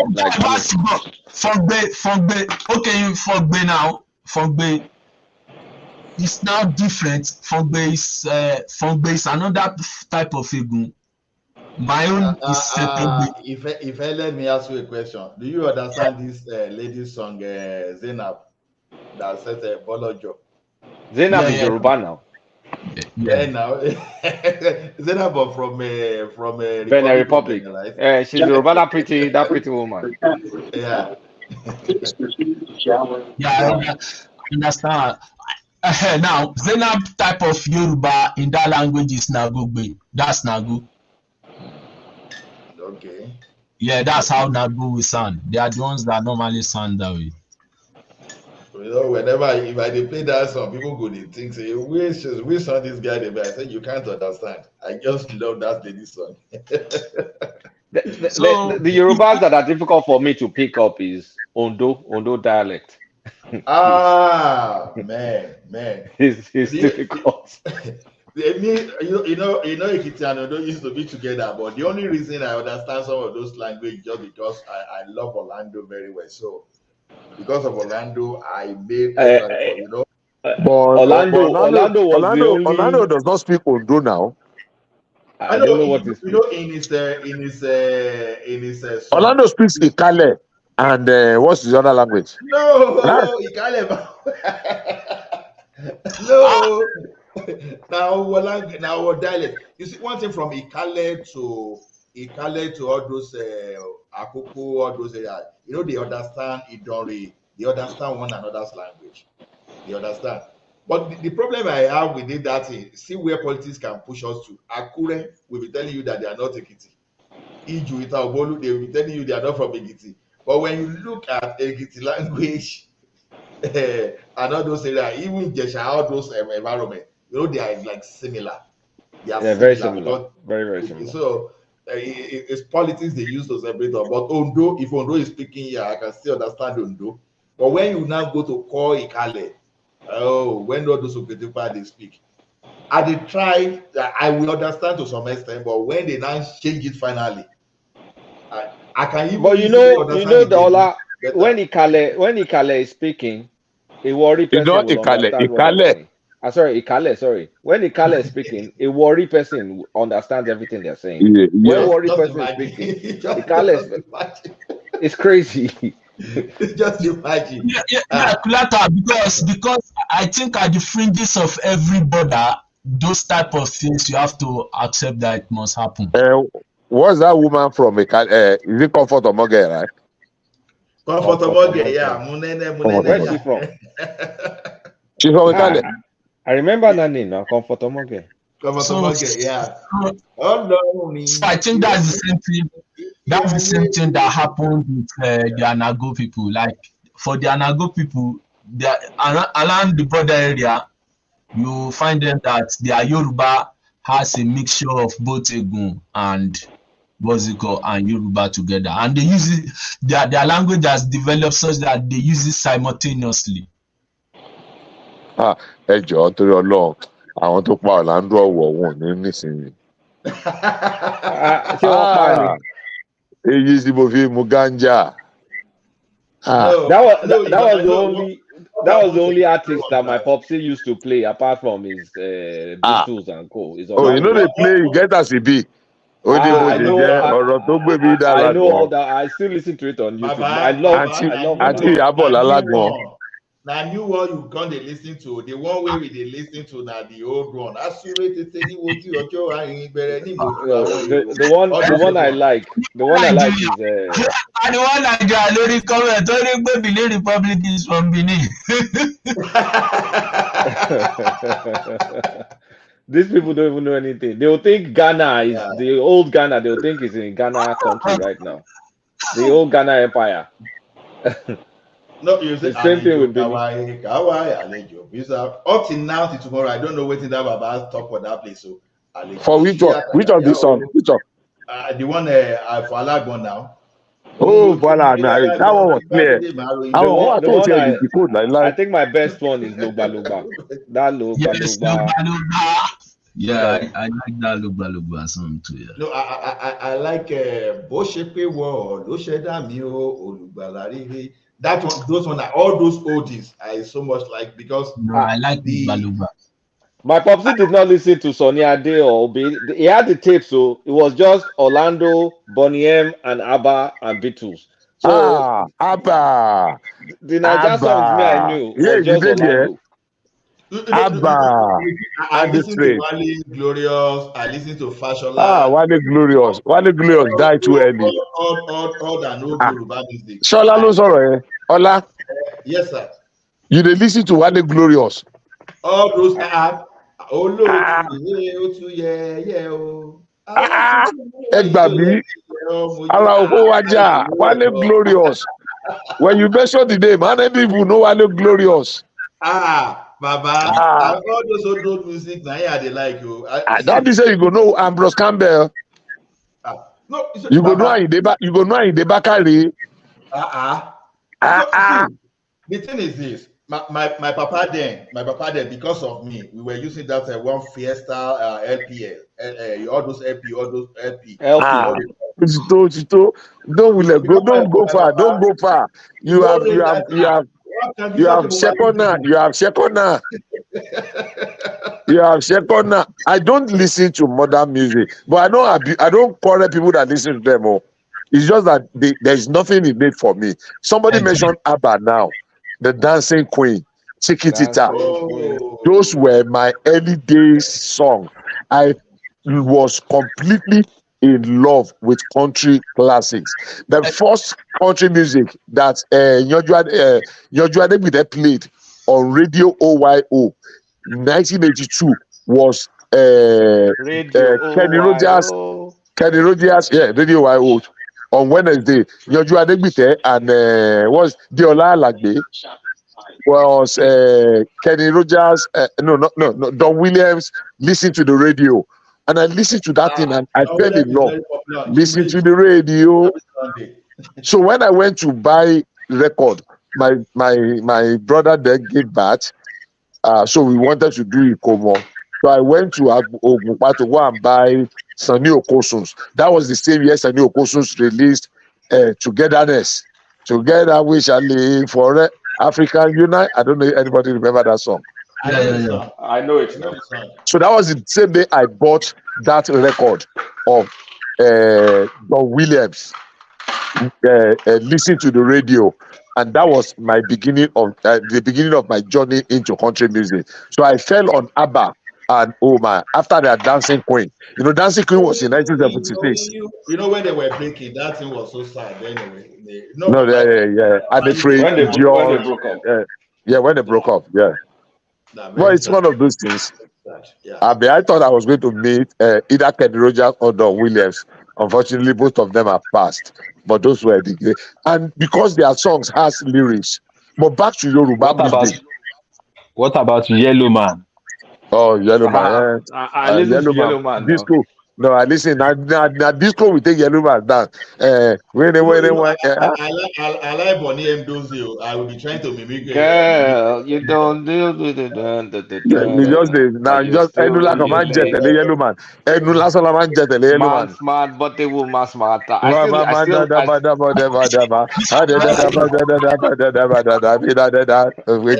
wanna KISS kiss you. I don't understand. I wanna LOV you, love you. I want to go London summer holiday. You want to go with me? That was Yellow Man now. We are going on a summer holiday. You want to go?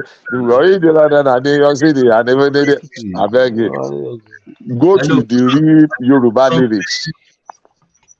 We enjoy them. I used to like this guy very well then. What's the name of Dele Abiodun too? I like Dele Abiodun. No, Dele Abiodun tried. Sunday Ojeki Dele Abiodun Gberi. Dele Abiodun, Michael Ade, Segun Adewale. Oh, I know Michael Ade and Segun Adewale. I know Michael Ade. Awuja Bello. Awuja Bello, yeah, those ones sang, they really sang. I mean, then Uncle Toye Ajagun and this man, Prince General Adekunle. Àwòdì fòpẹ́ olóhùn fẹ́ mọ́ níbi tí ó fòdé kò yé mi o ó fẹ́ ṣẹlẹ́yà o aráyé ó fẹ́ ṣẹlẹ́yà. Is it Emperor P. Peters? What's that? Kìlọ̀ fọ́mọdé tó bá rìn ní pàdó kó má fèsì fara kojú. Help me, boss. Say that again. Bàbá dà sọ ní o, dáṣẹ kìlọ̀ fọ́mọdé sọ ní o. Àti àwọn pàlẹ́ wa máa ń gbọ́ láàrin ilé ìyá wa. Èwo ni àwọn arúgbó ẹ̀díṣẹ́ táwọn ṣe lálẹ́ báyìí? No. Those were songs. Look, I keep telling people today, Obey and Sonny, go and listen to a good number of their songs. You will see that they are just repeating Ambrose Campbell. I was shocked when I was talking here some months ago, and many people don't know who Ambrose Campbell was. Wow. Many people don't know. I said some people even thought that Ambrose Campbell was Oyibo man. Ambrose Campbell. Bishop. Yes, sir. Mr. Bishop. Is the person that made it popular. No. And to writer no matter. And he made Bàbá tí ṣe nǹkan tẹ́mí sí ni pé tó bá jẹ́ pé copyright wà láwọn gba Ambrose Campbell wọn ni máa gba àwọn copyright wọn lọ́wọ́. No, àwọn olórí ìṣẹ̀ṣẹ̀ so they were foreign labels now. What is Decca? Decca was foreign. Wasn't Sony foreign? They were foreign record labels. Why local labels at the time, I believe, right? 60s, 70s were foreign labels in Nigeria, I believe. No, but Ambrose Campbell did not just write them, he sang them. Bishop, let's go back to that song. That guy there at Euro that time. Ẹni tí ò láyé ta, tó lọ fàyà gbà náà. Ẹni tí ò láyé ta. I missed. What did you say? Sorry, I missed that. Something was talking. No, that in Ekilofo model, in his Ekilofo model. Okay, Ekilofo model. I will get it. Obìnrin fojú mo rò ó àgbè. Ekilofo model.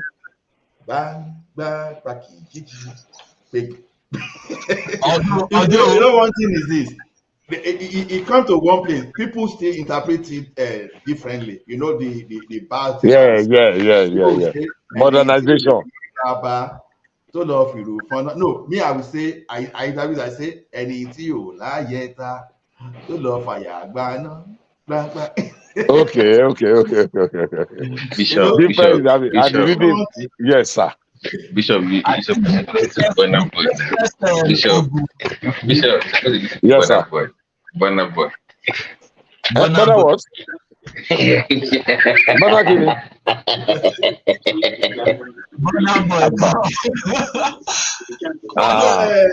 Baba to freak Mary. I'm sorry to say that. No, Baba T, all those guys, all those that we know, they are good singers, to be honest. They are good now. But the for their time. Is when I crank it in my stereo system, when I want to listen to music, I don't use home theater. I go back to stereo system. Let me put in trouble since you say they are good. So where do you rank this modern day in your top 10? Do you have to revise those now? Do you put Burna Boy above Sonny Ade? No, I don't know. No. My problem is this. I've not been able to move into this modern day generation music. Bishop, yes.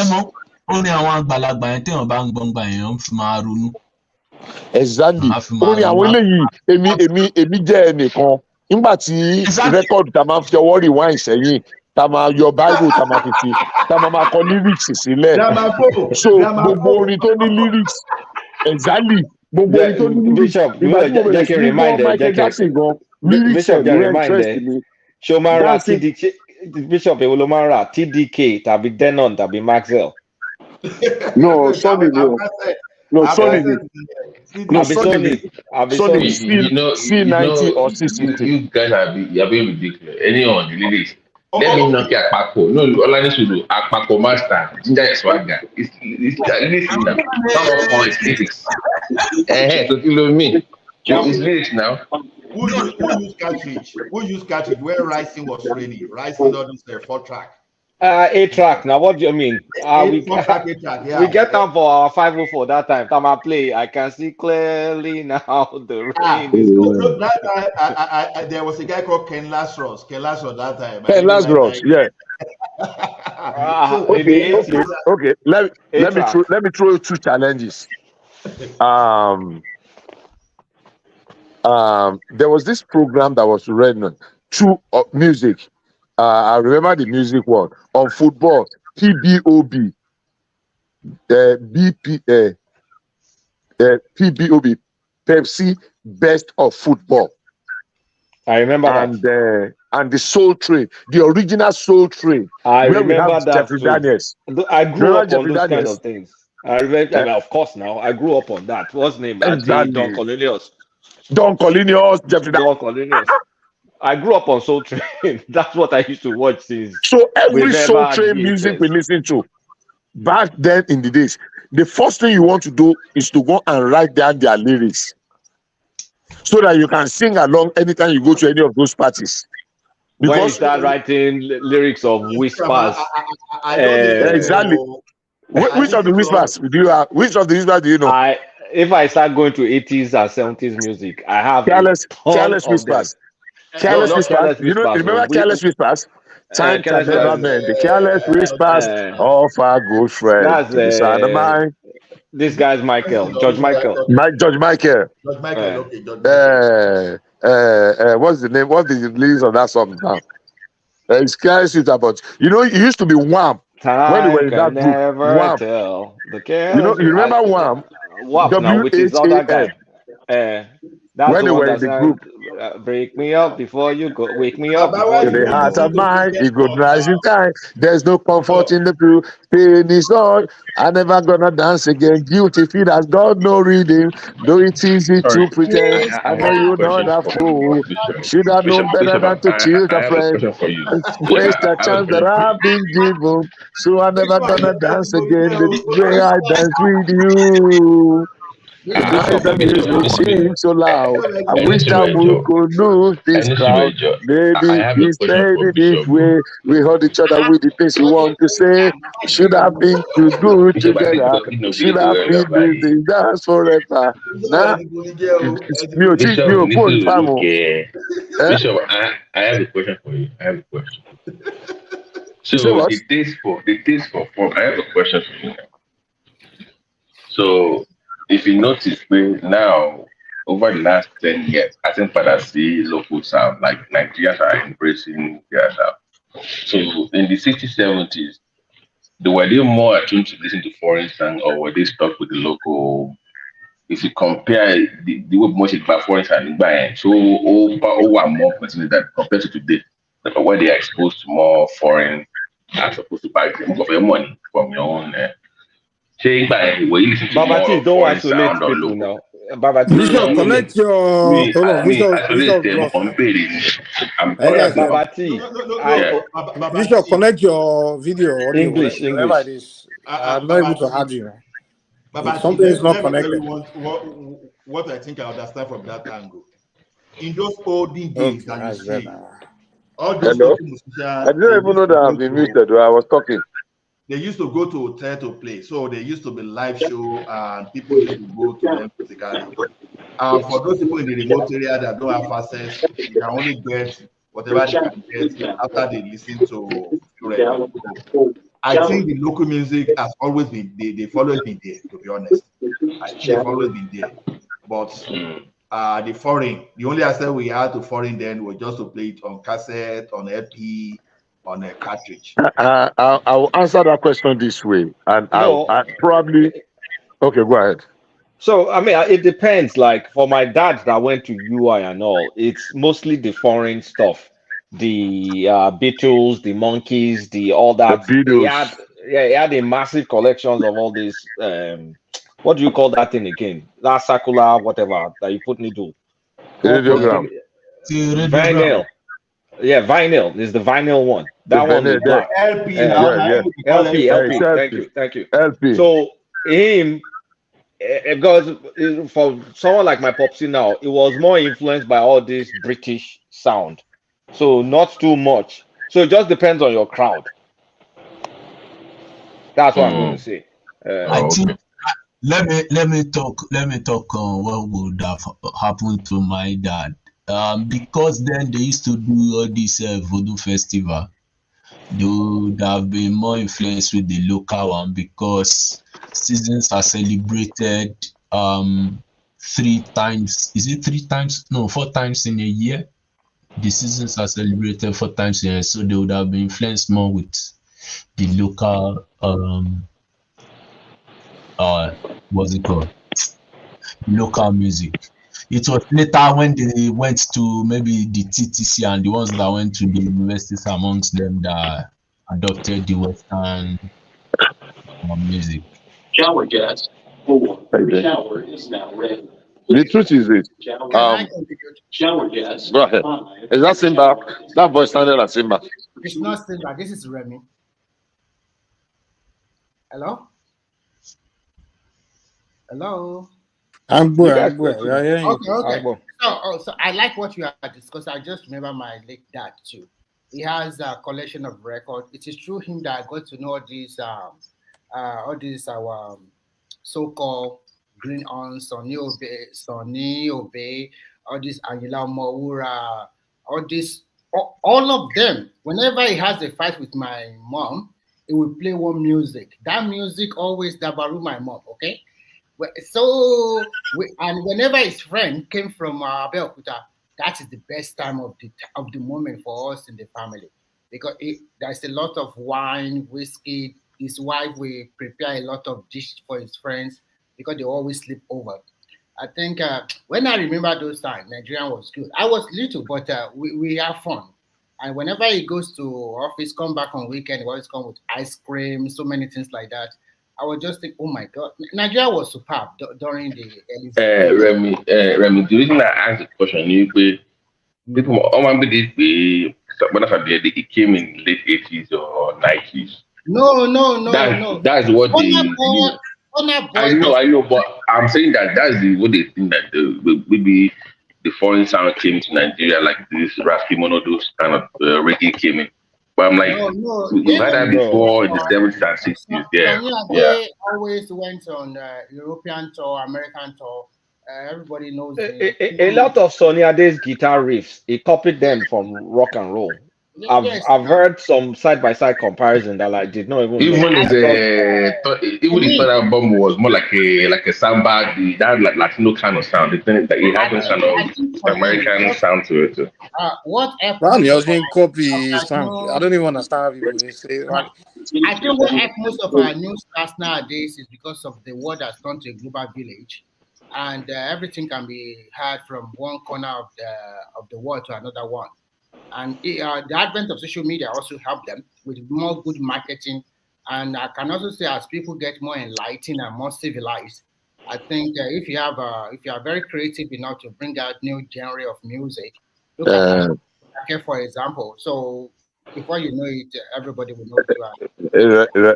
Remy, really, I think, and this without any prejudice, I think it is the packaging and the overhyping that have rated the current music beyond far and above. Because sometimes I try to be very open-minded and say, and I try to listen, and I just realize that what is there? It's just hype. Exactly. It's just beat.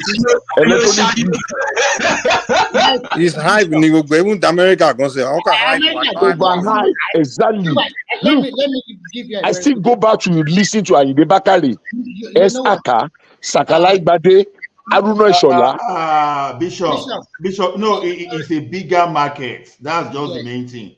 You know what's funny, right? In the 80s and 90s, when they were flooding American sound, American music to Nigeria, even when you're listening to your video, we're laughing at you. You're listening to local music. When it's so obvious in your head that the one you're listening to sound better than it make more sense than the American one. But when you're hype with American, they will be hyping the foreign one. They will try to shame you for listening to the local one. Back in the 80s, American music has lyrics now. They have lyrics. We listen to okay, let's talk of Michael Jackson, 1979, Off the Wall. I can recite all the lyrics in Off the Wall for you. Move to what's this woman's name? What's her name now? In 1985, they were 83. The one that released when Michael Jackson released his other album. Are you talking of Whitney Houston? Yeah. No, not with Houston. Bishop, do you know what's funny? I did not watch. Hello, Baba. Bishop, I'll be leaving you. sorry. Who among them? Today, right? What did you say? Yeah, I'm leaving. It's been nice speaking with you guys. I just want to sleep before. Okay, Ola. Thank you. In 1983, are you talking about Madonna? I mean, Madonna. Madonna. But why? Question: why did we? It's like, I remember back then, in where I grew up, we only listened to Fuji music in secret. You dare not play Fuji. It was not seen as something of that class, or you dare not play Fuji Collington or those kind of sounds in that area. It wasn't. So no comment. There were some sounds. There were some sounds that had crossover appeal, like when the earlier. When Fuji. Most of the Fuji songs are not too. Not. Please let me tell you something. Then it was Let me tell you cool. something. There was this DJ in Ibadan around Sabo. Somebody can help me with his name. There were DJs in Ibadan. Then they were mixing music. There was this Dele Adelego. Dele Adelego. Jimmy Jaske. Professional drivers. Ogundele. Dele Adelego. Yes. There was another one called Ogundele, and there was one called in Ibadan because DJ. I know what you are trying to say. It will come to my memory. That used to mix. He brought mixing. Where if you go to Best 4, if you go to that nightclub, the one we call Best 4, when Icy Brown was moderating that time in late 80s, early 90s. You know Smollett Alamu? No. Oh, nobody knows Smollett Alamu here. He changed his name eventually to Shitu Alamu. Smollett Alamu, SMALLET. When you say mix, are you talking about local mix or foreign mix? Local and foreign. If now he started with Haruna Shola. Ibadan, no way. So wait. So it was sampling. Because is it making a sound? Was it sampling or was it? I'm trying to understand. No. When I say mixing, playing foreign music and infusing local music in it, and they will blend. There will not be break. It will blend. Bishop, you remember back in the day when you go take a tape, brand new tape to a DJ that you want to record a tape, they will now put all this inside the mix. So, that's what I'm saying. That was later. Early when it started was when I want to remember. Oh my God, what did I do with this guy's name? Because the first time I heard a mix that became a hit was 97. I think it was Shakomo. But when they did the those are newer times. 90 what? No, Liberian Girl sample with the Juju beat. That was Shakomo was. I had okay, this is a kind of a Fuji Juju. That was much later. It started with for me. This Haruna Shola. My God, what's this thing? I'm trying to remember that song. Oh my God! Don't let me waste time. If I remember it, I'll bring it up. Was it this? You tell me that you love. I know that guy sampled the foreign. It's not an American song. There's one song called Inoro. That was Haruna Shola. Exactly. That was one of the first. They mixed that one with modern sound. That was one of the first mixes. Exactly. That was one of the first mixes. I think it was Dele Adelego. I remember then they used to with what actually? Why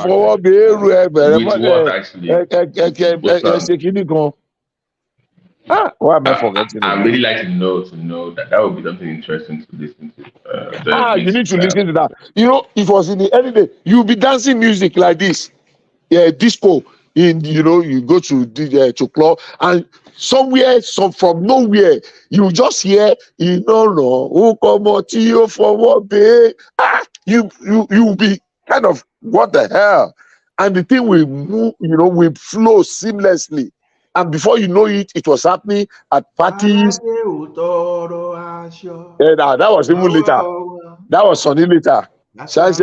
Those were later. But those early ones, because if you know your Adegbite, I'm sure everybody should know your Adegbite now. In the days of Radio OYO. Of course, I know Yonju. Exactly. That was what we used Now to only on watch. those states I know. I don't know just OSBC. No, on those states, OS. OSBC Wait na till the first OSBC. station. Radio OYO2. Okemokpo. You know. But Bishop, do we have anybody still singing like in this modern era, still singing those genres of music, like the juju, or is anybody still singing juju or Akpala? We have. That you know Not about. as much. There are many. There are many on party. Go to Go to Instagram. Go and look for a guy called Shegun Johnson. Shegun Johnson, exactly. There are many, but they are not like they used to be. One of the challenges we have in juju is that every other musician that tried to come up during the era of Sunny Ade and Obey did not succeed. I don't know why or how, but I can mention 2 dozens for you now. That if you go back and listen, this guy was okay now. Dayo Kujore was okay. I mean, Dayo Kujore came up from wow. Dayo Kujore didn't really blow. He didn't shine. What's his name was even more than Dayo. Dayo Kujore did not feature in the top 10. Shegun Adewale was better than This Bishop guy. What's his name?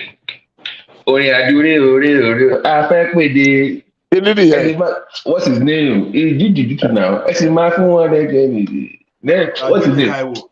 Dele Taiwo. I know that one's name. Dele Taiwo Shoko Expo. All those ones are new now. Now new waves. Dele Taiwo was kind of like a one-hit wonder, kind of. Go really rain. Dele Taiwo and somewhere in abroad now. Won't rain. They should have done better than that. I mean, I can mention 10 juju musicians. I don't know what happened to them. I'm not saying anything happened. I think Juju got hijacked by Obey and Sonny, and they didn't give other people. They dominated the scene for too long. Over too long. Let me hold on. To Fuji.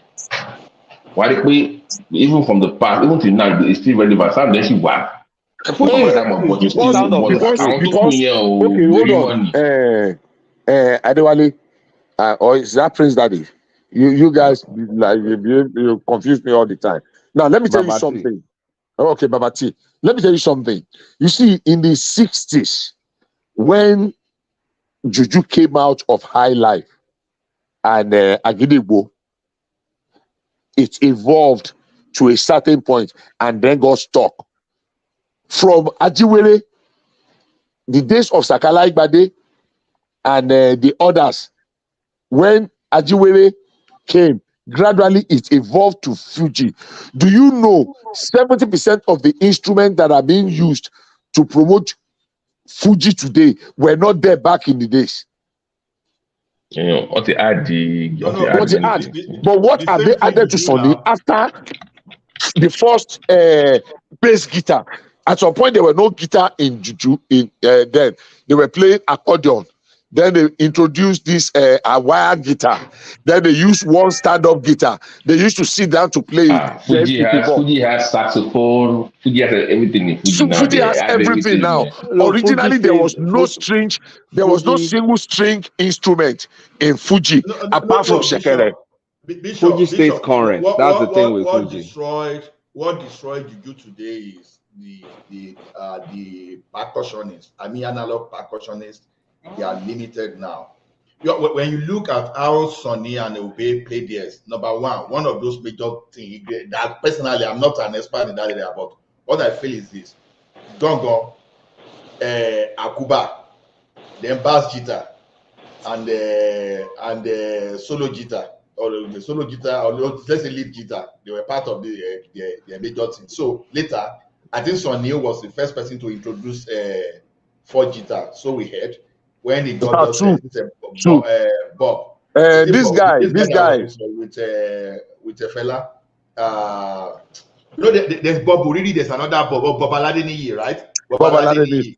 That's the person that say he brought the problem with Juju was it just stuck to the parents. It's not music that translated to the kids well. The only person that could translate it to the kids was Shina Peters, and Shina Peters was a 2-album guy. And after that, it's still the same stock. So at the end of the day, it's still Sonny Ade playing around. But do you know what made Shina Peter tick? Because Shina Peter introduced the fast tempo. He brought Sakara the Afrobeat exactly into that is Afro Juju, Shina Peter, whatever. But Shina Peter was instrumental to Sonny retiring early too now. Can I try? Let me push back on what you just said. Did you just say it was 2 albums on that? What about Dancing Time? That was a It's 2 albums now. He had the Afro Juju. Next album. Wait. He had Shinomania. He had Ace.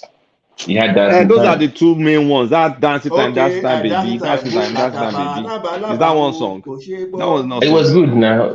Dancing Time that's the I was sweet. Forget. It was crap. Bishop, I like Dancing Time. That what I like there is what I just sang now. That was when his career died. It was still a hit to me. To me, I like Dancing Time Baby. It was good. In 1990, which party did you go to in the entire country that you did not hear? Where? That was it rained. It rained everywhere. Immediately after that, that was 89. Immediately after that, in fact, I will tell you something about that one. Immediately after that, what's his name? K1, the Ultimate, took over with Consolidation. Oh, Consolidation. Yeah, that's true. No, that when Kwawan started coming back, right? Kwawan dominated like Barista shoe. Oh, Erupa Barista. Do you know when Shina Peter released that Ace? It was the Ace or Afro Juju now. It's Ace in the first album. Sonny and Obe, they peed in their pants. No, I know. They said Sonny was worried though. According to they were worried. You know what? It was dominant. I'm not even saying dominant in Southwest. If you go to one place in the Southeast, they'll be playing Afro. No. You are even wrong. Outside Nigeria, I have a Cameroonian friend, and I can mention her name on this platform. A doctor can sing every word of that. Just like you were singing Awilo Lugumba. And she did not understand a word of it. You know, that was the days of Walkman. Because of that, she went and bought Walkman and brought the cassette, and she was playing it back to back. She can sing everything from A to Z, but she did not understand a single word of it. There was no party we went to there. The only people that calm us down that time that added something a little bit when we're moving away, like when the like of can I have a dance? What's the name of that guy? Rosie. Can I have a dance, Rosie? Rosie. What's his name again? That boy said, what's his name again? Blackie now. Blackie. Omo Ajegule. Where is he? He just Bishop. They had this guy too that was there for a while. Look, Daniel Wilson. Oh, Danny Wilson. Danny Wilson. What's his name?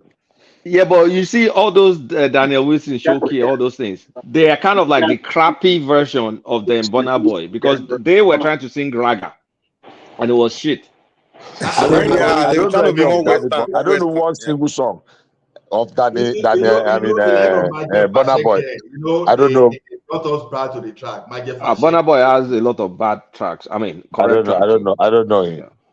I don't enjoy Burna Boy. No disrespect, but the one you mentioned now, that was another sad story. What's his name? Majef Fashek was a sad story. It was a bundle of yes, Ras Kimono and Evied now Goli. He went to New York and got hooked on drugs now. Drugs in Majef Fashek. Our family contribution to buy Majef Fashek. South African music was already finishing us that time. The like of Lucky Dube or those. No, let me tell you what happened. All Nigerian people were singing reggae, and all of them were singing Mandela, Mandela. And when they released Mandela, career and Pari, so they had nothing to sing about anymore. South Africa and the way South Africa was like what they have today. They will have one or two musicians, and that's it. When did they release Mandela self? Early 90s. Because I know my Majesty na na na na my great Free Mandela.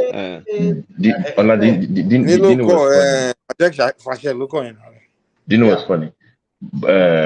Burna Boy is what Flashback was supposed to be, like on the global stage. Like the first album, that was the projection. I don't know what happened, man.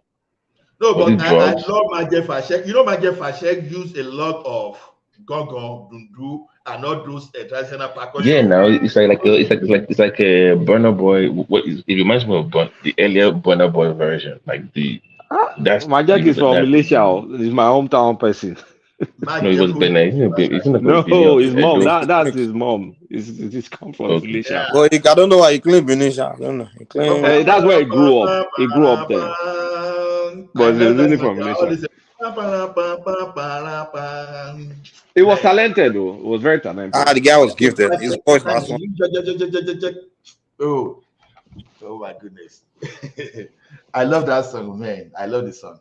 But for Nigerian music, it's until we started going back to authentic sounds that then people, because all them Junior and Pretty, all those I couldn't listen to any other crap. They can be more original. But guys, but you know what's funny though? You know all those hits in the I won't be Olumente. You know they can't play those songs today because of copyright. They were hits back then, but they did not play all this Olumente because they were just copy and paste in American song, like just sampling with no clearance. Which one, Babati? Like our boys Kasha my Kamsi on a control level. Back clearance there was no clearance on those songs. Now you can copy and paste it. Yahoo! That's Olumente. Yeah, I love that song. I love that song though, but they said the other guy said he wanted to further his education, that he didn't want to continue with this career.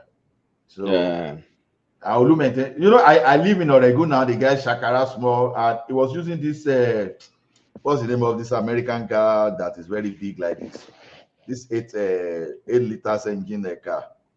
Ford Lincoln. Is it Lincoln? Yes, Lincoln. That car is his own car. Lincoln Navigator or no, that's SUV. But this is a car. That's man,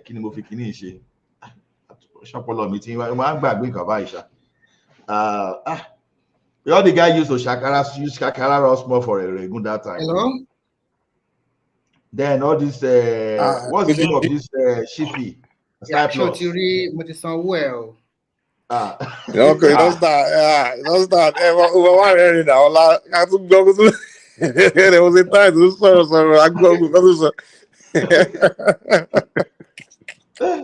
so man, I'm DJ. Can't take go because this time. I don't come out of so continue you go. I call us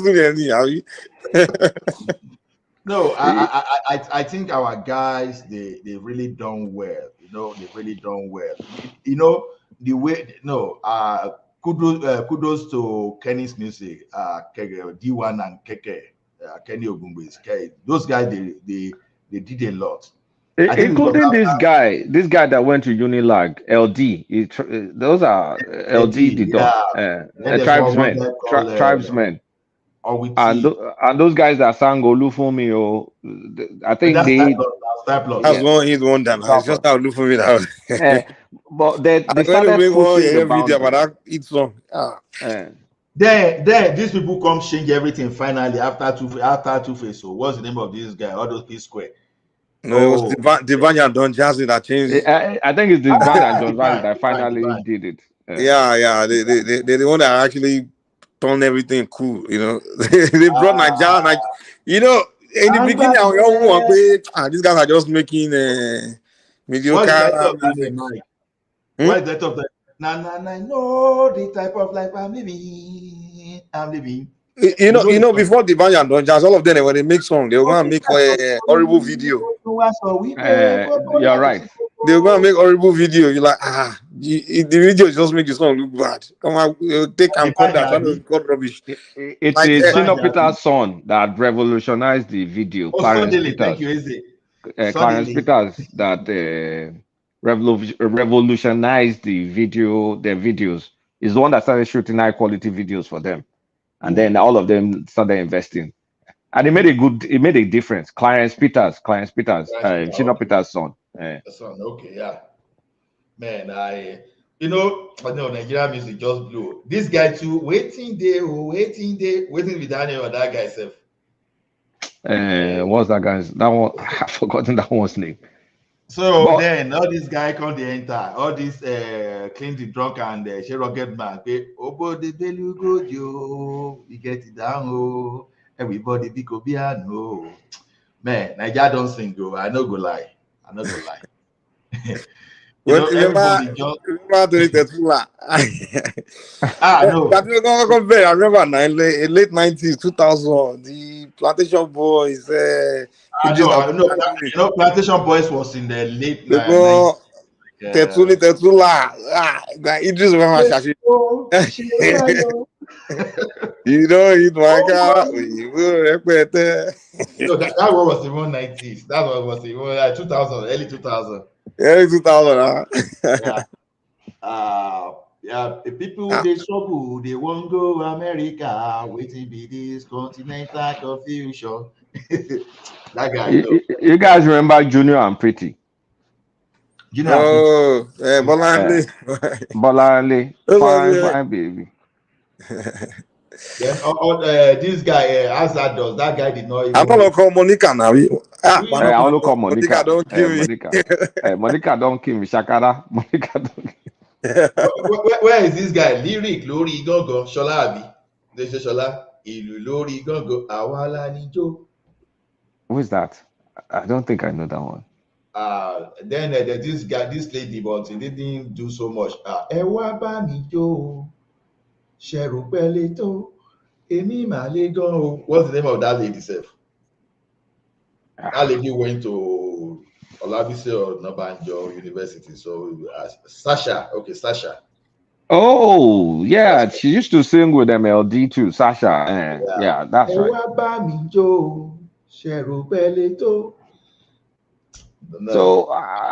mean, these twin sisters. I think they are from Ikito Ondo. Oh, Lijado sisters.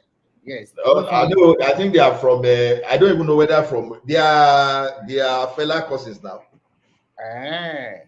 Lijado sisters. I like their lyrics, and I think they sound.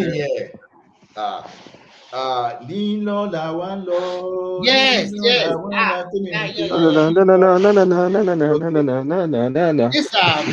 songs that you listen to them. Lino la one lo, Nino la one lo. Kimini jogmana titi yoni leji go mi yo. I think they are from Ekiti. Now you say you are not from. No. They are not from Ekiti. I think maybe from Ogun State or your state, either of the places. But the way they okay, I don't.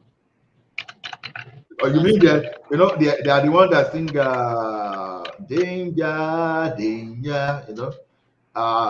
they sang Reincarnation too. Reincarnation is that the voice you. Yeah, they sang that one. Wow. And but I think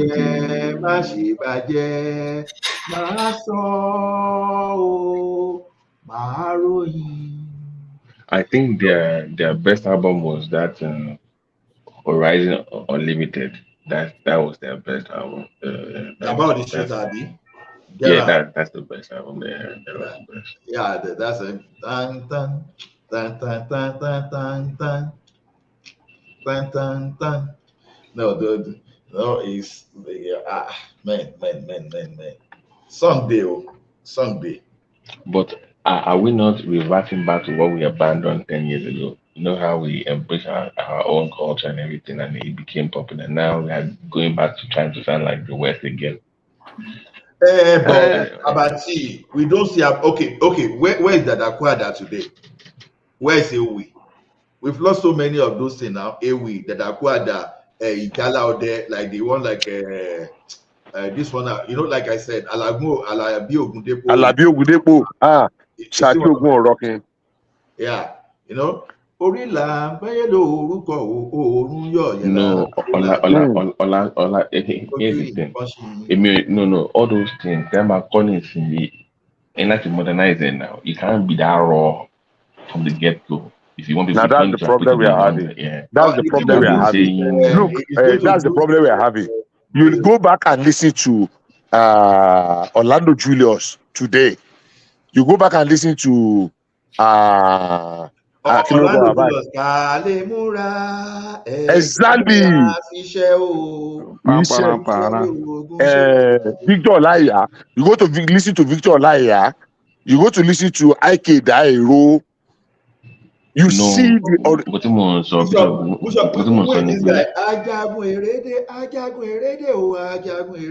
Is it not Baba Salah? It's not Victor Olaiya now. No, Victor Olaiya is different from No, it's different. They're different. Victor Olaiya was a position. Bishop. Moses Olaiya ni Baba Salah. Guys, the point is that even like the way I think it was about how food has evolved, even hip hop has evolved. If you want the modern audience to listen to your sound, you have to evolve the sound. Only appeal to them. Doesn't mean they will not go back. Like look at people that listen to hip hop today, the younger ones. They will go back and listen to the old sounds, but it's based off of them being introduced to the sound not for patronage sake. It's for record sake. I'm talking. Like in America today, how many people listen to country music anymore? They still do. They don't. In fact, they don't. They don't. But they've changed. Country music has changed. What do you think Taylor Swift is? What do you think Taylor Swift is? It's a pop and country song now. How many of them now? Country music. Country music is the thing in my they do, bro. Where are you? Are you living in Tennessee? Forget the city. The back of the mountains, bro. Here's the thing. It's like you guys saying people in America should be listening to folk music. Nobody listens to that anymore. So things need to change. I'm just glad that the popular music now is Afrobeat, and anywhere I go in the world, I'm hearing Yoruba songs. Whether it's infused with hip hop, I don't care. Let me tell you. Let me tell you a story. Question for you. If I know the Afrobeat is quite popular nowadays, but what do you think about giving that Grammy to Tyler? I also like Tyler music. No, Tyler deserved it though. I'm not gonna lie. Yeah, that Water is superb. That Water song is a hit. It's a hit. I wanted to beef her before, but that song is huge. Performance. So obviously that one I'm okay. The world one in Koyemi, the Shekeri, wherever they lost that guy from India. Forget the African one, the global sound. If it's a global sound, how do you win with less than 2 million total listen to on Spotify? The person that won the global sound, no, not Thailand, that was Africa. They also had the video for the global whatever performance or whatever. The guy that won, the group that won, they barely have 10 million on Spotify. So how do you win when nobody even knows you? I thought you were supposed to be global. Politics. I don't even know. Now politics. So if you want to turn to this JC and all this guy that will be complaining. No, me complain. I don't care. I don't care. I'm just saying. Babati now politics. It's just like when you talk about Balo de Hall, for example, now politics. Because now, if you say now only one Nigeria day for that Grammy, I don't see how that South African lady will have won in Nigeria because you go to Walmart. Ola, that South African song. Have you looked at that? That's a hit. I know it's a hit. I'm not disputing that. But one thing about, do you understand what it means that you get to I live in Calgary, you get to Walmart and the song you are here listening to is the video, or what's the name of this guy? Rema. This guy,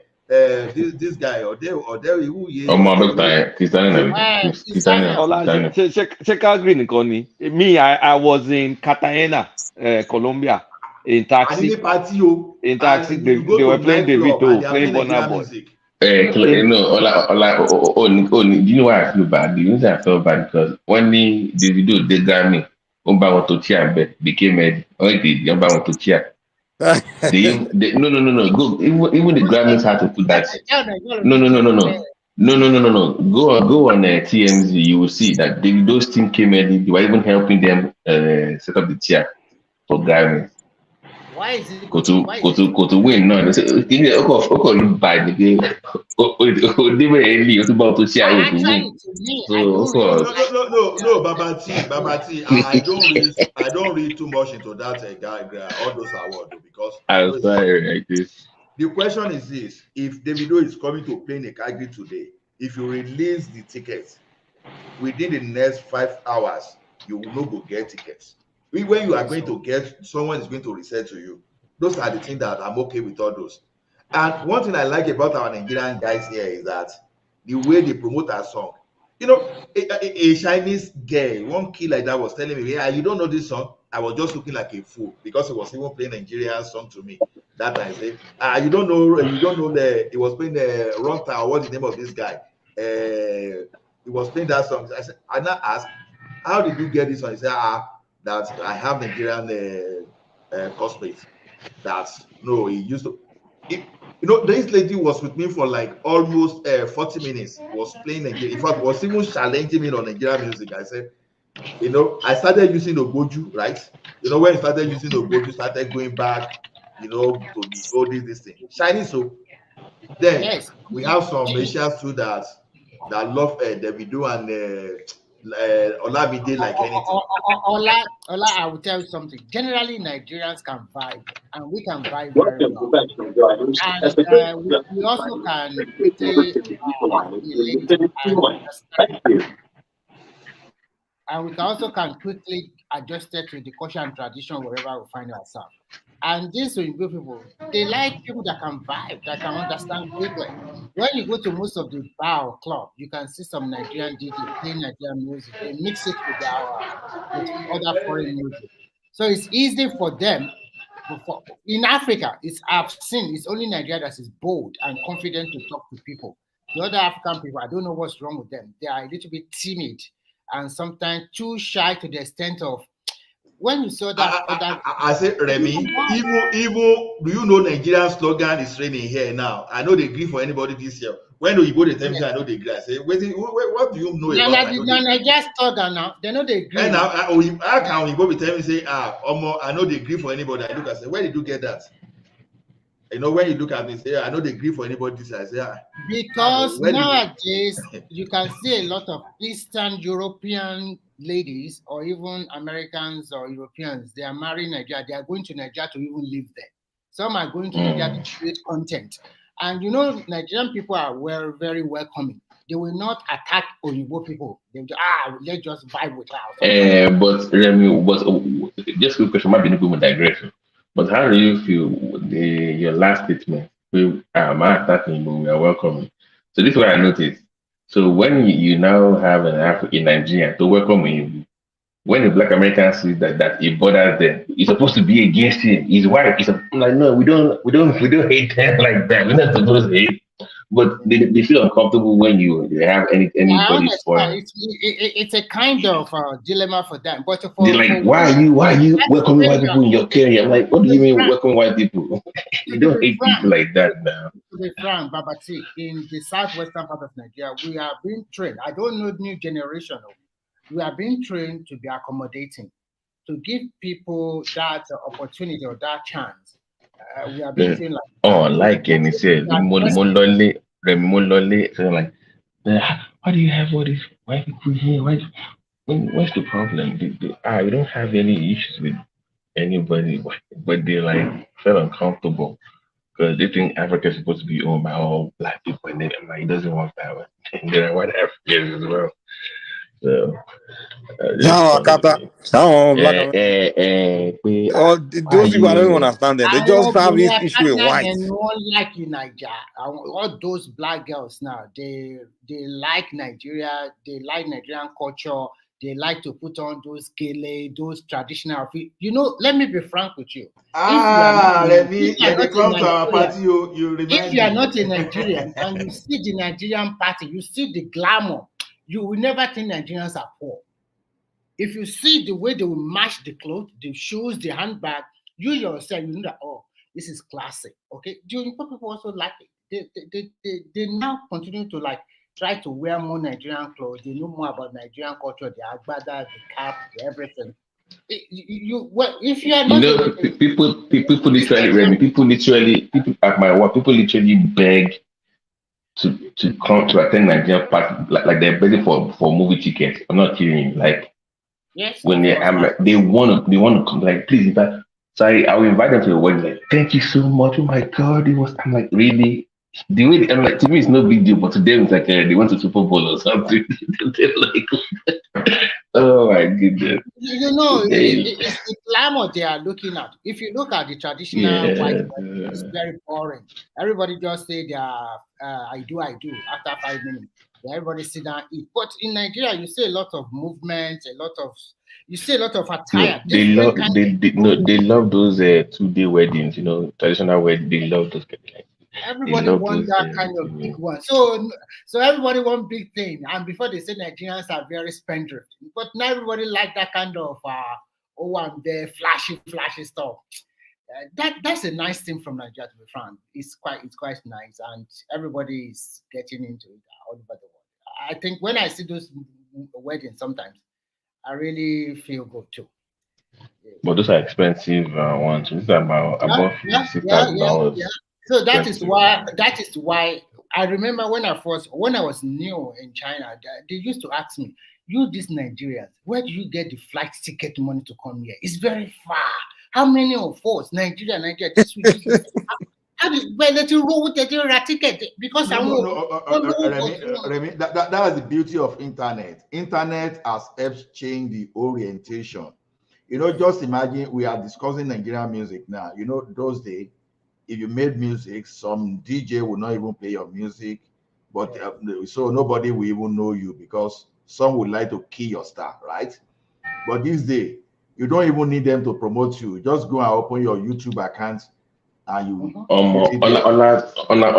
This is interesting because I remember in college, the biggest Nigerian artist when I was in college was Dr. Albert, and it wasn't even in Nigeria. Dr. Albert, I know Dr. Albert. It's my life. It's my. You remember that guy? It wasn't even like it's my life. He wasn't really hanging out like that. So, but I know. I didn't know the man is not even a Nigerian. I didn't even know. I found out later that it was Nigerian. I didn't even know it was Nigerian. One of my teachers here in Finland. Oh yeah, okay. You find out it's Nigerian, right? I didn't know initially. I didn't know. I thought you said it's not in Nigeria. No, I believe one of my teachers here told me one day that because she usually be on TikTok and she watched one Nigerian comedy, and once you watch one, they continue to push it to you, and she continued to watch a lot. She said, "Oh my God, although there is like," asked me what kind of English they are speaking. I said it's a broken English. It's a way they're coining out in West Africa, especially from Nigeria. But she says because she's an English teacher, she says she enjoyed it, and since that she continued to say they are very creative, and she liked the comedy aspect of it. I think so. That is the beauty of the internet and the beauty of social media. So look at all this voice now. During the time of this guy, Babasue, they cannot make money like that. Look at these people now. Just put it there, and before you know it, they are buying expensive vehicle, building mansion. Look at this girl, Tahoma. What's her name? Do you know her? We know that guy. We know that guy you are talking. We know that. Oh my God, that guy is thickly rich now. Because Shaggy, brother Shaggy, Brother Shaggy is making more than 10 or 15 million in a month. No, there are many now. See, there was a time I wanted to open. I'm not trying to just post it during the time of Baba Suwe or Baba Salah or something like that. They cannot make that kind of money. But nowadays, all those old dances didn't make so much money now. It's this day that people are now trying to bring them up. And Now some of you them know, are now going. you know that that Johnny, if you look at Funke's movie broke Black Panther's it broke Black Panther's record in Nigeria. That guy, It, that it, lady, it, That you that movie know, is not on Netflix now. I think it's just showing on cinema, right? no, no, I'm saying that, no.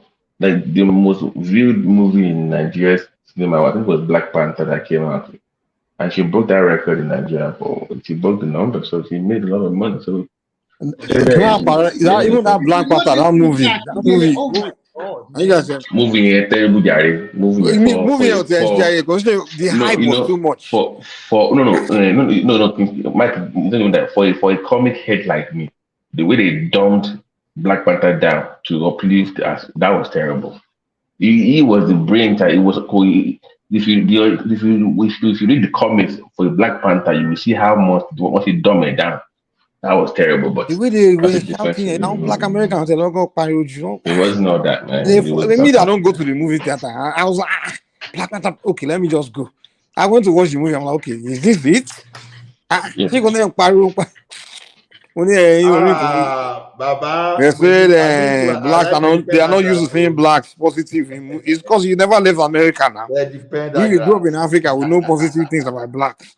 You've seen many black greatness. Oh, I Now, think we black must American, give their entire life, they don't show them Mike, anything black. Mike, That's positive in movie theaters. Mike, I think we must give it to this Western world. They hype their country a lot in terms of They publicity. hype themselves. Do you know? Let me I want give to you that something. boring, but very boring What hype? society. But they will just Say, hype themselves as the most lively place in the world. Why don't people go and his own don't be good? I don't pay party in Ugbe. That's how they let it gbadun. Why don't people go and don't be good? America is the most hype one. The whole world. America is the place. Day America, Europe is even more lively than America. Very boring country. No. Mike Malobin, don't you know America? What like by No, I want me. But yes, Scandinavia are boring. But I want to be Remy, listen to me. Mike lives in a gated community. New York, so New York at that's why. No. Babati, Nisuru. The places that are supposed to be lively in America is dangerous. That's the thing. So you can't really say you want to. No. In America, Mike, let me tell you how we know that this place is lively. Where? You know, I once worked with 6 guys. Yeah. Canada is lively. Don't even give me that one. Mike, you farabale now. Let me explain to you. You know, liveliness of a place depends on the activities you create. Ola, let's not include you in this discussion of livelihood. Let's just keep Canada. Let's keep Canada pretty along. No. Let me help those people that think this place is boring. To be honest, let me help you. Now, many Nigerians now they know they go to club. Yeah, people, even some West African people, they go. So people like us, we see they go, right? Now, I can go from Calgary, drive like 2-3 hours to Edmonton to go and watch MLS. Hockey, I they watch hockey. You understand? I they go camping. Yeah, I'm there. So you want to watch events, you want to watch something by yourself. So the difference to socialize, but you want to compare the socialization we do in Nigeria with this Western world. Nigeria, you never get a dull moment in Nigeria. You never get a dull moment in Nigeria. I agree with you, Mike. But exactly, that's what we are talking about. Is that lively? You go there and take picture and you go back home. When I go for hockey, I don't go alone. Wait now. When I go, there's a play we call 7th half here now. When we finish hockey, we go enter pub for that 7th half. You know, we go jolly small. So they go for me to travel 3 hours to go and watch MLS in Edmonton. You think say now only me we go? For me to go and watch hockey, you think say now only me we go? It depends on activities. So you are driving 3 hours to go and experience liveliness. No, that we in Nigerian community we socialize. Now it's the Nigerian community. We are talking about the eliminate the Nigerians there and tell me how you socialize. In your street, I don't know whether you also experience this. Every weekend when I was going home, every Friday and Saturday, one of my friends or friend to friend of friend, we have a party. We are going to go to that party, and every day we get together in front of my house. We will discuss football. We will see Omoge in front of us. We will chase them. Okay, these are things that you can never forget. We will argue. We will fight. We will play football together. We are like inseparable. There are so many. We know in Nigeria, street to street. We know the boys. You know everybody. You know your whole exactly. It's true. I don't know. It's true. I was the corner control. No, Mike. What I'm saying here is this: you try to make life out of where you are. That's what I'm saying. I'm not. No, we don't. That's the different argument. That's not what we are talking about. That's the different argument. Now, do you know what some Nigerian do here now? We have a family friend. There was a time. I'm sorry to say this. There was a time that when he just came, early o'clock, around 5 o'clock, we will be ringing our bell to. Well, you are strengthening our argument. So you need Nigerians to have liveliness. No, I know, but I'm saying. So what are you arguing against, man? Mike. You need your Nigerian people to have liveliness. What if there was no Nigerians there? Will you say that countries we are saying the countries are not lively. So you are trying to argue that it's lively by telling us that you have your Nigerians there. Mike is lively. It depends on how you. I beg, man. You just make money. That's it. What I'm saying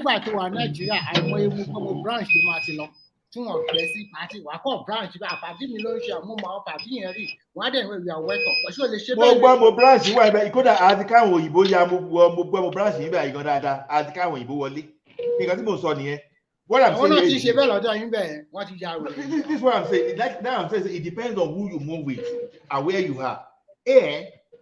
We even they carry Oyibo, they enter our Bubobu branch. Akata Oyibo, Alawo Fufu. We they carry them, they enter our Bubobu branch. Now, just 20 seconds, Babati. Just 20 seconds. We see have a family friend that he works 17, 18 hours a day. You understand? A person like that will tell you that this place is not lively. But a lazy person like me that my own work is around. Don't be creating argument, man. Those countries are not lively. Just don't start creating your necessary argument. They are not lively countries. No. You have to create your own liveliness. No, hold on. If the fact that you say you have to create your own liveliness, it means that it's not lively. In Nigeria, you don't have to create your own liveliness. Once you said you do 3 hours to go and have fun, that was it. You already that was the end of that. I know, Babati, a football fan, you can drive anywhere. It's just like if you're okay, I'm a Chelsea fan now. Now I'm still planning to go to UK to go and watch at least 5 matches next season. How can you be a Chelsea fan? They are losers now. Can you come to us now or go somewhere? Happy other side. No, they talk again. Babati, Arsenal. What do you mean they talk again? No, they talk. Is it Babati that is talking all this thing? How can you be comparing? Yeah. What do you mean, Chelsea? You are not in the middle of the table this season. You've never even won. You've never even won any European something that is tangible. What are you talking? Even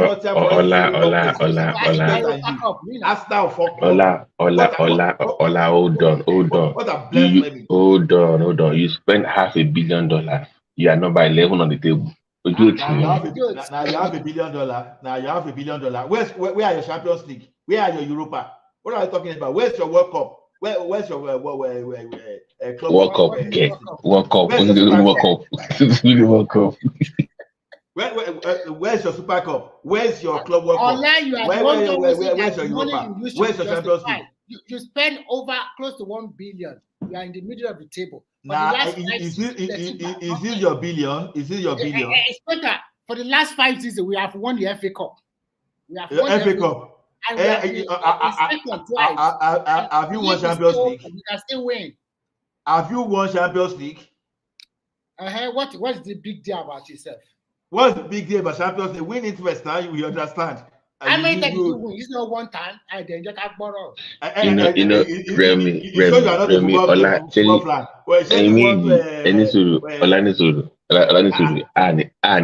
so we are here fighting over stuff. You can't fight about Eyimba or shooting stars. That's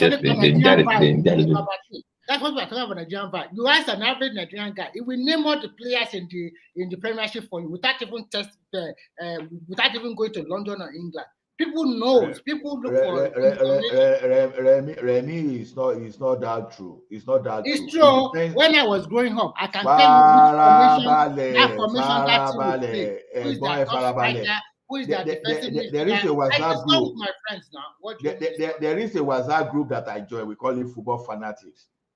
Now, no, I'm not talking about. We are talking about when I was growing up. Wait now. I'm coming somewhere. Inside that Football Fanatics, some people, as popular as EPL is, they don't like EPL at all. It's Bundesliga. Some people in La Liga. Some people, they know the new player Eyibo of Aba want to sign now. So they talk now. Now Nigeria League that they talk at the NFL. Now NFL that they talk now. It shocks us. I still see some people complaining about watching Shooting Stars and losing at home. And they were like angry. Some people see they follow Shooting Stars. They talk. Some people see they follow. Yeah, they are following where they go. You know, I grew up in Ibadan, but my club that time was that I like stationery stores. Remy, you laugh at me now. When I say I follow my club, they go and meeting drive 3 hours to follow you. They laugh. That is when it's a football fanaticism. For me to drive, you know, my son they play soccer. You mean in Canada?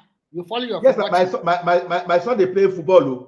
My son they play football. Okay, that's so nice. we organize provincial too that they follow. So what I'm talking about, me that I they go from I fly from Calgary, they go to Toronto to go watch match. So it depends. Of course, I like that your son is playing football, but Canadian League is not something to be right to my about.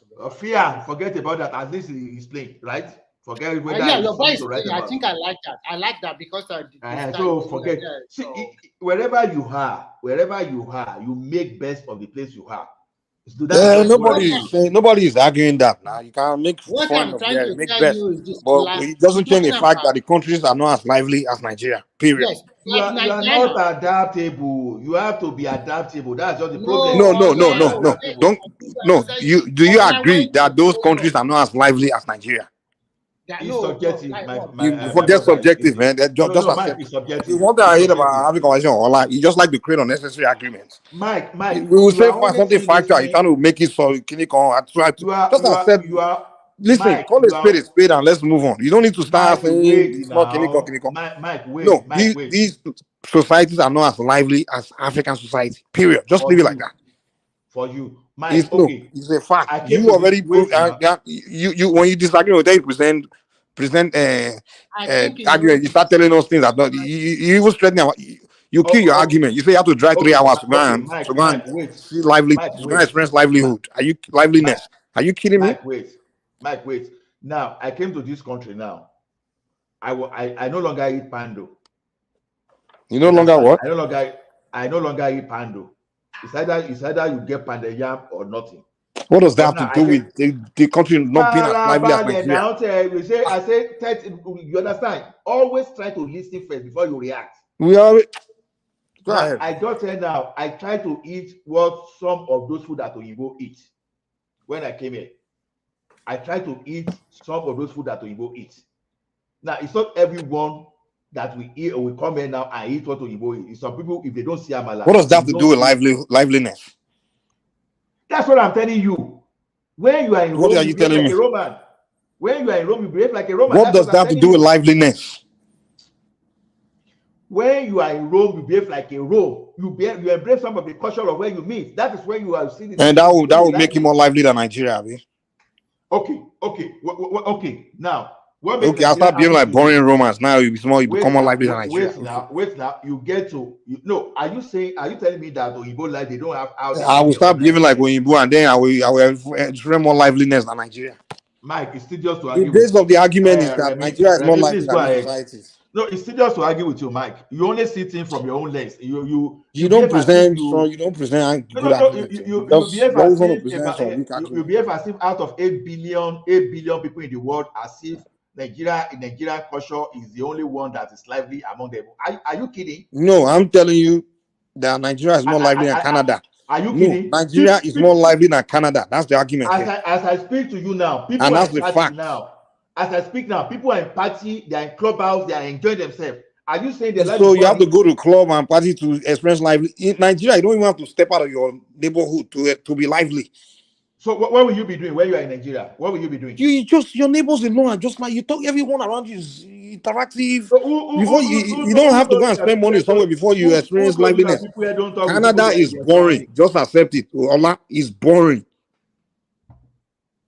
Mike, you can see something from It's your just own a fact. There's no need to be arguing. you Let's don't move have on. to accept. You don't have to. You know, this is not the first time we've been making this argument. So you just have to accept. You know, the other time we're talking of Christmas period here. Someone when You have to wait till Christmas period. no, I'm just telling you, when Emeka was telling you that the was telling us that Christmas was born here, whereas he was referring to only Christmas Day when nobody will move. But during the Christmas period, you understand? You can see my costume. You can see my Christmas costume. Do you know how So many? what is your point? What is your point now? My point is this.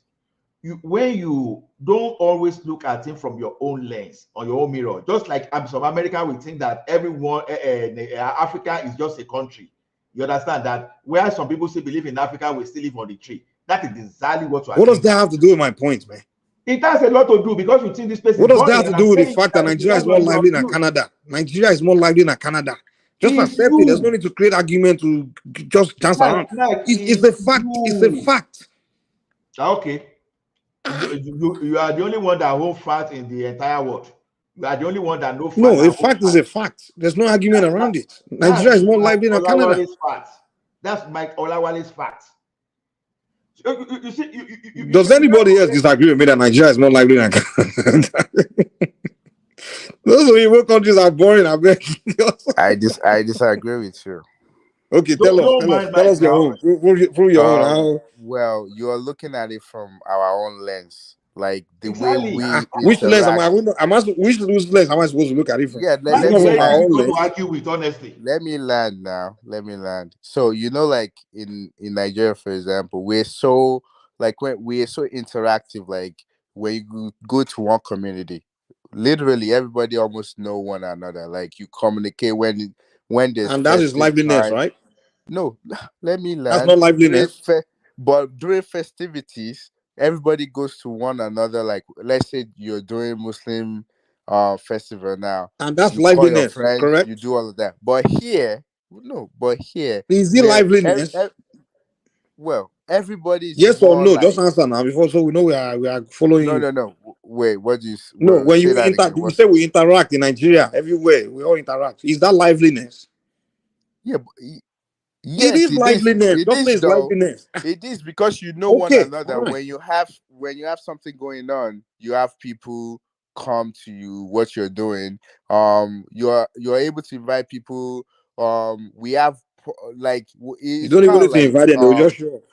Wait, it's kind of like a thing in Nigeria, for example, like Friday, Saturday. I'm not sure now. Maybe Sunday too. Actually, it's every day. You go. Say that again. It's every day in Nigeria. Okay, maybe it's every day, but there's always like one bed. There's stuff like all of that. But here, a lot of people are more like into process. They're more into themselves. Like they're not like sometimes like where I live. Literally, I don't really know all my neighbors. It's more okay. Like so which one is more lively? Going out. What? So which one is more lively? Well, it's lively here too. If you're a party person, if you like me. Hold on. You're presenting argument against my point that Nigeria is more lively than America, and then what you are telling me that in Nigeria, people come to interact with you everywhere. And then hold on. Wait.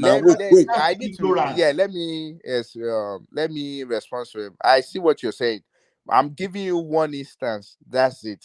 But over here, so for example, like Friday, Saturday, Sunday, people usually go out. Like I go out. I even no, like I'm not boring. Like there's always party everywhere. Like you go. But when you get to some certain age, or if you're not familiar with this territory, especially in the familiarization, yeah, a lot of people because if you look at it, like we determine in this country. Let's have a base for our arguments. Let's just not talk. Let's have a base. The argument is where is more lively? Is Nigeria more lively than here? And I said Nigeria is more lively, and you say you disagree, and I tell you to I don't think present an it's more argument lively, and how that's what here I'm is trying more to explain lively. to you. Hold I on. don't think it's more lively. One is more like okay, so here is more lively than Nigeria. No, I see. Here's why I can't answer that Which side question. are you on? Which side are you on? Let Which me one is more answer. lively? Wait, No, Ola, before which one is more lively, here or Nigeria? You are giving leading question. It depends on who you are. You are in Nigeria. Yeah, okay. Based on who you are, okay. Ola is not complicated. Wait, Ola is not let me give complicated. you. Let me say. Oh, Me wait, as a person no. Just let me know where you stand first before you start talking. So I know where you stand. For you. Okay. I think Where here is is more more lively? lively. Here is more lively. Okay, fine. I think Okay. here You is more say lively based on the fact that I've lived here more than I live in Nigeria. So I think okay. here Here is is more lively. Now, show us why here is more lively than Nigeria. Just tell us. Okay, Right. so here's more lively. Here's the example. You can go out. There's always party Monday to Saturday. Like Saturdays, Sunday to Sunday. There's always party. Like if I want to literally go out, I could go to a strip club. I could go out. There's club. There's lounge. I can do whatever I want. I have friends By that yourself. have parties that I can go to. That if they invite me, so I'm not. It's not boring to me. I have something to do. There's Okay, always cool. something going on. And that thing is party, right? Not just party, there's different event, like not just clubbing or only. So you have to go to the All event. this event, are you going to pay money or are you not going to pay money? No. Depend if your friends. Most time you pay money, right? Most time. Yeah, most time you pay money. What's wrong in paying money? So you have to pay money just to express liveliness. That's no, just what's the wrong in culture paying here. money? What's wrong? Nobody said anything is wrong now. Ola, we're just asking you just question now. So it's just basically, the culture here. I think let me say this. I think the problem that ní láti náwó ń gbà mí wà dé gbàdúkù Ọlọ́run ọba ń gbọ́. Ó dé ọgbà náà ló ní láti náwó bíbá yìí náà now. It depends. Kí ló ń sọ yìí ọ̀la? No, Remy, do you know the problem is this? When you there's no problem, man. Already. Wait, I can go see. There's different. Oriola, listen to what you just presented now. You told me the American. You told me that here is more lively than Nigeria, and I'm telling you to tell me how. And you telling me that you can go to this club you go to, a strip club you go to. You have to leave your house and go there, and then you spend all your money there and just express liveliness. That's You don't what have makes here more lively than Nigeria. You don't have to go out. So, for example, now okay. You can go Without to the going park. out, tell me how you. So you can go to the park. So literally, there's park everywhere. So you can go to the park. There's always especially summertime. Let me land. So especially summertime, there's always free stuff going on at the park. Is either there's or what did I call it? There's different shows. And if you're students or you are familiar with, let's say, library, for example, there's always stuff going on. There's stuff going on at the library, like they have different events. But when you get there, all then what do you do? No, they're all free. Just okay, like it's free. Okay, when you get there, do you start interacting with people? Yes, you can. I interact with people. I play. See, I if I go to the court or to so there's some park that have area that you can play soccer. Like I literally don't know people. I just walk there and I can play. Or there's YMCA. There's also some other stuff that you can just go and you can play. You can play basketball. You can play. We are talking. We can communicate. These people don't know. They don't what do know. you don't know? The I thing don't with know us, YMCA. let me explain. Not just YMCA. There's different places that you can go and play stuff. And there's actually an app now called Meetup. Like you can literally just join anything and just go and visit the different places. Like me, when I was still a little bit younger, like I go to the city. Like when I go to New York City, there's different rooftops. Like it's free as long as you a better app would be Eventbrite. If you go on Eventbrite, yeah, that one too. That one you just can go came to about. all the events you will see pop up. You can go to anything and enjoy yourself. Is the thing with us is more like we're so. Well, hold on now. I am not switching. The whole point is, if a Nigerian here in the diaspora, and like Oyala said, He doesn't go to Nigeria that much. Mike goes to Nigeria a lot. Also, obviously, there's something in Nigeria that he enjoys more than here. So everybody has their own perspective of what they, The point I'm making, Babati, is I never mentioned that there's everywhere else don't have some level of liveliness. But what I'm saying is that Nigeria is way more lively than here. And he's telling me that here is more lively, and that's okay. Present your argument. And everything you presented, wait. Everything you presented, you literally have to leave your house, get in your car, and go somewhere just to experience liveliness. But in Nigeria, you don't even have to. You literally will not have a dull moment. You don't have to leave. You don't Mike, have to leave where you stand. you enjoy the chaos, the bass goes. You just your neighborhood alone. Everything is already going on. You literally cannot say so you enjoy you literally cannot wait. No, hold on. So the dysfunction is potentially dysfunction. No. Liveliness is not. There's difference between having fun. I know. What do you mean by liveliness? What do you mean by liveliness? Because I don't understand. Give me a second to realize. There's difference between liveliness and going to have fun.